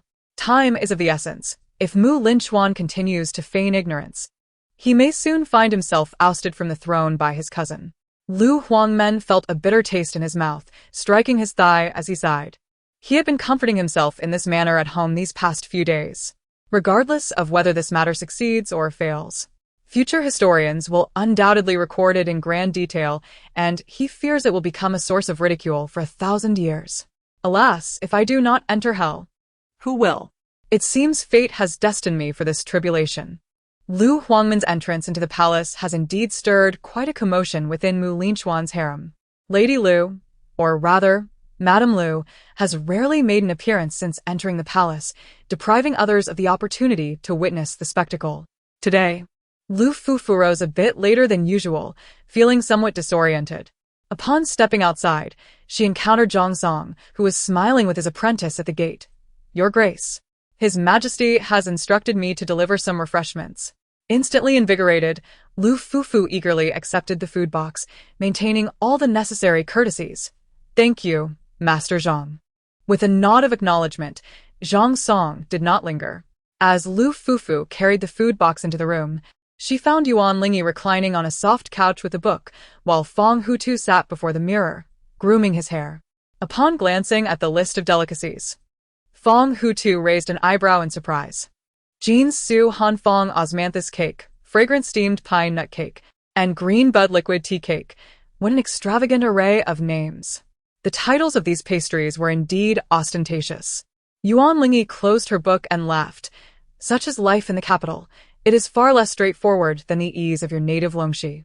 Ever since that day when she delivered the radish soup, Linchuan had frequently summoned Zhang Song to bring him food. Although the names of these pastries were a bit flamboyant, their flavors were exceptional. The osmanthus cake was soft and glutinous, the pine nut cake rich and fragrant, and the tea cake delightfully sweet. Even Yuan Lingi, who typically had a modest appetite, had indulged herself considerably in recent days, gaining quite a bit of weight. Fong Hutu, who was not fond of sweets, had only taken a couple of bites before setting his portion aside, inquiring, "Have they been pestering you these days?" That they referred, of course, to the concubines and palace maids. Lu Fufu, with a distressed expression, rested her head on the table and murmured, just like before. The lively and vibrant demeanor of the young girl elicited a chuckle from Yuan Lingi. Just like before, Fong Hutu, after a brief contemplation, grasped Lu Fufu's meaning, his brows knitting together. Although Linchuan dotes on Lu Fufu, he has never conferred upon her any official status. He could casually bestow the title of Madam upon Lu Jishu. Yet Lu Fufu, after all this time, has seen no indication from Linchuan of elevating her status. Thus, to others, this affection inevitably seemed somewhat diluted, akin to the fondness one might have for a pet, caring yet lacking in seriousness, and therefore not particularly intimidating. Although Fong Hutu was not fond of Lu Fufu's closeness with Linchuan, given the circumstances, he felt compelled to devise a plan for her. Yuan Lingi inquired, "Fufu, have you gleaned any thoughts from His Majesty?" Lu Fufu paused, taken aback. No. She truly had not considered that. Yuan Lingi cast her a sidelong glance. The young girl stretched languidly, then cheerfully reassured both of them. "Sister Yuan, Sister Fong, I am fine. We can discuss it later." The morning light shrouded her dark pupils, casting a faint golden glow around them, reminiscent of a small moon. Emerging from the hillside, the girl naturally harbored boundless imagination regarding the extravagant and indulgent life that lay beneath the veneer of opulence. Lu Fufu, was ambitious, unwilling to settle for mediocrity or to accept her fate. Fortunately, she remained untainted by the superficial distractions of the world. The hardships that descended upon Yao and I and her small family have subjected her to immense suffering, yet they have also preserved her clarity of mind. A measure of power is tantamount to a measure of responsibility and obligation. There are no free lunches in this world. Every gift from fate has long been marked with a price in the shadows. Being a lady, or even a queen, is far from simple. Lu Fufu considers herself merely an ordinary girl, lacking the qualities to become a queen. Her aspirations have never extended beyond a single individual, Linchuan. Fufu secretly admonishes herself, warning that if she allows the idle gossip from the palace to mislead her, she may lose sight of her true objectives, leaving her with no place to lament her missteps. Thus, the matter is brushed aside. Fufu is mindful of her figure, preoccupied with her quest to win over Linchuan, and dares not indulge excessively. After sealing the food box, she wrestles with her cravings and, rather ungraciously, steals a piece of osmanthus cake. A piece of pine nut cake, a piece of tea cake. Consumed by guilt after devouring 3 pastries and with another piece precariously balanced in her mouth, Fufu sighs with a grimace, acutely aware of the arduous journey of weight loss. Following her breakfast, she tidies up briefly before entering the kitchen, where Zhang Song informs her that Linchuan has finished the bowl of radish soup she made. As the saying goes, to capture a man's heart, one must first capture his stomach. Although Lu Fufu is somewhat skeptical of this notion, Linchuan's reaction provides her with immense encouragement. Opportunities are fleeting, and she must seize every chance that comes her way. Even as early as last night, she had already determined today's menu. Today, she plans to prepare century egg and lean pork congee. The pot simmers gently while she peels the century eggs, lost in thought. In the cold of winter, there is nothing more comforting than a warm bowl of congee. Both Linchuan and Yao and I, like her, are not in the best of health. After peeling the century eggs, which gleam with a translucent sheen, she patiently slices them into wedges. After this flurry of activity, beads of sweat begin to form at the tip of the girl's nose. Wiping her nose and the sweat from her cheeks with the cuff of her sleeve, Lu Fufu exhales deeply and fills her food container with the congee. She has simmered this porridge for several hours. Having just tasted it, it melts in her mouth. Enhanced by the century egg and pork, garnished with scallions and ginger, presenting a rich and hearty flavor. Each grain of tender rice is enveloped in the intense and fragrant essence of the egg yolk. Fearing it might grow cold, Lu Fufu hastens her pace, gripping the food container tightly as she walks swiftly. Unexpectedly, fate proves to be an ironic adversary as she encounters several familiar faces along the way, Madame Zheng, Zhou Chonghua, and Hu Marin. Upon meeting, they scrutinize each other in silence. Hu Marin's expression is awkward. Who would have thought that Lu Fufu, once the subject of their amusement, would become the favored consort of the young emperor? Zhou Chonghua, however, smiles, her tone cool and devoid of warmth. Where might the talented one be heading? Fufu halts, casting a quiet glance in her direction, sensing an ominous undercurrent. This familiar pattern of palace intrigue. As anticipated, in the next moment, Zhou Chonghua chuckles.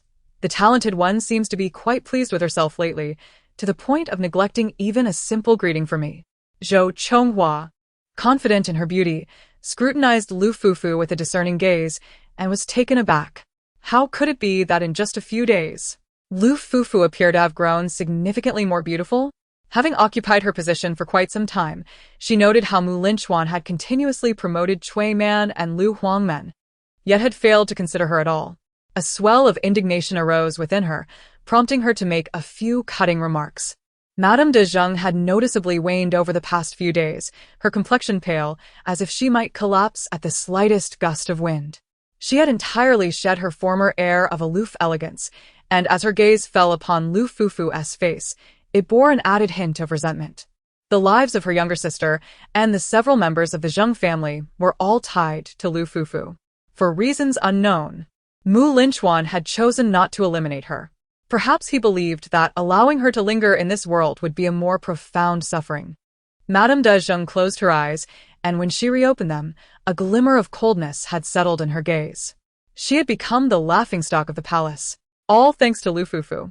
Although she could not bring herself to kill her at present, she could certainly leverage her status to impose some discomfort upon her. While Zhou Chonghua spoke, Madame de Zheng remained silent. When she finally did speak, her tone was neither warm nor cold, stating, "Chonghua's words hold merit. Lu Fufu, given that Chonghua possesses a higher rank than you, why do you not respond to her? I am aware of the Emperor's recent favor towards you. Such favor is indeed a blessing, and to honor this goodwill, you ought to exhibit humility and obedience. Yet now, it appears you have disregarded palace rules and etiquette. As a lady of the court, I possess the authority to oversee your conduct in the absence of a rightful position within the palace. Given your recent arrogance and reckless behavior, which has offended the esteemed Chuanghua, it would be prudent for you to kneel here and reflect on your actions." Fu Fu suddenly felt overwhelmed, as this was clearly a deliberate provocation. She wondered how these concubines in the palace could be so idle. To her, their meaningless squabbles were nothing short of a waste of time, far less engaging than the intrigues among colleagues. To kneel, or not to kneel. Refusing to kneel would certainly lead to further complications, yet kneeling in the frigid winter would likely harm her knees. However, it could serve as an opportunity to elicit sympathy from Linchuan. With her mind racing, Lu Fufu quickly made a decision. She would not kneel. Her health was paramount, and there was no need to degrade herself for Linchuan's ambiguous affections. What if the situation could not be resolved? She and Lady Zheng had already established a bitter rivalry. Kneeling today might only lead Linchuan, the little tyrant, to look down upon her. Not only would he scorn her, but everyone in the palace would perceive her as a pliable figure, ripe for manipulation. It was likely that someone would seize the opportunity to step on her. Resolute in her decision, Fu Fu stood firm, clutching the food box as she gazed over. With a sweet smile that radiated humility and gentleness, reminiscent of her former foolish colleagues, she addressed the lady with an air of deference, acknowledging, "I must apologize for my earlier rudeness." Unbeknownst to Chuanghua, Fu Fu faced her with a serious demeanor, neither servile nor haughty, pointing to the food box and stating, "I am here to deliver porridge to His Majesty. His Majesty has long desired this porridge. In my haste, fearing that time would delay and the porridge would cool, making it difficult to present to His Majesty, I inadvertently erred and offended Lady Zhonghua." When the name of Linchuan was mentioned, my colleague Zhou Zhonghua's expression slightly shifted, and she could not help but mutter a curse under her breath, regarding the audacity of thinking that mentioning His Majesty would be of any use. Yet, she felt a twinge of apprehension. If the porridge truly cooled, recalling Linchuan's manic yet sorrowful visage sent a chill through Zhou Zhonghua's heart. It was unwise to press further. The young woman appeared as a petulant beauty, yet internally, she was drenched in cold sweat. Deceiving the other into believing that Linchuan yearned for this porridge weighed heavily on her heart. A bead of cold sweat trickled down her forehead. She could only hope that once this matter passed, the palace attendants would refrain from bringing it up with Linchuan. As her anxiety peaked, her superior, Lady Zheng, regarded her for a moment before declaring, "I shall deliver the porridge to His Majesty. You may remain here, kneeling." Lady Zheng suddenly reminded Fu Fu of a former colleague from her past workplace. This colleague, a minor manager, often adopted the demeanor of the factory owner's wife, sharp-tongued and difficult to approach. She enjoyed dispensing platitudes through WeChat, her social media posts laden with cryptic melancholy. Fu Fu had previously endured much torment at her hands, breaking into a sweat at her mere presence. The woman's face began to meld with the memories of times past, unmistakably signaling that she was being commanded to kneel. Lu Fufu's striking black and white eyes gazed at the lady of the Zheng family, and an unexpected surge of defiance welled up within her. She stubbornly closed her eyes in resignation. She would not kneel. What right did she have to do so? Moreover, she had a premonition that should she submit, Linchuan would not offer her support or intervene on her behalf. The atmosphere gradually solidified in this tense standoff. Zhou Chenghua's expression darkened slightly. "Lu Kailin, do you truly intend to offend the Lady of Zheng?" However, her colleague, Hu Marin, cast a glance her way. Offering a tentative smile and attempting to mediate, "Lu Kailin has her reasons. Perhaps we should let this go for today." Fu Fu blinked, suddenly enlightened. There must be signs before a great downfall. Following the Zheng family's self-destruction, The Lady of Zheng's authority within the palace had begun to wane. Indeed, even within her own domain, discord reigned. It appeared that Hu Marin was contemplating severing ties with the Zheng family in search of a new patron. Meanwhile, the Lady of Zheng sought to seize this opportunity to subdue the rising star that was Lu Fufu. Unyielding, Lu Fufu stood her ground, causing the Lady of Zheng's demeanor to stiffen. For a moment, she was unsure how to proceed. Within the Thousand Buddha cave, myriad lamps flickered, their light dancing like stars. A young man clad in a black robe sat alone in the cave, his downcast lashes brushing against the surface of a statue as he applied color to it, and he inquired softly, "Did she truly say nothing at all?" Zhang Song chuckled. Indeed, the Kalin said nothing. Mu Linchuan's breath caught, his lips pressed tightly together. This continuous probing had become wearisome. The young man, feeling restless, ran his fingers over the Buddhist beads adorning his wrist, a cold smile gracing his lips. The rumors circulating in the harem, of course, had reached his ears. In truth, he was privy to more knowledge than Lu Fufu herself. What was merely a humorous jest had transformed, for the current sovereign, into a reluctance to bestow even the title of lady upon an elderly man. Suddenly, the narrative shifted. The young man dipped his brush into a hue of vermilion, and with a delicate flick of his wrist, he adorned the lips of the Buddha statue before him with a layer of rouge. Mu Linchuan propped his chin on his hand, meticulously scrutinizing the smiling visage of the statue. The smile was crafted with iron wire, threaded from the left cheek to the right, creating an expression of mirth. The endearing, benevolent Buddha, with its lips aglow, appeared all the more uncanny under the flickering light.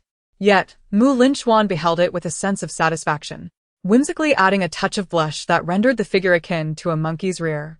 Carelessly dabbing and smudging, Mu Linchuan's long eyelashes fluttered downwards. To be candid, he had initially regarded Lu Fufu as nothing more than a source of amusement, a means to observe his sister-in-law more closely. However, he had not anticipated that Lu Fufu would endure under his care for such an extended period, truly a cause for celebration. Now, with Lu Huangmen having entered the palace, rumors swirled with fervor. Positioned at the heart of these whispers, Lu Fufu remained unfazed, which only piqued his curiosity, brought him joy, and, admittedly, stirred a touch of irritation within him. Mu Linchuan found himself in a perplexing situation. Zhang Song, observing Mu Linchuan's countenance, boldly ventured, "Your Majesty, this old servant has a thought." "Speak," he urged. This old servant believes that perhaps the talented lady is feeling envious. Mu Linchuan jolted slightly, his hand trembling. "Envious?"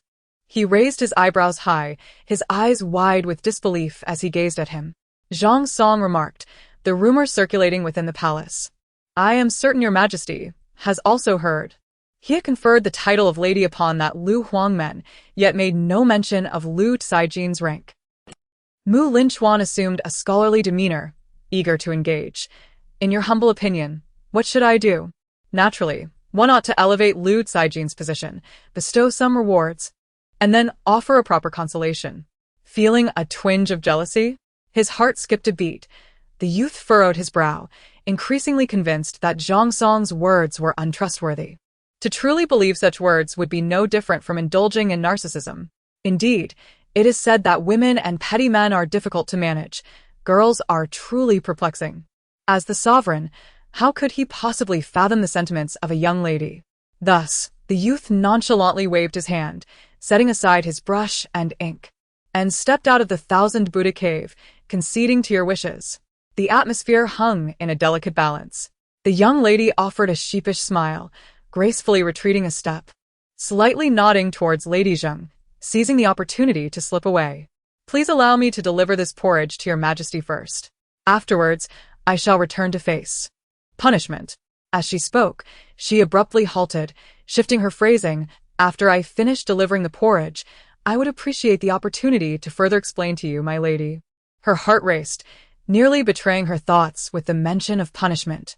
That was close. Had she uttered those two words without a second thought, Lady Zheng would surely have seized upon them. Lady Zheng's expression revealed no trace of joy or anger. She regarded her with a calm gaze for a considerable moment. Just as Lu Fufu quickened her pace, preparing to flee, a voice suddenly interrupted her. Hold on. The imposing presence of Lady Lu was unmistakable. The woman sneered coldly, advancing step by step. Are you disregarding my words? Driven to desperation, she tore away the facade of indifference and dignity she had maintained.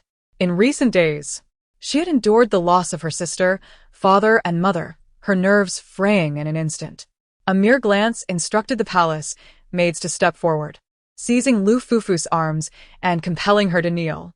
A chill ran through Lu Fufu's heart as she realized that there was no escaping this predicament. Silently, she bit her lip, struggling in vain against her captors. Lady Zheng approached her deliberately, raising a hand. A gust of wind swept through. Lu Fufu's eyes widened in shock. Was she truly going to be slapped?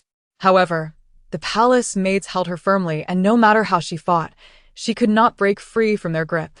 The anticipated pain did not come. Lu Fufu's mind blinked, and her vision blurred, as if a dense cloud had passed before her eyes. In the next moment, she found herself enveloped in a cold embrace, thick with the scent of blood. The person held her head tightly against their alabaster chest. Her chin was lifted, and she met a pair of crimson eyes, reminiscent of frozen blood. This scene echoed eerily with one that had transpired in Huayuan Garden. The youth's eyelashes fluttered slightly as he gazed at her flushed face, which had turned red from excitement and defiance, and a smile broke across his features. The more he smiled, the louder his laughter grew. Well done. Linchuan tilted his head, his fingers slowly ascending to rest upon her soft lips, leaving a pale imprint with a firm press. The youth chuckled, his entire body trembling with mirth, nearly unable to straighten his back. Well done, those 3 words floated lightly, as ethereal as mist. Then, he met Lu Fufu's astonished gaze, resembling one who beheld madness. After a brief moment, Linchuan finally released his grip on Lu Fufu's arm. The young man turned leisurely, facing the numerous wives behind him who were significantly older.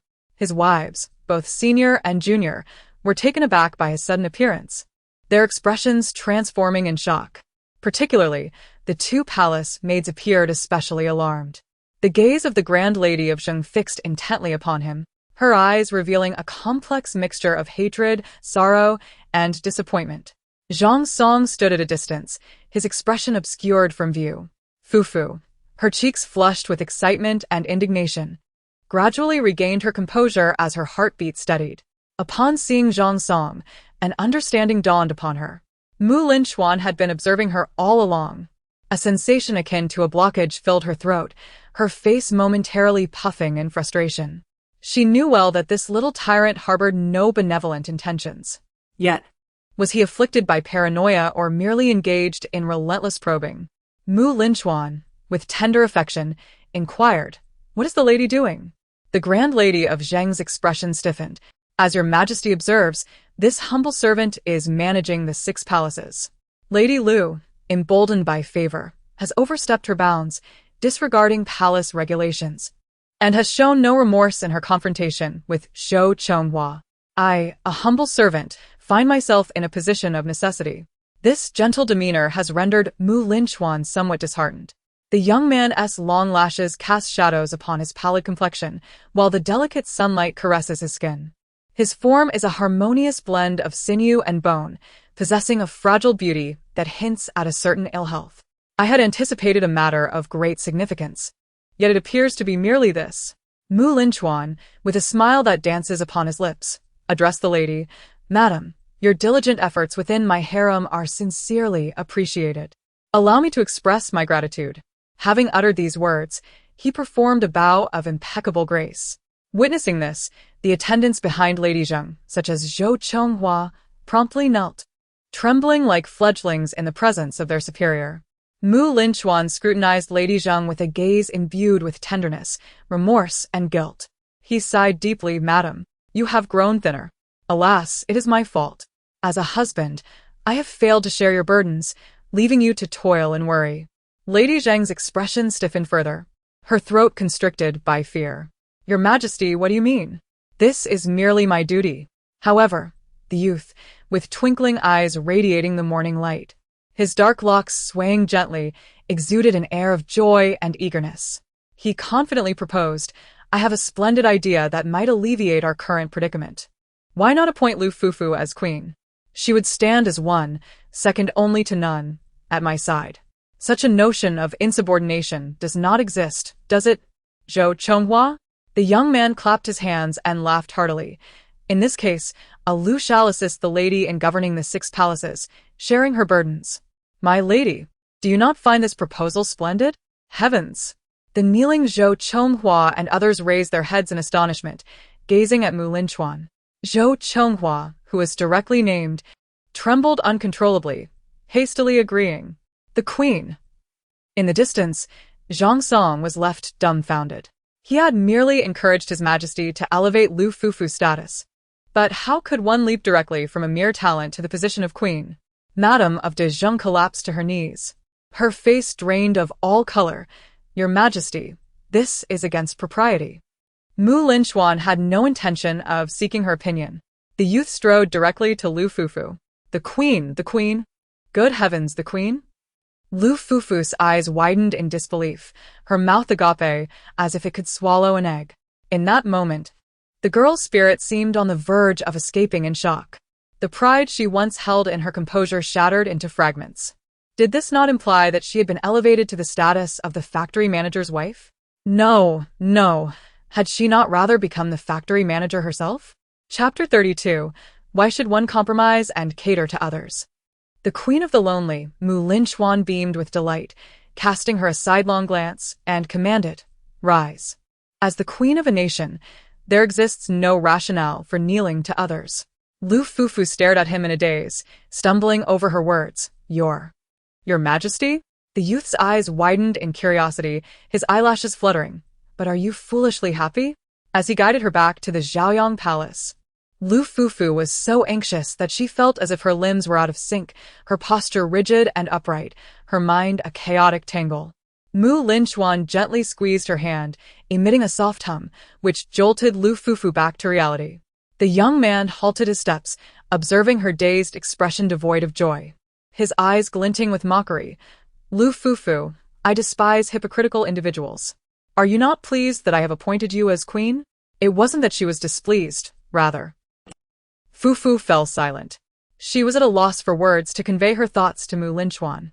Before her journey through time, she had been merely an ordinary worker, long since stripped of all illusions by the harshness of society. After enduring disappointment time and again, Lu Fufu came to understand that the world offers no free lunches. She would not win the lottery, nor would she encounter a wealthy and handsome suitor. No grand prize would ever befall her. When others informed her of a windfall, her instinctive reaction would be to suspect a scam. Fufu lamented bitterly, contemplating that this might encapsulate the numbness and sorrow of the working class. The girl before her shook her head, then nodded, seemingly recalling something, dramatically covering her face with a sigh. The young man gazed at her for a while, then gently prodded. Are you happy? Does it bring you joy to trample these people's pride into the ground? To that, of course, it would be exhilarating. Who hasn't fantasized about slapping the faces of their foolish colleagues and superiors? Although Fufu swore to the heavens that she truly wished to appear reserved, she ultimately could not withstand the honest reaction of her body. Her face flushed, and with gritted teeth, she lowered her head and responded softly, I am happy. She was indeed elated. As she uttered those 2 words, it felt as though some invisible shackles had loosened. With growing boldness, Fufu lifted her gaze, her eyes sparkling as a smile broke forth. I am very happy. After years of living cautiously and swallowing her pride, the day had finally come when she could boldly assert herself, and of course, Lu Fufu couldn't help but feel a sense of joy. The young man watched her with a smirk, his soft, slightly curled bangs cascading over his forehead, his eyes gleaming with a mischievous, yet triumphant smile. So, do you wish to bully them? Lu Fufu found herself caught between laughter and tears. Linchuan's demeanor was strikingly reminiscent of Yaoni, far too much so. Blinking, Lu Fufu pondered that she seemed unable to refuse. Yes. Linchuan, as if he had stumbled upon a delightful amusement, seized Lu Fufu's wrist and grinned as though reveling in a successful prank, then hold on tight. It is indeed challenging for one to live recklessly. Growing up is a process of self-imposed limitations. In the pursuit of conformity and survival, one gradually sheds parts of their true self. Yet, Linchuan was different. He appeared to live entirely by his own whims, laughing uproariously when joyful, and weeping unabashedly when sorrowful, tears and snot flowing freely.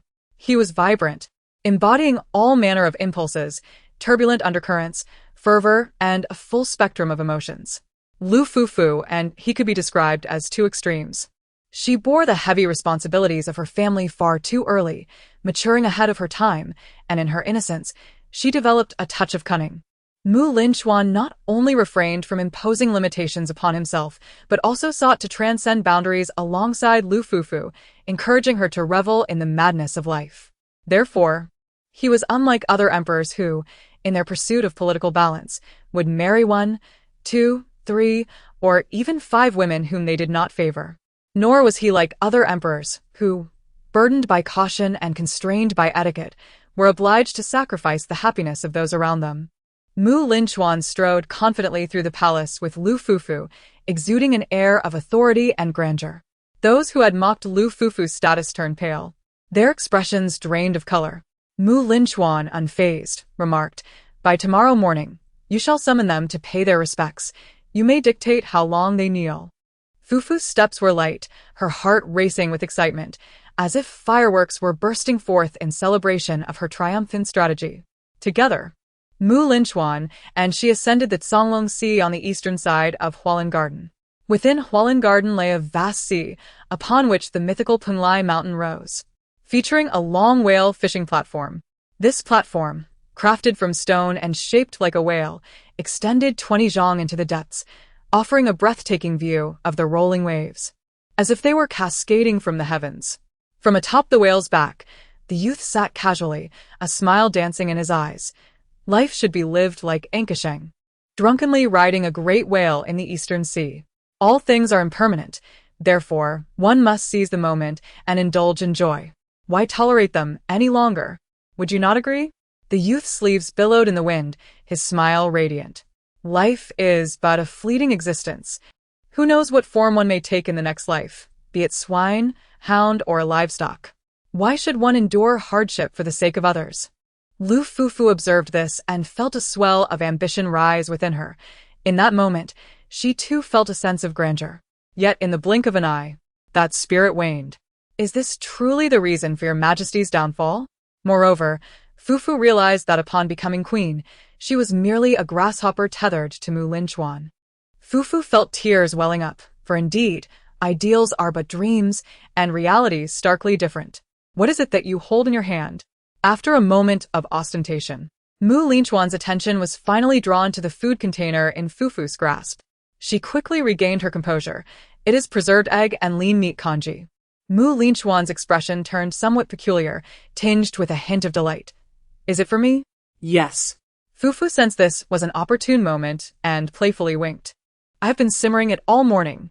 The young girl had long, dark brows and large, bright eyes, both clever and considerate. Even the most demure of maidens knows how to charm their elders, and those little cunning thoughts, along with affected poses, always bring laughter and joy to the home. In truth, Fufu felt a twinge of nervousness while attempting to be endearing to Linchuan, but treating him as a younger brother alleviated her anxiety, allowing her to regain her composure swiftly.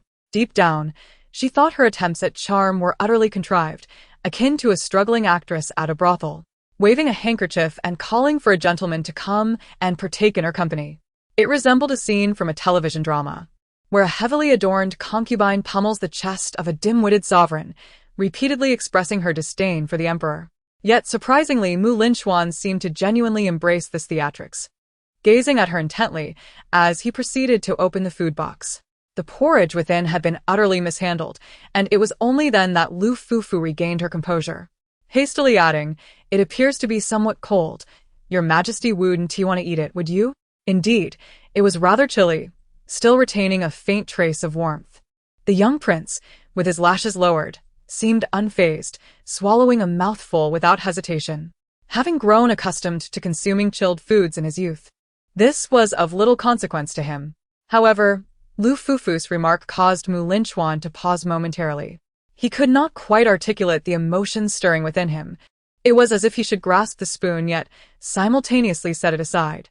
It felt like a gentle warmth from a heater on a wintry day, causing a subtle shiver in his lashes. Rarely did Linchuan exhibit hesitation. So, should he eat or not? After a prolonged moment of contemplation, he surprisingly heeded her suggestion, casually closing the lid. Observing the change in his expression, Lu Fufu added, "I shall go warm it up for your majesty. A little heat will make it palatable." The young prince lifted his eyelids, retorting, "You dare to offer me this reheated porridge?" Such audacity. This time, however, Lu Fufu felt no anxiety whatsoever. In her heart, she harbored a peculiar sentiment, sensing that her relationship with Linchuan had notably deepened. Although the young sovereign spoke with such disdain, he nonetheless followed her into the eternal alley, keeping a watchful eye. While Lu Fufu heated the porridge, Linchuan stood closely behind her, intently observing her every move. This was indeed his first encounter with someone cooking solely for him, and naturally, it deserved significant attention. The youth, taking this cooking endeavor seriously, behaved like a mischievous child wreaking havoc in the kitchen. One moment he criticized the porridge for its unappealing appearance due to prolonged cooking, and the next, he lamented the scantiness of the meat within. He then expressed disdain for the porridge as blandness, suggesting the addition of crushed peanuts with a whimsical tone. Upon turning her head, Lu Fufu discovered Linchuan curiously examining the various jars and bottles on the countertop, which instantly gave her a splitting headache. Add some rock sugar, then a bit of chili, and a splash of vinegar. This was simply intolerable. As a kitchen whiz, having wielded the ladle at home since childhood, Lu Fufu widened her eyes in disbelief. How could one possibly eat with so much vinegar added? Linchuan remained unyielding. "If I say add it, then add it. Why do you question me?" She could concede on many matters, but this was non-negotiable. Unable to bear the thought of her morning's labor being squandered by Linchuan, Lu Fufu argued her case fervently. The two soon found themselves embroiled in a heated exchange. Linchuan retorted, "Add more vegetables. How can porridge meant for the emperor be so carelessly prepared?" Lu Fufu's heart ached. This is not carelessness. This is a hodgepodge, an affront to the ingredients. Linchuan shot back, "Is this porridge meant for me or for you?" Without hesitation, Lu Fufu replied, "Precisely because it is for His Majesty. It deserves extra care." Linchuan suddenly fell silent for a brief moment, his breath catching. "Humph, do as you wish." In the end, the two of them conceded a step, adding crushed peanuts, rock sugar, and chili to the porridge. After a moment, Linchuan finally appeared at the table, his hair a tousled mess and his expression sullen. "Where's my porridge?" Fufu, exhausted, served him the bowl, feeling a surge of annoyance. Even Yao and I couldn't stir up as much trouble as Linchuan. The boy took a spoonful. "Is it delicious?" Fufu inquired. Silence ensued. Fufu let out a laugh, finally breaking into a smile. "Is it good?"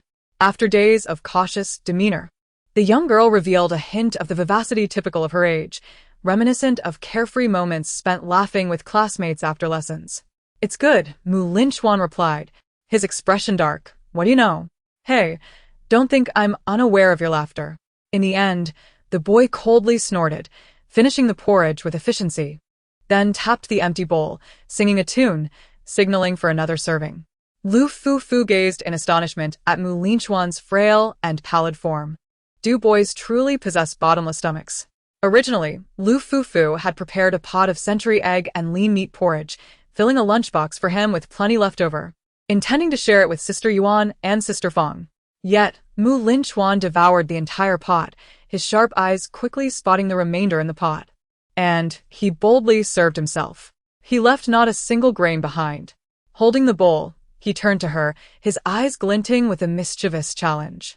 One cannot help but wonder how he manages to consume so much. Chapter 33. Linchuan wept. The establishment of a queen is no trivial matter. In the past, Linchuan often appointed queens impulsively, with little thought. However, this time, the young emperor solemnly and meticulously adhered to the 6 rites. The daughter of the Lu family, possessing maternal virtues and graceful demeanor, as majestic as mountains and rivers, is deemed worthy to serve the ancestral temple and uphold the divine mandate.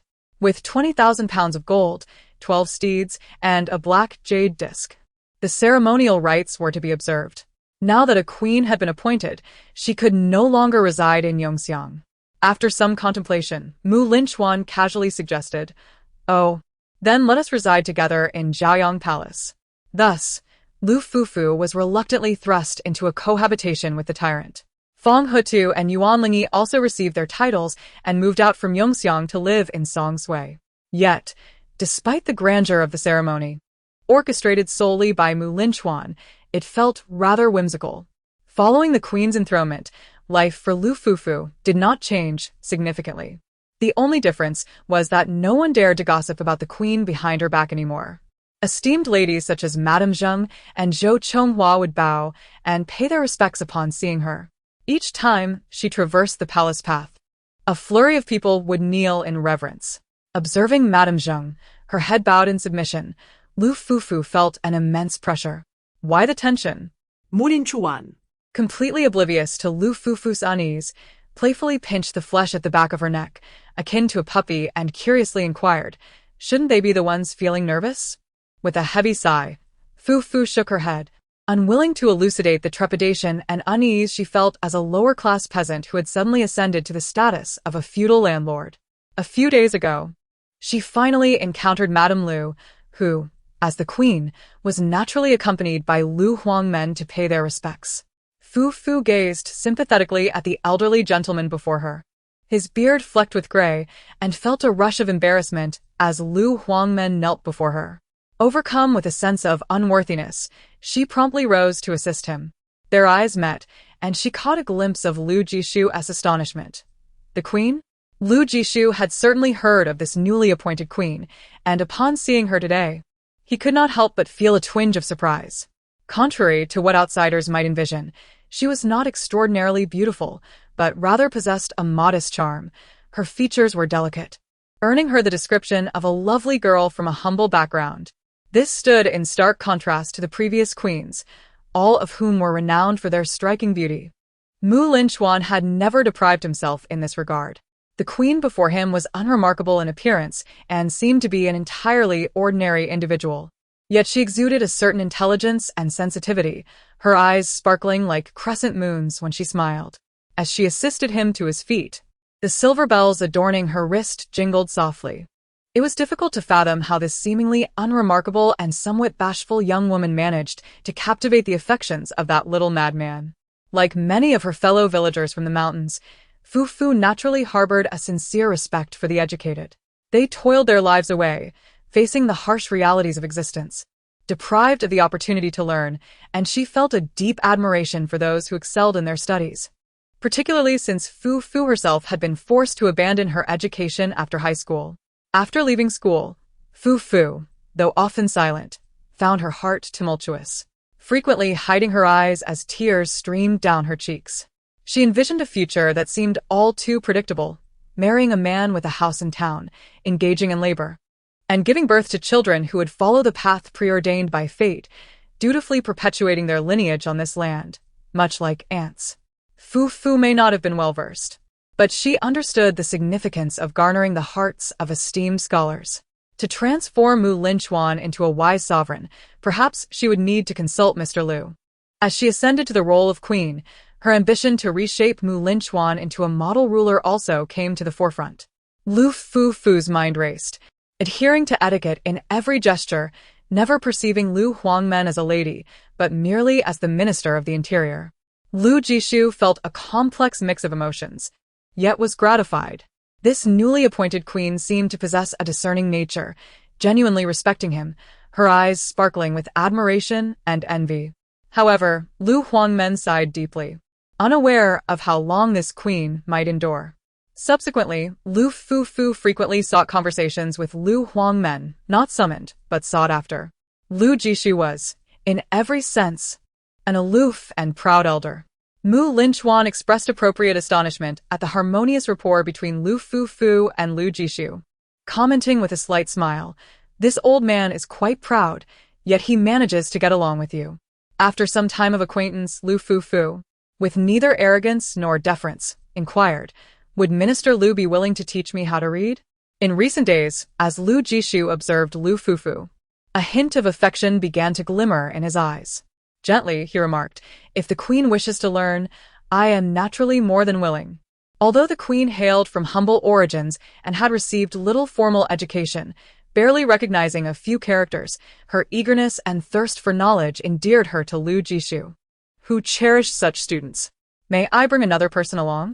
Lu Fufu eagerly inquired, raising her hand. Lu Jishu nodded in affirmation. "Of course, that is permissible." Fufu promptly summoned Yuanlingi, inviting her to study alongside. Fong Hutu, lacking interest, opted not to join them. Yuan, being equally keen to learn, felt honored to study under the esteemed scholar. Lu Jishu, having acquired such a promising student, experienced immense gratification. Lu Fufu absorbed knowledge like a sponge meeting water, her thirst for learning insatiable, striving to prepare diligently for the transformation of Mu Linchuan into a wise ruler. However, Mu Linchuan harbored some discontent during this period. One day, while Lu Fufu and Yuan Lingi were engaged in their studies, the young prince abruptly entered, gliding in like a wraith, his presence dark and foreboding. His ankles were pale as snow, and the beads on his wrist clinked softly. Lu Huangmen and Yuan Lingi immediately knelt before him. Mu Lingchuan cast a fleeting glance at the two before fixing his gaze on Lu Fufu, expressing his dissatisfaction. "What have you been up to lately? I haven't seen you for several days." His tone bore an accusatory edge, causing a palpable tension in the room. Yuan Lingi couldn't help but feel a twinge of concern for Lu Fufu. During this period of acquaintance, Lu Jishu had nearly come to regard Lu Fufu as his own granddaughter, furrowing his brow with concern for her well-being. Fufu, feeling both bewildered and anxious, replied, I am following Lu Huangmen to study." The young man lifted his eyelids and fixated on her for a prolonged moment. After several days of absence, his complexion had grown increasingly pale, his expression devoid of emotion, rendering it impossible to discern any joy, anger, sorrow, or happiness. His skin was so pallid that the veins beneath seemed almost translucent, with faint blue and purple hues resembling mottled scars. Lu Jishu sighed deeply, observing Lu Fufu with a subtle expression of worry etched upon his brow. He was all too familiar with Mu Linchuan's current state. It was evident that His Majesty was unwell once more. In this suffocating atmosphere, Mu Linchuan, with a blank expression, continued to gaze at Lu Fufu for an extended period. She, in turn, returned his gaze with confusion. She had certainly noticed the young man's subtle dissatisfaction and grievances, but she couldn't fathom what had provoked him. Hadn't everything been perfectly fine just a few days prior? Unbeknownst to her, Lu Jishu's frown deepened, his heart ablaze with frustration. After all, Fufu was still a young lady, yet she remained oblivious to the unmistakable signs of distress on the young sovereign's face. Just as Lu Jishu steeled himself, preparing to intervene on Fufu's behalf, they maintained eye contact for 1 second, 2 seconds, 3 seconds. After this tense stare, the young man unexpectedly averted his gaze. Lu Jishu found himself momentarily stunned. It seemed Mu Linchuan had only just noticed the books on the table. He casually flipped through them, frowned slightly, and coldly remarked, "I wondered why I hadn't seen you for days. It appears that one has been spending the entire day in the company of the Lady of the Solitary One." The phrase "the Lady of the Solitary One" was emphasized, elongated, and carried a hint of sarcasm. A storm that was impending dissipated and became formless amidst this peculiar banter. Lu Huangmen, upon hearing the term lady, nearly succumbed to embarrassment and rage, almost crashing against the pillar. Perhaps he realized his tone had betrayed him. The youth's expression momentarily stiffened before he adopted a demeanor as frigid as ice, nonchalantly stating, "Oh, though that old man possesses a rather irksome temperament, his knowledge is commendable. It would do you well to learn from him." This demeanor, Fufu mused, seemed akin to a jealous sister upset about her sibling's closeness with others. This realization ignited a spark in Lu Fufu's eyes. Her heart raced, casting doubt upon whether she was merely indulging in self-delusion and narcissism. The young girl hesitated, her face slightly flushed, and stammered, "Your Majesty, there are certain matters I do not quite comprehend. May I inquire of you?" With her eyes curved and a glimmer of mischief and vivacity rarely seen, she smiled. The youth scrutinized her for a moment, his crimson eyes profound and inscrutable, before averting his gaze, responding in a tone that was neither warm nor cold. "As you wish." In the next instant, he turned a page of his book and, lifting his gaze, asked, "What is it that you do not understand?" Witnessing this scene, Lu Huangmen felt a peculiar sensation unfurl within him, his expression betraying astonishment. The demeanor of His Majesty resembled that of an ordinary person after a meal. Could it be that Your Majesty's decision to bestow the title of Queen upon Lu Fufu is not merely a whimsical act, but rather a genuine expression of affection? This realization caused Lu Jishu's heart to leap anxiously. Thus, Lu Fufu engaged in a discussion with Mu Linchuan for an entire hour regarding the Zhuozhuan. Lu Huangmen, Ever perceptive, subtly sensed that Lu Fufu's intentions extended beyond the surface. Lu Jishu refrained from elaborating further, only slightly altering the course of the lesson. Previously, his teachings to Lu Fufu had been rather superficial. However, with Mu Linchuan's arrival, an unspoken synergy blossomed between the two. Lu Jishu's lectures became notably more profound, drawing upon a multitude of references and contemporary political examples. The young man, cunning and astute, may have caught on to this shift but chose to remain silent. In this manner, he surprisingly exhibited patience, spending an entire hour in the study, teaching the queen and absorbing matters of state. Once the lesson concluded, Fufu exhaled a long breath, feeling a pang of trepidation. Collaborating with Lu Huangmen to reform Mu Linchuan was indeed no trivial endeavor. After laboring diligently, one must surely assess the fruits of their toil. Lu Fufu casually inquired, "System, can you retrieve the progress of the main quest?" The system promptly responded, "Main quest, transform Mu Linchuan into a wise sovereign. Task progress. 1. This was an auspicious sign." Fufu felt no disappointment over the one. Rather, her eyes sparkled with renewed vigor, brimming with determination. For it was known that prior to this, the progress had been a mere 0. 1. She then recalled a matter of great significance. Lu Fufu asked, "And what is Mu Linchuan's level of affection?" The system replied, "Current affection level of Mu Linchuan, 59. 59. Lu Fufu was utterly astonished and turned to glance at the youth beside her. The 59 approval rating left her in a state of disbelief. How could it rise so rapidly? Or was it that Mu Linchuan possessed such a volatile nature, with affection and disdain oscillating dramatically? The more she pondered, the more plausible it seemed. Yet, she remained uncertain about the distinction between 60 and 59. Did reaching 60 signify passing?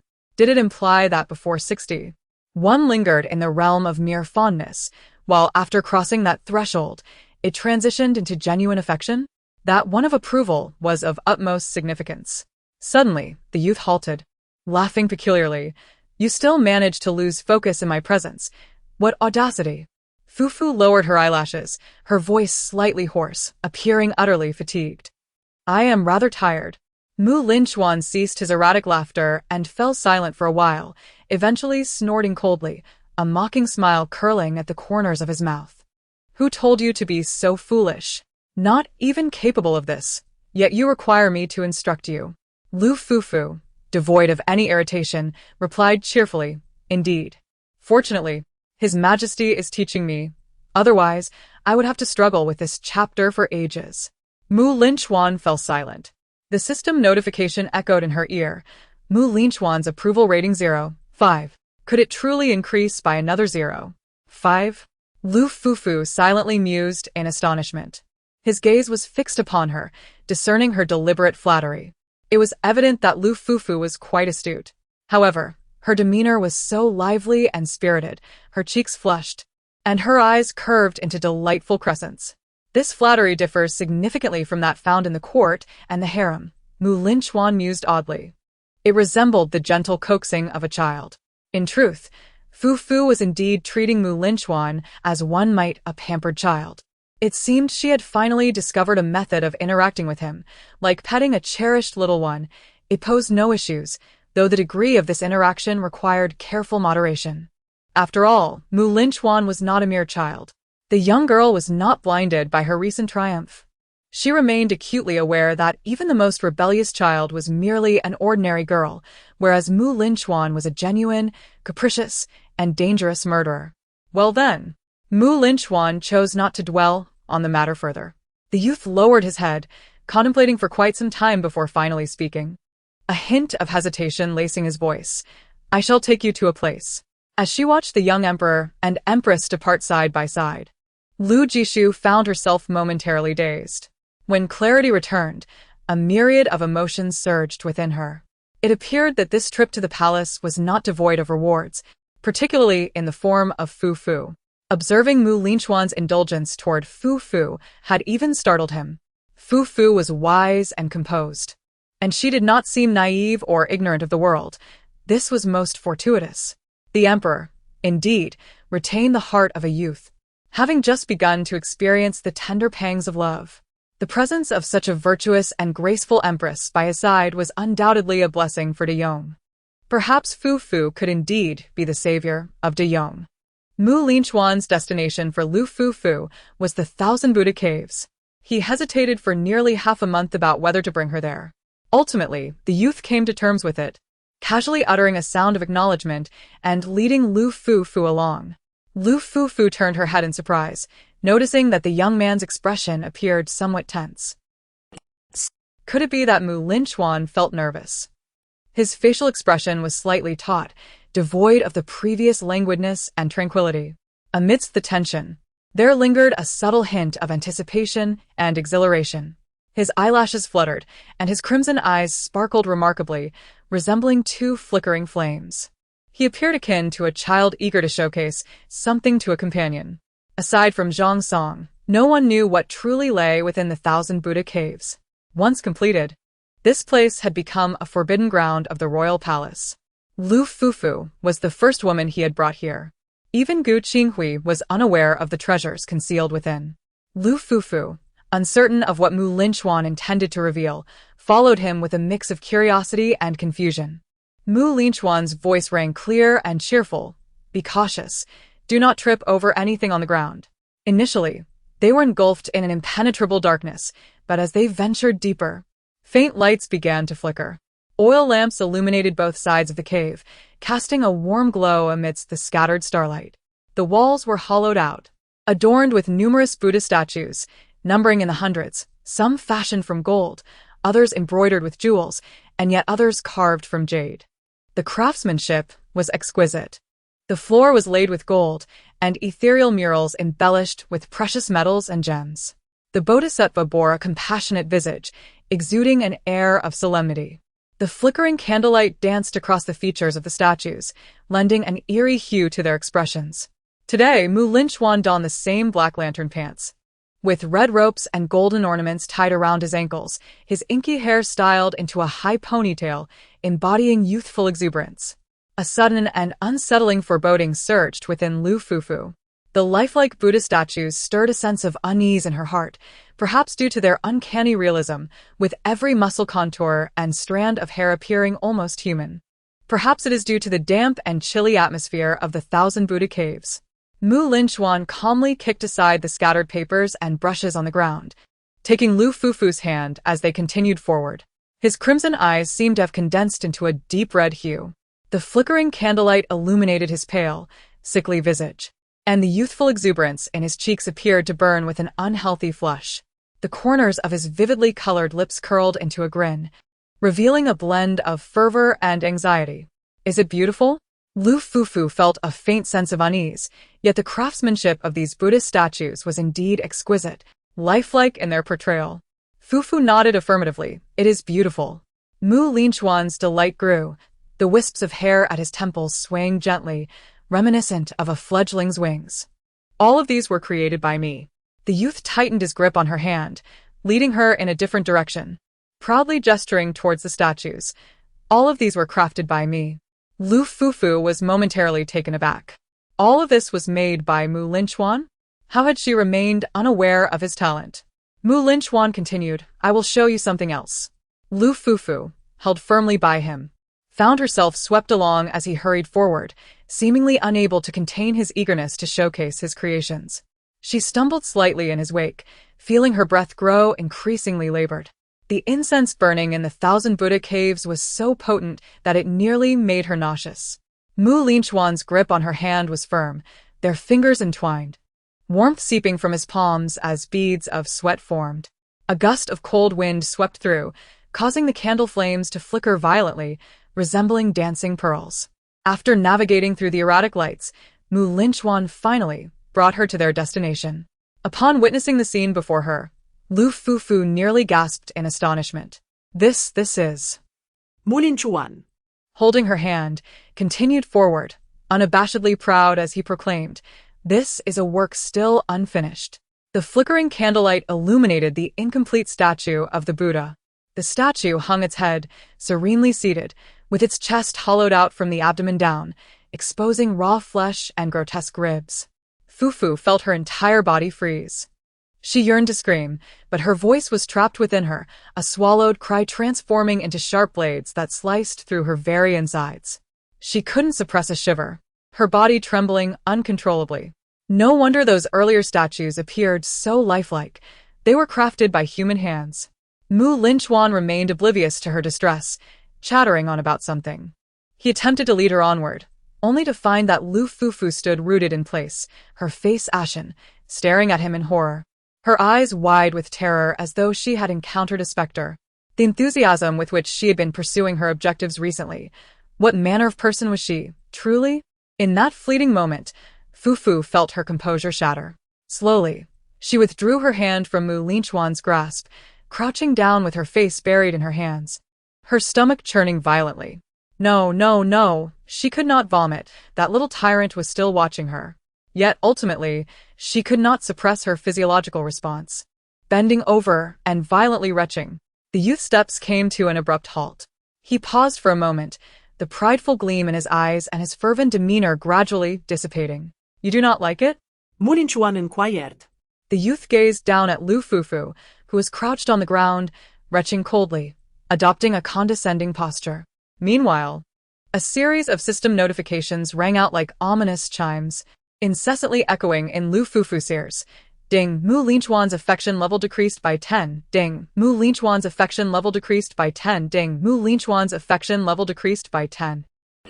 The cacophony of alerts felt like a death knell. Yet, in that moment, Lu Fufu found herself indifferent to it all. Her rationality and composure shattered in an instant. She thought to herself, let the love strategies be damned. She could not endure this any longer. The scene before her morphed into the image of Zhu Di lying lifeless in the meditation hall, then shifted to the statues of bodhisattvas in the Thousand Buddhas cave. Despair threatened to engulf her, as her psychological defenses crumbled within that fleeting second. She could convince herself that Zhu Di and his companions had met their fates justly. But the grotesque tableau before her was clearly the handiwork of a deranged serial killer. Her jaw quivered uncontrollably, pondering what manner of individual could lead others to such a horrific spectacle with an air of pride. Linchuan's eyes flickered with momentary confusion. Why was she retching? Did she not enjoy it? Throughout their time together, he had grown fond of Lu Fufu as well. After weeks of contemplation, he had finally resolved to bring her to the Thousand Buddhas cave, akin to a child who has found a cherished playmate, eager to share his most beloved toy. He wished to showcase his most treasured creation to her, yet she had succumbed to nausea. The cave was enveloped in a deathly silence, heavy incense layers pressing down, while the flickering candlelight danced like pearls, casting distorted shadows upon the vividly painted walls. In this tranquil moment, a muffled sob pierced the silence, reminiscent of a young beast's mournful wail. Lu Fufu's eyes widened in astonishment as she lowered her hands, gazing incredulously at the youth before her. Linchuan was weeping. The boy cried intensely, 2 streams of tears cascading down his pale cheeks, his eyes rimmed in crimson, his whimpers gradually escalating into heart-wrenching sobs. Lu Fufu even observed glistening snot trickling from beneath the boy's delicate nose. Linchuan forced a smile that was neither truly a smile nor a cry, resembling a painted mask. He appeared genuinely heartbroken. As he wept, the boy reached out slowly towards the table beside him, grasping a knife. Chapter 34. After achieving a favorability of 60, it will proceed. Linchuan lowered his lashes, tightening his grip on the knife's hilt. Initially, he intended to stab Lu Fufu and discard her carelessly. However, upon reflection, he furrowed his brow, feeling it would be too unjust to her. Lu Fufu was fundamentally different from that Shangjing or those minor figures like Zheng. The boy's lashes fluttered as he forcefully inhaled. Lu Fufu distinctly perceived the fleeting flicker of uncertainty in Linchuan's gaze upon her, followed by a fervent illumination, his elegant brows gradually relaxing. He conceived an ingenious plan that would ensure Lu Fufu's dignity remained intact. "I had initially intended to kill you," the boy declared, his round eyes wide with sincerity, his elegant brows casting a shadow over his gaze. "But I believe to do so would unjustly tarnish your spirit. What if, instead, I were to transform you into a statue of Buddha?" The youth smiled sweetly, advancing slowly step by step, his voice ethereal. "Yet, I am rather different from them." Linchuan casually glanced at the statue of Buddha within the cave, chuckling, "I shall transform you into a likeness of Guanyin." The boy's voice floated like whispers in the dark, fervently gazing at the girl before him. She, the statue of Guanyin, would be venerated day and night, receiving countless offerings of incense. Was she not the most fitting candidate to embody Guanyin? Her hair was as fluffy as clouds, her complexion radiant, eyes bright and clear, skin supple and luminous. Lu Fufu stared at him in astonishment, her almond-shaped eyes widening, the dark pupils shimmering with a warm glow, change, perversion. The youth tilted his head, a charming smile gracing his lips. "Do not fear, it may hurt a little. I shall first take your life, then with this long-handled spoon, scoop out your brain." Linchuan retrieved the long spoon from a scattered array of tools on the table. "Next, I shall empty your insides, filling them with frankincense, cinnamon, and other spices." The boy obediently remarked, "It will be fragrant, quite delightful." Every step of this process, he vowed to undertake personally, leaving no task to others. Once the statue of Guanyin was completed, he would command worship day and night. The youth tilted his head, seemingly envisioning the scene, amidst swirling smoke. The gentle and obedient girl, her skin radiant and bones delicate, half closed her eyes, draped in plain robes, her golden form adorned with a spiral bun, jade-like eyes. Shrouded in white silk, her smooth chest embellished with exquisite ornaments. Barefoot, with delicate and lustrous jade-like feet, she stood upon the lotus platform, grasping a willow branch. Lu Fufu's teeth chattered in agitation. What Linchuan had asserted was indeed true. This perverse individual genuinely believed that such treatment was an act of favor towards her. Unable to endure any longer, her heart racing, Fufu forcefully pushed Linchuan aside and fled. If she did not escape now, she might never have the chance again. Linchuan, however, remained unhurried, observing her retreat with an air of leisure. Lu Fufu sprinted swiftly to the cave entrance, only to be struck with horror upon discovering that it was locked. At that moment, the young man leisurely pursued her. "Alu, where are you?" "Alu?" Beneath the flickering shadows, the youth's lips curved into a gentle smile, his tone tender, akin to a soft call for his beloved maiden. As he sang a melody, he called out Lu Fufu's name, reminiscent of a lark courting in the wilderness, his voice exceptionally enchanting. The blade dragged along the ground, producing a shrill sound that sent shivers down the spine. "Sha, Sha, Lu?" The young man, dragging the sword, continued to call softly as he walked. Fufu's heart raced violently. Biting her lip, she darted behind another statue. At that moment, the youth's mind and spirit were entirely consumed by the imagined figure of Guanyin. Indifferently, he swung his sword, shattering the surrounding statues one by one. The beautifully delicate limbs, akin to lotus stems, and the heads of the statues tumbled to the ground. Lu Fufu crouched in the shadows, her heart pounding. The thought that these statues, now reduced to ruins by Linchuan, were crafted from real human forms nearly made her retch. The youth's breath suddenly grew lighter as he briskly approached a statue of Buddha beside Lu Fufu, his movements resembling the most agile swallow flitting through the mountains. He softly uttered, "Alu, I have found you, come forth." They were no more than 10 paces apart. Receiving no response, the boy raised his blade, striking it against the statue with relentless force. Each stroke carved deep gashes into the surface, sending splatters of dried flesh-like powder into the air. Fufu trembled all over. Seizing the moment when Linchuan's attention wavered, she stealthily circled around from the other side. Just as she was about to make her escape, clang! The cold edge of a blade suddenly barred her path. The gleaming steel descended from above. The boy's flower-like smile emerged from behind the blade, the chilling white light reflecting off his pale, exquisite face. Tears still lingered in the corners of Mu Linchuan's eyes. His voice wavering with a hint of tenderness. "I have found you." The girl stood before Mu Linchuan, disheveled and in disarray. Her cloud-like hair was tousled, yet it could not conceal the fiery brilliance of her bright, burning eyes. Mu Linchuan paused, his brow furrowing in surprise at Lu Fufu's calm demeanor. Trembling all over, Lu Fufu seized the moment as Mu Linchuan appeared momentarily distracted.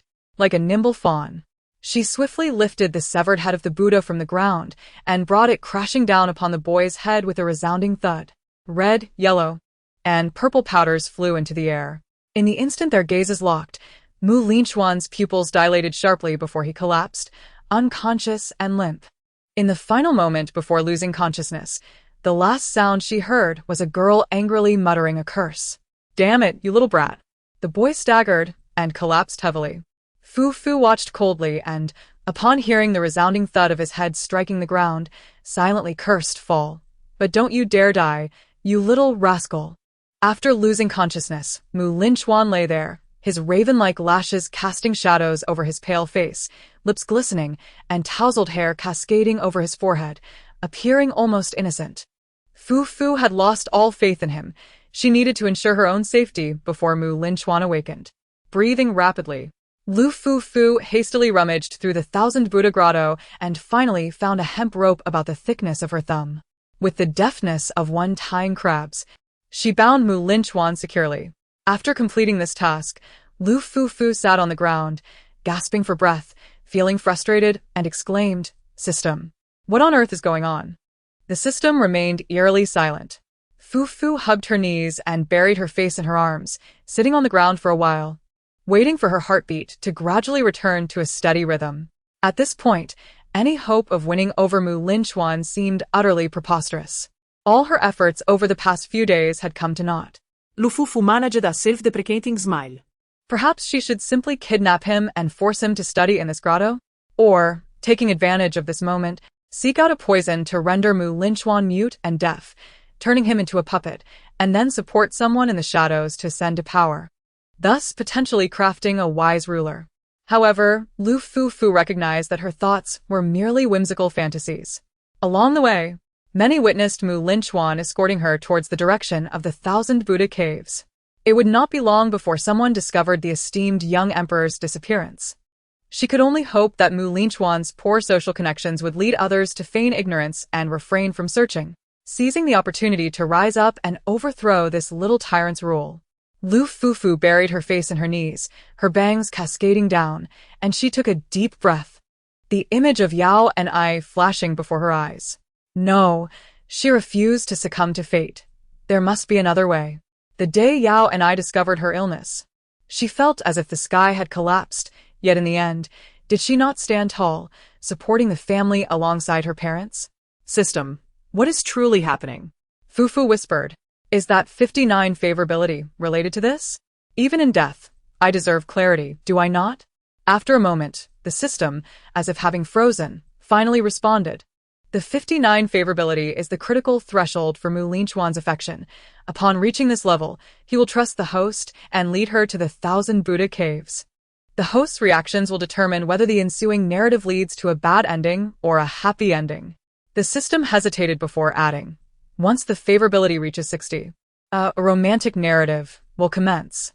Lu Fufu stared in disbelief, her eyes wide. "Are you suggesting that if I display admiration and affection, Mu Linchuan will regard me as an ally and pursue a romance with me?" What sort of absurdity is this? However, Mu Linchuan's feelings for her now seemed to resemble those of a rather amusing and playful friend. Fufu found this utterly absurd. It appeared that she had now entered the realm of a tragic ending. At that moment, the boy, tightly bound behind her, let out a soft sound and gradually regained consciousness.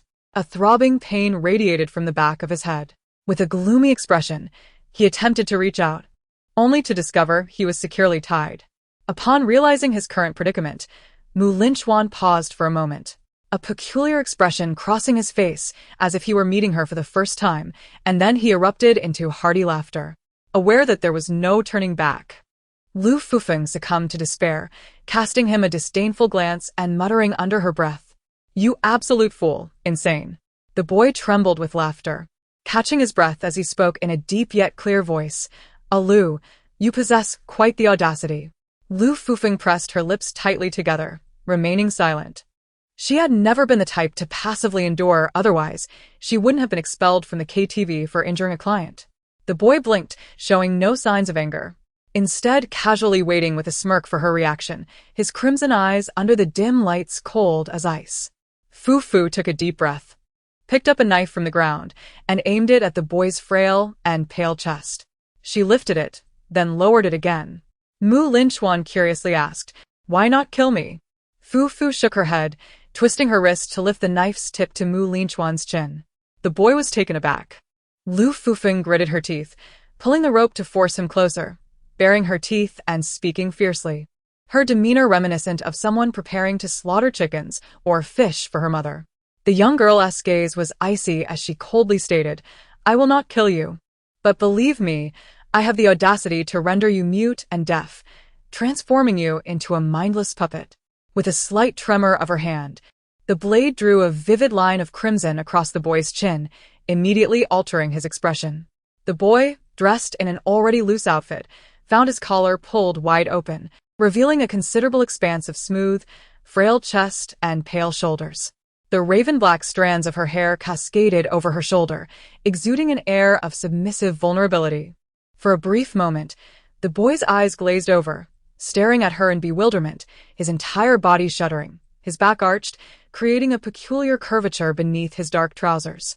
Lu Fufu, having previously worked in a KTV, was acutely aware of the implications of this. The knife clattered to the ground, and Fufu's eyes widened in shock, nearly losing her balance as she leapt up, incredulously gazing at him. "You are truly perverse." In the instant she leapt, she inadvertently stepped on a fallen candlestick. Her eyes widened in alarm as she hurriedly steadied herself. However, in a misstep, her pointed shoes landed precisely 3 inches below the boy's navel. "Oh no, oh my." Linchuan let out a muffled groan, his crimson eyes growing increasingly vacant, devoid of focus, and a peculiar flush spread across his face.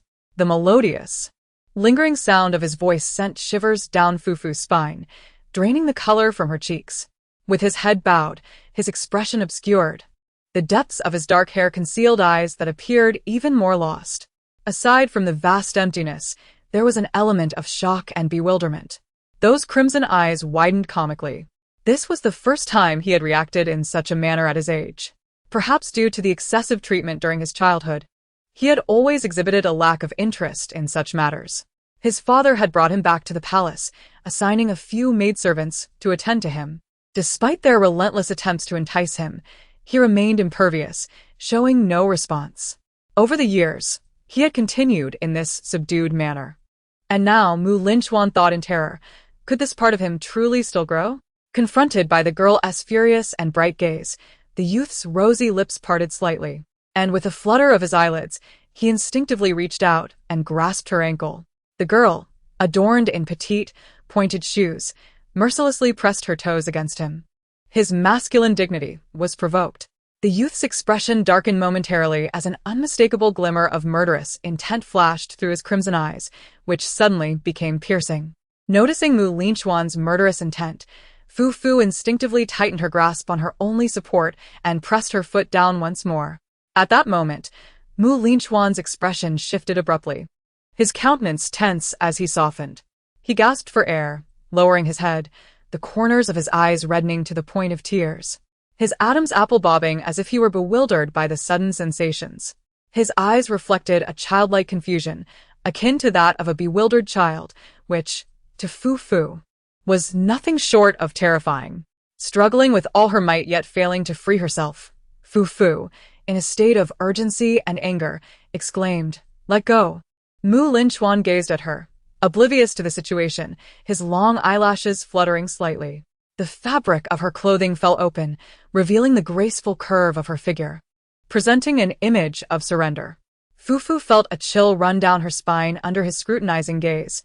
Gritting her teeth, she pressed down harder. Yet with that movement, it seemed to rise even higher. A wave of colors washed over Fufu's face, a mix of green and white. How repulsive! In a flurry, she scrambled to her feet, clutching the knife tightly, and kicked at his face before turning to flee. She had to escape. The door was locked, but she could slice it open with a knife. Whether fleeing or seeking poison, she was determined. As she reached the entrance, the door suddenly creaked open, flooded with blinding light. For a brief moment, Fufu was momentarily blinded. And when her vision cleared, she found herself meeting Zhang Song's astonished gaze. A voice, youthful yet laced with confusion, echoed from behind her. Zhang Song, subdue her for me. Fufu's heart sank. Though surprised, Zhang Song remained steadfastly loyal to Mu Linchuan's command, raising his hand to render her unconscious. When Fufu next regained consciousness, the dynamics between them had shifted dramatically. Her heart plummeted as she glanced down to find her hands tightly bound behind her. Mu Linchuan stood a short distance away, knife in hand, his expression inscrutable as he looked down upon her. His pale, delicate features were indistinct in the flickering candlelight. Fufu could not discern his emotions, whether joy or anger. She attempted to struggle against her restraints, but they were too tight. Resigned, she averted her gaze. Her eyes cold with defiance, yet compelled to yield to the harsh reality. Her fate lay solely in the hands of His Majesty. The surroundings were so silent that it seemed one could only hear the sound of breathing. The young girl bowed her head, revealing a slender neck that shimmered with a honeyed glow under the flickering lights. Mu Linchuan appeared to be lost in contemplation, pondering whether to eliminate this treacherous queen. His gaze unexpectedly fell upon Lu Fufu's neck, causing him to instinctively pause as the candlelight danced across her skin, sending an inexplicable shiver through his heart. Mu Linchuan's expression darkened, resembling the bottom of a pot, as he averted his eyes with a sense of suffocating tension. Zhang Song, filled with curiosity and astonishment, observed the queen with a mixture of emotions. Having just untied Mu Linchuan, he could surmise that it was indeed the queen who had ensnared His Majesty. Mu Linchuan remained motionless. As time trickled away, Lu Fufu bit her lip tightly, turning her face to avoid his gaze. Overcome with sorrow, she found herself oscillating between thoughts of Yaoni and her parents, tears spilling forth uncontrollably. She felt powerless to save Yaoni, and the possibility of returning home slipped further away. Fufu squeezed her eyes shut, feeling ridiculous for her weeping, striving to suppress her tears and avoid drawing Mu Linchuan's attention. It seemed to her that, in doing so, she could meet her end with a semblance of dignity, rather than cowering and begging for mercy as she did now. Mu Linchuan cast a glance at the knife in his hand, his expression revealing a blend of peculiarity and subtlety. A lingering, faint pain radiated from his jaw. In the midst of Zhang Song's astonished gaze, the youth did not succumb to his usual frenzy of violence. When Mu Linchuan grasped the knife, Lu Fufu shut her eyes, inhaling deeply, bracing herself for death. Whether she extended her neck or withdrew it, the outcome remained the same. Death would come, and so be it. She had already experienced death once. The anticipated pain did not assail her. Instead, she found herself in a disoriented state. Eyes fluttering open to discover she had fallen into an embrace that was a peculiar blend of medicinal fragrance and the stench of blood. The young man bore a gloomy, world-weary expression as he coldly remarked, "Who said I intended to kill you?" She was momentarily taken aback. Having mentally prepared herself for an imminent demise, she was utterly bewildered by this unexpected princess carry. Ding. Mu Linchuan's affection level 10 ding. Mu Linchuan's affection level 10 ding. Mu Linchuan's affection level 10. The system's notification echoed in her ears like a death knell, intensifying with each chime. The final sound resonated. Ding. Mu Linchuan's affection level 1. Current affection level 60. Congratulations to the host for unlocking the romantic storyline. Her expression froze in disbelief. She had threatened him, yet her affection level rose. The young girl was gripped by a sense of terror as a chilling thought crossed her mind. During her time working at KTY, she had heard that many affluent individuals in the bustling city indulged in peculiar pastimes such as BDSM and piercing. Could it be that Mu Linchuan was a masochist? The young man had barely taken a few steps when he suddenly staggered and fell. "Your Majesty!" Zhang Song exclaimed. The once imposing, darkly charismatic smile on the young man's face faltered. Having taken just a few steps, he was already sweating profusely, his breath growing labored. It dawned on Linchuan that he was, in fact, a frail and sickly individual. And what was meant to be a murder of his wife had now led to a reversal, with his wife turning the tables on him. The youth gazed expressionlessly at Zhang Song, who rushed forward to assist him, and said, "Are you seeking death?" He let out a muffled grunt, straightened his posture, his lips pale, yet resolutely clutching his wife as they continued to move forward. Zhang Song quickly halted his steps, exhaling softly, thinking it was for the best. His gaze fell upon the scattered golden knife on the ground, and he silently pondered the adage, to lay down the butcher's knife and become a Buddha instantly. After enduring so much, his mind was a chaotic whirl, now regarding Linchuan as a psychopathic killer responsible for numerous deaths, now as a masochist, and another moment questioning if she had overeaten and become too heavy. Being cradled by a small oddity required immense psychological fortitude. The youth felt rather pleased, observing the young girl stiff in his embrace, her face a portrait of despair, and curiously inquired, "Why are you crying? Weren't you quite bold just moments ago?" Lu Fufu turned her face away, finding her previous tears utterly ridiculous. "I am not crying." By the time they emerged from the 1,000 Buddha caves, night had fallen.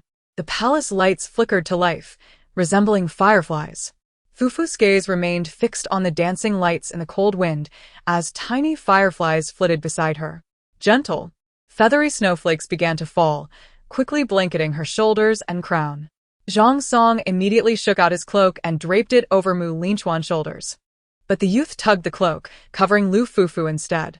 After experiencing such a heart-stopping battle for survival, the taut strings of tension within him suddenly relaxed, and drowsiness began to creep in. Lu Fufu's eyelids grew heavier, and before long, she succumbed to a deep slumber. "Your Majesty?" Zhang Song asked in astonishment. The young emperor paid him no heed. He had no need for the grand cloak. Throughout the journey, he had grown increasingly warm, beads of sweat dotting his brow. The palace attendants gaped in astonishment, their mouths agape as they beheld the young emperor striding past, cradling a beauty in his arms.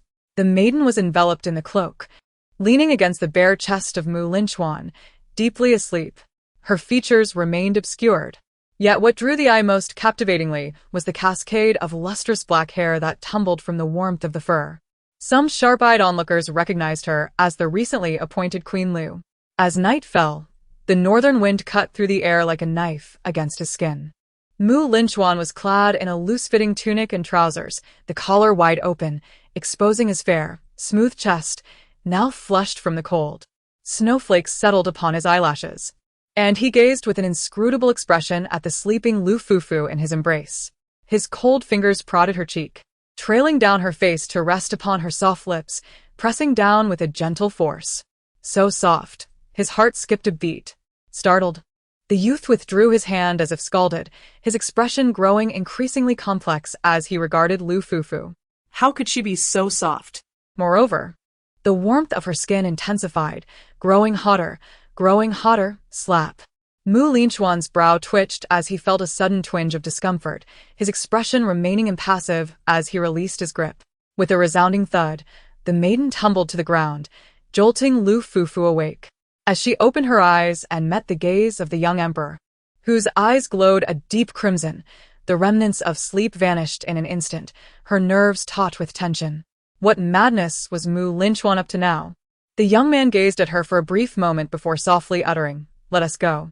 He then led Zhang Song away, and soon they vanished into the snowy night. Left alone in the darkness, Fufu reluctantly rose, surveying her surroundings, only to realize she had misunderstood Linchuan's intentions. He had placed her in the palace of sisters Yuan and Fong. Fufu thought to herself that it was understandable, for not long ago, she had been embroiled in a fierce confrontation with Linchuan. He could hardly possess the audacity to leave her by the bedside again. Chapter 36. What a coincidence. You wish to kill as well. The fall had been jarring enough, and Fufu limped to the door of the hall, knocking softly. The queen's late-night visit in such a disheveled state startled the entire palace. Yuan Lingyi hurriedly donned her robes, while Fong Hutu swiftly pulled Fufu inside.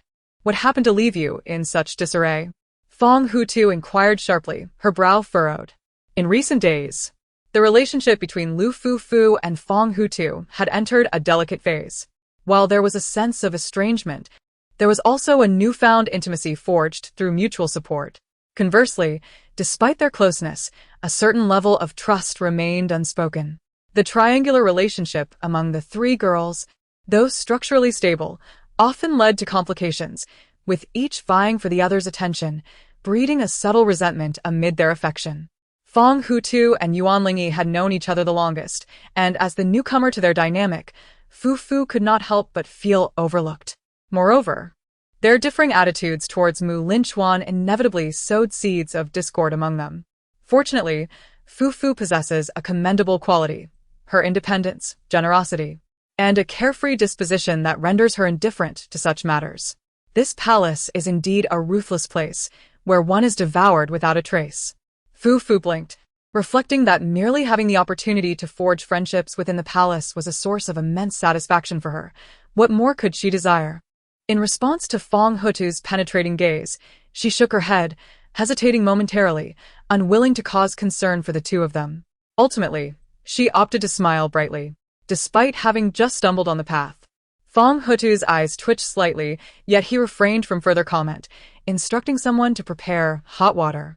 He personally wrung out a warm towel and gently wiped Fufu's face. After tending to her face, he proceeded to her hands and feet before applying a fragrant balm. Perhaps due to having taken a brief rest in Linchuan's embrace earlier, Fufu felt no fatigue at all. She seated herself at the table, engaging in a game of chess with Yuan Lingyi. Outside the hall, delicate snowflakes danced gracefully through the air. Inside, the sweet aroma of pear incense wafted through the space, intensified by the flickering candlelight, filling the room with its delightful fragrance. With her hair cascading freely, Fufu focused intently on the chessboard for quite some time. Her cheeks flushed as she finally set down her piece, exclaiming, "Sister Yuan, I have lost." Yuan Lingyi chuckled softly, her voice light and gentle. "There is no rush. You have only recently begun learning chess. With time, you shall improve." Meanwhile, Fong Hutu, growing increasingly impatient, urged the two to conclude their game swiftly and retire for the night. As the curtains were drawn and she lay on the bed, Fufu covered herself snugly, leaving only her head exposed. With her nose inhaling the warm and sweet scent of pear, she listened to the intermittent conversation between Fong Hutu and Yuan Lingyi, soon finding solace and drifting off to sleep. Alas, Lu Fufu had once again fallen from grace. The emperor had not summoned the queen for nearly half a month. Within the palace, hearts are in turmoil, and none dare to speculate on the events that transpired between the queen and the sovereign. Lu Fufu remains unfazed. After returning from the Thousand Buddha Caves, she grappled with her thoughts for several days. Her rational mind struggled to accept the notion of a deranged serial killer. Lu Fufu could only hypnotize herself repeatedly, convincing her that this was merely a fictional realm, all illusory, all fabricated. Furthermore, her mission is to reform this twisted murderer. Should she succeed, it would indeed be a meritorious endeavor. Fortunately, Lu Fufu possesses a resilient spirit. After days of turmoil and indecision, she finally exhaled softly, reaching clarity. Gazing at the system panel displaying a 60 favorability rating, she rested her chin in her hand and sighed deeply. Given the unpredictable nature of Linchuan, he might still be entangled in his own dilemmas at this moment. Romance unfolds in a dance of reciprocity, advancing and retreating, each movement laden with significance. One must not cling too tightly nor draw too close. It is a matter of delicate balance, with thoughts lingering day and night. Moreover, after the harrowing night in the Thousand Buddha Caves, Lu Fufu lacks the audacity to provoke Linchuan further. Stretching languidly, she yawned, straightened her posture, and fervently began to tackle the assignments assigned by Lu Huangmen. The moon rises in the courtyard, the light of snow and moon entwined. The lanterns in the corridor flicker erratically in the cold wind, while several palace maids, carrying an array of utensils, hurriedly navigate the delicate snowfall. Furong leads the way, her gaze cast downward as she softly admonishes the maids behind her, urging them to hasten. The sovereign is approaching. How long has it been? Since the decree of His Majesty compelled the Zheng family to self-destruct, they have not set foot in the Hall of Eternal Longevity. This time, however, the esteemed Lady Zheng has indeed summoned the Emperor to her presence. Within the hall, Lady Zheng does not deign to glance at the beautiful figure kneeling before her. Instead, her gaze rests languidly upon a plum blossom before the Buddha.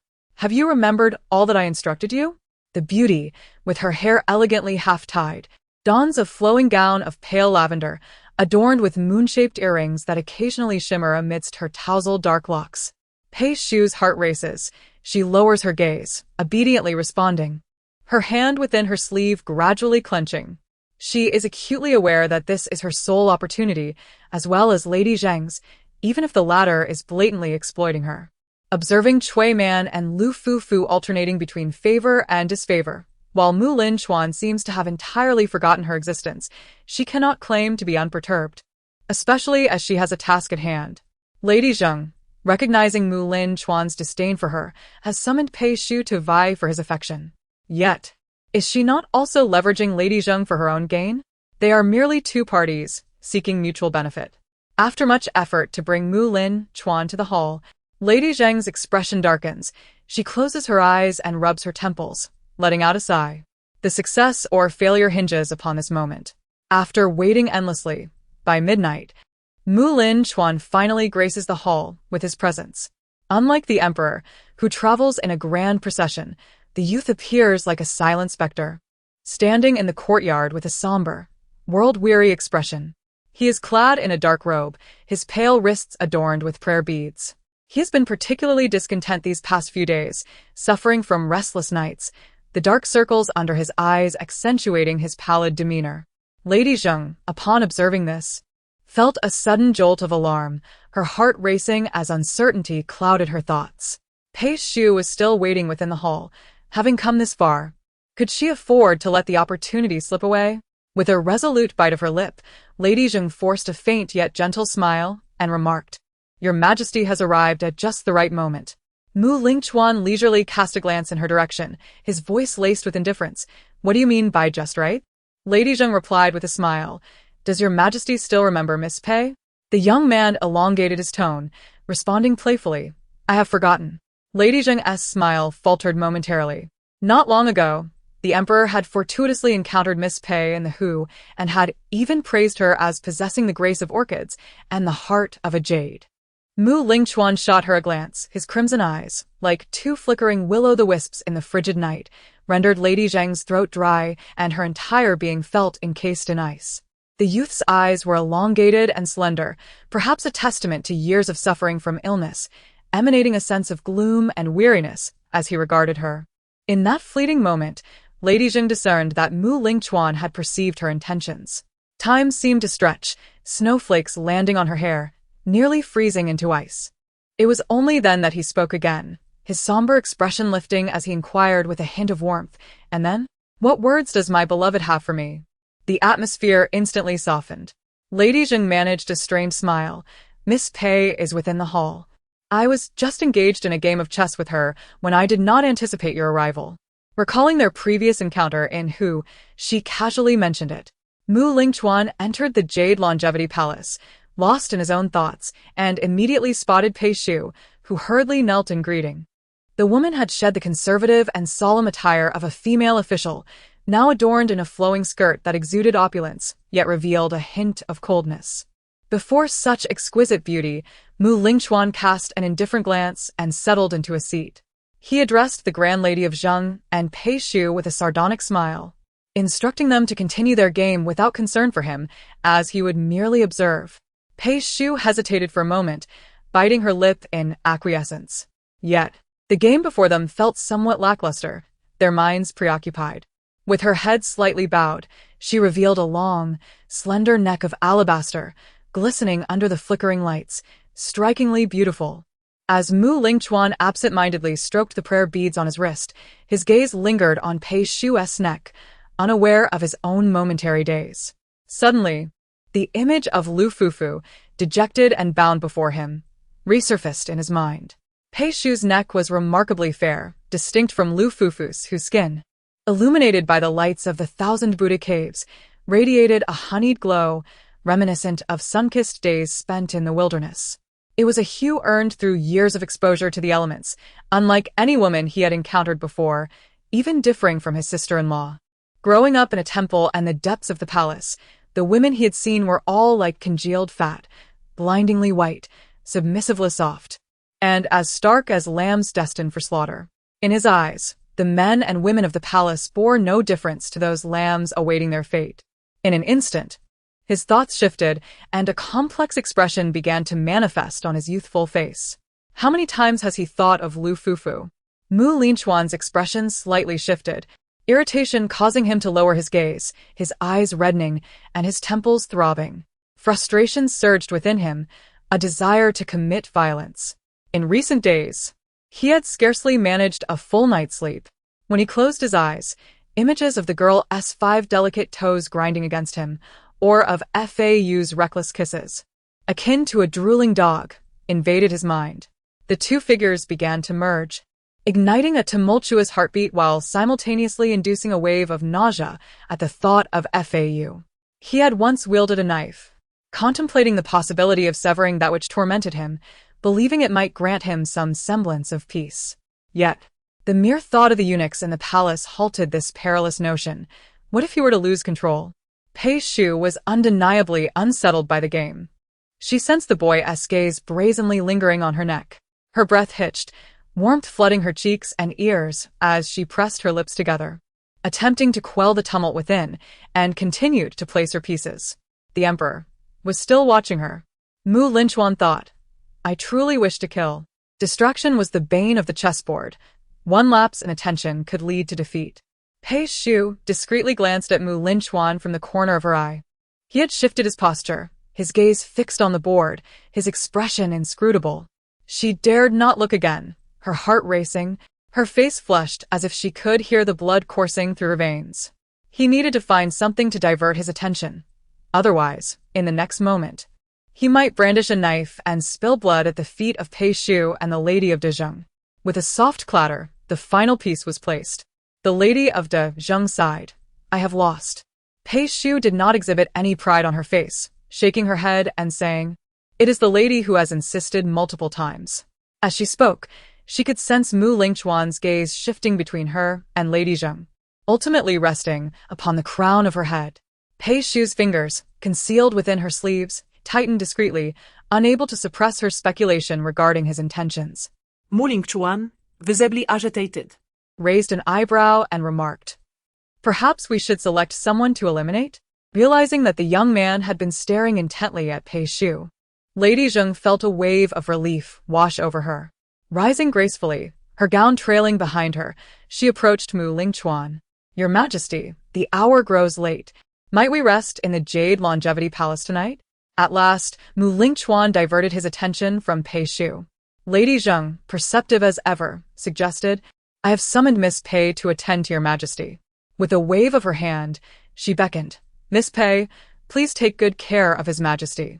After speaking, she remained silent, awaiting Linchuan's response. To her surprise, the youthful sovereign, known for his bloodthirsty nature, showed no signs of anger. Instead, he shifted comfortably, nonchalantly pulling Pei Shu into his embrace, declaring, Oh, then let her stay. As the night deepened, Lady Zheng retreated from the Jade Longevity Palace to a side hall, staring blankly at a solitary, cold lamp. Seeing this, Farong hesitated, then spoke, Madam, it is late. You should rest. Only then did Lady Zheng come to her senses. Shaking her head gently, rubbing her temples, her expression weary. I am not tired. Besides, I cannot let this matter rest, and thus I cannot sleep. As she gazed upon the seemingly aged visage of Madame Zheng, who appeared to have aged a decade in an instant, Farong let out a prolonged sigh within her heart. Perhaps this is the lament of women in the imperial harem, having to send other women to the beds of their husbands. Once Madame Zheng departed, the entire palace fell into a profound silence. The young man, feeling utterly bored, rolled his eyes and surveyed the grandeur of the palace. This was the chamber of his wife, yet it felt as if he were visiting for the very first time. His round, ruby-like eyes, illuminated by the flickering lights, exuded a warm radiance.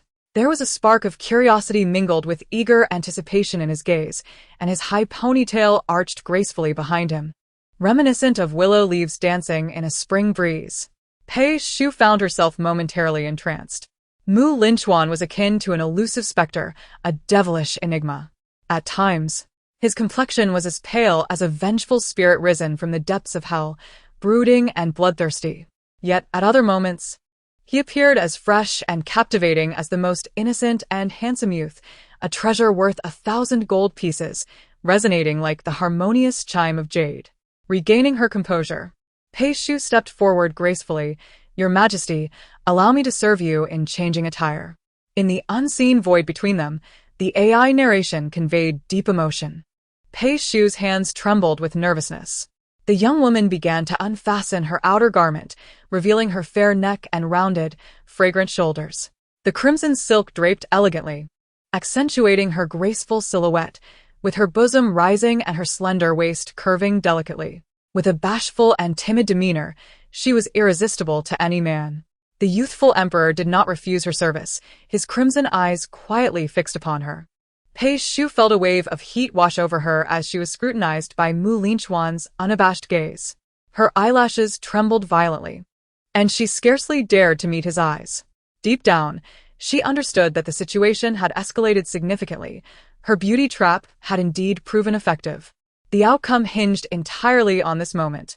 She closed her eyes and exhaled softly, a trace of melancholy sweeping over her shyness as she drew forth the dagger she had long prepared.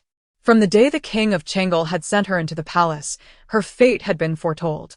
Should she kill Mu Linchuan, her own escape from the royal palace would be impossible. Perhaps this was for the best. The young woman stepped forward, her cheeks flushed, shyly resting her head against Mu Linchuan's chest. The warmth of his embrace enveloped her like a cloud of soft cotton. With a calm demeanor, Pei Shu slowly pressed the dagger forward, the blade barely grazing the youth's chest. Suddenly, she felt a chill pierce her heart. In disbelief, her eyes widened as she looked down to see a flamboyant golden-hued dagger lodged in her own chest. The hand that wielded the weapon belonged to none other than Mu Linchuan. He appeared equally astonished, his eyes round with surprise, struggling to comprehend the situation. What a coincidence. "You wish to kill as well?" Chapter 37. Everything is permissible. Everything is absurd. How could this be? Pei Shu stared in disbelief, a sweetness pooling in her throat as blood stained her front. It felt as if 1,000 arrows had pierced her heart, leaving her breathless and disoriented, collapsing to the ground. "How did you know I was here to assassinate you? You knew all along, didn't you? How absurd."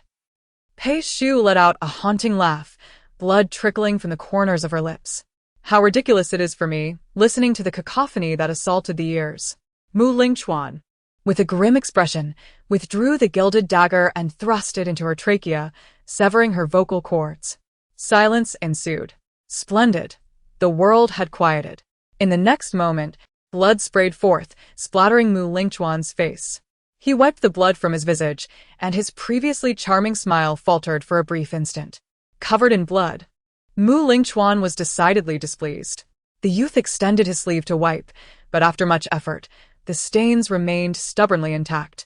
He sat amidst the pool of blood, brooding in silence. "You knew all along, didn't you?" Pei Shu's desperate and bitter cry resonated throughout the Yusho hall. In the side chamber, Madame Zheng's countenance paled, all fatigue vanishing. Something had gone awry. By the time the others arrived at the side chamber, they beheld the young emperor seated in the bloodied pool, nonchalantly toying with the gilded dagger. Years of illness had rendered his fingertips a sickly pallor, and blood continued to drip from the tips of his hair, as though he had emerged from the depths of hell. Meeting Madame Zheng's horrified gaze, Mu Linchuan raised an eyebrow, his tone remarkably calm. "Has my beloved arrived?"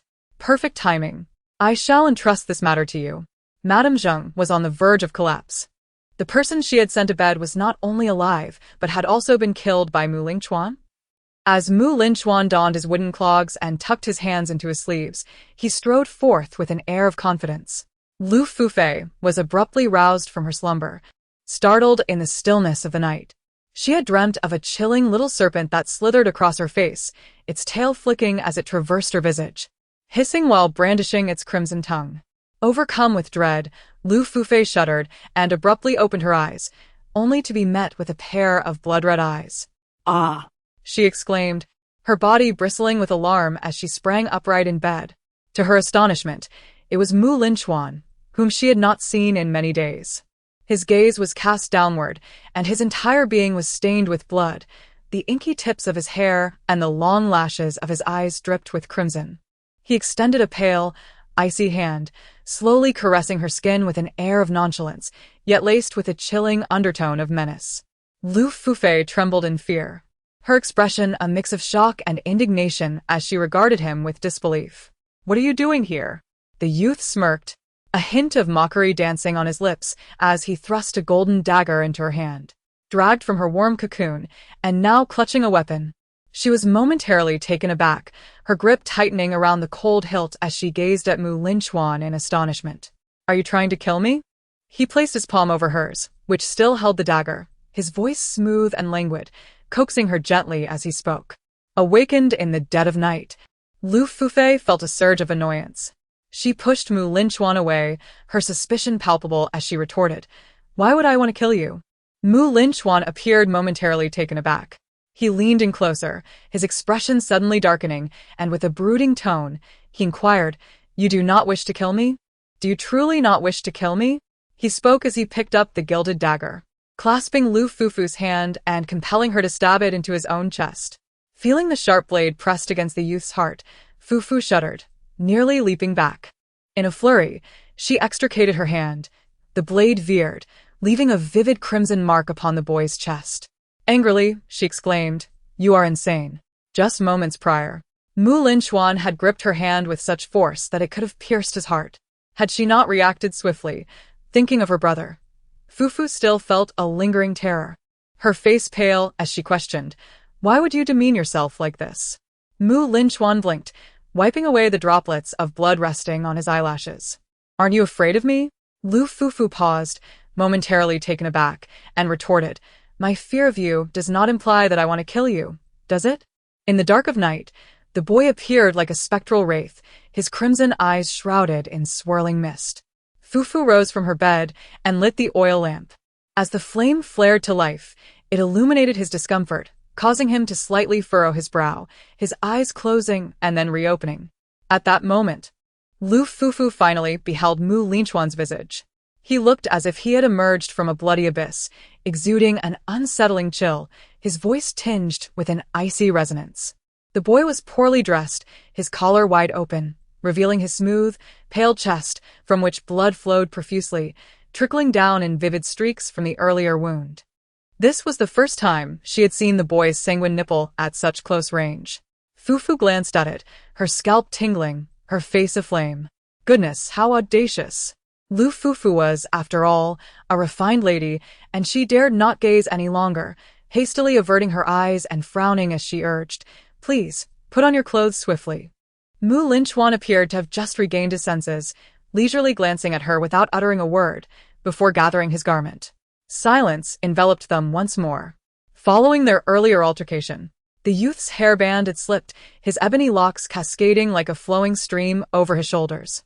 With his eyes half lowered, he toyed with the ornate dagger in his hand, recently stained with his own blood, exuding an air of detached indifference, as if he were on the verge of disappearing into the silvery glow of the candlelight.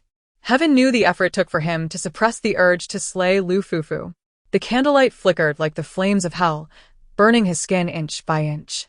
Linchuan's breath quickened abruptly, his entire being fraught with agitation, yearning for bloodshed. He was aware of his affliction. As the esteemed sovereign, a ruler of men, he was unbound by any rule. Concepts of good and evil, justice and malevolence, black and white held no significance for him.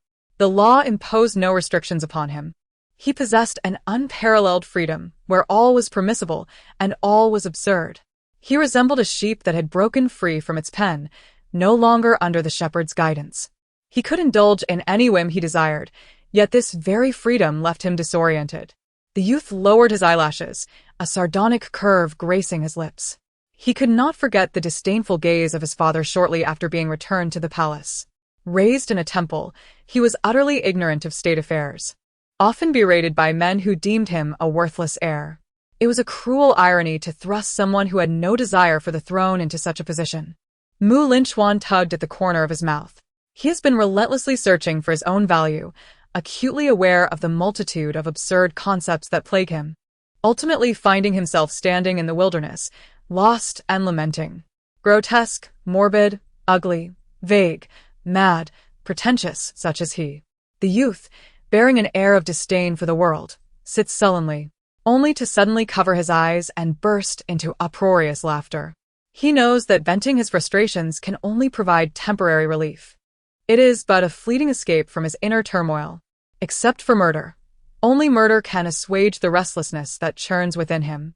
Only the works he takes pride in within the 1,000 Buddha caves can grant him a moment's peace. In that realm, he is an unrecognized genius. Yet, no one has ever acknowledged this truth. Men deride him as worthless. The masses label him a tyrant. He became obsessed with Buddhist practices, once emulating Emperor Liu Bei of the Han Dynasty, making 3 visits to the renowned Baoyan Temple, humbly seeking the guidance of the eminent painter and sculptor, Liao Hui. Liao Hui vehemently condemned him as inhumane, declaring that his creations held no aesthetic value, a chaotic mess of colors, a quintessentially arrogant mediocrity. In a fit of rage, he ordered Liao Hui to be dragged away and executed, taking it upon himself to transform him into yet another crooked-eyed Buddha statue, concealed within the 1,000 Buddha caves. Merely a display of bizarre skill. How ungrateful for the face given to him. He once believed his sister-in-law would accept him. Gu Qinghui had always been an exception. At the time, he had only recently entered the palace, not yet the vengeful spirit he would later become.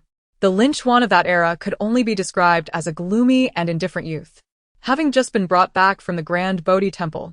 His physique was weaker than that of his peers, with skin as pale as snow, and long eyelashes casting shadows over his obedient, yet aloof demeanor. At the imperial banquet, he encountered Gu Qinghui for the first time. The young lady, with her graceful figure, donned a pale lavender RU skirt and draped a cloak over her shoulders. As she traversed the palace pathway, a palace maid followed closely behind, carrying a silk lantern that illuminated her path. From a distance, her brows and eyes seemed even more chilling than the thinnest layer of snow. At that time, Linchuan, with his delicate features and a captivating yet solitary demeanor, had closed himself off from the world. He often kept his wide eyes open and softly declined the goodwill of those around him. The accompanying eunuchs and palace maids remarked that she was the wife of the king of Changle, Mu Xingjian, and he would call her sister-in-law. Although the young lady possessed a temperament that was cold on the outside yet warm within, they were indeed family, and over time, their relationship grew increasingly intimate. Each night, in the depths of his dreams, Mu Linchuan would often envision the young lady seated at a desk, holding a scroll, her silhouette reflecting delicately and hazily in the window. Only Gu Qinghui was willing to offer him gentle encouragement, affirming his worth. When he fell ill, the young lady would awkwardly caress his forehead, tucking him in with a quilt, devotedly tending to him without rest. They had once shared a period of close companionship. However, as time passed and he matured, Gu Qinghui gradually distanced herself from him. To him, Gu Qinghui was indeed like a bright moon in the vast sky, an object of longing, yet unattainable. The moon illuminated only one person, and that was Mu Xingjian. Despite the young lady's resilient and aloof demeanor, she would occasionally reveal a hint of anxious vulnerability when in the presence of Mu Xingjian. The youth would observe their harmonious and affectionate relationship with a sense of yearning. He had once desired to win Gu Qinghui's favor, hoping to replace Mu Xingjian in her heart, yet such aspirations proved futile. As he grew older, he gradually transformed into a callous and ruthless individual, harboring a vengeful spirit and a petty disposition, with a narrow-minded perspective. Gu Qinghui found himself increasingly disillusioned with his approach to life. Only Mu Linchuan understood that his earlier recklessness and frivolity were merely stubborn attempts to redirect Gu Qinghui's attention away from Mu Xingjian. Unexpectedly, this endeavor drove Gu Qinghui further away, and eventually, he became indifferent to Gu Qinghui's gaze. He relished the freedom of living as he pleased, feeling an unprecedented sense of ease. Chapter 38, To Call. Spouse combined. Fufu stared in astonishment as Mu Linchuan suddenly descended into madness. Biting her lip, her mind became a whirlwind of confusion. She could not fathom what Mu Linchuan had endured to become such a frenzied being. His role in the emperor's favor was merely that of a villainous antagonist. Yet, no matter how tragic one's childhood may be, it does not justify malevolence. However, the boy's aloof demeanor, pushing others away, bore a striking resemblance to Yaoni. As Fu Fu gazed upon him, her head lowered, her heart softened unexpectedly. One becomes like the company one keeps, she pondered anxiously. Could I too be tainted, becoming a deviant with warped values? With a heavy sigh, Lu Fufu continued to hypnotize herself, convincing herself that this was merely a story, just a book.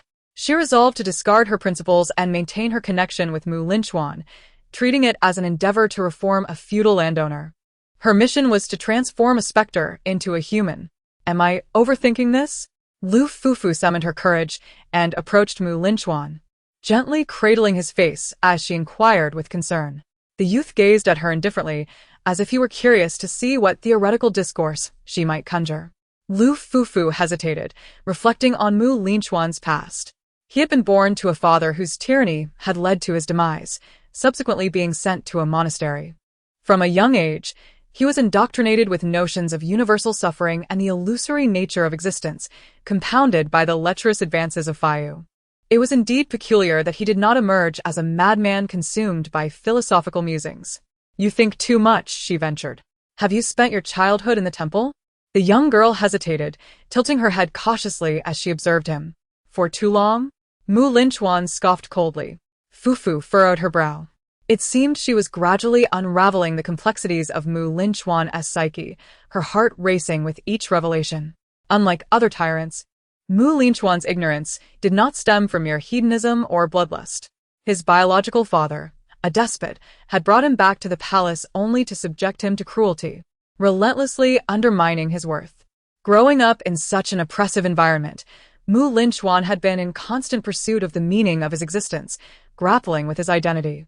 Yet, the teachings of the scriptures he had received told him that everything in this world was devoid of significance. Over time, he had become distorted, and wielding power without constraint had led him further astray, resolutely treading the path of self-exile and self-destruction. Lu Fufu remained silent for a considerable while, feeling that these words were not hers to utter. I believe, she finally said, that the essence of life lies in how you choose to define it. No one can define oneself. Define myself? Linchuan closed his eyes briefly and then reopened them, a hint of mockery flickering in his crimson gaze. If I were to define my existence, it would be through the act of killing. Lu Fufu, her head spinning with incredulity, nearly lost her composure due to Linchuan's obstinacy. Taking a deep breath, she pressed her lips together and asked, Have you ever considered becoming a benevolent ruler who serves the people? You see, you have taken lives before almost daily, yet, do you not feel the weight of your suffering? Would you not consider a different way of living? The youth's smile faltered, his gaze at her akin to that of a ghostly encounter. That would be even more meaningless. Why should I squander my time on these people? Lu Fufu softly retorted. I believe you lack the right to declare what is meaningless without having experienced it yourself. How can you know unless you try? Perhaps incensed by his obstinacy, her cheeks flushed crimson, yet her eyes sparkled like crystal, her eyelashes fluttering like butterfly wings. Linchuan felt a cold amusement within. Ever since emerging from the 1,000 Buddha caves, Lu Fufu had grown considerably bolder. It was as if they had torn away the facade of pretense, their relationship taking on an oddly intimate and peculiar nuance. Yet, he was momentarily taken aback, an inexplicable stirring within him. He was hungry. The youth lowered his gaze, urging her, finally realizing that he had reverted back to his former self-reference. I wish to have kanji. What? Fufu nearly thought she had misheard. I want to eat kanji, the young man said, lowering his gaze and patiently repeating himself. The girl in front of him blinked and stared at him for several seconds, noticing how uncomfortable Linchuan had become. Only then did she reveal a teasing smile, which made him instinctively harden his expression. Was she looking at some petulant child?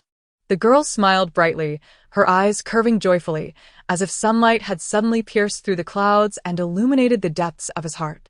Linchuan shuddered, averting his gaze, his eyes betraying a hint of confusion. How could she be so blissfully happy? Her smile seemed to see through his thoughts, tinged with a hint of helplessness. All right. I shall go prepare it. If Lu Fufu knew that the one he wished to eliminate most was actually her, would she still smile so? Probably not. Zhang Song, that treacherous servant, claimed he liked her. No, it was not affection. The moment Zhang Song uttered those words with a grin, he immediately dismissed the notion. But why did Zhang Song believe he had feelings for Lu Fufu? Mu Linchuan pondered for a while, then suddenly realized. In this world, there exists no one with whom one can communicate face to face. As the emperor, the young man stood alone at the pinnacle, shrouded in solitude. Lu Fufu, with her subservient charm, showed no signs of genuine fear towards the title of emperor. To her, it was a notion her nanny had instilled in her since childhood, that the emperor was merely a malignant tumor of feudalism.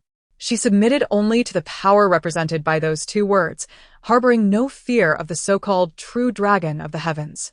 Perhaps it is precisely for this reason that he has hesitated to take action, procrastinating until now, which has allowed her to become increasingly arrogant and reliant on his affection. After having porridge, that night, Mu Linchuan found himself sleeping at Lu Fufu's place. Throughout the night, he could hardly find rest, and by dawn, the young man awoke with a tousled mane of dark hair, his wide collar slipping down to reveal his pale, slender shoulders. Sitting amidst the bedding, Mu Linchuan wore a sullen expression, his gaze fixed irritably upon Lu Fufu. The young girl lay with her eyes tightly shut, her breathing steady and deep, her complexion flushed. How could she possibly sleep so soundly? After all the words exchanged yesterday, he had endured a restless night. The tyrant, with a heart as small as a pinprick, felt a surge of discontent. Slowly, he extended his hand, resting it upon the delicate, fair neck of the girl. With just a slight exertion of force, his face warmed, excitement igniting vivid images in his mind. If she were to awaken, he would seize the pillow and smother her face. Before long, Lu Fufu would either be choked or suffocated. Under the intensity of his eager and fiery gaze, Fufu stirred, groggily opening her eyes. Upon meeting the fervent gaze of the young man, she froze momentarily, a chill racing through her, before scrambling up from the bed, exclaiming, "Good morning, good morning." Mu Linchuan's eyes roamed over her, his expression suddenly darkening, as if some pleasant thought had been abruptly interrupted. "You sleep so soundly, are you a pig?" he remarked coolly, growing increasingly irked by the situation. Awakened early in the morning amidst a cacophony, she was met with a barrage of reprimands that ignited a flicker of ire within her. Unable to contain herself, she retorted softly, "You are the pig." She had yet to express her annoyance at his sudden nocturnal intrusion into her chamber, demanding both murder and the preparation of congee. Humph! The young man closed his eyes, turned away, and sat cross-legged at the foot of the bed, dismissing her entirely. After a brief silence, Mu Linchuan impatiently urged, "Hurry up and get ready to rise." Lu Fufu was taken aback. For what purpose? Mu Linchuan shot her a sidelong glance, a cold smirk gracing his lips. "Did you not wish to leave the palace? Today is the Lantern Festival, and I am in a good mood. I shall take you out." The Lantern Festival? Today is the Lantern Festival? Fufu was momentarily stunned, quickly donning her attire before dashing outside. A fresh layer of snow had blanketed the ground, transforming the landscape into a realm of jade trees. Not far off, several palace attendants were clearing the snow, while others busily hung lanterns from the eaves. Preparations had commenced days prior, yet Lu Fufu had been so preoccupied that she had failed to notice. Now, Upon Mu Linchuan's mention, she was both startled and elated. The young man, unfazed, casually dressed himself and approached her, tossing something in her direction. Fufu hastily caught it, discovering it to be a cloak. As she draped it over her shoulders, Mu Linchuan stated indifferently, "Today, I shall take you out of the palace." The remnants of her earlier irritation evaporated in an instant, replaced by uncontainable joy, and she couldn't help but smile brightly. "Thank you. Is this truly such a source of happiness?" Mu Linchuan furrowed his brows, his crimson eyes revealing a hint of bewilderment. Ordinarily, during the Lantern Festival, the emperor would ascend the tower to revel with the people. However, Mu Linchuan had always regarded conventions as inconsequential. As night fell, the youthful emperor and empress, shrouded in darkness, stealthily slipped out of the palace. Before the imperial street, a dazzling array of songs and dances unfolded, with flaming swords and vibrant banners creating a spectacle that left one entranced. Some donned costumes of deities and spirits, entwined in golden serpents, while others, clad in white, posed as the Avalokiteshvara, their flowing garments swirling in the lively atmosphere. The streets were bustling with exquisite carriages and fragrant steeds, where the youthful elite and noble women exchanged laughter and pleasantries. In the capital, temples stood in abundance, competing with one another to display their flickering lamps and candles. The common folk offered incense and entertained themselves with the lights, reveling until dawn. From a distance, the entire capital resembled a cascade of stars. As if the Milky Way had spilled forth, its twinkling lights accompanied by joyous laughter echoing for miles. On this day, Linchuan donned his extraordinary black lantern pants, with gold thread intricately outlining lotus patterns, paired with crimson lacquered wooden clogs.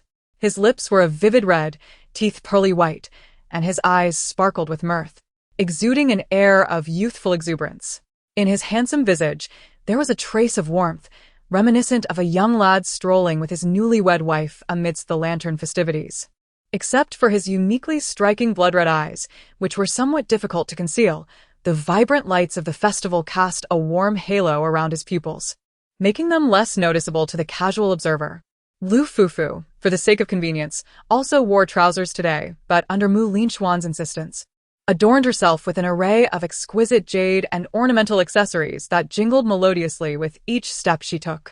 Draped in a white silk jacket above and adorned with flowing crimson trousers below, her hair, styled in twin spirals, was embellished with clusters of pristine white rabbit fur. Her lustrous black locks danced with her every step, occasionally revealing a lengthy red ribbon. The young man, intrigued and enthusiastic about her attire, eagerly began to adorn her hair with delicate hairpins and ornaments. Walking through the streets in such a manner seemed to declare to the world, "Come, seize me." Fufu could not help but murmur softly, revealing a hint of the commoner's desire to conceal her wealth. "If it is to be taken, then so be it." Linchuan, indifferent, replied, "Did you not urge me to be a good person? Consider it an act of charity." Fufu laughed in exasperation, "Your Majesty. Can it truly be the same?" "Hush." A cold finger unexpectedly pressed against her lips. Fufu was taken aback as the young man tilted his head, a playful smile gracing his features. His icy fingertip pressed gently yet insistently against her lips, creating a scene both alluring and ambiguous. "Once we step outside the palace, you may no longer call me Your Majesty." Cradling her face in his hands, their gazes intertwined, breaths mingling in the air. The long lashes of the youth seemed to brush against her skin, and with a teasing smile, he coaxed, "You shall address me as husband." He tilted his head, casually caressing her lips, "Or perhaps beloved? Master? What do you think?" "Ano?" Ching. Once outside the palace, titles must change. Linchuan awkwardly attempted to mimic the common folk, calling her a new Ching. "Come." Linchuan's scarlet pupils shifted, glimmering under the glow of the lights, akin to blood-red rubies. He curled his lips into a smirk, saying, "Let me hear you speak. Gu." Lu Fufei's face flushed, her hair standing on end, and she opened her mouth, futilely attempting to utter a word, but she could produce nothing more than a hesitant sound. "What word?" Linchuan mockingly teased her. "Has Anu's mouth been sealed? You can't even say that?"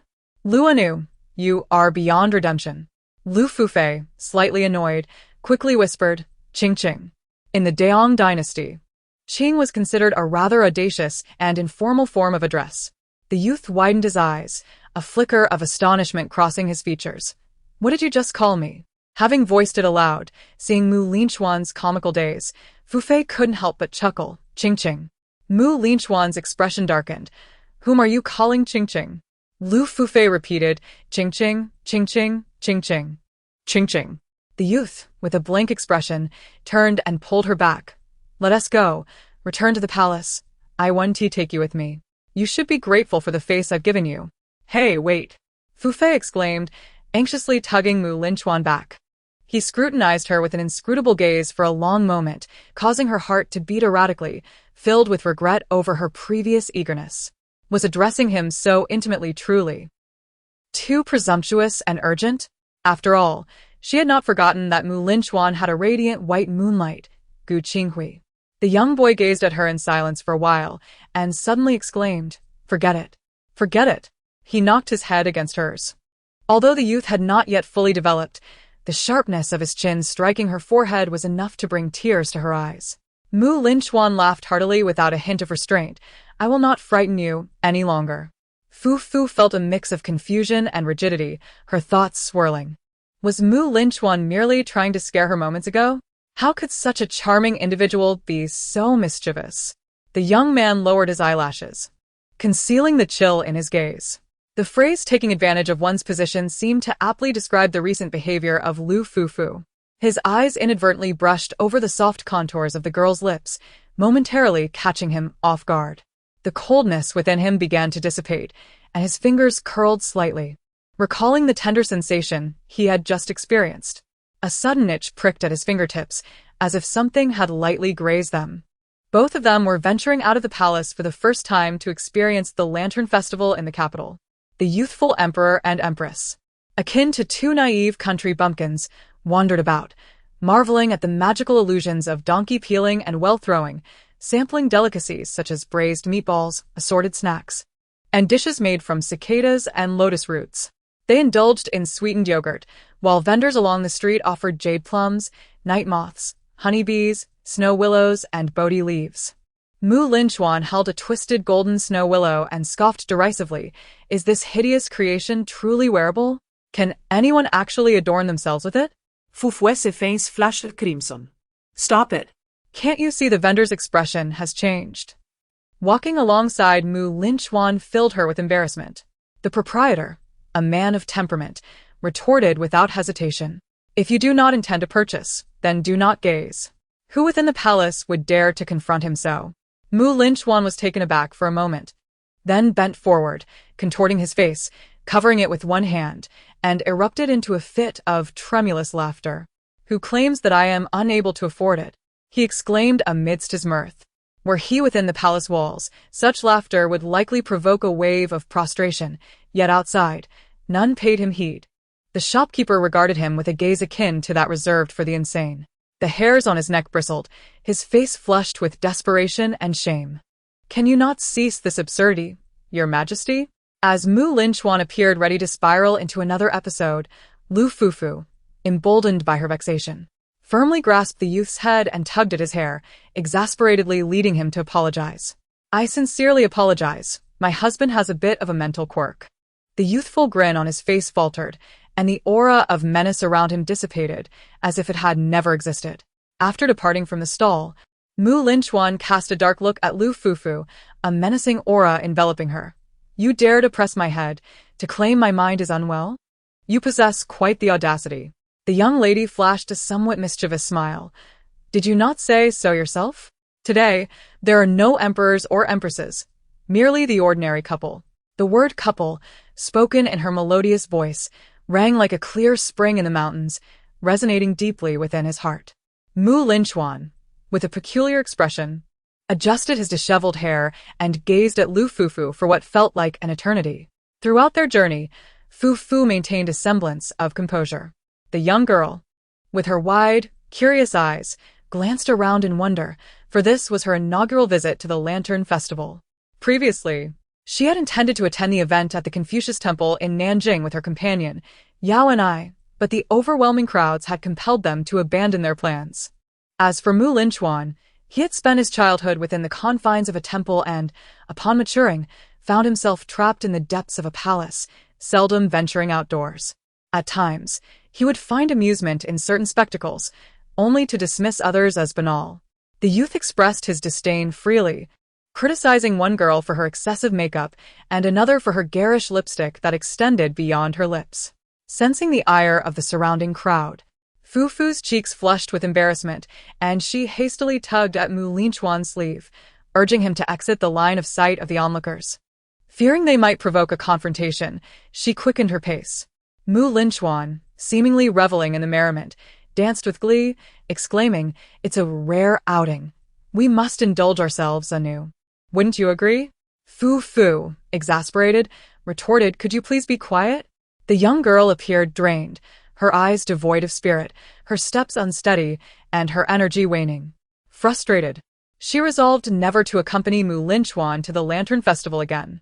The Lantern Festival attracted throngs of attendees, many of whom harbored ulterior motives. Fufu's keen eyes caught a troubling sight, and her heart sank as she discreetly tugged at Linchuan's sleeve, whispering, "Look over there." Following her gaze, Linchuan's expression shifted, his attention sharpening. Not far off, a scene was unfolding where a wealthy scion was brazenly abducting a common girl. The man was clad in a lavishly adorned robe with wide sleeves, draping elegantly around him, while a ceremonial whisk rested in the crook of his arm. His face was obscured beneath a thick layer of powder, rendering his true visage almost unrecognizable. Behind him stood a cadre of imposing servants, each robust and stalwart, resembling iron towers as they reached out to seize the young girl before him. The girl, seemingly a musician of merely 13 or 14 years, bore a round visage, her youthful features still unblemished by the passage of time. With wide, frantic eyes, she sought salvation from the onlookers, yet none dared to intervene. Linchuan observed with an indifferent demeanor, watching as the girl was nearly pulled onto the ox cart, her plaintive cries echoing in the air, yet he remained unmoved. Fufu, her eyes widening in disbelief, could hardly fathom the audacity of such brazen abduction in plain view of so many. Unable to contain herself, she implored, "Your Majesty, let us assist her." Only then did Linchuan appear to awaken from his reverie, his curiosity piqued as he asked, "Assist? Why should I?" Fufu hesitated.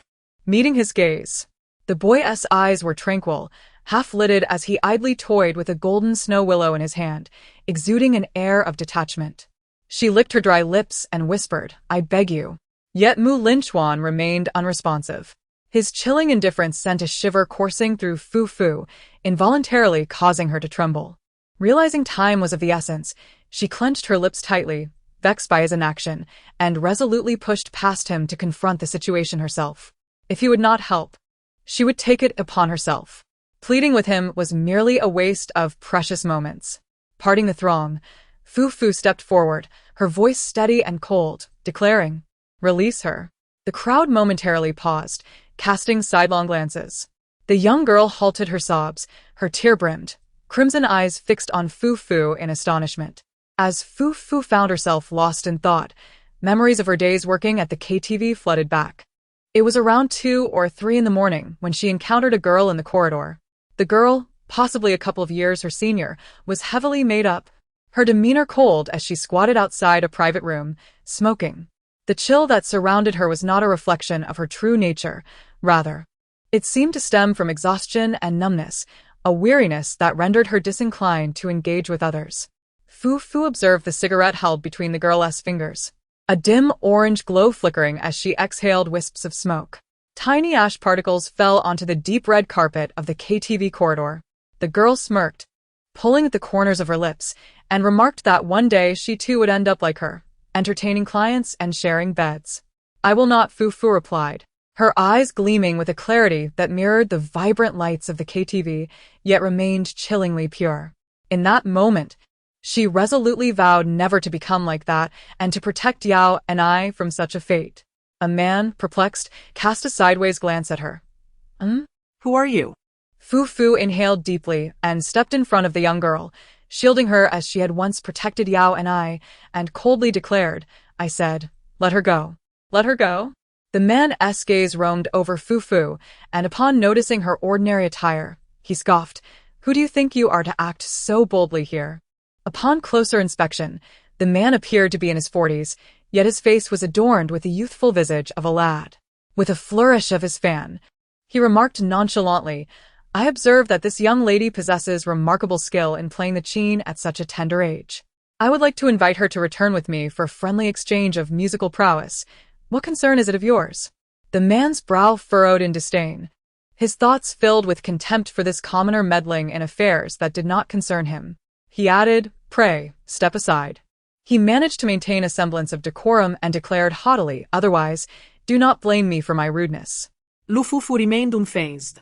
Lowering her head to assist the young girl in untangling her disheveled attire, taking her hand to lead her outside. Halt. The man's expression shifted subtly, yet he continued to uphold his so-called gentlemanly demeanor, coldly inquiring, "Do you know my name?" Lu Fufu held onto the girl's hand, continuing her forward march. The girl paused momentarily, and Fufu, puzzled, asked, "What is the matter?" The girl bit her lip, timidly responding, Please, do not concern yourself with me. Just go. He seems to come from a powerful family, and I cannot afford to offend him." Without uttering a word, Fufu presto onorevole. the man, unable to contain his fury, appeared on the verge of an explosion, proclaiming his lineage, boasting of his grandfather's esteemed reputation, and detailing his father's high-ranking official position. Meanwhile, he scornfully admonished, "You, commoner, dare to act so presumptuously here? I advise you to be wise and depart swiftly, lest you disturb the harmonious exchange between myself and this lady." The titles and positions he mentioned left Lu Fufu bewildered. In any case, no matter how formidable he claimed to be, surely he could not surpass the might of a queen. Chapter 39: The Tyrant's Transformation Plan Combined.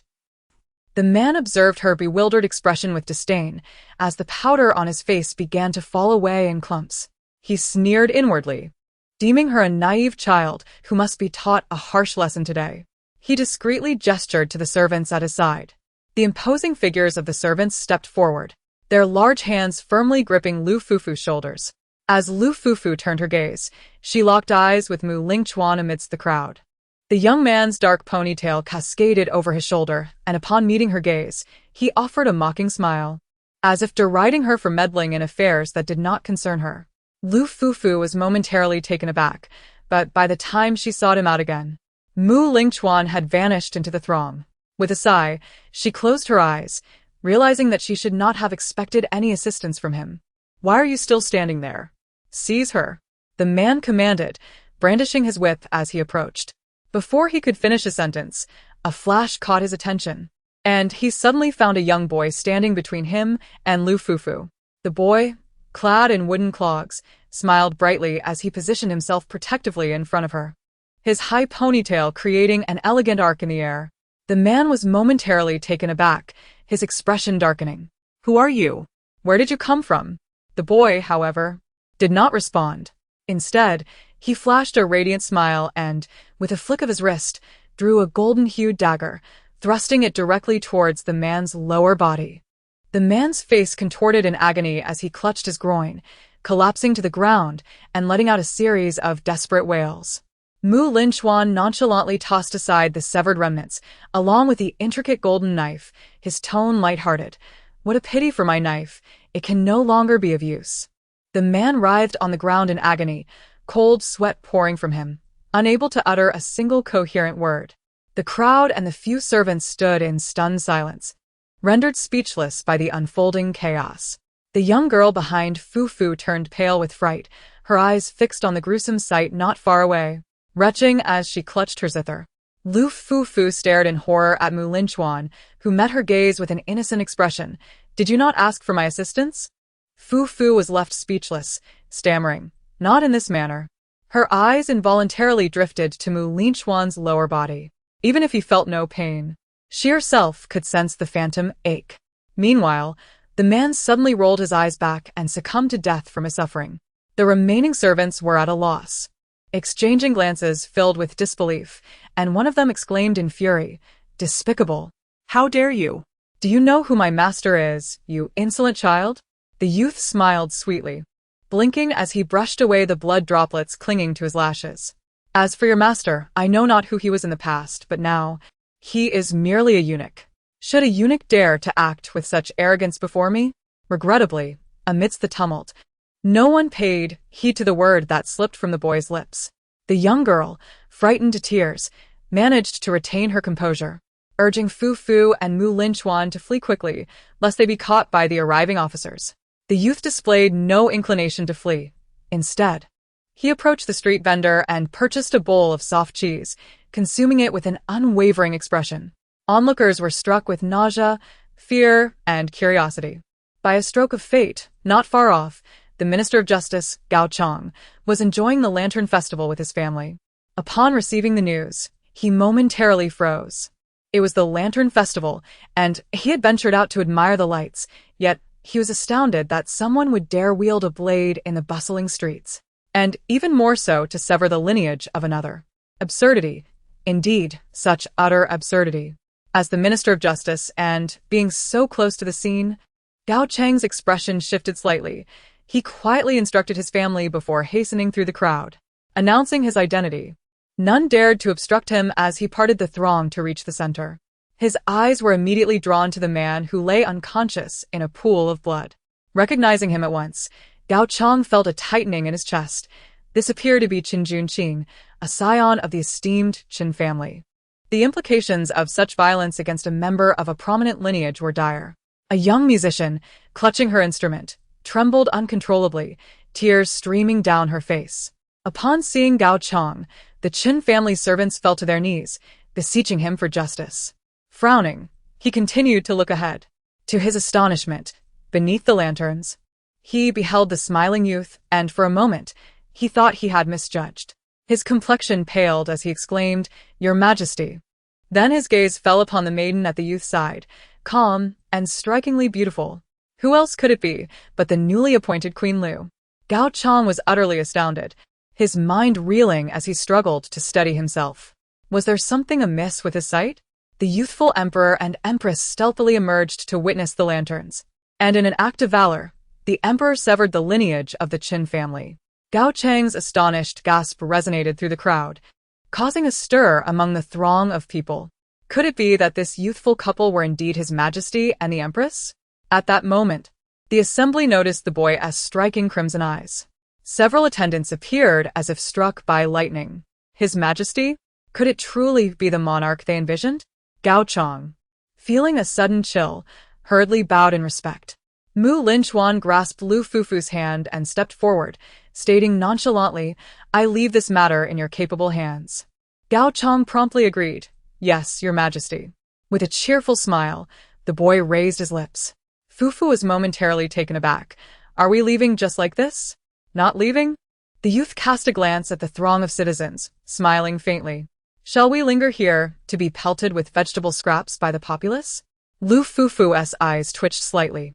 Could it be that Linchuan possessed a modicum of self-awareness regarding his tyrannical reputation? The young girl stood frozen, clutching her pipa tightly, struggling to process the fact that her saviors were the reigning emperor and empress. Once she regained her senses, she summoned her courage to pursue them, stumbling and eventually falling to her knees in a gesture of profound reverence. "Today, I am immensely grateful to Your Majesty and the Empress for your assistance."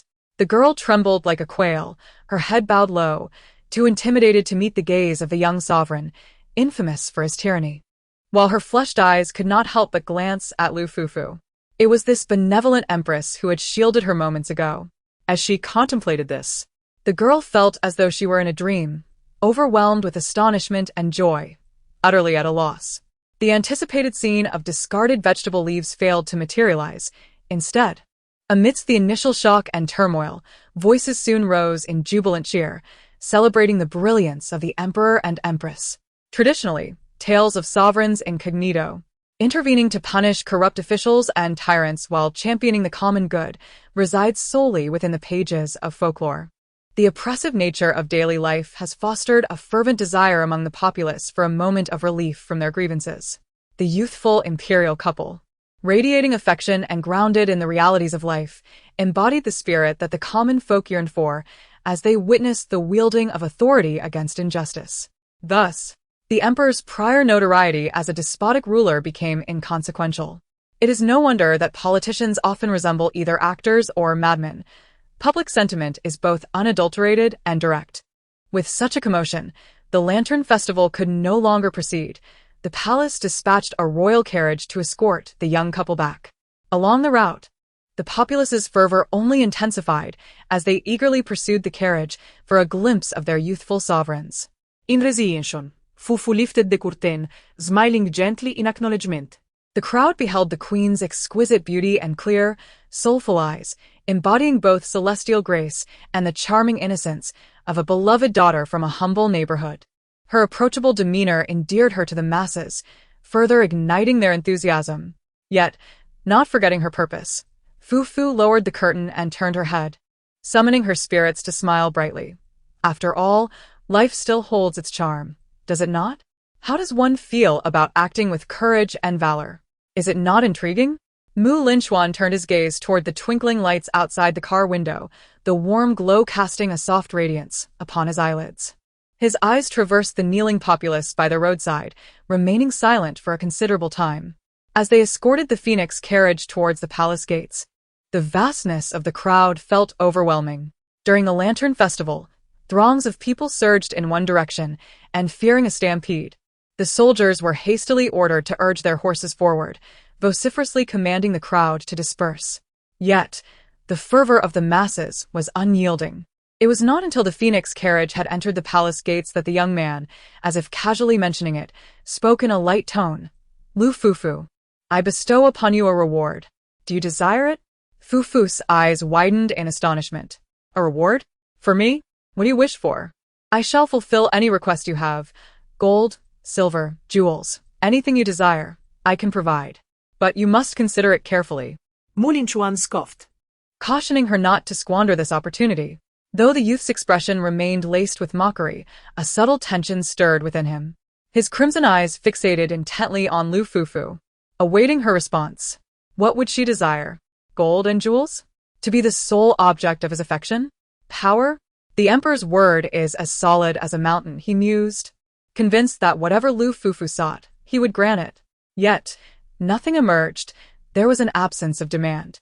This seemed to be yet another test, and Lu Fufu felt a tinge of exhaustion. After much contemplation, she found herself at a loss for what to request. However, in the next moment, her thoughts shifted. The young woman shook her head, her gaze drifting toward the window, where the moonlight mingled with the mist of the capital, her eyes reflecting the ethereal beauty. Her brows arched playfully, and a hint of a smile danced at the corners of her lips, reminiscent of twinkling stars. I implore your majesty to release Lu Huangmen. Mu Linchuan was momentarily taken aback, his eyes widening in disbelief as he gazed at her. Is that all? He inquired. Lu Fufu nodded, affirming, indeed, that is all. After all, today is the Lantern Festival. Lu Huangmen must yearn to reunite with his family. He had anticipated various requests from Lu Fufu, yet none could incite the mild irritation he felt at this moment. She merely desired this? Beneath the murky veil of his vexation, Mu Linchuan's posture stiffened slightly, and he involuntarily retorted with a hint of sarcasm. You certainly know how to ask for rewards. Coming here to take the wife of a newly appointed lord. Is it truly your intention to reunite Lu Huangmen with his family? Or is this merely a ruse, a tactic to ensnare a greater prize? Do you believe this will lead me to perceive you as understanding and selfless, unlike those women in the harem who are only consumed by jealousy? Lu Fufu turned her head, her almond-shaped eyes wide with indignation as she glared at him. How can you think this way? Must you assume the worst of everyone? Mu Linchuan stiffened slightly, realizing his words had indeed been excessively harsh, and he averted his gaze in annoyance. Very well, Lu Fufu exhaled deeply, Your Majesty. May I request a different reward? Speak, came the curt reply. Focusing intently on Mu Linchuan, she enunciated her request with deliberate emphasis. I wish to ask Your Majesty to be a wise ruler for 3 months.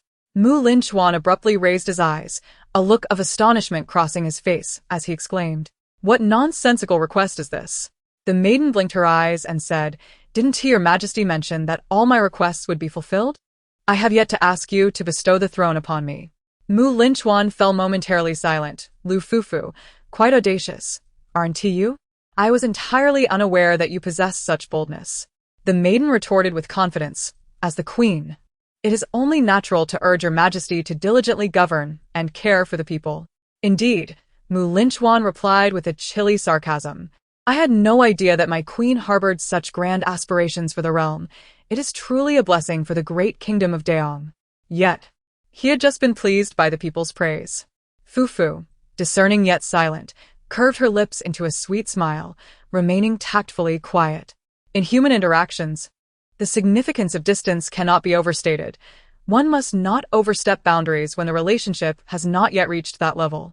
After a brief pause, Mu Linchuan squeezed her hand and remarked indifferently, Very well, since this is the reward you desire, I grant it to you. It would be too late to retract now. Fufu cleared her throat twice, boldly and cautiously brushing against the tiger's whiskers, daringly testing the waters. In that case, Your Majesty, Why not release Lord Lu?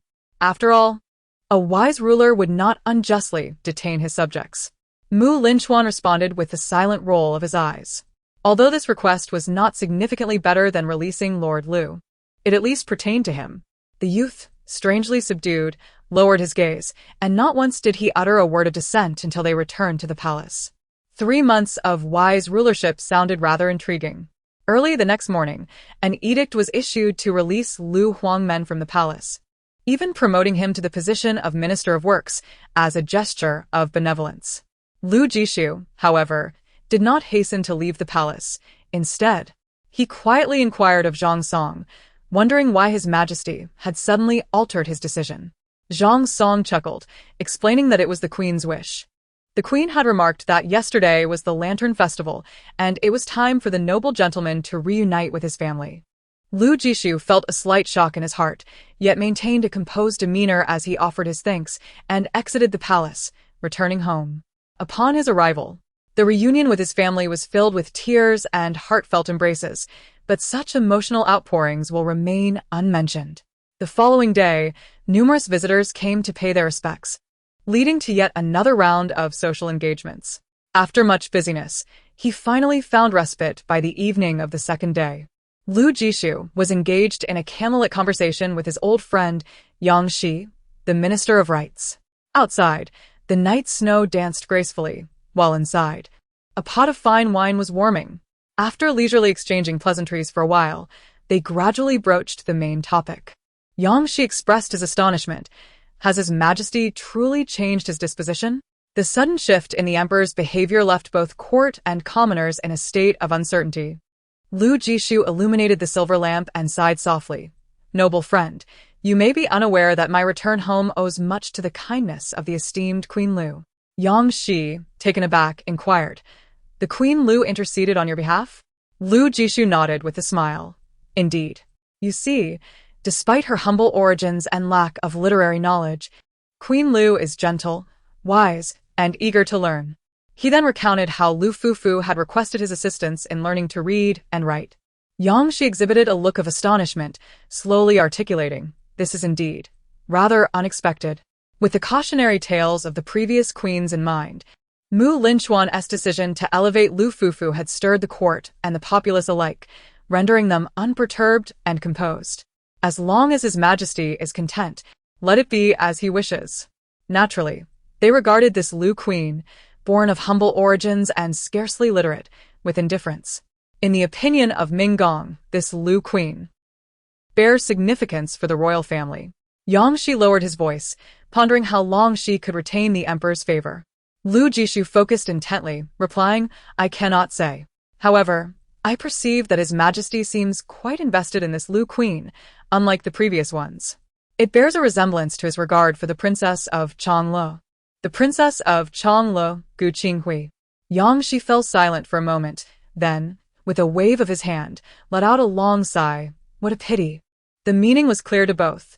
Everyone understood that the youthful sovereign only heeded the words of his sister-in-law. Had Gu Qinghui truly embraced her role as the elder sister-in-law and offered sound counsel, Linchuan might not have found himself in such dire straits. However, as the wife of the Prince of Changlo, who harbored treacherous ambitions, she could hardly be expected to guide the emperor with integrity, wishing instead for Linchuan to lose the people's trust. Lu Jishu smiled. It is not entirely regrettable. Gu Qinghui has always been difficult to trust. Perhaps the turning point for His Majesty lies with the Lu Queen. The two shared an understanding and refrained from further discussion, instead indulging in warm wine and light conversation, composing poetry together. Linchuan's mood was exceedingly delicate, profoundly intricate. This marked the first occasion since his ascension that the elderly ministers bestowed praise upon him. All due to the incident on the Lantern Festival when he, with a single stroke, dispatched the cock of the Qin family. This tale has spread among the populace, proclaiming that the young emperor, in a display of benevolence, disguised himself to celebrate with the common folk, addressing injustices and promoting virtue. It was the first favorable assessment from the people since this unruly young sovereign took the throne. While the fate of the Qin family's cock was indeed significant, the emperor's rapport with his subjects held even greater importance. Consequently, The ministers turned a blind eye to the discontent of the Qin clan, accepting the oversight as a matter of course. The most astonishing development was that this young emperor had, for the first time, begun to engage in governance, suggesting a marked departure from his previously heedless demeanor. Before long, the day of the Grand Court Assembly arrived. While the sky was still dark and a light snow fell outside, Linchuan unceremoniously roused Lu Fufu. "Why are you still in bed? Hurry and accompany me to the court." Lu Fufu, her eyes heavy with sleep, shivered at his words, fully awakening to incredulity. "What do you mean, go to court? Isn't that interference from the harem? Wasn't it said that I should be a wise ruler?" Linchuan returned her a peculiar glance, as if her question were remarkably foolish, suggesting that she had ignited a fire of her own making. Fufu, taken aback, recalled that this phrase sounded all too familiar, as if it had been uttered countless times in the realm of domineering CEO literature. Yet, the young man's expression remained strikingly innocent and earnest. Thus, Lu Fufu was unceremoniously dragged from her warm cocoon by Linchuan, who confidently escorted her into the Taiji Hall to accompany him to work. The ministers had arrived early and were taken aback by her presence. Lu Fufu's appearance stirred quite a commotion within the Taiji Hall. However, when it came time for the court meeting, everyone chose to turn a blind eye to the spectacle. Such ignorance was lamentable. They ought not to believe that His Majesty had truly changed his temperament.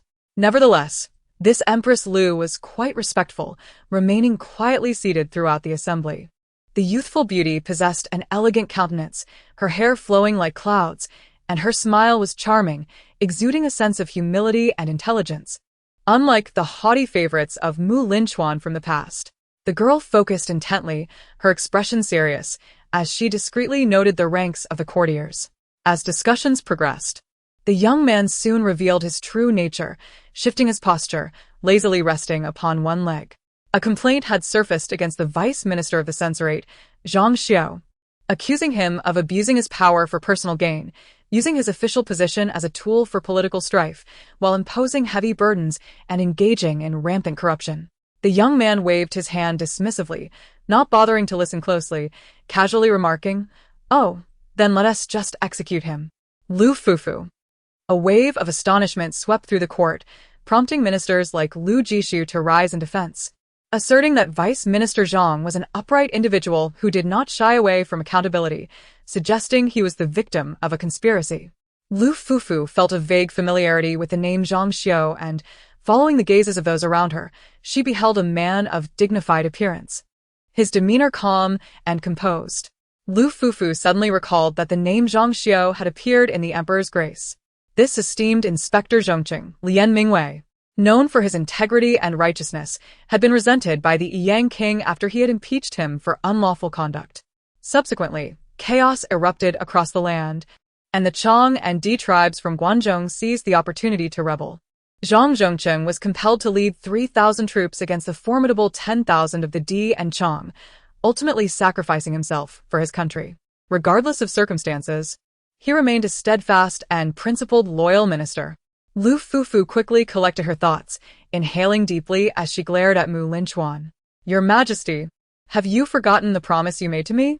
The young man paused momentarily, resembling a mad dog ensnared by a tether, his expression slightly stiff as he furrowed his brow, enduringly listening before making another decision. Fufu gradually relaxed her tense frame, exhaling softly. Among the crowd, it seemed she had caught the gaze of Zhang Zhongqing.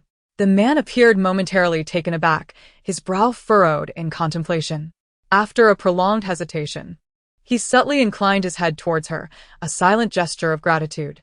It was a relief not to attend court alongside Linchuan, yet upon doing so, Lu Fufu was alarmed to discover that the young tyrant's reign was precariously unstable. In the court, there were reports of flooding in Bashu, drought in Kuaiji, and conflicts between the gentry and commoners. Tension simmered between the prominent families of the north and the gentry of Wu, alongside disputes in Jing and Yang, as well as those between the monarch and the bureaucrats. The court and the realm were rife with internal strife and mutual scheming. Most significantly, there was the recent uprising led by the Li clan's chieftain, Li Qiu, in the Badi region, with the governor of Nanping, Cui Suping, accused of ineffectively managing the disaster response. Whispers circulated among the attendees, suggesting that the uprising by the Badi refugees had been premeditated, allegedly facilitated by Cui Su's deliberate negligence. It is widely known that the inspector of Jingzhou, King Changlu, has been closely interacting with Mu Xingjian and Cui Su during this period. Renowned for their valor and martial prowess, the people of Bashu were once noted in the chronicles of Huayong that when King Wu of Zhou waged war against Zhou, he relied heavily on the formidable forces from Bashu. The ramifications of King Changlu acquiring such troops from Bashu would be beyond imagination. After leaving the court, Fu Fu, feeling utterly exhausted both physically and mentally, appeared dazed, her eyes devoid of spirit, acutely aware of the significant responsibilities and daunting tasks before her. With the state of Mu Linchuan in such disarray, could she truly transform Mu Xingjian into a wise ruler before the uprising? Mu Linchuan inquired. What are you contemplating? I was pondering how to reform you, she inadvertently disclosed, quickly shutting her mouth, shaking her head in denial. It's nothing. Within the muted drapery of her tent, a brass lamp illuminated the space. The young woman knelt before a desk, resting her chin on her hand, with an open scroll of the Zhu's commentary before her, exhaling a long sigh. Recently, Fu Fu had devoted herself wholeheartedly to the matters of the state, striving to grasp the current situation and condition. The emperor's actions were utterly bewildering. The tangled web of appointments, titles, and ranks left her utterly confounded, unable to discern one from another. She pondered how the young tyrant managed to remember all these names so clearly while seeking power and advantage from them. Soon, Mu Linchuan's countenance darkened with displeasure. With a swift motion, he snatched the Zhu's commentary from Fu Fu's grasp and flipped through its pages dismissively. What is so fascinating about this? Fu Fu widened their eyes in protest. Return it to me. The youth tilted his body, a smirk gracing his lips as he scrutinized her, interfering in the inner court. Do you not fear that I shall punish you? Chapter 40. So, am I truly the sovereign, or is Lu? She had been engrossed in her reading when Mu Linchuan intruded upon her peace. The girl, seething with indignation, flushed crimson as she sprang up to snatch the book from his hands. Mu Linchuan, towering over her by half a head, casually elevated the book high above, a wicked grin dancing in his scarlet eyes. After a prolonged struggle, she found herself unable to seize it.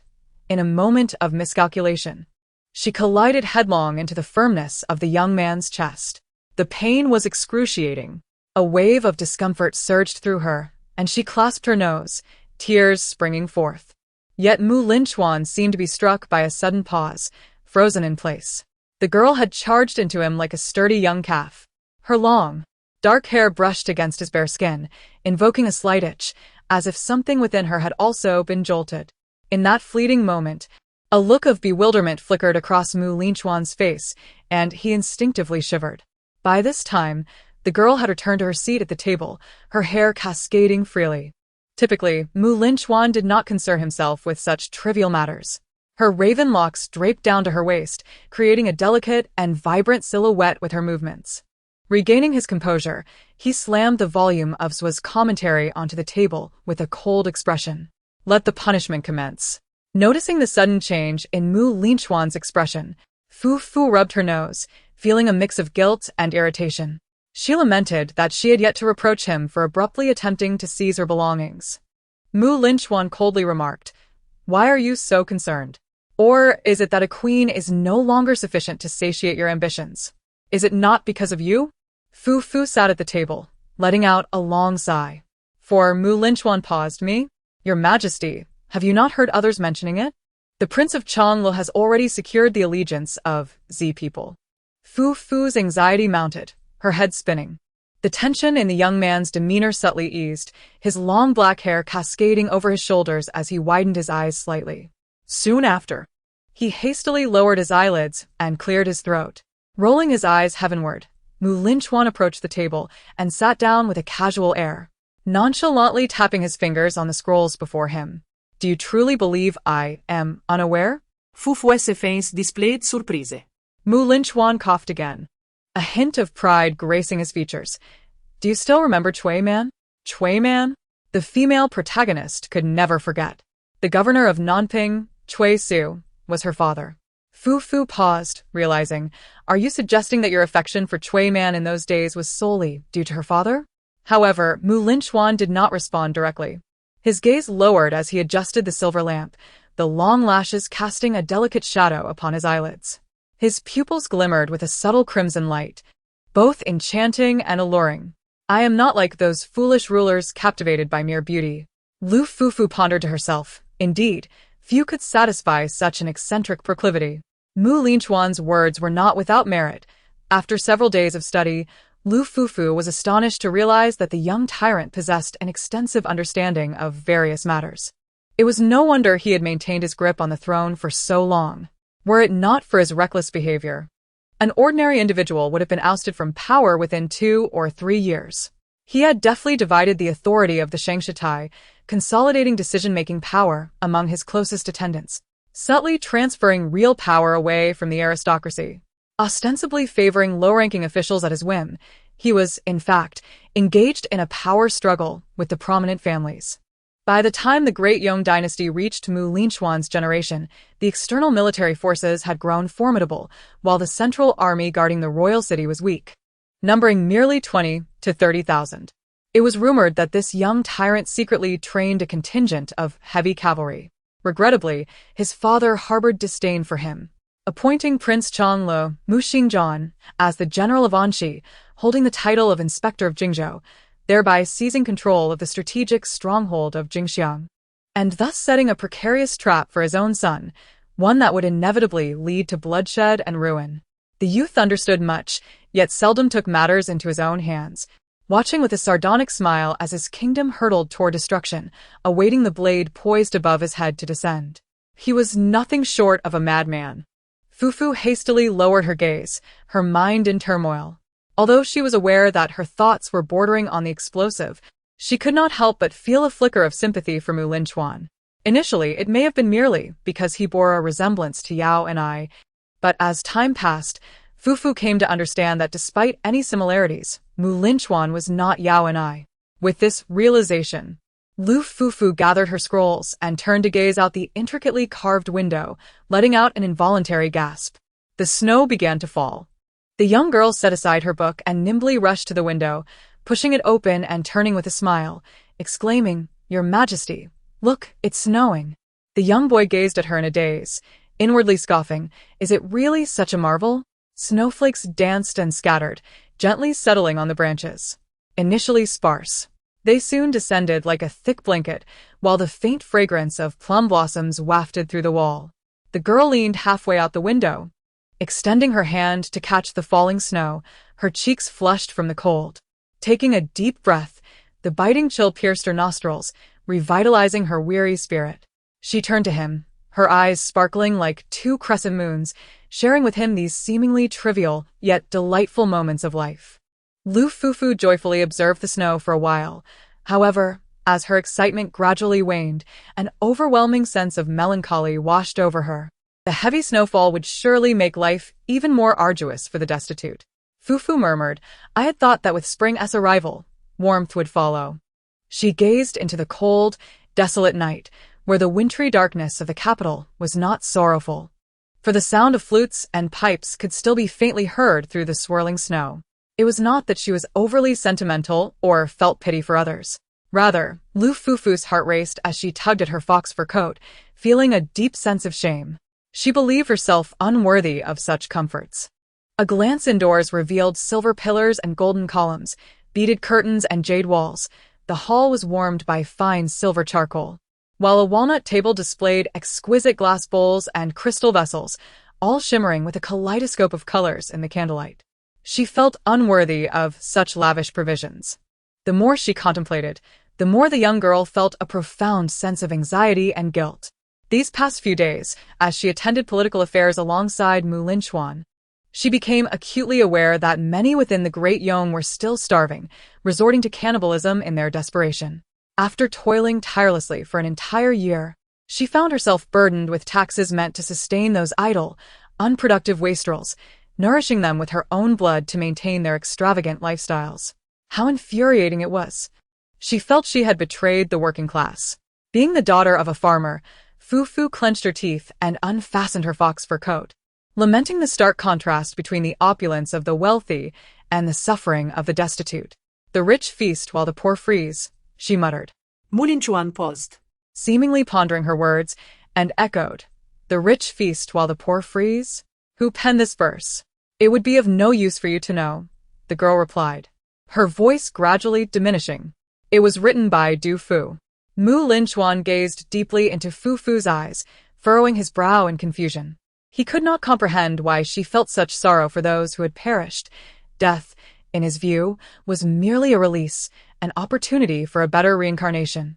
Why should they remain shackled to this world, enduring endless toil in agriculture, suffering from the ravages of war and displacement? A glance at her despondent expression stirred a sense of irritation within him. The young man stood there in silence, brooding for a moment before casually suggesting, "Let us open the private treasury to provide disaster relief." Though the national treasury was not abundant, the small fortune of the Mu family was overflowing. His father had long been known for his oppressive taxation and the sale of official titles. Upon ascending to the throne, Linchuan was openly reprimanded by his ministers, who accused him of being akin to the likes of Hung and Ling, claiming that all wealth was funneled into private coffers. In truth, Linchuan harbored little material desire. He dined sparingly, slept even less, and due to his ailments, found everything tasteless. The riches languishing in his private treasury were of no use to him. It would be far better to distribute them for disaster relief. Fu Fu was utterly astonished, stammering, "Is this truly the case? When did I gain such influence as to extract funds from Linchuan?" Linchuan gazed at her for a moment before averting his eyes, a subtle smile gracing his lips as he casually remarked, "Is this not what the Empress has suggested? That I should strive to be a wise ruler for 3 months?" With that, the youthful emperor straightened his posture, donned a bamboo hat, and stepped out of the Zhaoyang palace.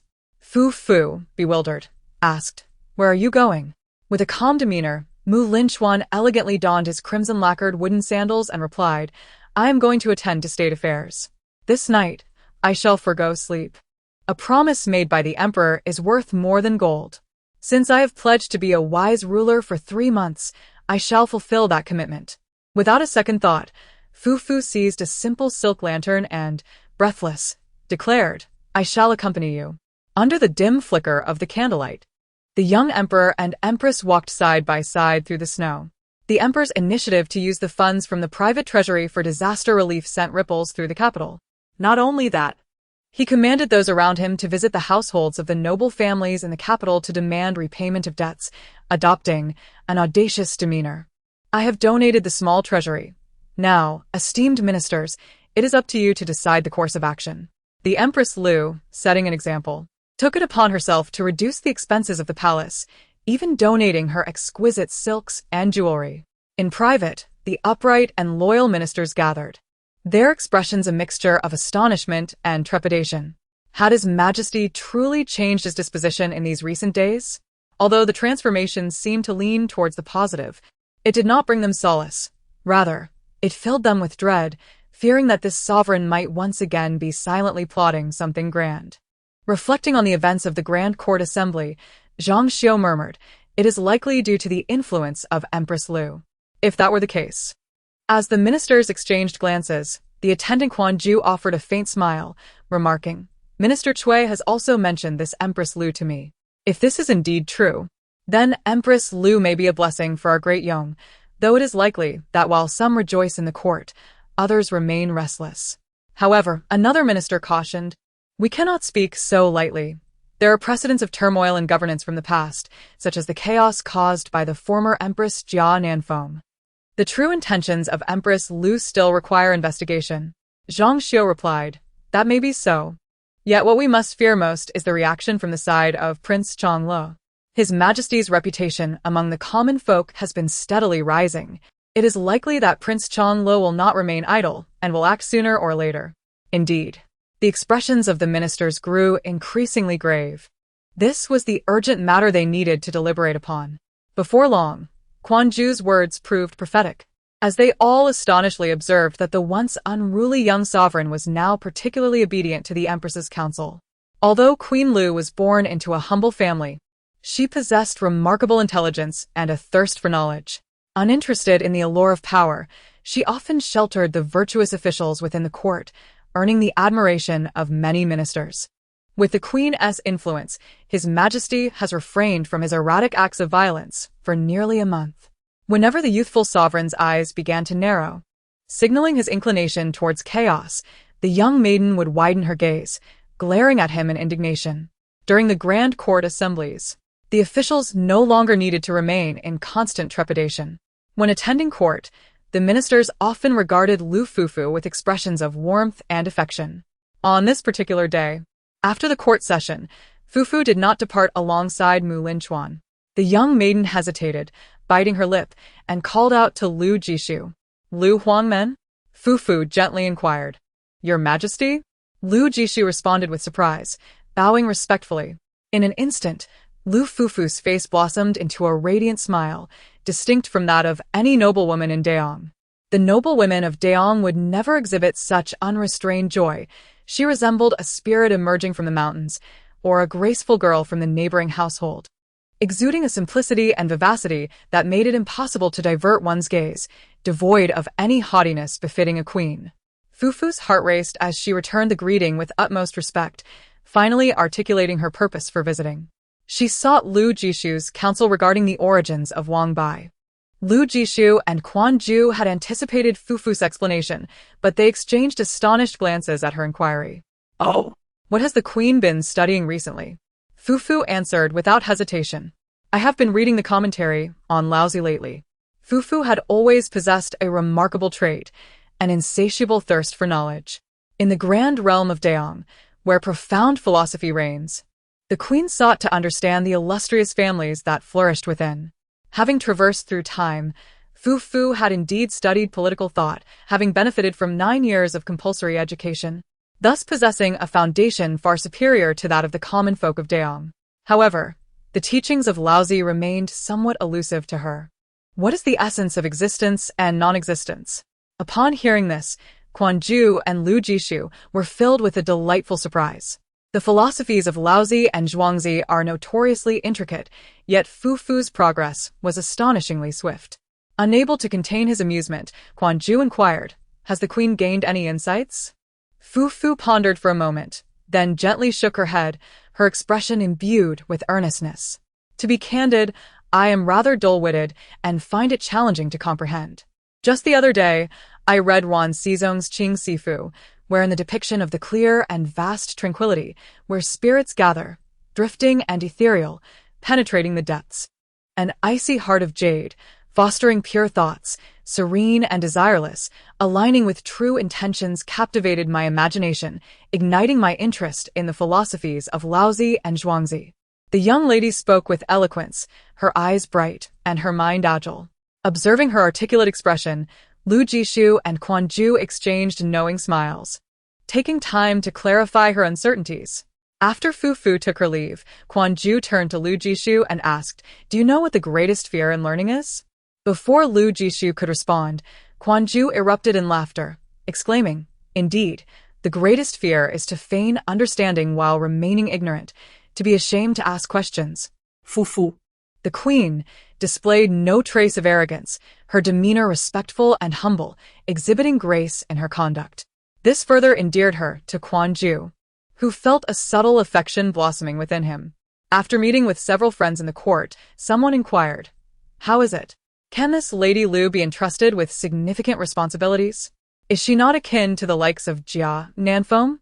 Quan Ju exchanged a knowing smile with Lu Jishu, remarking that regardless of whether this Lady Lu harbors ambitions for power, she is undoubtedly an astute individual.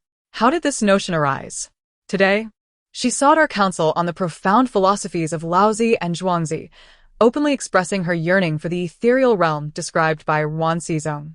One could surmise that she is acutely aware of our concerns and has come to reassure us of her lack of ambition.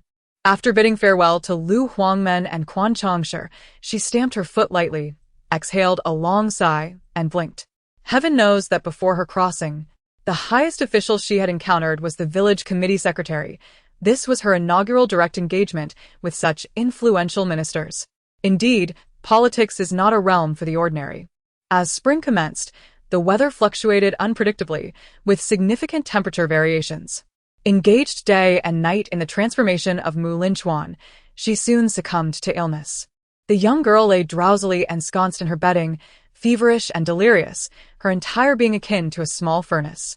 Linchuan lowered his eyelashes and reached out to touch her forehead, coldly declaring that he would not attend the court today and that it should be dismissed, instructing that a new meeting be convened tomorrow in the Langzili. In her hazy state, Fufu vaguely heard the young man conversing with Zhang Song about something. The phrase "not attending court" vividly emblazoned in her mind. Startled awake, she rose too abruptly, unleashing a cacophony of violent coughs. No, no, no. The young girl's cheeks were flushed, her voice hoarse and weak as she said, "You promised me. Please go to court." Linchuan looked at her with a mocking gaze. "Given your condition, are you still concerned about whether I attend court?" Fufu sniffled and coughed lightly. Seemingly suffering from tonsillitis, speaking was a painful endeavor for her. "Isn't this all for your sake?" Lu Fufu replied, her voice heavy. "You should go to court. It is hardly worth delaying for a day on my account." The youth extended his hand, his cold fingers delicately tracing the contours of Lu Fufu's features. With the historical precedent of Jia Nanfeng's monopolization of power, it was inconceivable for him to trust Lu Fufu. Thus, he took her to court, allowing her to meddle in affairs, all the while subtly seeking a reason and opportunity to eliminate her. From a tender age, he had learned that no one could be trusted. Fau had imparted that lesson with his life. He never believed Lu Fufu, not from the very beginning. Yet, astonishingly, Lu Fufu displayed no desire for power. Could it truly be for his benefit? The youth's lashes fluttered, his fingertip hesitating momentarily. The round, smooth Buddhist beads grazed his cheek, akin to melting snowflakes gently descending upon his skin, cool and fragrant with a hint of sandalwood. How refreshing! At that moment, Lu Fufu was entirely dazed by her fever, feeling the delightful coolness upon her face. Instinctively, she grasped the source of that sensation. Linchuan's brow twitched sharply. His expression inscrutable as he looked down to find Lu Fufu clutching his hand, pressing it against her own face. Zhang Song was astounded, nearly speechless, his heart sinking as he silently lamented the unfortunate predicament Fufu had placed herself in by treating His Majesty as if he were merely an object. Yet, what transpired next left him in even greater astonishment.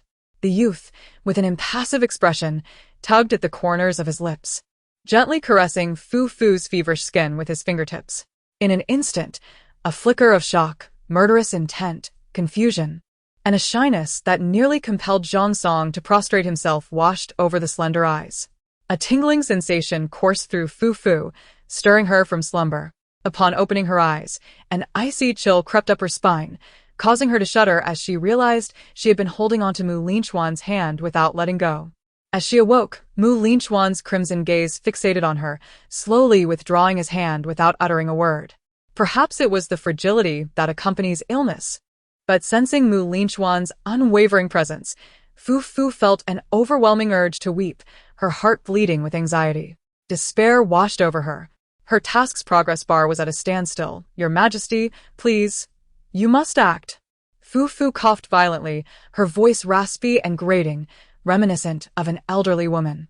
Zhang Song held his breath, awaiting Linchuan's response. After a moment of stillness, with his tousled hair cascading over his eyes, he finally rose and declared, "Let us depart for court. Summon the imperial pharmacy once more, should I return from court to find no improvement in the queen's condition. I shall demand their heads." Fufu flopped back onto the bed, pulling the covers tightly around her as she muttered drowsily, "What a tyrannical act. What wrong has the physician committed to deserve such treatment?" Alone, the young prince entered the Tai Chi hall, eliciting a mixture of surprise and intrigue among the assembled ministers. After a brief commotion, a profound stillness descended. Eventually, a minister could no longer contain himself and hesitantly inquired, "Your Majesty, will the Queen not be attending today?" The others exchanged glances, their eyes betraying a hint of concern. Could it be that the esteemed Queen Lu had fallen from grace? Linchuan, undeterred by the speculation, replied, "The Queen is unwell today. I have left those from the Imperial Medicine Bureau to take care of her." As his words settled, the ministers subtly exhaled, their grave expressions gradually returning to normalcy, though traces of worry and disappointment lingered in their gazes. Linchuan thought to himself, is it merely an illness that has kept her from attending? What is with the despondent expressions all around? After the court session concluded, officials such as the deputy minister of the Yellow Gate, Lu Jishu, and the cavalry constable, Quan Ju, approached Linchuan, offering to procure rare medicinal herbs from their homes to aid the queen's recovery. Linchuan responded, so, am I the sovereign, or is Lu Fufu the sovereign? The young prince smiled, though the mirth did not quite reach his eyes. I appreciate your goodwill, dear ministers. I shall ensure the queen receives adequate care. The illness of Queen Lu stirred considerable unrest within the imperial harem and beyond. After the court session, Zhang Song scrutinized Linchuan's expression and asked, Your Majesty, shall we attend to state affairs today? The young prince paused for a moment, as if struck by enlightenment, and then blinked with a smile. You speak wisely. With Lu Fufu incapacitated, this is the perfect opportunity for a brief respite. Zhang Song chuckled. Then, Your Majesty, where shall we venture today? To Qianhua, upon careful consideration, he realized that it had been nearly a month since he had last handled those proud works of his. Yet just as he took a few steps, the wan visage of Lu Fufu lingered in his mind, refusing to dissipate. Linchuan waved his hand in a futile attempt to dispel the thought, pausing momentarily. Perhaps it was best to refrain from going. He would let her recuperate first. Once the queen regained her strength, he would address matters anew. Thanks to his astute mind, despite having neglected state affairs for nearly a year, the young emperor managed to navigate the complexities of governance with relative ease. The young sovereign's ability to reform and reinvent himself elicited mixed feelings among those around him. By now, deep into the night, delicate snowflakes drifted down. In the study of the Wang residence in Jingzhou, servants held lanterns, leading the way. Your Highness, the Prince of Changle has arrived. The gathered individuals rose in respectful greeting. Moments later, Mu Xingjian entered from the corridor, deftly unfastening his heavy cloak while gently instructing everyone to remain seated. As he shook off the snowflakes from his garment, the young man, exuding an air of solemnity, swiftly made his way to the table and took his seat. This was none other than the renowned general of Anxi, the inspector of Jingzhou, Prince of Changle, Mu Xingjian. Clad in a dark-hued, narrow-sleeved robe, with his hair elegantly tied up, his deep-set eyes resembled dark jade, bearing a striking resemblance to Linchuan, albeit with an added touch of handsomeness and composure that tempered the beauty. Chapter 41. The Princess of Changle Returns to the Capital, Combined Part 2. After wiping his hands, Mu Xingjian accepted the letter from his aide. Flipping through it twice. Pei Shu has passed away? So be it. Mu Xingjian displayed a hint of surprise, yet remained largely unmoved. After all, he was not a figure of significant importance, which aligned well with the character of his unruly cousin. Once everyone had settled into their seats, they delved into the matter at hand. Linchuan had recently conferred the title of Empress upon a lady of the Lu family, who appeared to have captured his affections. It was said that of late, Linchuan had altered his temperament for this Lu Empress, departing from his former lackadaisical demeanor. One of the officials furrowed his brow. On the day of the Lantern Festival, a scion of the Qin family brazenly abducted a performer in broad daylight, and it was unclear how it transpired that both Linchuan and the Lu Empress were present at the scene. In recent days, Linchuan's reputation among the populace had soared like a rising tide. The assembly murmured amongst themselves, and in unison, their gazes fell upon Mu Xingjian. The prince had now subdued the Z people and secured Bashu. It was an opportune moment to dispatch Cui Su north to Jingzhou, to rendezvous with the prince and advance towards the capital. This tyrant, cunning and avaricious, indulged in pleasure. Thus, the intentions behind his current maneuvers remained uncertain. Each person contributed their thoughts, expressing a collective sentiment that the matter of mobilizing troops could not be delayed any further. Should they procrastinate, Linchuan's momentum would swell. And if they were to rise in arms then, it would likely be without justification. Before long, they all rose from their seats. Kneeling upon the ground, Linchuan is tyrannical, his governance harsh, and the people resentful. Chaos reigns across the four seas, and the realm is on the brink of collapse. We implore your highness to make a swift decision, to restore peace to Deyong, and to grant the people a prosperous and tranquil era. Mu Xingjian, unhurried and composed, bent down to assist, and spoke in a solemn tone. Esteemed guests, please rise. I am well aware of your unwavering loyalty to the realm and the people of Daong. I, a mere servant, acknowledge my own inadequacies while occupying this lofty position. Yet I am grateful for your trust and am committed to working together for the greater good of our nation. Rest assured, I shall not betray the faith you have placed in me. However, this matter is of great significance. Suddenly, another voice interjected. Why not proceed as previously planned and invite the princess to the palace? The assembly fell silent, only to erupt into fervent discussion. Mu Xingjian's gaze deepened, and he remained silent. Another court official, with a stern demeanor, bowed deeply. Your Highness, the afflictions plaguing Daong are severe. The laws bind us tightly, and we face numerous challenges. I dare to propose inviting the princess to the palace to lend her support to our beloved Daong. Let us invite the princess to the palace. Indeed, let us invite the princess to the palace. The sentiments of the assembly were clear to me. Mu Xingjian's expression remained unchanged as he raised a hand to halt the discourse. This matter shall be revisited at a later time. His voice was deep and powerful, exuding the decisive aura of a leader. The attendees, feeling the weight of his presence, ceased their entreaties, sighing inwardly at his calm and meticulous demeanor. This is the bearing of an emperor. The candlelight flickered dimly. A solitary flame danced in the depths of a young girl's profound eyes, casting a cold, ethereal glow. As the candlelight burst forth, it illuminated a cascade of shadows. The girl at the table seemed to awaken, furrowing her brow as she rubbed her temple.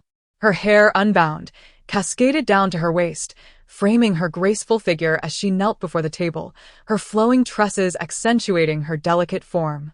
Clad in a delicate lavender dress, her rounded, fair earlobes adorned with gourd-shaped white jade earrings emanated a subdued radiance that was almost blinding, yet carried a faint chill that suggested an aloofness, as if to keep others at bay. Upon closer inspection, one might discern a resemblance between her countenance and that of Lady Pei Shu of the esteemed De Zheng family. More aptly, it could be said that Lady Pei Shu and the esteemed matron of De Zheng had tempered the youthful beauty of this maiden.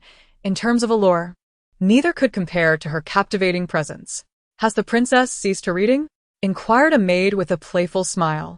The maiden, who was none other than Gu Qinghui, gently shook her head, her voice as melodious as the tinkling of copper bells swaying in the breeze. No, please gather some garments. We shall journey to the capital in a few days. The capital? The maid was taken aback, bewildered by the sudden decision. Gu Qinghui's voice softened. It is nothing but a longing for my kin. It had been long since she last returned to the capital, she mused, wondering how her father and mother fared. Furthermore, her thoughts drifted to the handsome youth whose features briefly flashed before her. With a sigh barely audible, she murmured, Wen Shu. In an era that revered Buddhism, many names were often linked to the teachings of the monks. Indeed, the renowned young emperor bore the name Wen Shu. As the night deepened, Mu Xingjian strode purposefully from his study back to his chambers. Approaching the door, he hesitated for a moment and quietly inquired of the maid stationed there. Has the princess retired? The maid shook her head, replying, She has not. The princess said she would wait for His Highness's return. Waiting for his return? Mu Xingjian's face revealed a hint of surprise as he nodded slightly to the maid, indicating his understanding. This time, he hesitated no longer and pushed open the door to enter. The young woman knelt before the table, her head bowed as she meticulously sewed a spring garment. After a moment of silence, Mu Xingjian inquired, Mingyue, have you not yet retired for the night? Gu Qinghui turned her gaze towards him and replied, Your Highness. He took a seat before her and asked, What are you engaged in? His eyes fell upon the needle and thread in her hands, and he frowned disapprovingly. Such tasks should be left to the servants. Gu Qinghui shook her head, a soft smile gracing her lips. With spring approaching and my impending journey, I thought it prudent to prepare in advance, so that when the weather warms, Your Highness may wear it. Mu Xingjian paused, taken aback by her words. You calmly. Gu Qinghui set down her needlework and spoke gently. Your Highness may not be aware, but while I was resting my head on the table, I had a dream. In it I saw my father and mother. Reflecting on her thoughts, she continued, It has been quite some time since I married you. and I have not returned to the capital. It is indeed time to visit my parents." The man fell into another silence, his dark eyes swirling with inscrutable emotions. "Mingyue, is this truly how you feel?" Gu Qinghui did not meet his gaze. "I am also willing to share your highness's burdens." For a moment, silence enveloped them, a heavy stillness flowing between the two. Mu Xingjian struggled to find words, yet remained at a loss. After a long pause, he rose and walked towards the door. As he reached the entrance, he turned slightly, his back to her, rendering his expression unreadable. "Mingyue, I have wronged you. I shall retire to the study tonight. If I were to ascend the throne," the man paused momentarily and, with utmost caution, declared that he would certainly grant her the position of consort. Gu Qinghui tugged at the corners of her lips, a faint, bittersweet smile gracing her face. The position of consort? She did not covet it. All her actions were merely for the sake of Mu Xingjian. Yet, despite her unwavering devotion, an enduring chasm of estrangement lingered between them. She had long anticipated that. In order to contend with Winshu, Mu Xingjian would send her to the capital. Thus, she proactively broached the subject, expecting hesitation and turmoil from him, only to find him silent for a brief moment before he silently acquiesced. 3 days later, within the Yusho Hall, the sudden illness of Queen Lu stirred tumult across the court. When this news reached the palace, Lady Zheng of Dezheng was engrossed in trimming the flowers before the Buddha. Farong sighed, reflecting on how one could not have anticipated that this Lu had not only captured the emperor's heart, but had also garnered the support of the court officials. Garnering the support of the officials, how many consorts could achieve such a feat? The elderly dignitaries of the former dynasty, each proud and haughty, inherently looked down upon those of them who were once mere concubines. Upon hearing this, Lady Zheng merely curled her lips in a self-deprecating smile, acknowledging the grim reality. At this juncture, to dethrone a Lu would be as arduous as scaling the heavens.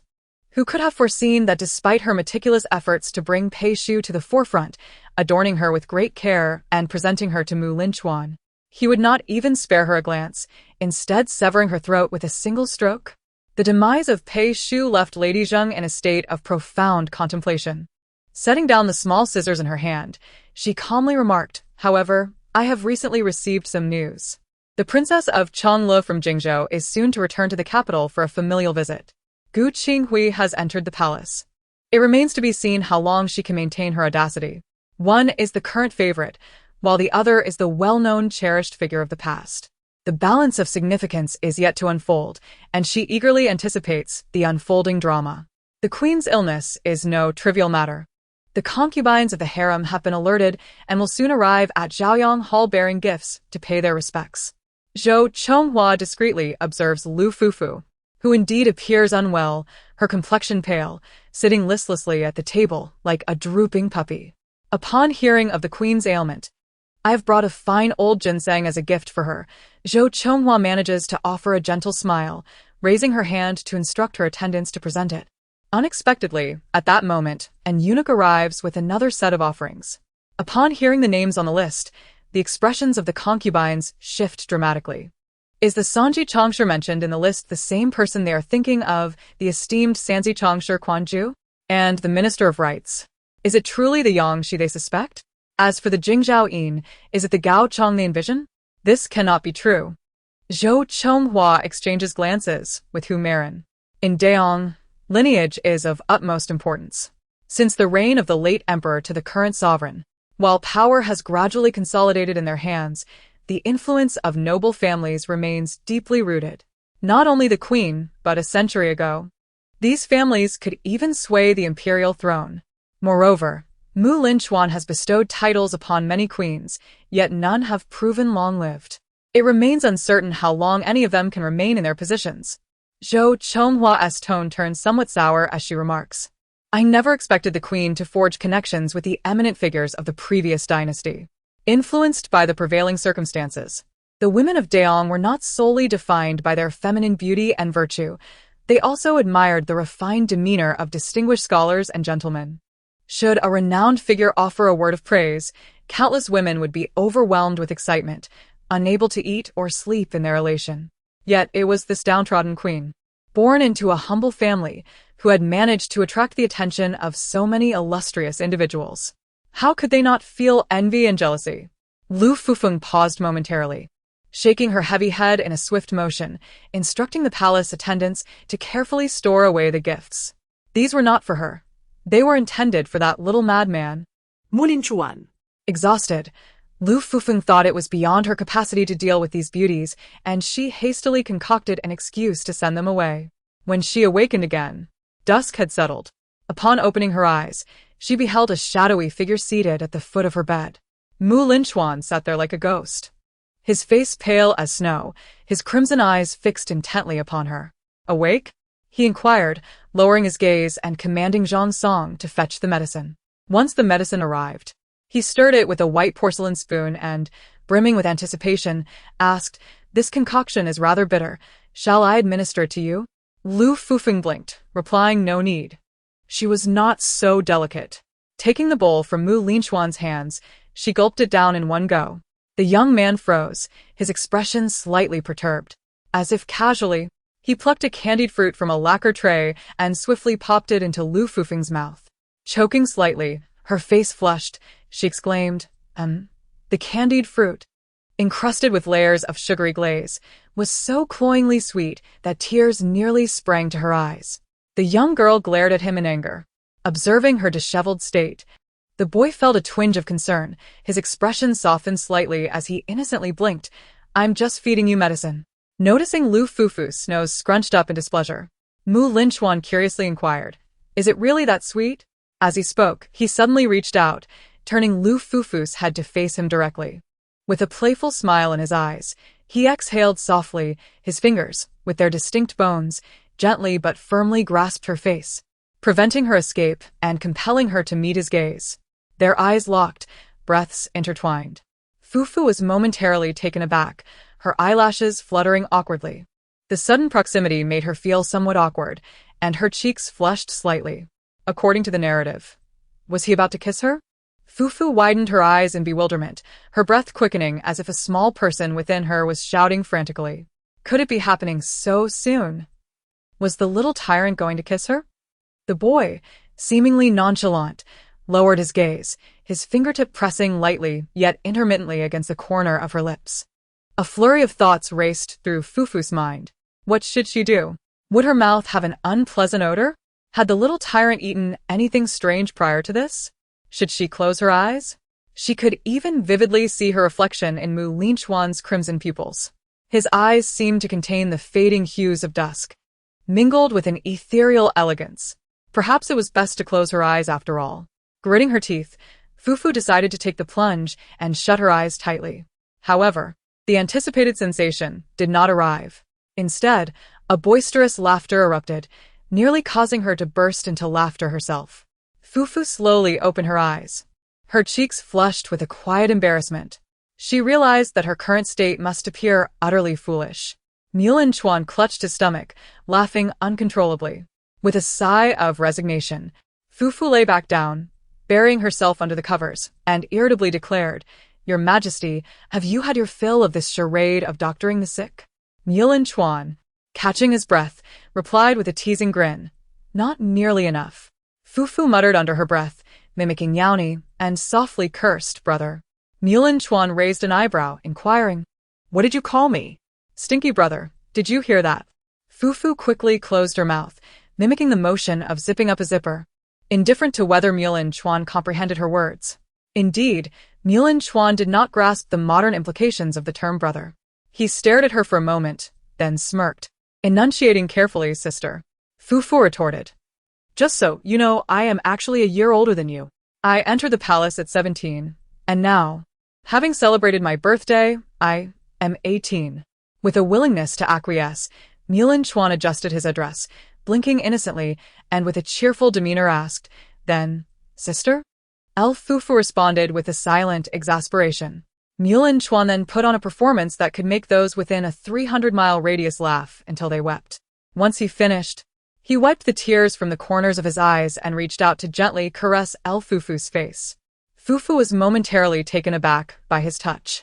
Thanks to the earlier exchange, she found herself devoid of any flirtatious thoughts. Mu Linchuan gently wiped the frosting from the corner of her lips with his fingertip and brought it to his own mouth, lowering his eyelashes as he casually remarked, "It's quite all right. Indeed, a tad sweet." Fufu. She struggled uneasily for a moment. Rationality reminded her that this was an act of ambiguous intimacy that had teetered into inappropriate territory. Yet Mu Linchuan's demeanor was so earnest and natural that if she were to react dramatically, it might come off as somewhat pretentious. Soft, so soft, his fingertip brushed against the young girl's lips, causing Mu Linchuan's heart to skip a beat as he gazed down at his fingertip with an inscrutable expression. Recalling the touch they shared before the 1,000 Buddha caves, his countenance growing increasingly peculiar. Fortunately, at that moment, Zhang Song hurriedly entered the room. "Your Majesty." Mu Linchuan tilted his body, one foot clad in a wooden sandal while the other remained bare, lazily tilting his head in inquiry. Zhang Song glanced at Fufu and then at Mu Linchuan, hesitating to speak. The young man, dismissive, urged, "Speak freely." Zhang Song took a deep breath and said in a hushed tone, "The Princess of Changlu has returned to the capital." "The Princess of Changlu? Sister-in-law?" Both Fufu and Mu Linchuan widened their eyes slightly. The youth suddenly jolted, stumbling as he fell onto the soft couch, eagerly pressing for more information. "Sister-in-law is back in the capital? Where is she now?" "Currently at the Gu residence. I believe she will soon be entering the palace to meet the emperor." Fufu se gaze became dazed. This was the first time she had witnessed such fervor in Mu Linchuan. His eyes sparkled with astonishing zeal, the deep crimson irises resembling the sun breaking through clouds, radiating golden brilliance across the horizon. Similarly, the fireflies compete to spill out in a flurry. A spark of joy dances in the youth's eyes, twinkling like stars, uncertain of where they might land. Overwhelmed with delight, he leaps and twirls, inadvertently kicking his only remaining wooden sandal in circles. His sister-in-law has returned, and he calls for her to enter the palace to see me. Abandoning his previous self-referential term, Mu Linchuan's voice, when he uttered these words, even carried a hint of playful affection. "No, I shall personally fetch my sister-in-law to the palace." Situated in the capital of Jiankong, the boy's voice naturally possessed a soft, melodious lilt, reminiscent of the gentle tones of Wu dialect, making him sound even more like a petulant child in this moment. Resolute in his decision, Mu Linchuan did not so much as blink as he picked up the scattered, high-toothed wooden sandals and, barefoot, dashed out of the hall. From the moment he received the news until now, he had not cast a single glance back at Lu Fufu, who had become mere air the instant the title princess of Changlu resonated within the hall. It was as if the intimate gestures they had shared, transcending social distance, had never occurred at all. After Mu Linchuan departed, Fufu remained seated amidst the bedding, frozen in that position, lost in thought for an extended period. She slowly began to ease her aching joints, massaging her neck, contemplating with a sense of wistfulness. The Princess of Changlu, Gu Qinghui, has entered the palace. Suddenly, her eyes brimmed with tears, her expression vacant. It was Zhang Song, who, as he pursued Mu Linchuan before leaving, hesitated and glanced back at her, offering a slight nod. "Your Highness, my apologies." Fufu shook her head. She had long foreseen that Gu Qinghui would be an unavoidable dilemma between herself and Mu Linchuan. Yet, when this day truly arrived, it was only then that she realized all her efforts over the past few days had been in vain. In the eyes of the little tyrant compared to Gu Qinghui, Fufu gently brushed their head. Her title as queen was utterly worthless, indeed, entirely without value. If Mu Linchuan were not the villainous boss of imperial favor, if he were not a twisted little tyrant, and if she had not come with the task of conquest, what would everything be like? Fufu thought to herself that she must have been unwell to entertain such thoughts. In the dead of night, Mu Linchuan returned once more. A smile lingered on his face, and upon entering the hall, he noticed Lu Fufu slumbering deeply. The young girl lay quietly ensconced in the blankets, her raven hair cascading over the pillow, her complexion a delicate shade of petal pink. She was not sleeping soundly. Her brow furrowed slightly, and her tightly pressed lips were parched and cracked. Mu Linchuan paused for a moment, only then realizing that Lu Fufu was still present. A sudden pang echoed in his heart, causing it to thrum uncomfortably.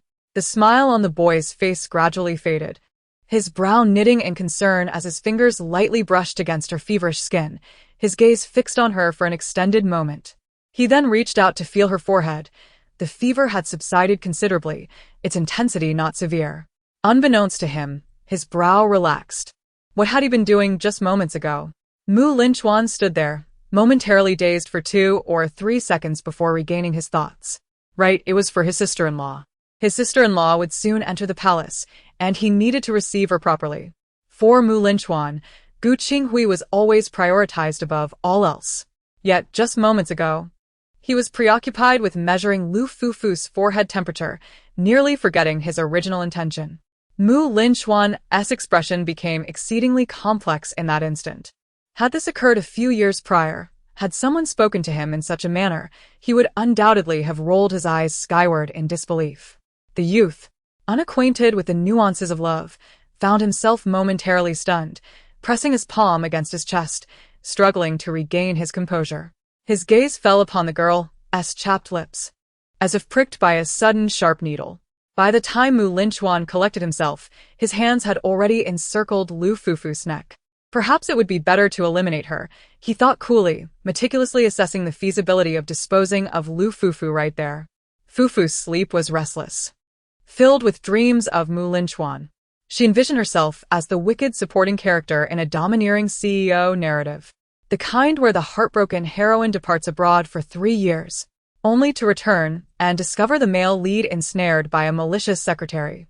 Linchuan was cast as the youthful tycoon, while Gu Qinghui embodied the heroine, and she, alas, was relegated to the role of the treacherous secretary. Fufu was left speechless in her dream, where she lingered beside Linchuan, surreptitiously orchestrating numerous schemes against Gu Qinghui. One day, the plot unraveled, and the boy, who had just been winking at her with a mischievous smile, coldly commanded his subordinates to take her away and bury her. She was thrust into a pit, with sand cascading down like rain, swiftly engulfing her chest and entombing half her body. Upon awakening, Lu Fufu shuddered violently. Her gaze dropped to the hands gripping her neck. A deafening buzz resonated in her mind, an explosion of panic. Calm, calm, calm. Constantly reminding oneself to remain composed and tranquil. After enduring such repeated shocks, maintaining one's calm seems utterly implausible. Fufu felt a flicker of indignation and, with a sullen tone, inquired, "What is the purpose of His Majesty's actions?" The youth displayed no trace of guilt at being caught. He nonchalantly retracted his hand. In 2 days, his sister-in-law would enter the palace.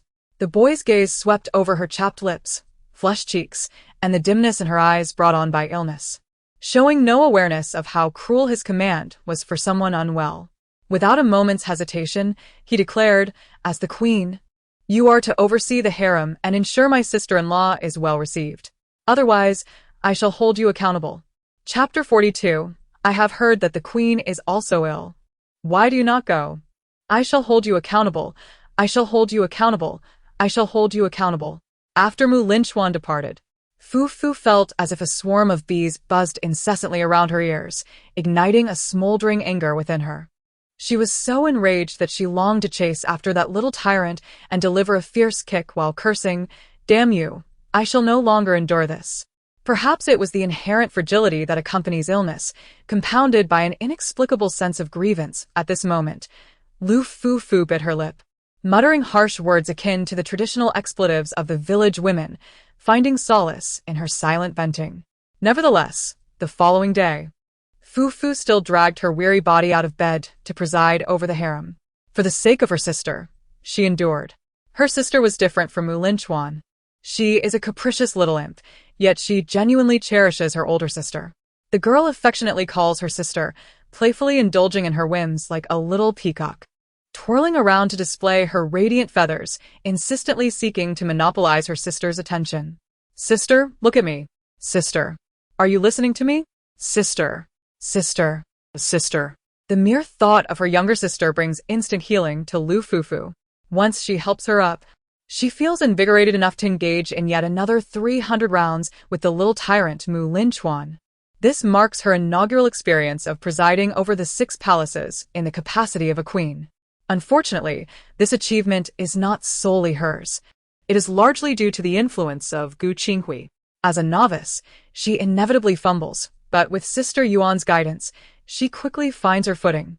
Born into the esteemed Yuan family of Runan, Yuan Lingyi is a distinguished noblewoman, and with her patient instruction, Fufu adapts swiftly. The time spent accompanying Mu Linchuan to court, tirelessly studying day and night, has proven beneficial. Fufu muses that at the very least, men are unreliable, but knowledge is indeed genuine. Knowledge is power. Her anger, 9 times out of 10, stems from the dog emperor Mu Linchuan's demeanor. Yet, she harbors no resentment towards Gu Qinghui. In fact, she is quite curious about what the princess of Chang Lo looks like. What is her appearance? Do her eyes truly resemble hers? Is she tall or short? Plump or slender? What is her character like? What kind of woman could possibly tame a little madman like Mu Linchuan? Upon seeing Mu Linchuan again, he no longer appears as he once did. In her eyes, he is transformed into an indistinct blur of something. Fufu gradually pieced together the shadows of Yaoni, Gu Qinghui, and even Mu Huan from his figure. When she beheld the youth's self-satisfied demeanor, his innocent expression, and his sly antics, Fufu thought, that is Yaoni. When she saw the boy's impassive face as he managed state affairs, she pondered, having spent his childhood in the temple, Gu Qinghui is a renowned talent. Perhaps all this knowledge was imparted to him by Gu Qinghui. When she observed the boy's crimson eyes, his fits of laughter and tears, and his frenzied demeanor, Fufu mused, this is Mu Huan. Mu Linchuan was no longer Mu Linchuan. In Fufu's eyes, he had become a blurred shadow. Regarding Gu Qinghui's urgent return to the capital, opinions were rife among the crowd, lamenting the absurdity of His Majesty's actions. Since Gu Qinghui was the legitimate consort of the Prince of Changlo, her arrival in the capital surely harbored ulterior motives. However, just 3 days after the Princess of Changlo, Gu Qinghui, returned to the capital, the current Emperor Mu Linchuan, disregarding public outcry, personally went to the Gu residence to welcome his sister-in-law back to the palace. This act unequivocally placed Lu Fufu in a precarious situation, as the Queen Lu, under Gu Qinghui's shadow, momentarily lost her luster and became the subject of ridicule among the harem. The other concubines craned their necks, curiously anticipating how Lu Fufu would react and how Mu Linchuan would handle his new queen. At that moment, the center of public scrutiny, Lu Fufu stood alongside Mu Linchuan at the palace gates, awaiting Gu Qinghui's arrival. As the saying goes, snow does not feel cold until it melts. Spring arrives. Yet the weather feels even colder. Fufu, still recovering from a cold, found herself compelled to stand at the palace gates to welcome his white moonlight. Her cheeks and the tip of her nose were flushed crimson from the cold, and crystalline tears streamed down her face. Bound by her status as queen, she could not publicly blow her nose. With each shiver, she despaired inwardly, lamenting that this was nothing short of torment. She glanced at Mu Linchuan beside her, who appeared utterly unfazed by the chill. The youth had evidently taken great care in his appearance today, his attire ostentatiously flamboyant. She internally scoffed at him, likening him to a peacock displaying its feathers. As the new year approached, the boy had grown taller, his raven locks secured high at the back of his head with a red ribbon, while his seaweed-like, slightly curled hair cascaded down the sides of his cheeks.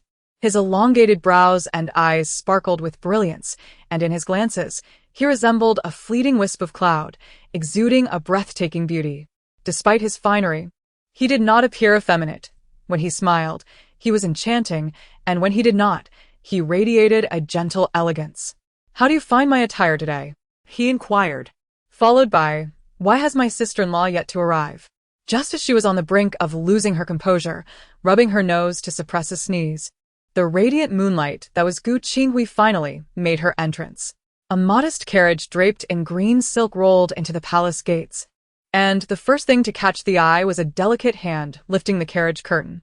The hand was pale and slender, truly resembling a finely sliced green onion. Soon after, a small portion of her face revealed itself. The young lady was not unlike what Fufu had envisioned, with skin as white as snow, hair as dark as night, brows like moths, and lips like cherry blossoms. Her eyes shone with the brilliance of the full moon, her lips thin, exuding a somewhat aloof demeanor. Upon disembarking, Gu Qinghui caught sight of Mu Linchuan waiting by the carriage and could not help but pause, a faint smile gracing her lips. "Wenxiu, you have grown." Before the watchful eyes of the crowd, this capricious young emperor lowered his eyelashes, revealing a hint of grievance in his gaze. He shamelessly began to act like a child, playfully seeking affection from his sister-in-law. "Sister-in-law, you have not come to see Wenxiu for quite some time." Gu Qinghui's feelings towards Mu Linchuan were undeniably intricate. She was no fool. She understood that Mu Linchuan harbored some inexplicable sentiments towards her. Thus, as he matured, she intentionally distanced herself from him, being cautious to avoid any misunderstandings. In the past, she had also used Mu Linchuan to gauge Mu Xingjian's intentions yet. At this thought, Gu Qinghui's gaze dimmed momentarily. Her purpose for entering the capital was to assist Mu Xingjian in achieving his ambitions. Observing the boy's unrefined joy, a flicker of guilt surfaced within her heart. She steeled herself and smiled gently, saying, "You are grown now, yet still acting like a child." The young man innocently blinked, his beautiful features glowing with a rosy hue. Taking a step closer, he grasped Gu Qinghui's hand and placed it against his chest, his smile charming and bright.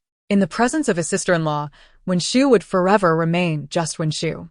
Gu Qinghui's expression slightly changed, her fingers instinctively moving as she attempted to withdraw. Yet she found herself unable to break free. The crowd was abuzz with whispers, yet they tried to maintain a facade of indifference, acting like wooden figures. Observing the boy's innocent and endearing demeanor, Gu Qinghui felt a renewed headache. The young man led Gu Qinghui in a circle, boldly holding her hand tightly without releasing it. His gaze fell upon her somewhat pale face, and he gently said, "Sister-in-law, it is cold outside. Let us enter the hall and speak." As she rubbed her arms, goosebumps erupted across her skin. In a moment of silent frustration, she mused, "Is it only now that you realize the chill outside?" She felt as though she was on the verge of freezing into an icicle. At long last, the long queue began to move at a sluggish pace. It was then that Gu Qinghui was astonished to discover that she was the sole companion walking alongside Mu Linchuan. Was it not said that he had recently crowned a new queen, showering her with affection? Gu Qinghui furrowed her brow slightly, her thoughts shifting, and she understood the situation well enough. Wenxiu acted frivolously, yet she could not indulge in his whims. Studying her emotions, Gu Qinghui smiled gracefully, adopting the tone of a protective elder sister as she playfully inquired, "I heard you recently crowned a queen, whom you dote upon quite dearly. Where is your sister-in-law?" Mu Linchuan paused, momentarily recalling Lu Fufu, a thought he had long cast aside. The youthful emperor conversed intimately with his elder sister-in-law, while the queen remained silently trailing behind. His gaze swept through the crowd until it landed on the girl, her complexion flushed from the cold.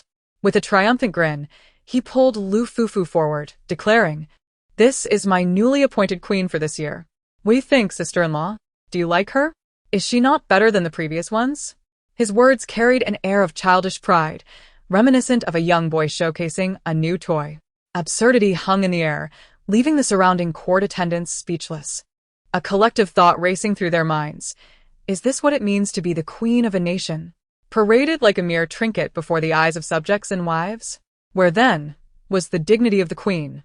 At this moment, Fufu was devoid of thoughts regarding authority or the gazes of the palace ladies, whether sympathetic or malicious. She was on the verge of freezing to death, yearning more than anyone to enter the palace. The northern wind rendered her face numb, and her nose was on the brink of running.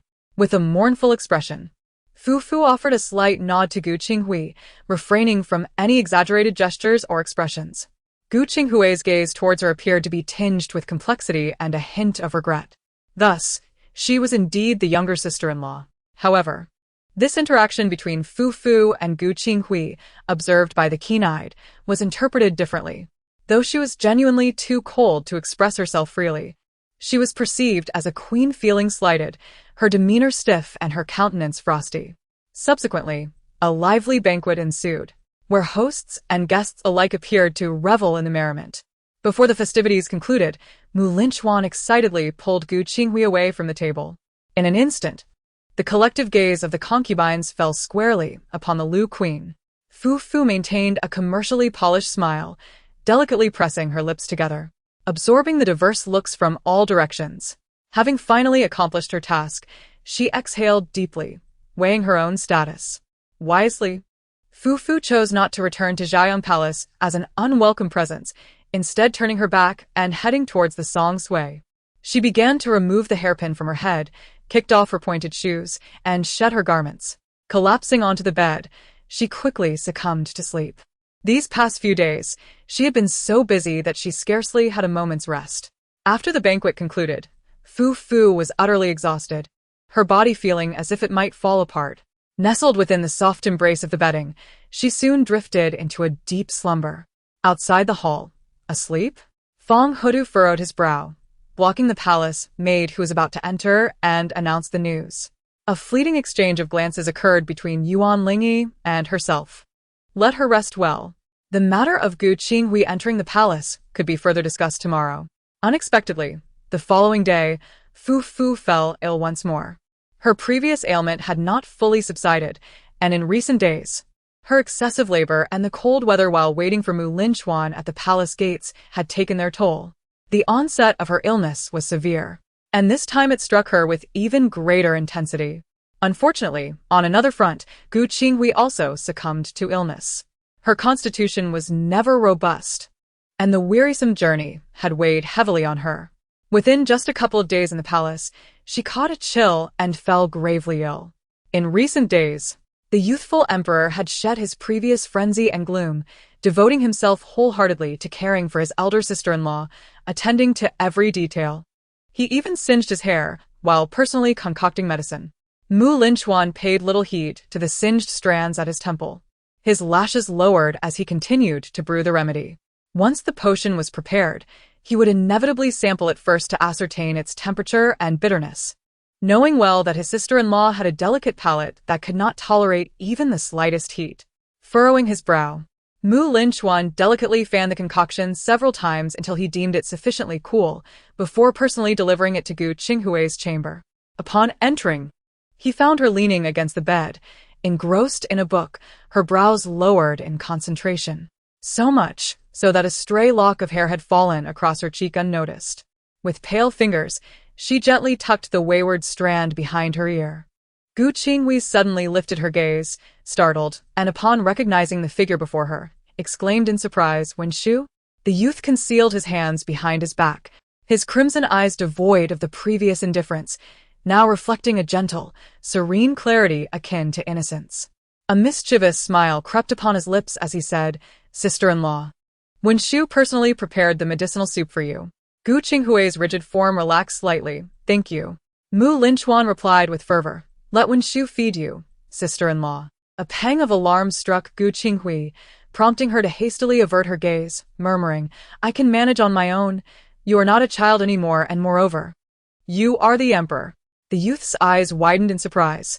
What nonsense is this? Wen Shu will always be a child in front of you. Naturally, Gu Qinghui would not permit Linchuan to feed her. Despite his suggestion, she lifted the bowl and took small sips. Linchuan did not press the issue. Instead, he found a seat, his eyes sparkling with delight. Simply sharing the same space with Gu Qinghui was sufficient to satisfy him. Like a curious child, he idly flipped through the scrolls that Gu Qinghui had partially read. "What are you reading, sister-in-law?" Gu Qinghui remained silent, her brow furrowed with worry. While Linchuan's dependence warmed her heart, it also brought forth a sense of awkwardness and uncertainty. Wen Shu, with a composed exhale, Gu Qinghui set down her bowl. Resolved to shift the conversation, "I have heard that the queen is also ill. Will you not go to visit her?" Linchuan paused, startled. "Lu Fufu is unwell?" The subtle change in the youth's expression did not escape Gu Qinghui's keen observation. The young girl let out a sigh of relief and continued to gently persuade. "You are a couple. It is only natural and reasonable for you to visit her." Linchuan remained silent, yet within his heart he pondered how coincidentally ill she could be. In truth, he was not the only one harboring such thoughts. Gu Qinghui shared the same sentiment. Everyone in the harem was of a similar mind. What were the odds that Gu Qinghui fell ill only to have Lu Fufu fall ill shortly thereafter? Unless Lu Fufu was vying for favor, using this opportunity to express her discontent. The question of whom Mu Linchuan would visit first, his elder sister-in-law or his queen, became a matter of great delicacy. Initially, Gu Qinghui felt a twinge of anxiety regarding Mu Linchuan's demeanor. She hoped fervently for his visit, yet simultaneously wished he would refrain. If he were to be the first to come see her, it would signify her unassailable position in his heart, advantageous for her ambitions. Yet when Mu Linchuan actually arrived, Gu Qinghui experienced a long-forgotten headache. She observed how the young man suddenly suppressed his smile, his expression inscrutable. Gu Qinghui was taken aback. In her presence, he had always radiated a carefree and lively demeanor. Now, however, he averted his gaze, his demeanor cold and distant. The slightly curled strands of hair fell over his forehead and temples, casting soft shadows that accentuated his sharp nose and thin lips, leaving his mood unpredictable. Mu Linchuan's attitude was amiss. Almost instantaneously, Gu Qinghui's mind echoed that thought. Aware of Mu Linchuan's regard for her and having spent considerable time together, Gu Qinghui spoke with a candor that set her apart from others, unburdened by trepidation and always forthright. With a hint of probing curiosity, Gu Qinghui furrowed his brow and inquired, "Wen Shu, have you wed this queen?" But, pausing momentarily, he hesitated to ask, "Do you harbor feelings for her?" The young man's expression momentarily stiffened, and he nonchalantly replied, "What does my sister-in-law mean by that?" Indeed, he held a modicum of affection for Lu Fufu, but to claim it as love would be an overestimation and an insult to himself. Little did he anticipate that Lu Fufu would resort to such antics. A disdainful look crossed his face. Hadn't she recovered from her illness already? Was she feigning sickness to incite jealousy and vie for attention? Such trivial theatrics appeared particularly ludicrous in front of Gu Qinghui. "Sister-in-law, please rest well. The royal pharmacy will tend to the queen," Mu Linchuan remarked, blinking as he assisted Gu Qinghui to lie down, tucking the blanket around her. He added with a smile, "Once you are well, Wen Shu will take you around to see his realm."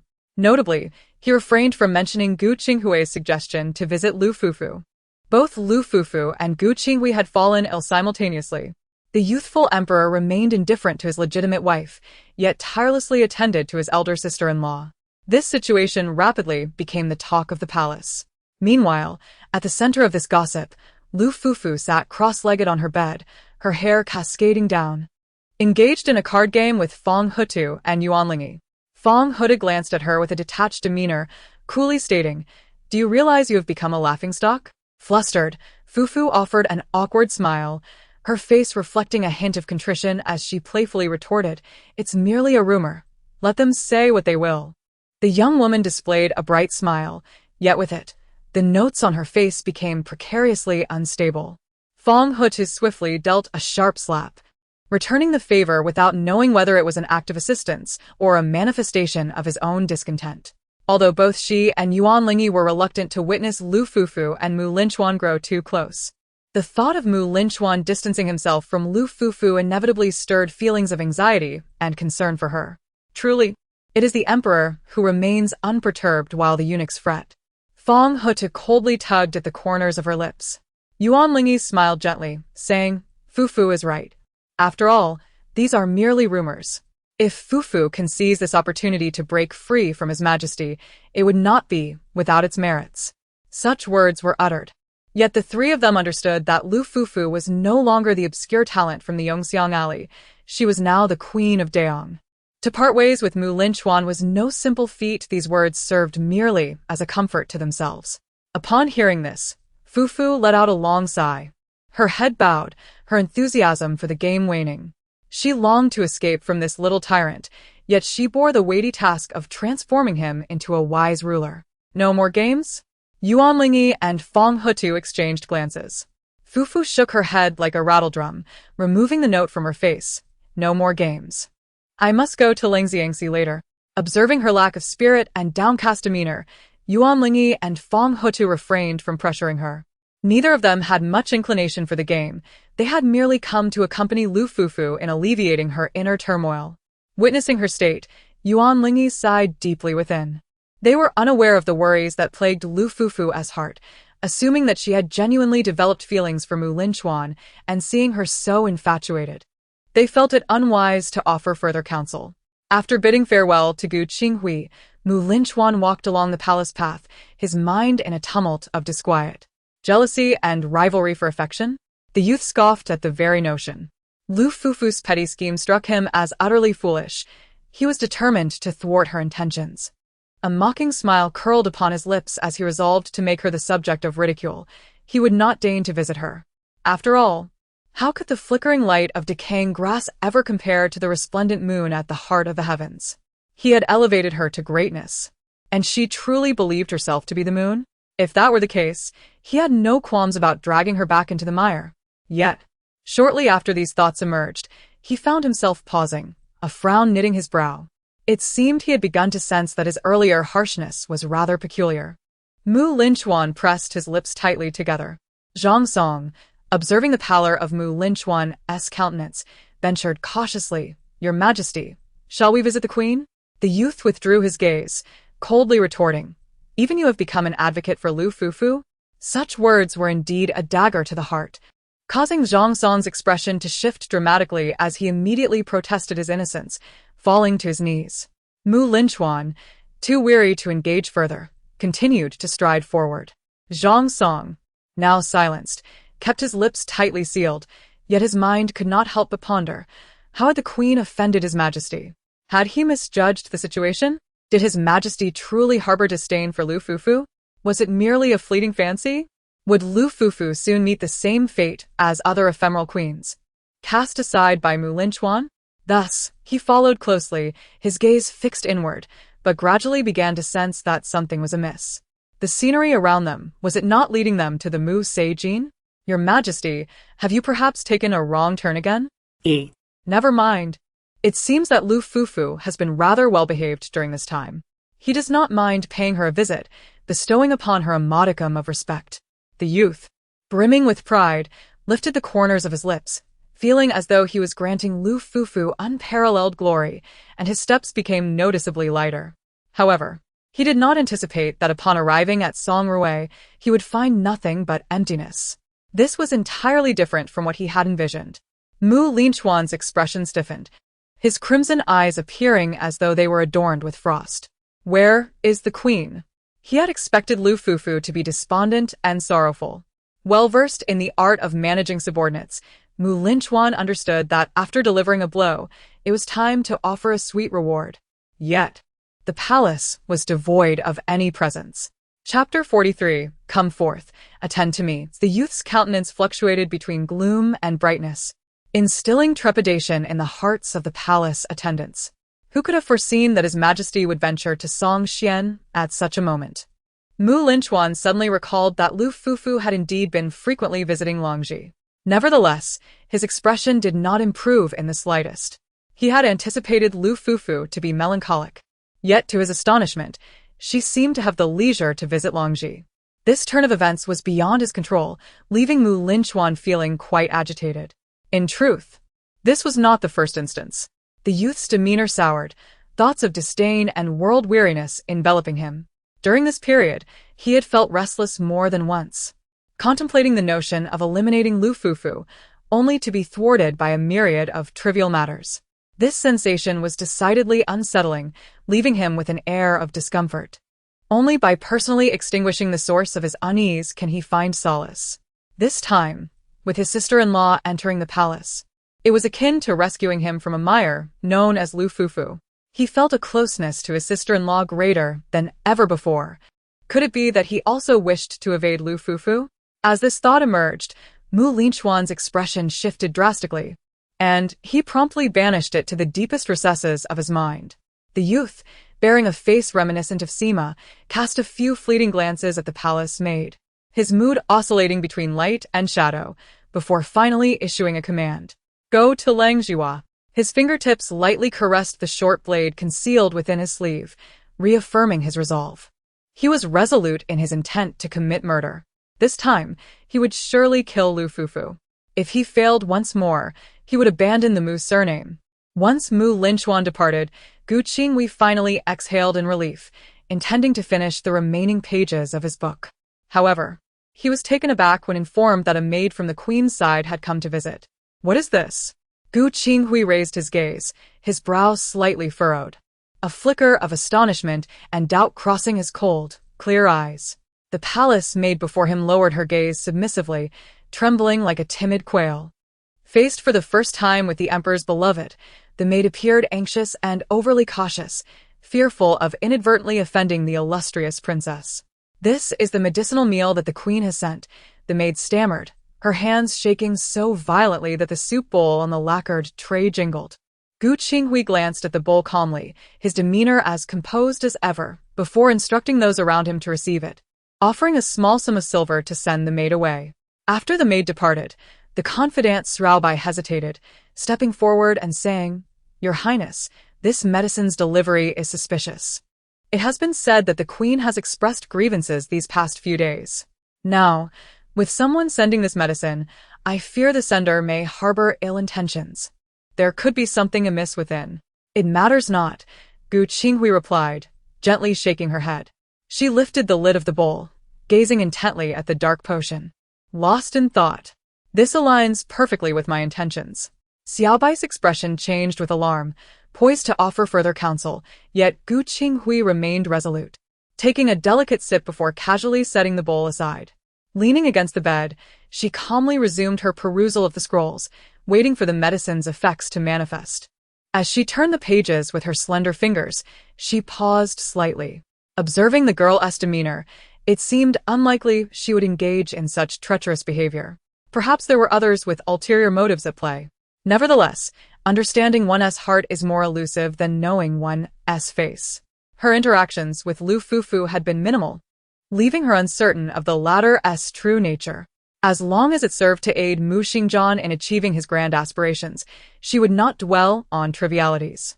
The effects of the potion arrived sooner than anticipated. Xiaobai, witnessing Gu Qinghui's state, felt a pang of concern, overwhelmed and at a loss for what to do, anxiously pacing. "Alas, Your Highness, why must you endure this?" The lady sat serenely before the mirror, reaching out to touch her cheek. The once smooth, porcelain-like skin now bore a rash on one side. A young woman places great importance on her appearance, yet Gu Qinghui remained unperturbed, calmly directing her confidant to summon Mu Linchuan. As she made her way to the designated location, she was intercepted. "Sister-in-law, has something happened?" The youth arrived swiftly, his face clouded like a storm, sweeping in like a gust of wind.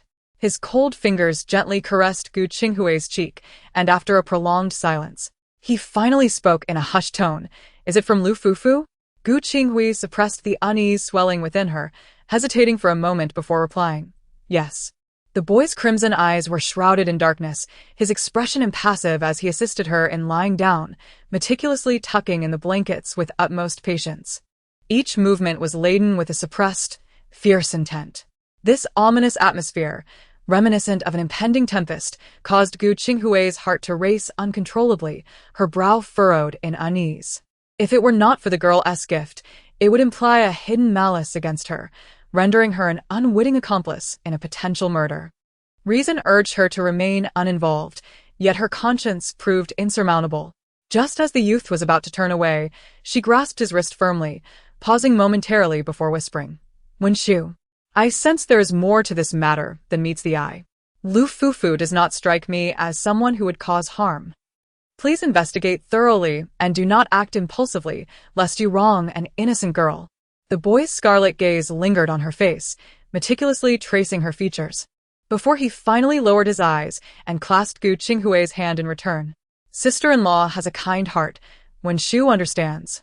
Though she possessed a benevolent spirit, he was not necessarily a paragon of virtue. Upon exiting the Gui Palace, the youth's demeanor instantly shifted, his expression hardening as he calmly removed the mask of innocence. With a slight movement of his eyes, he spoke coolly, "Bring that palace maid to me." Taking advantage of Lu Jishu's quiet conversation with Zhang Xiao, Fufu stretched her aching arms, silently lamenting her exhaustion. She felt utterly drained. Whenever she studied alongside these distinguished scholars, she perceived herself as somewhat dim-witted. Yet, she could not afford to neglect her studies, for she aspired to transform the feudal Lord Mu Linchuan into a sagacious ruler. Noticing that no one was paying attention to her, Fufu discreetly indulged in a stretch. The young girl propped her chin on her hand, playfully dangling a brush from her lips. When Zhang Xiu, Lu Jishu, and Quan Ju turned to face her, they couldn't help but smile at the whimsical scene presented by the queen. However, Fufu, upon spotting Lu Jishu and the others, felt her cheeks flush crimson, and the chair beneath her let out a loud clatter as she hurriedly adjusted her posture. Quan Ju stifled a chuckle, clearing his throat twice, feigning ignorance. He exchanged a knowing glance with Zhang Xiu, urging him to step forward. The man remained composed, his expression betraying little emotion. Zhang Xiu, known for his aloof demeanor, did not draw much attention from Quan Ju. Today, the queen was to study history. She had a penchant for reading, and the youthful emperor did not impose restrictions, often arranging for Quan Ju and others to assist her in her scholarly pursuits. However, to avoid any semblance of impropriety, the hall was filled with palace maids and attendants ready to serve at a moment's notice. Zhang Xiu, just over 30, possessed refined features. His thin lips and delicate brows complemented his high nose and tall frame. As the Deputy Minister of Justice, he held significant power, was well-read in various subjects, and particularly excelled in history. At that time, the art of papermaking was still in its infancy, and scholars often relied on scrolls, resulting in a study overflowing with scrolls that, upon closer inspection, comprised merely a handful of texts. The renowned idiom scholarly wealth was merely an impressive facade. In truth, the depth of knowledge possessed by individuals of the modern era, immersed in a society overwhelmed by an explosion of information, far surpasses that of their predecessors. Consequently, the eminent scholars of the Daong dynasty often specialize in a singular discipline. For instance, Quan Ju excels in Taoist philosophy, while Lu Jishu dedicates himself to the teachings of Confucianism. In contrast, Zhang Xiu demonstrates a remarkable breadth of understanding across multiple schools of thought.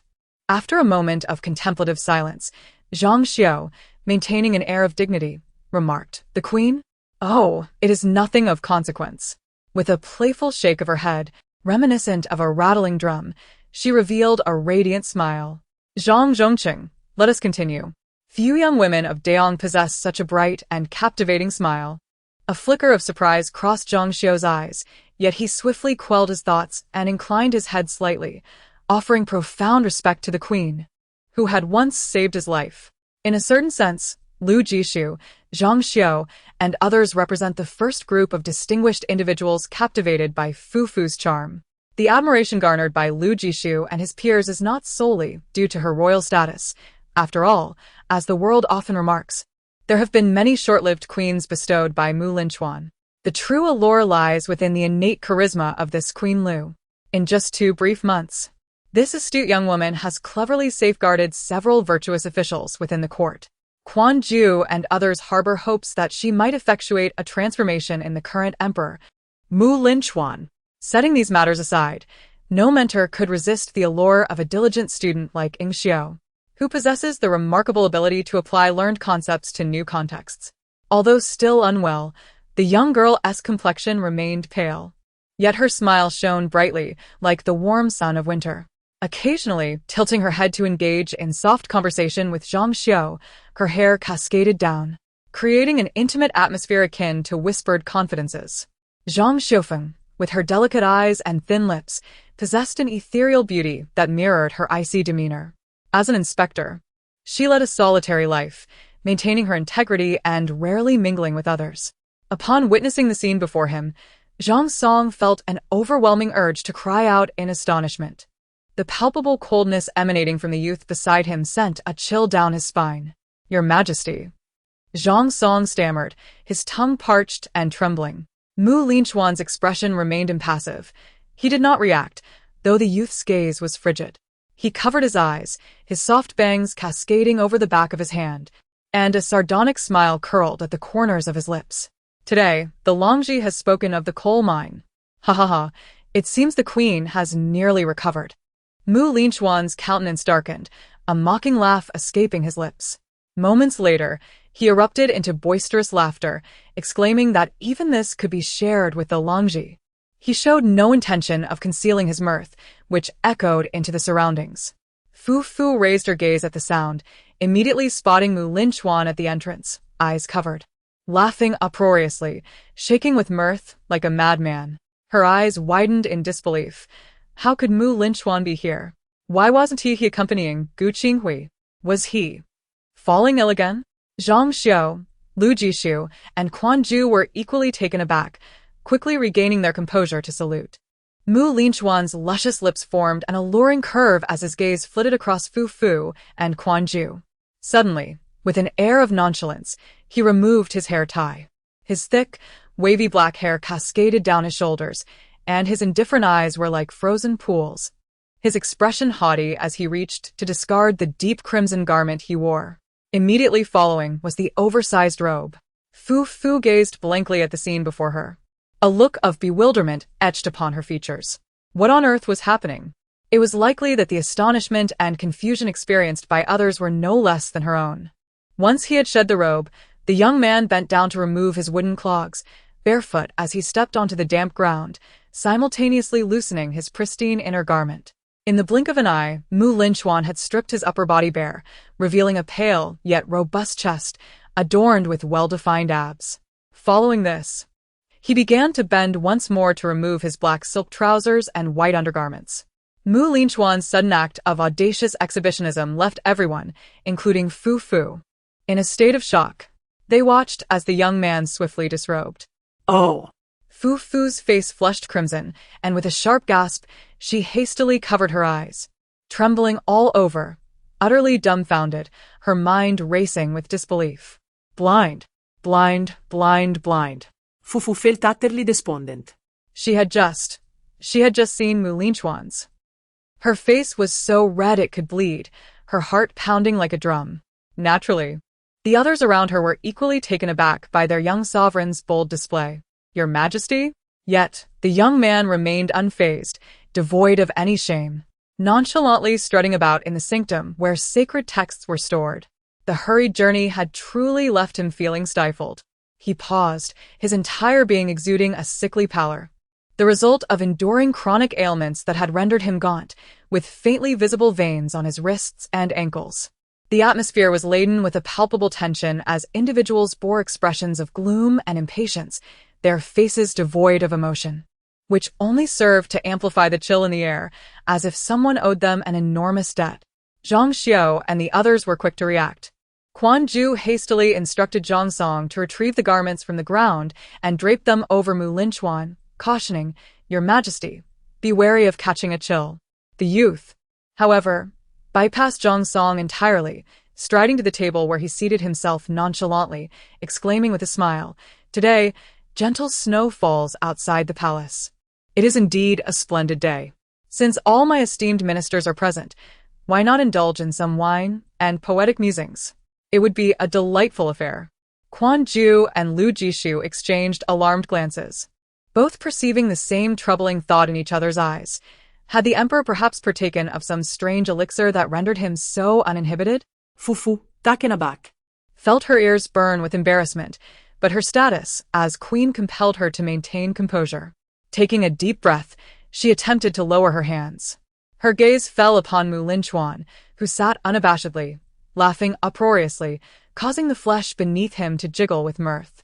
In disbelief, Fu Fu's eyes twitched as she resolutely and defiantly marked an imaginaries between the youth's legs. Lu Jishu and the others felt their faces flush with shame, their lips twitching. With age comes a sense of propriety.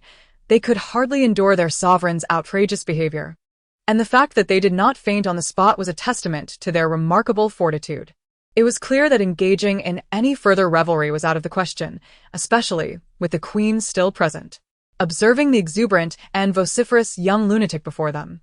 Quan Ju and Lu Jishu exchanged a knowing glance, acknowledging that the matters at hand pertained solely to the imperial couple, and thus it was not their place to interfere. Each concocted an excuse to take their leave.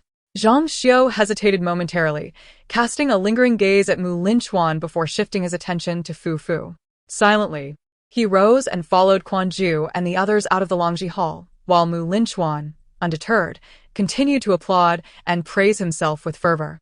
In youth, we find dissatisfaction. We often bear the burdens of 1,000 years.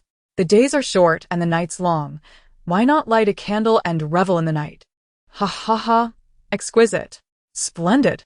This is nothing short of an enchanting melody. At last, Fufu could no longer endure the spectacle, her gaze averted from the youth's form. Your Majesty, might you consider donning some attire? Linchuan abruptly fell silent, casting her a cold glance. The room descended into an eerie stillness, so profound that one could almost hear the northern winds howling outside, rattling the iron steeds beneath the eaves. A chilling silence enveloped the space, as if the very air foretold an impending storm. The youth's elongated gaze swept across her face, a mix of astonishment and fury brewing within him. In contrast, the girl was equally fierce, glaring at him with her dark, glistening eyes, brightened by indignation, her cheeks flushed. Originally there to voice her grievances, her mind now raced with thoughts. How could he remain so unfazed, casually engaging in laughter with Zhang Xiao and the others? Indeed, Zhang Xiao was a well-regarded scholar in the capital, standing tall like a mountain, upright and incorruptible, capturing the admiration of both men and women alike. He maintained a close relationship with his sister-in-law, should she not be indulging in various forms of torment and secretly shedding tears of sorrow. He was aware of this, as the youth displayed a mocking smile. Even if she had tenfold courage, she would not dare to act against her sister-in-law, let alone resort to such nefarious means. Yet, why did he still come to confront her? Some matters are better left unexamined. The youth sat with his legs apart, his demeanor indifferent, a faint hint of blue shadowing his eyes. His dark hair cascaded down the pallor of his face, yet the corners of his lips curled into a smirk, revealing a scornful and dismissive grin, as if he were gazing upon a contemptible harlot.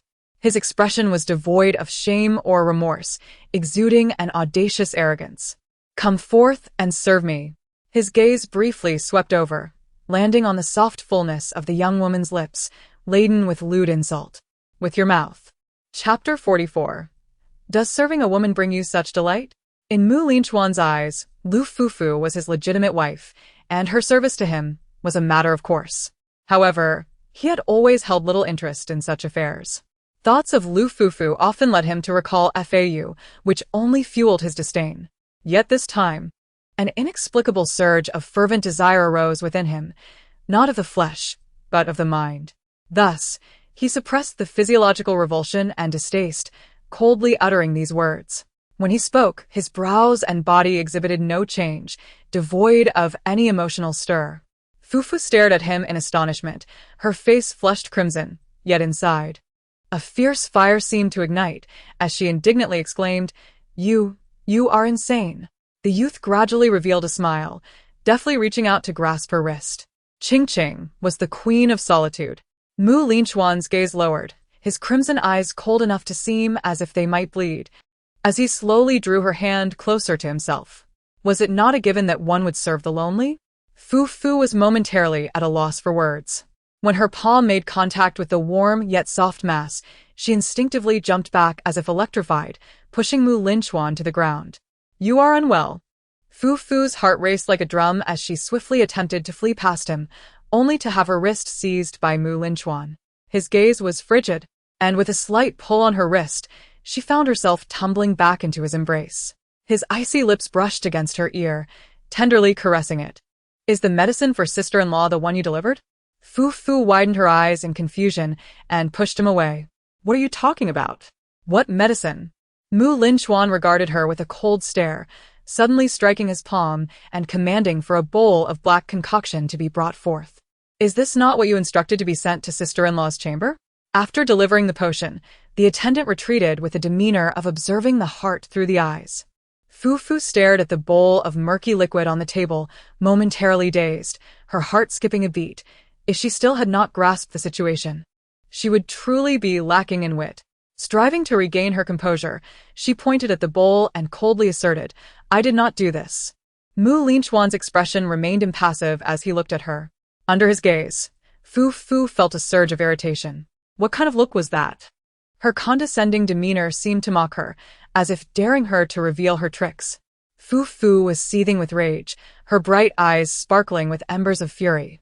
"Do you not trust me?" Linchuan, after all this time, "I would hope you aren't so foolish," she exclaimed. Incredulity etched across her face as she pointed an accusing finger at him. You can't possibly be so blind as to miss such a despicable ruse. Or is it that Gu Qinghui holds such significance for you that whenever anything related to her arises, you become utterly lovesick? The term lovesick was foreign to him.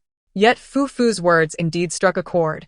He had never truly believed she could stoop to such depths. As for why he had ended up at Lang Zhi's residence, he felt a slight wavering within himself. Changing his posture, he lifted his gaze and, with a hint of derision, remarked, "If this isn't your doing, then what about the act of feigning illness?" Fu Fu was even more perplexed. Feigning illness? What are you talking about?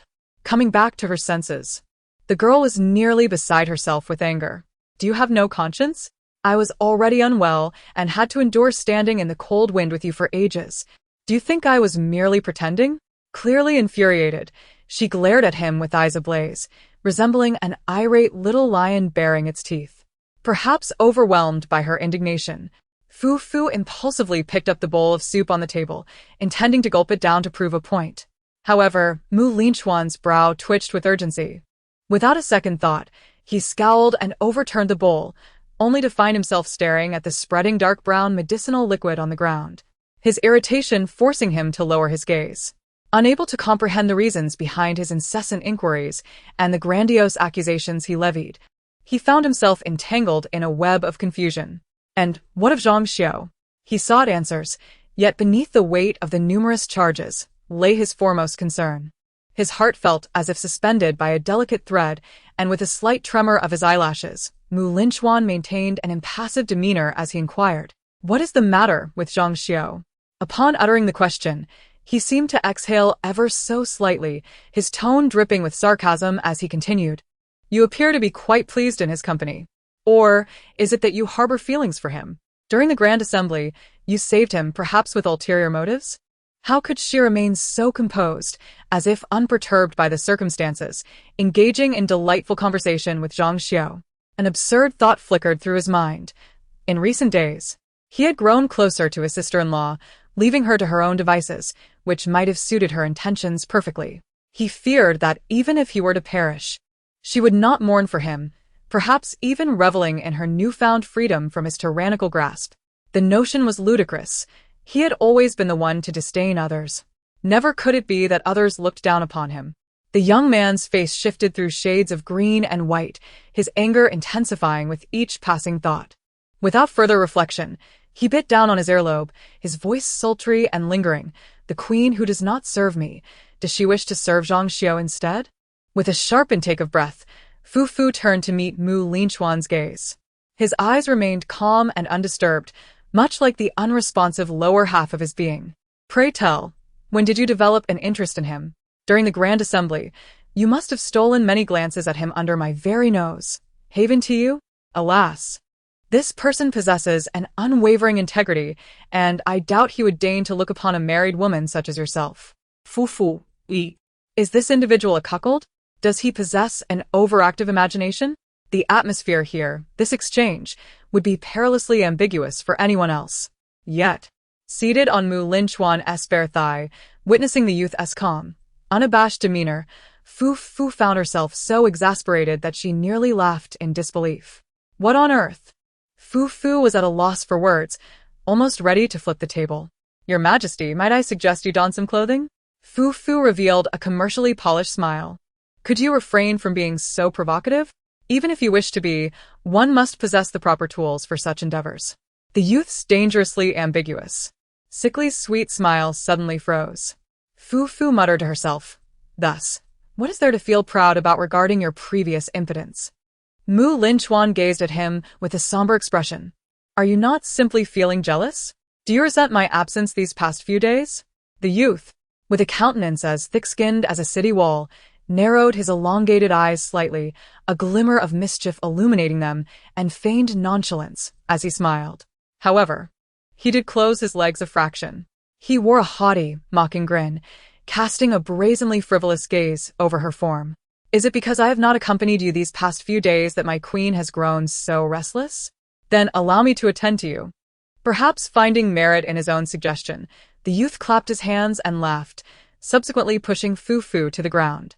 A resounding thud echoed within her mind as the youth deftly untied her skirt, binding her hands above her head. His cold hands ventured beneath the hem of her garment. The twilight deepened. With a gentle curve to his brows and a captivating smile revealing pearly white teeth, he appeared as innocent and endearing as a young acolyte serving before a deity, cradling a white lotus, bowing his head in reverence. His name was Linshu, a moniker befitting his intellect and grace. After a brief contemplation, he quickly took action. Embracing the white lotus, he offered a subtle smile towards the bodhisattva, worshipping fervently. His divine figure was resplendent, with a golden body and a spiral topknot, tresses cascading softly.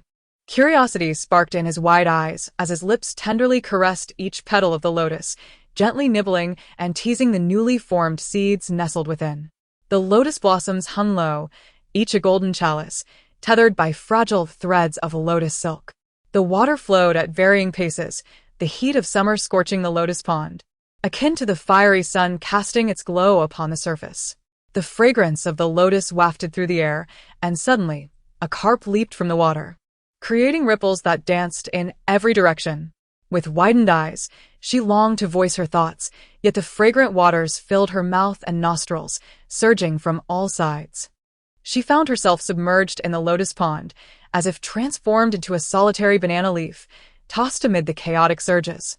The heat was overwhelming. Her gaze became vacant as she collapsed to the ground, her long hair pooling behind her, her skirt in disarray. The bodice of her garment hung loosely, revealing a delicate expanse of soft, unblemished skin. She had fought, she had struggled, but ultimately succumbed to the undeniable disparity between the sexes. Who could have foreseen that this seemingly frail tyrant possessed such staggering strength? In a frenzy, she kicked out, only to have him seize her ankle and pull her down towards him. She bared her tiger-like teeth to bite him, only to have him pry her mouth open as if she were a small dog, his fingertips caressing her sharp canines, allowing her to gnaw at him. Was this truly delightful? How did it compare to Zhang Xiao? The young man straightened his posture, a subtle smile gracing his lips. As if he felt he had regained a measure of control, his expression laced with derision. Her crimson lips, illuminated by the fading sunlight, glimmered as if they had just savored exquisite wine, flaunting their allure with a sense of pride. Could Zhang Xiao offer you such intoxicating, almost transcendent pleasure? Flustered and blushing with desire, she gritted her teeth defiantly. What is there to boast about in excellent oral skills? Does serving women bring you such joy? What else could it be? One might as well consider it akin to being nibbled by a dog. Despite being born in a poverty-stricken mountainous region, her early maturity and experiences working in a KTV had made her acutely aware that the so-called chastity held no true value. It could neither be consumed nor quenched. Everything in this world paled in comparison to wealth, power, and status. Her cousin had once mentioned that chastity is merely a shackle bestowed upon women by men. Most importantly, the thought of this nearly brought Lu Fufu to tears of shame. How utterly humiliating. Her eyes were vacant, her face flushed scarlet, and even as she clenched her teeth, she could not suppress her gasps. Her back was already soaked. Yet, Linchuan continued to laugh, and Fufu extended an arm to cover her face, silently gritting her teeth. However, Linchuan had other intentions, cruelly pulling her hand down. Perhaps it was due to his years of devotion to Buddhism.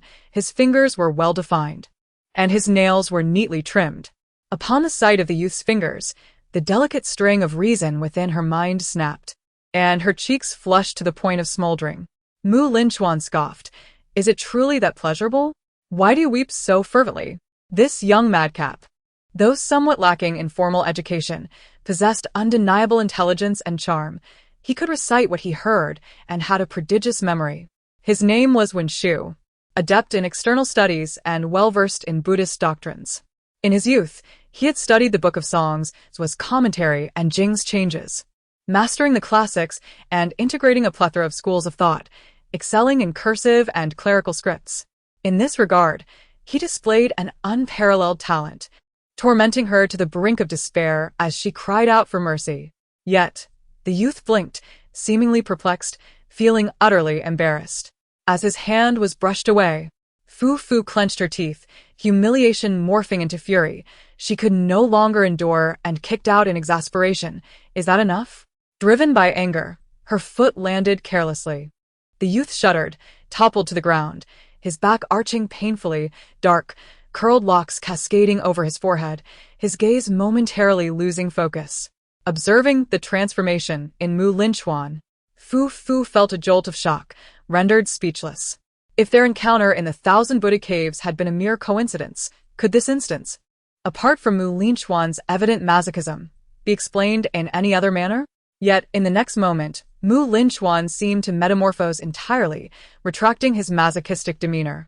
His expression shifted subtly as he pushed her to the ground, his hands framing her head, coldly gazing down at her. Fu Fu gasped in pain, clutching her head, tears nearly spilling forth. Why? The youth regarded her with a brooding gaze, his heart laden with suspicion. Why did he continue to think of her, even after she had entered the palace? Did he not harbor affection for his sister-in-law? Linchuan was unequivocal. He did not possess feelings for Lu Fufu, as his emotions towards her were profoundly intricate. Perhaps there existed a hint of fondness, a spark of curiosity, an admiration tinged with reverence, alongside disdain and trepidation. Yet love was conspicuously absent. The youth's fingers gradually withdrew from beneath her skirt, gently caressing her soft cheek with the pads of his fingers. This seemingly ordinary girl from a humble background had, in a remarkably brief span, captivated the hearts of numerous esteemed figures across the court and the realm. He was no deity. Despite his peculiarities, he remained a quintessentially ordinary man. He felt daunted by the challenge posed by the young girl to his imperial authority, or perhaps to the patriarchal power he wielded. The sensation of being utterly out of control rendered him restless, compelling him to yearn to restore everything to its rightful state. His efforts to please her, though perhaps it would be more accurate to say to humiliate her, seemed to be his only recourse to reclaim his authority. Yet, Lu Fufu's recent act. Linchuan's gaze turned vacant, his thoughts perplexed. How did it provoke such an inappropriate reaction within him? At times, I truly wish to eliminate you. The youth gazed at her in a trance, his crimson eyes devoid of emotion, as he lowered his gaze and dreamily inquired, "What is it that you truly desire? Power? Influence? Wealth and splendor?" He had already granted her all of these. Yet why did she still present herself in such a manner? A facade of disinterest and opulence, seemingly only concerned with him alone. If this were an act, it was excessively performed. Fu Fu, startled as if struck by lightning, gazed at him in astonishment. Linchuan coldly twisted his lips into a mocking curve, his tousled black hair cascading over his shoulders, casting a sidelong glance at Lu Fufu. Disregarding Lu Fufu's struggles, he smeared the glistening substance from his fingertips onto her soft abdomen and face. The sensation of humiliation captivated him, rendering him somewhat entranced. He yearned to witness her in a state of disarray, drenched and helpless. Merely envisioning the substance cascading down her dark tresses sent shivers of excitement through him. He desired to exert his dominance, applying it upon her supple belly, over her chest, and across her visage, intent on leaving her in utter chaos. Engaging in such acts with a sister-in-law had never crossed his mind,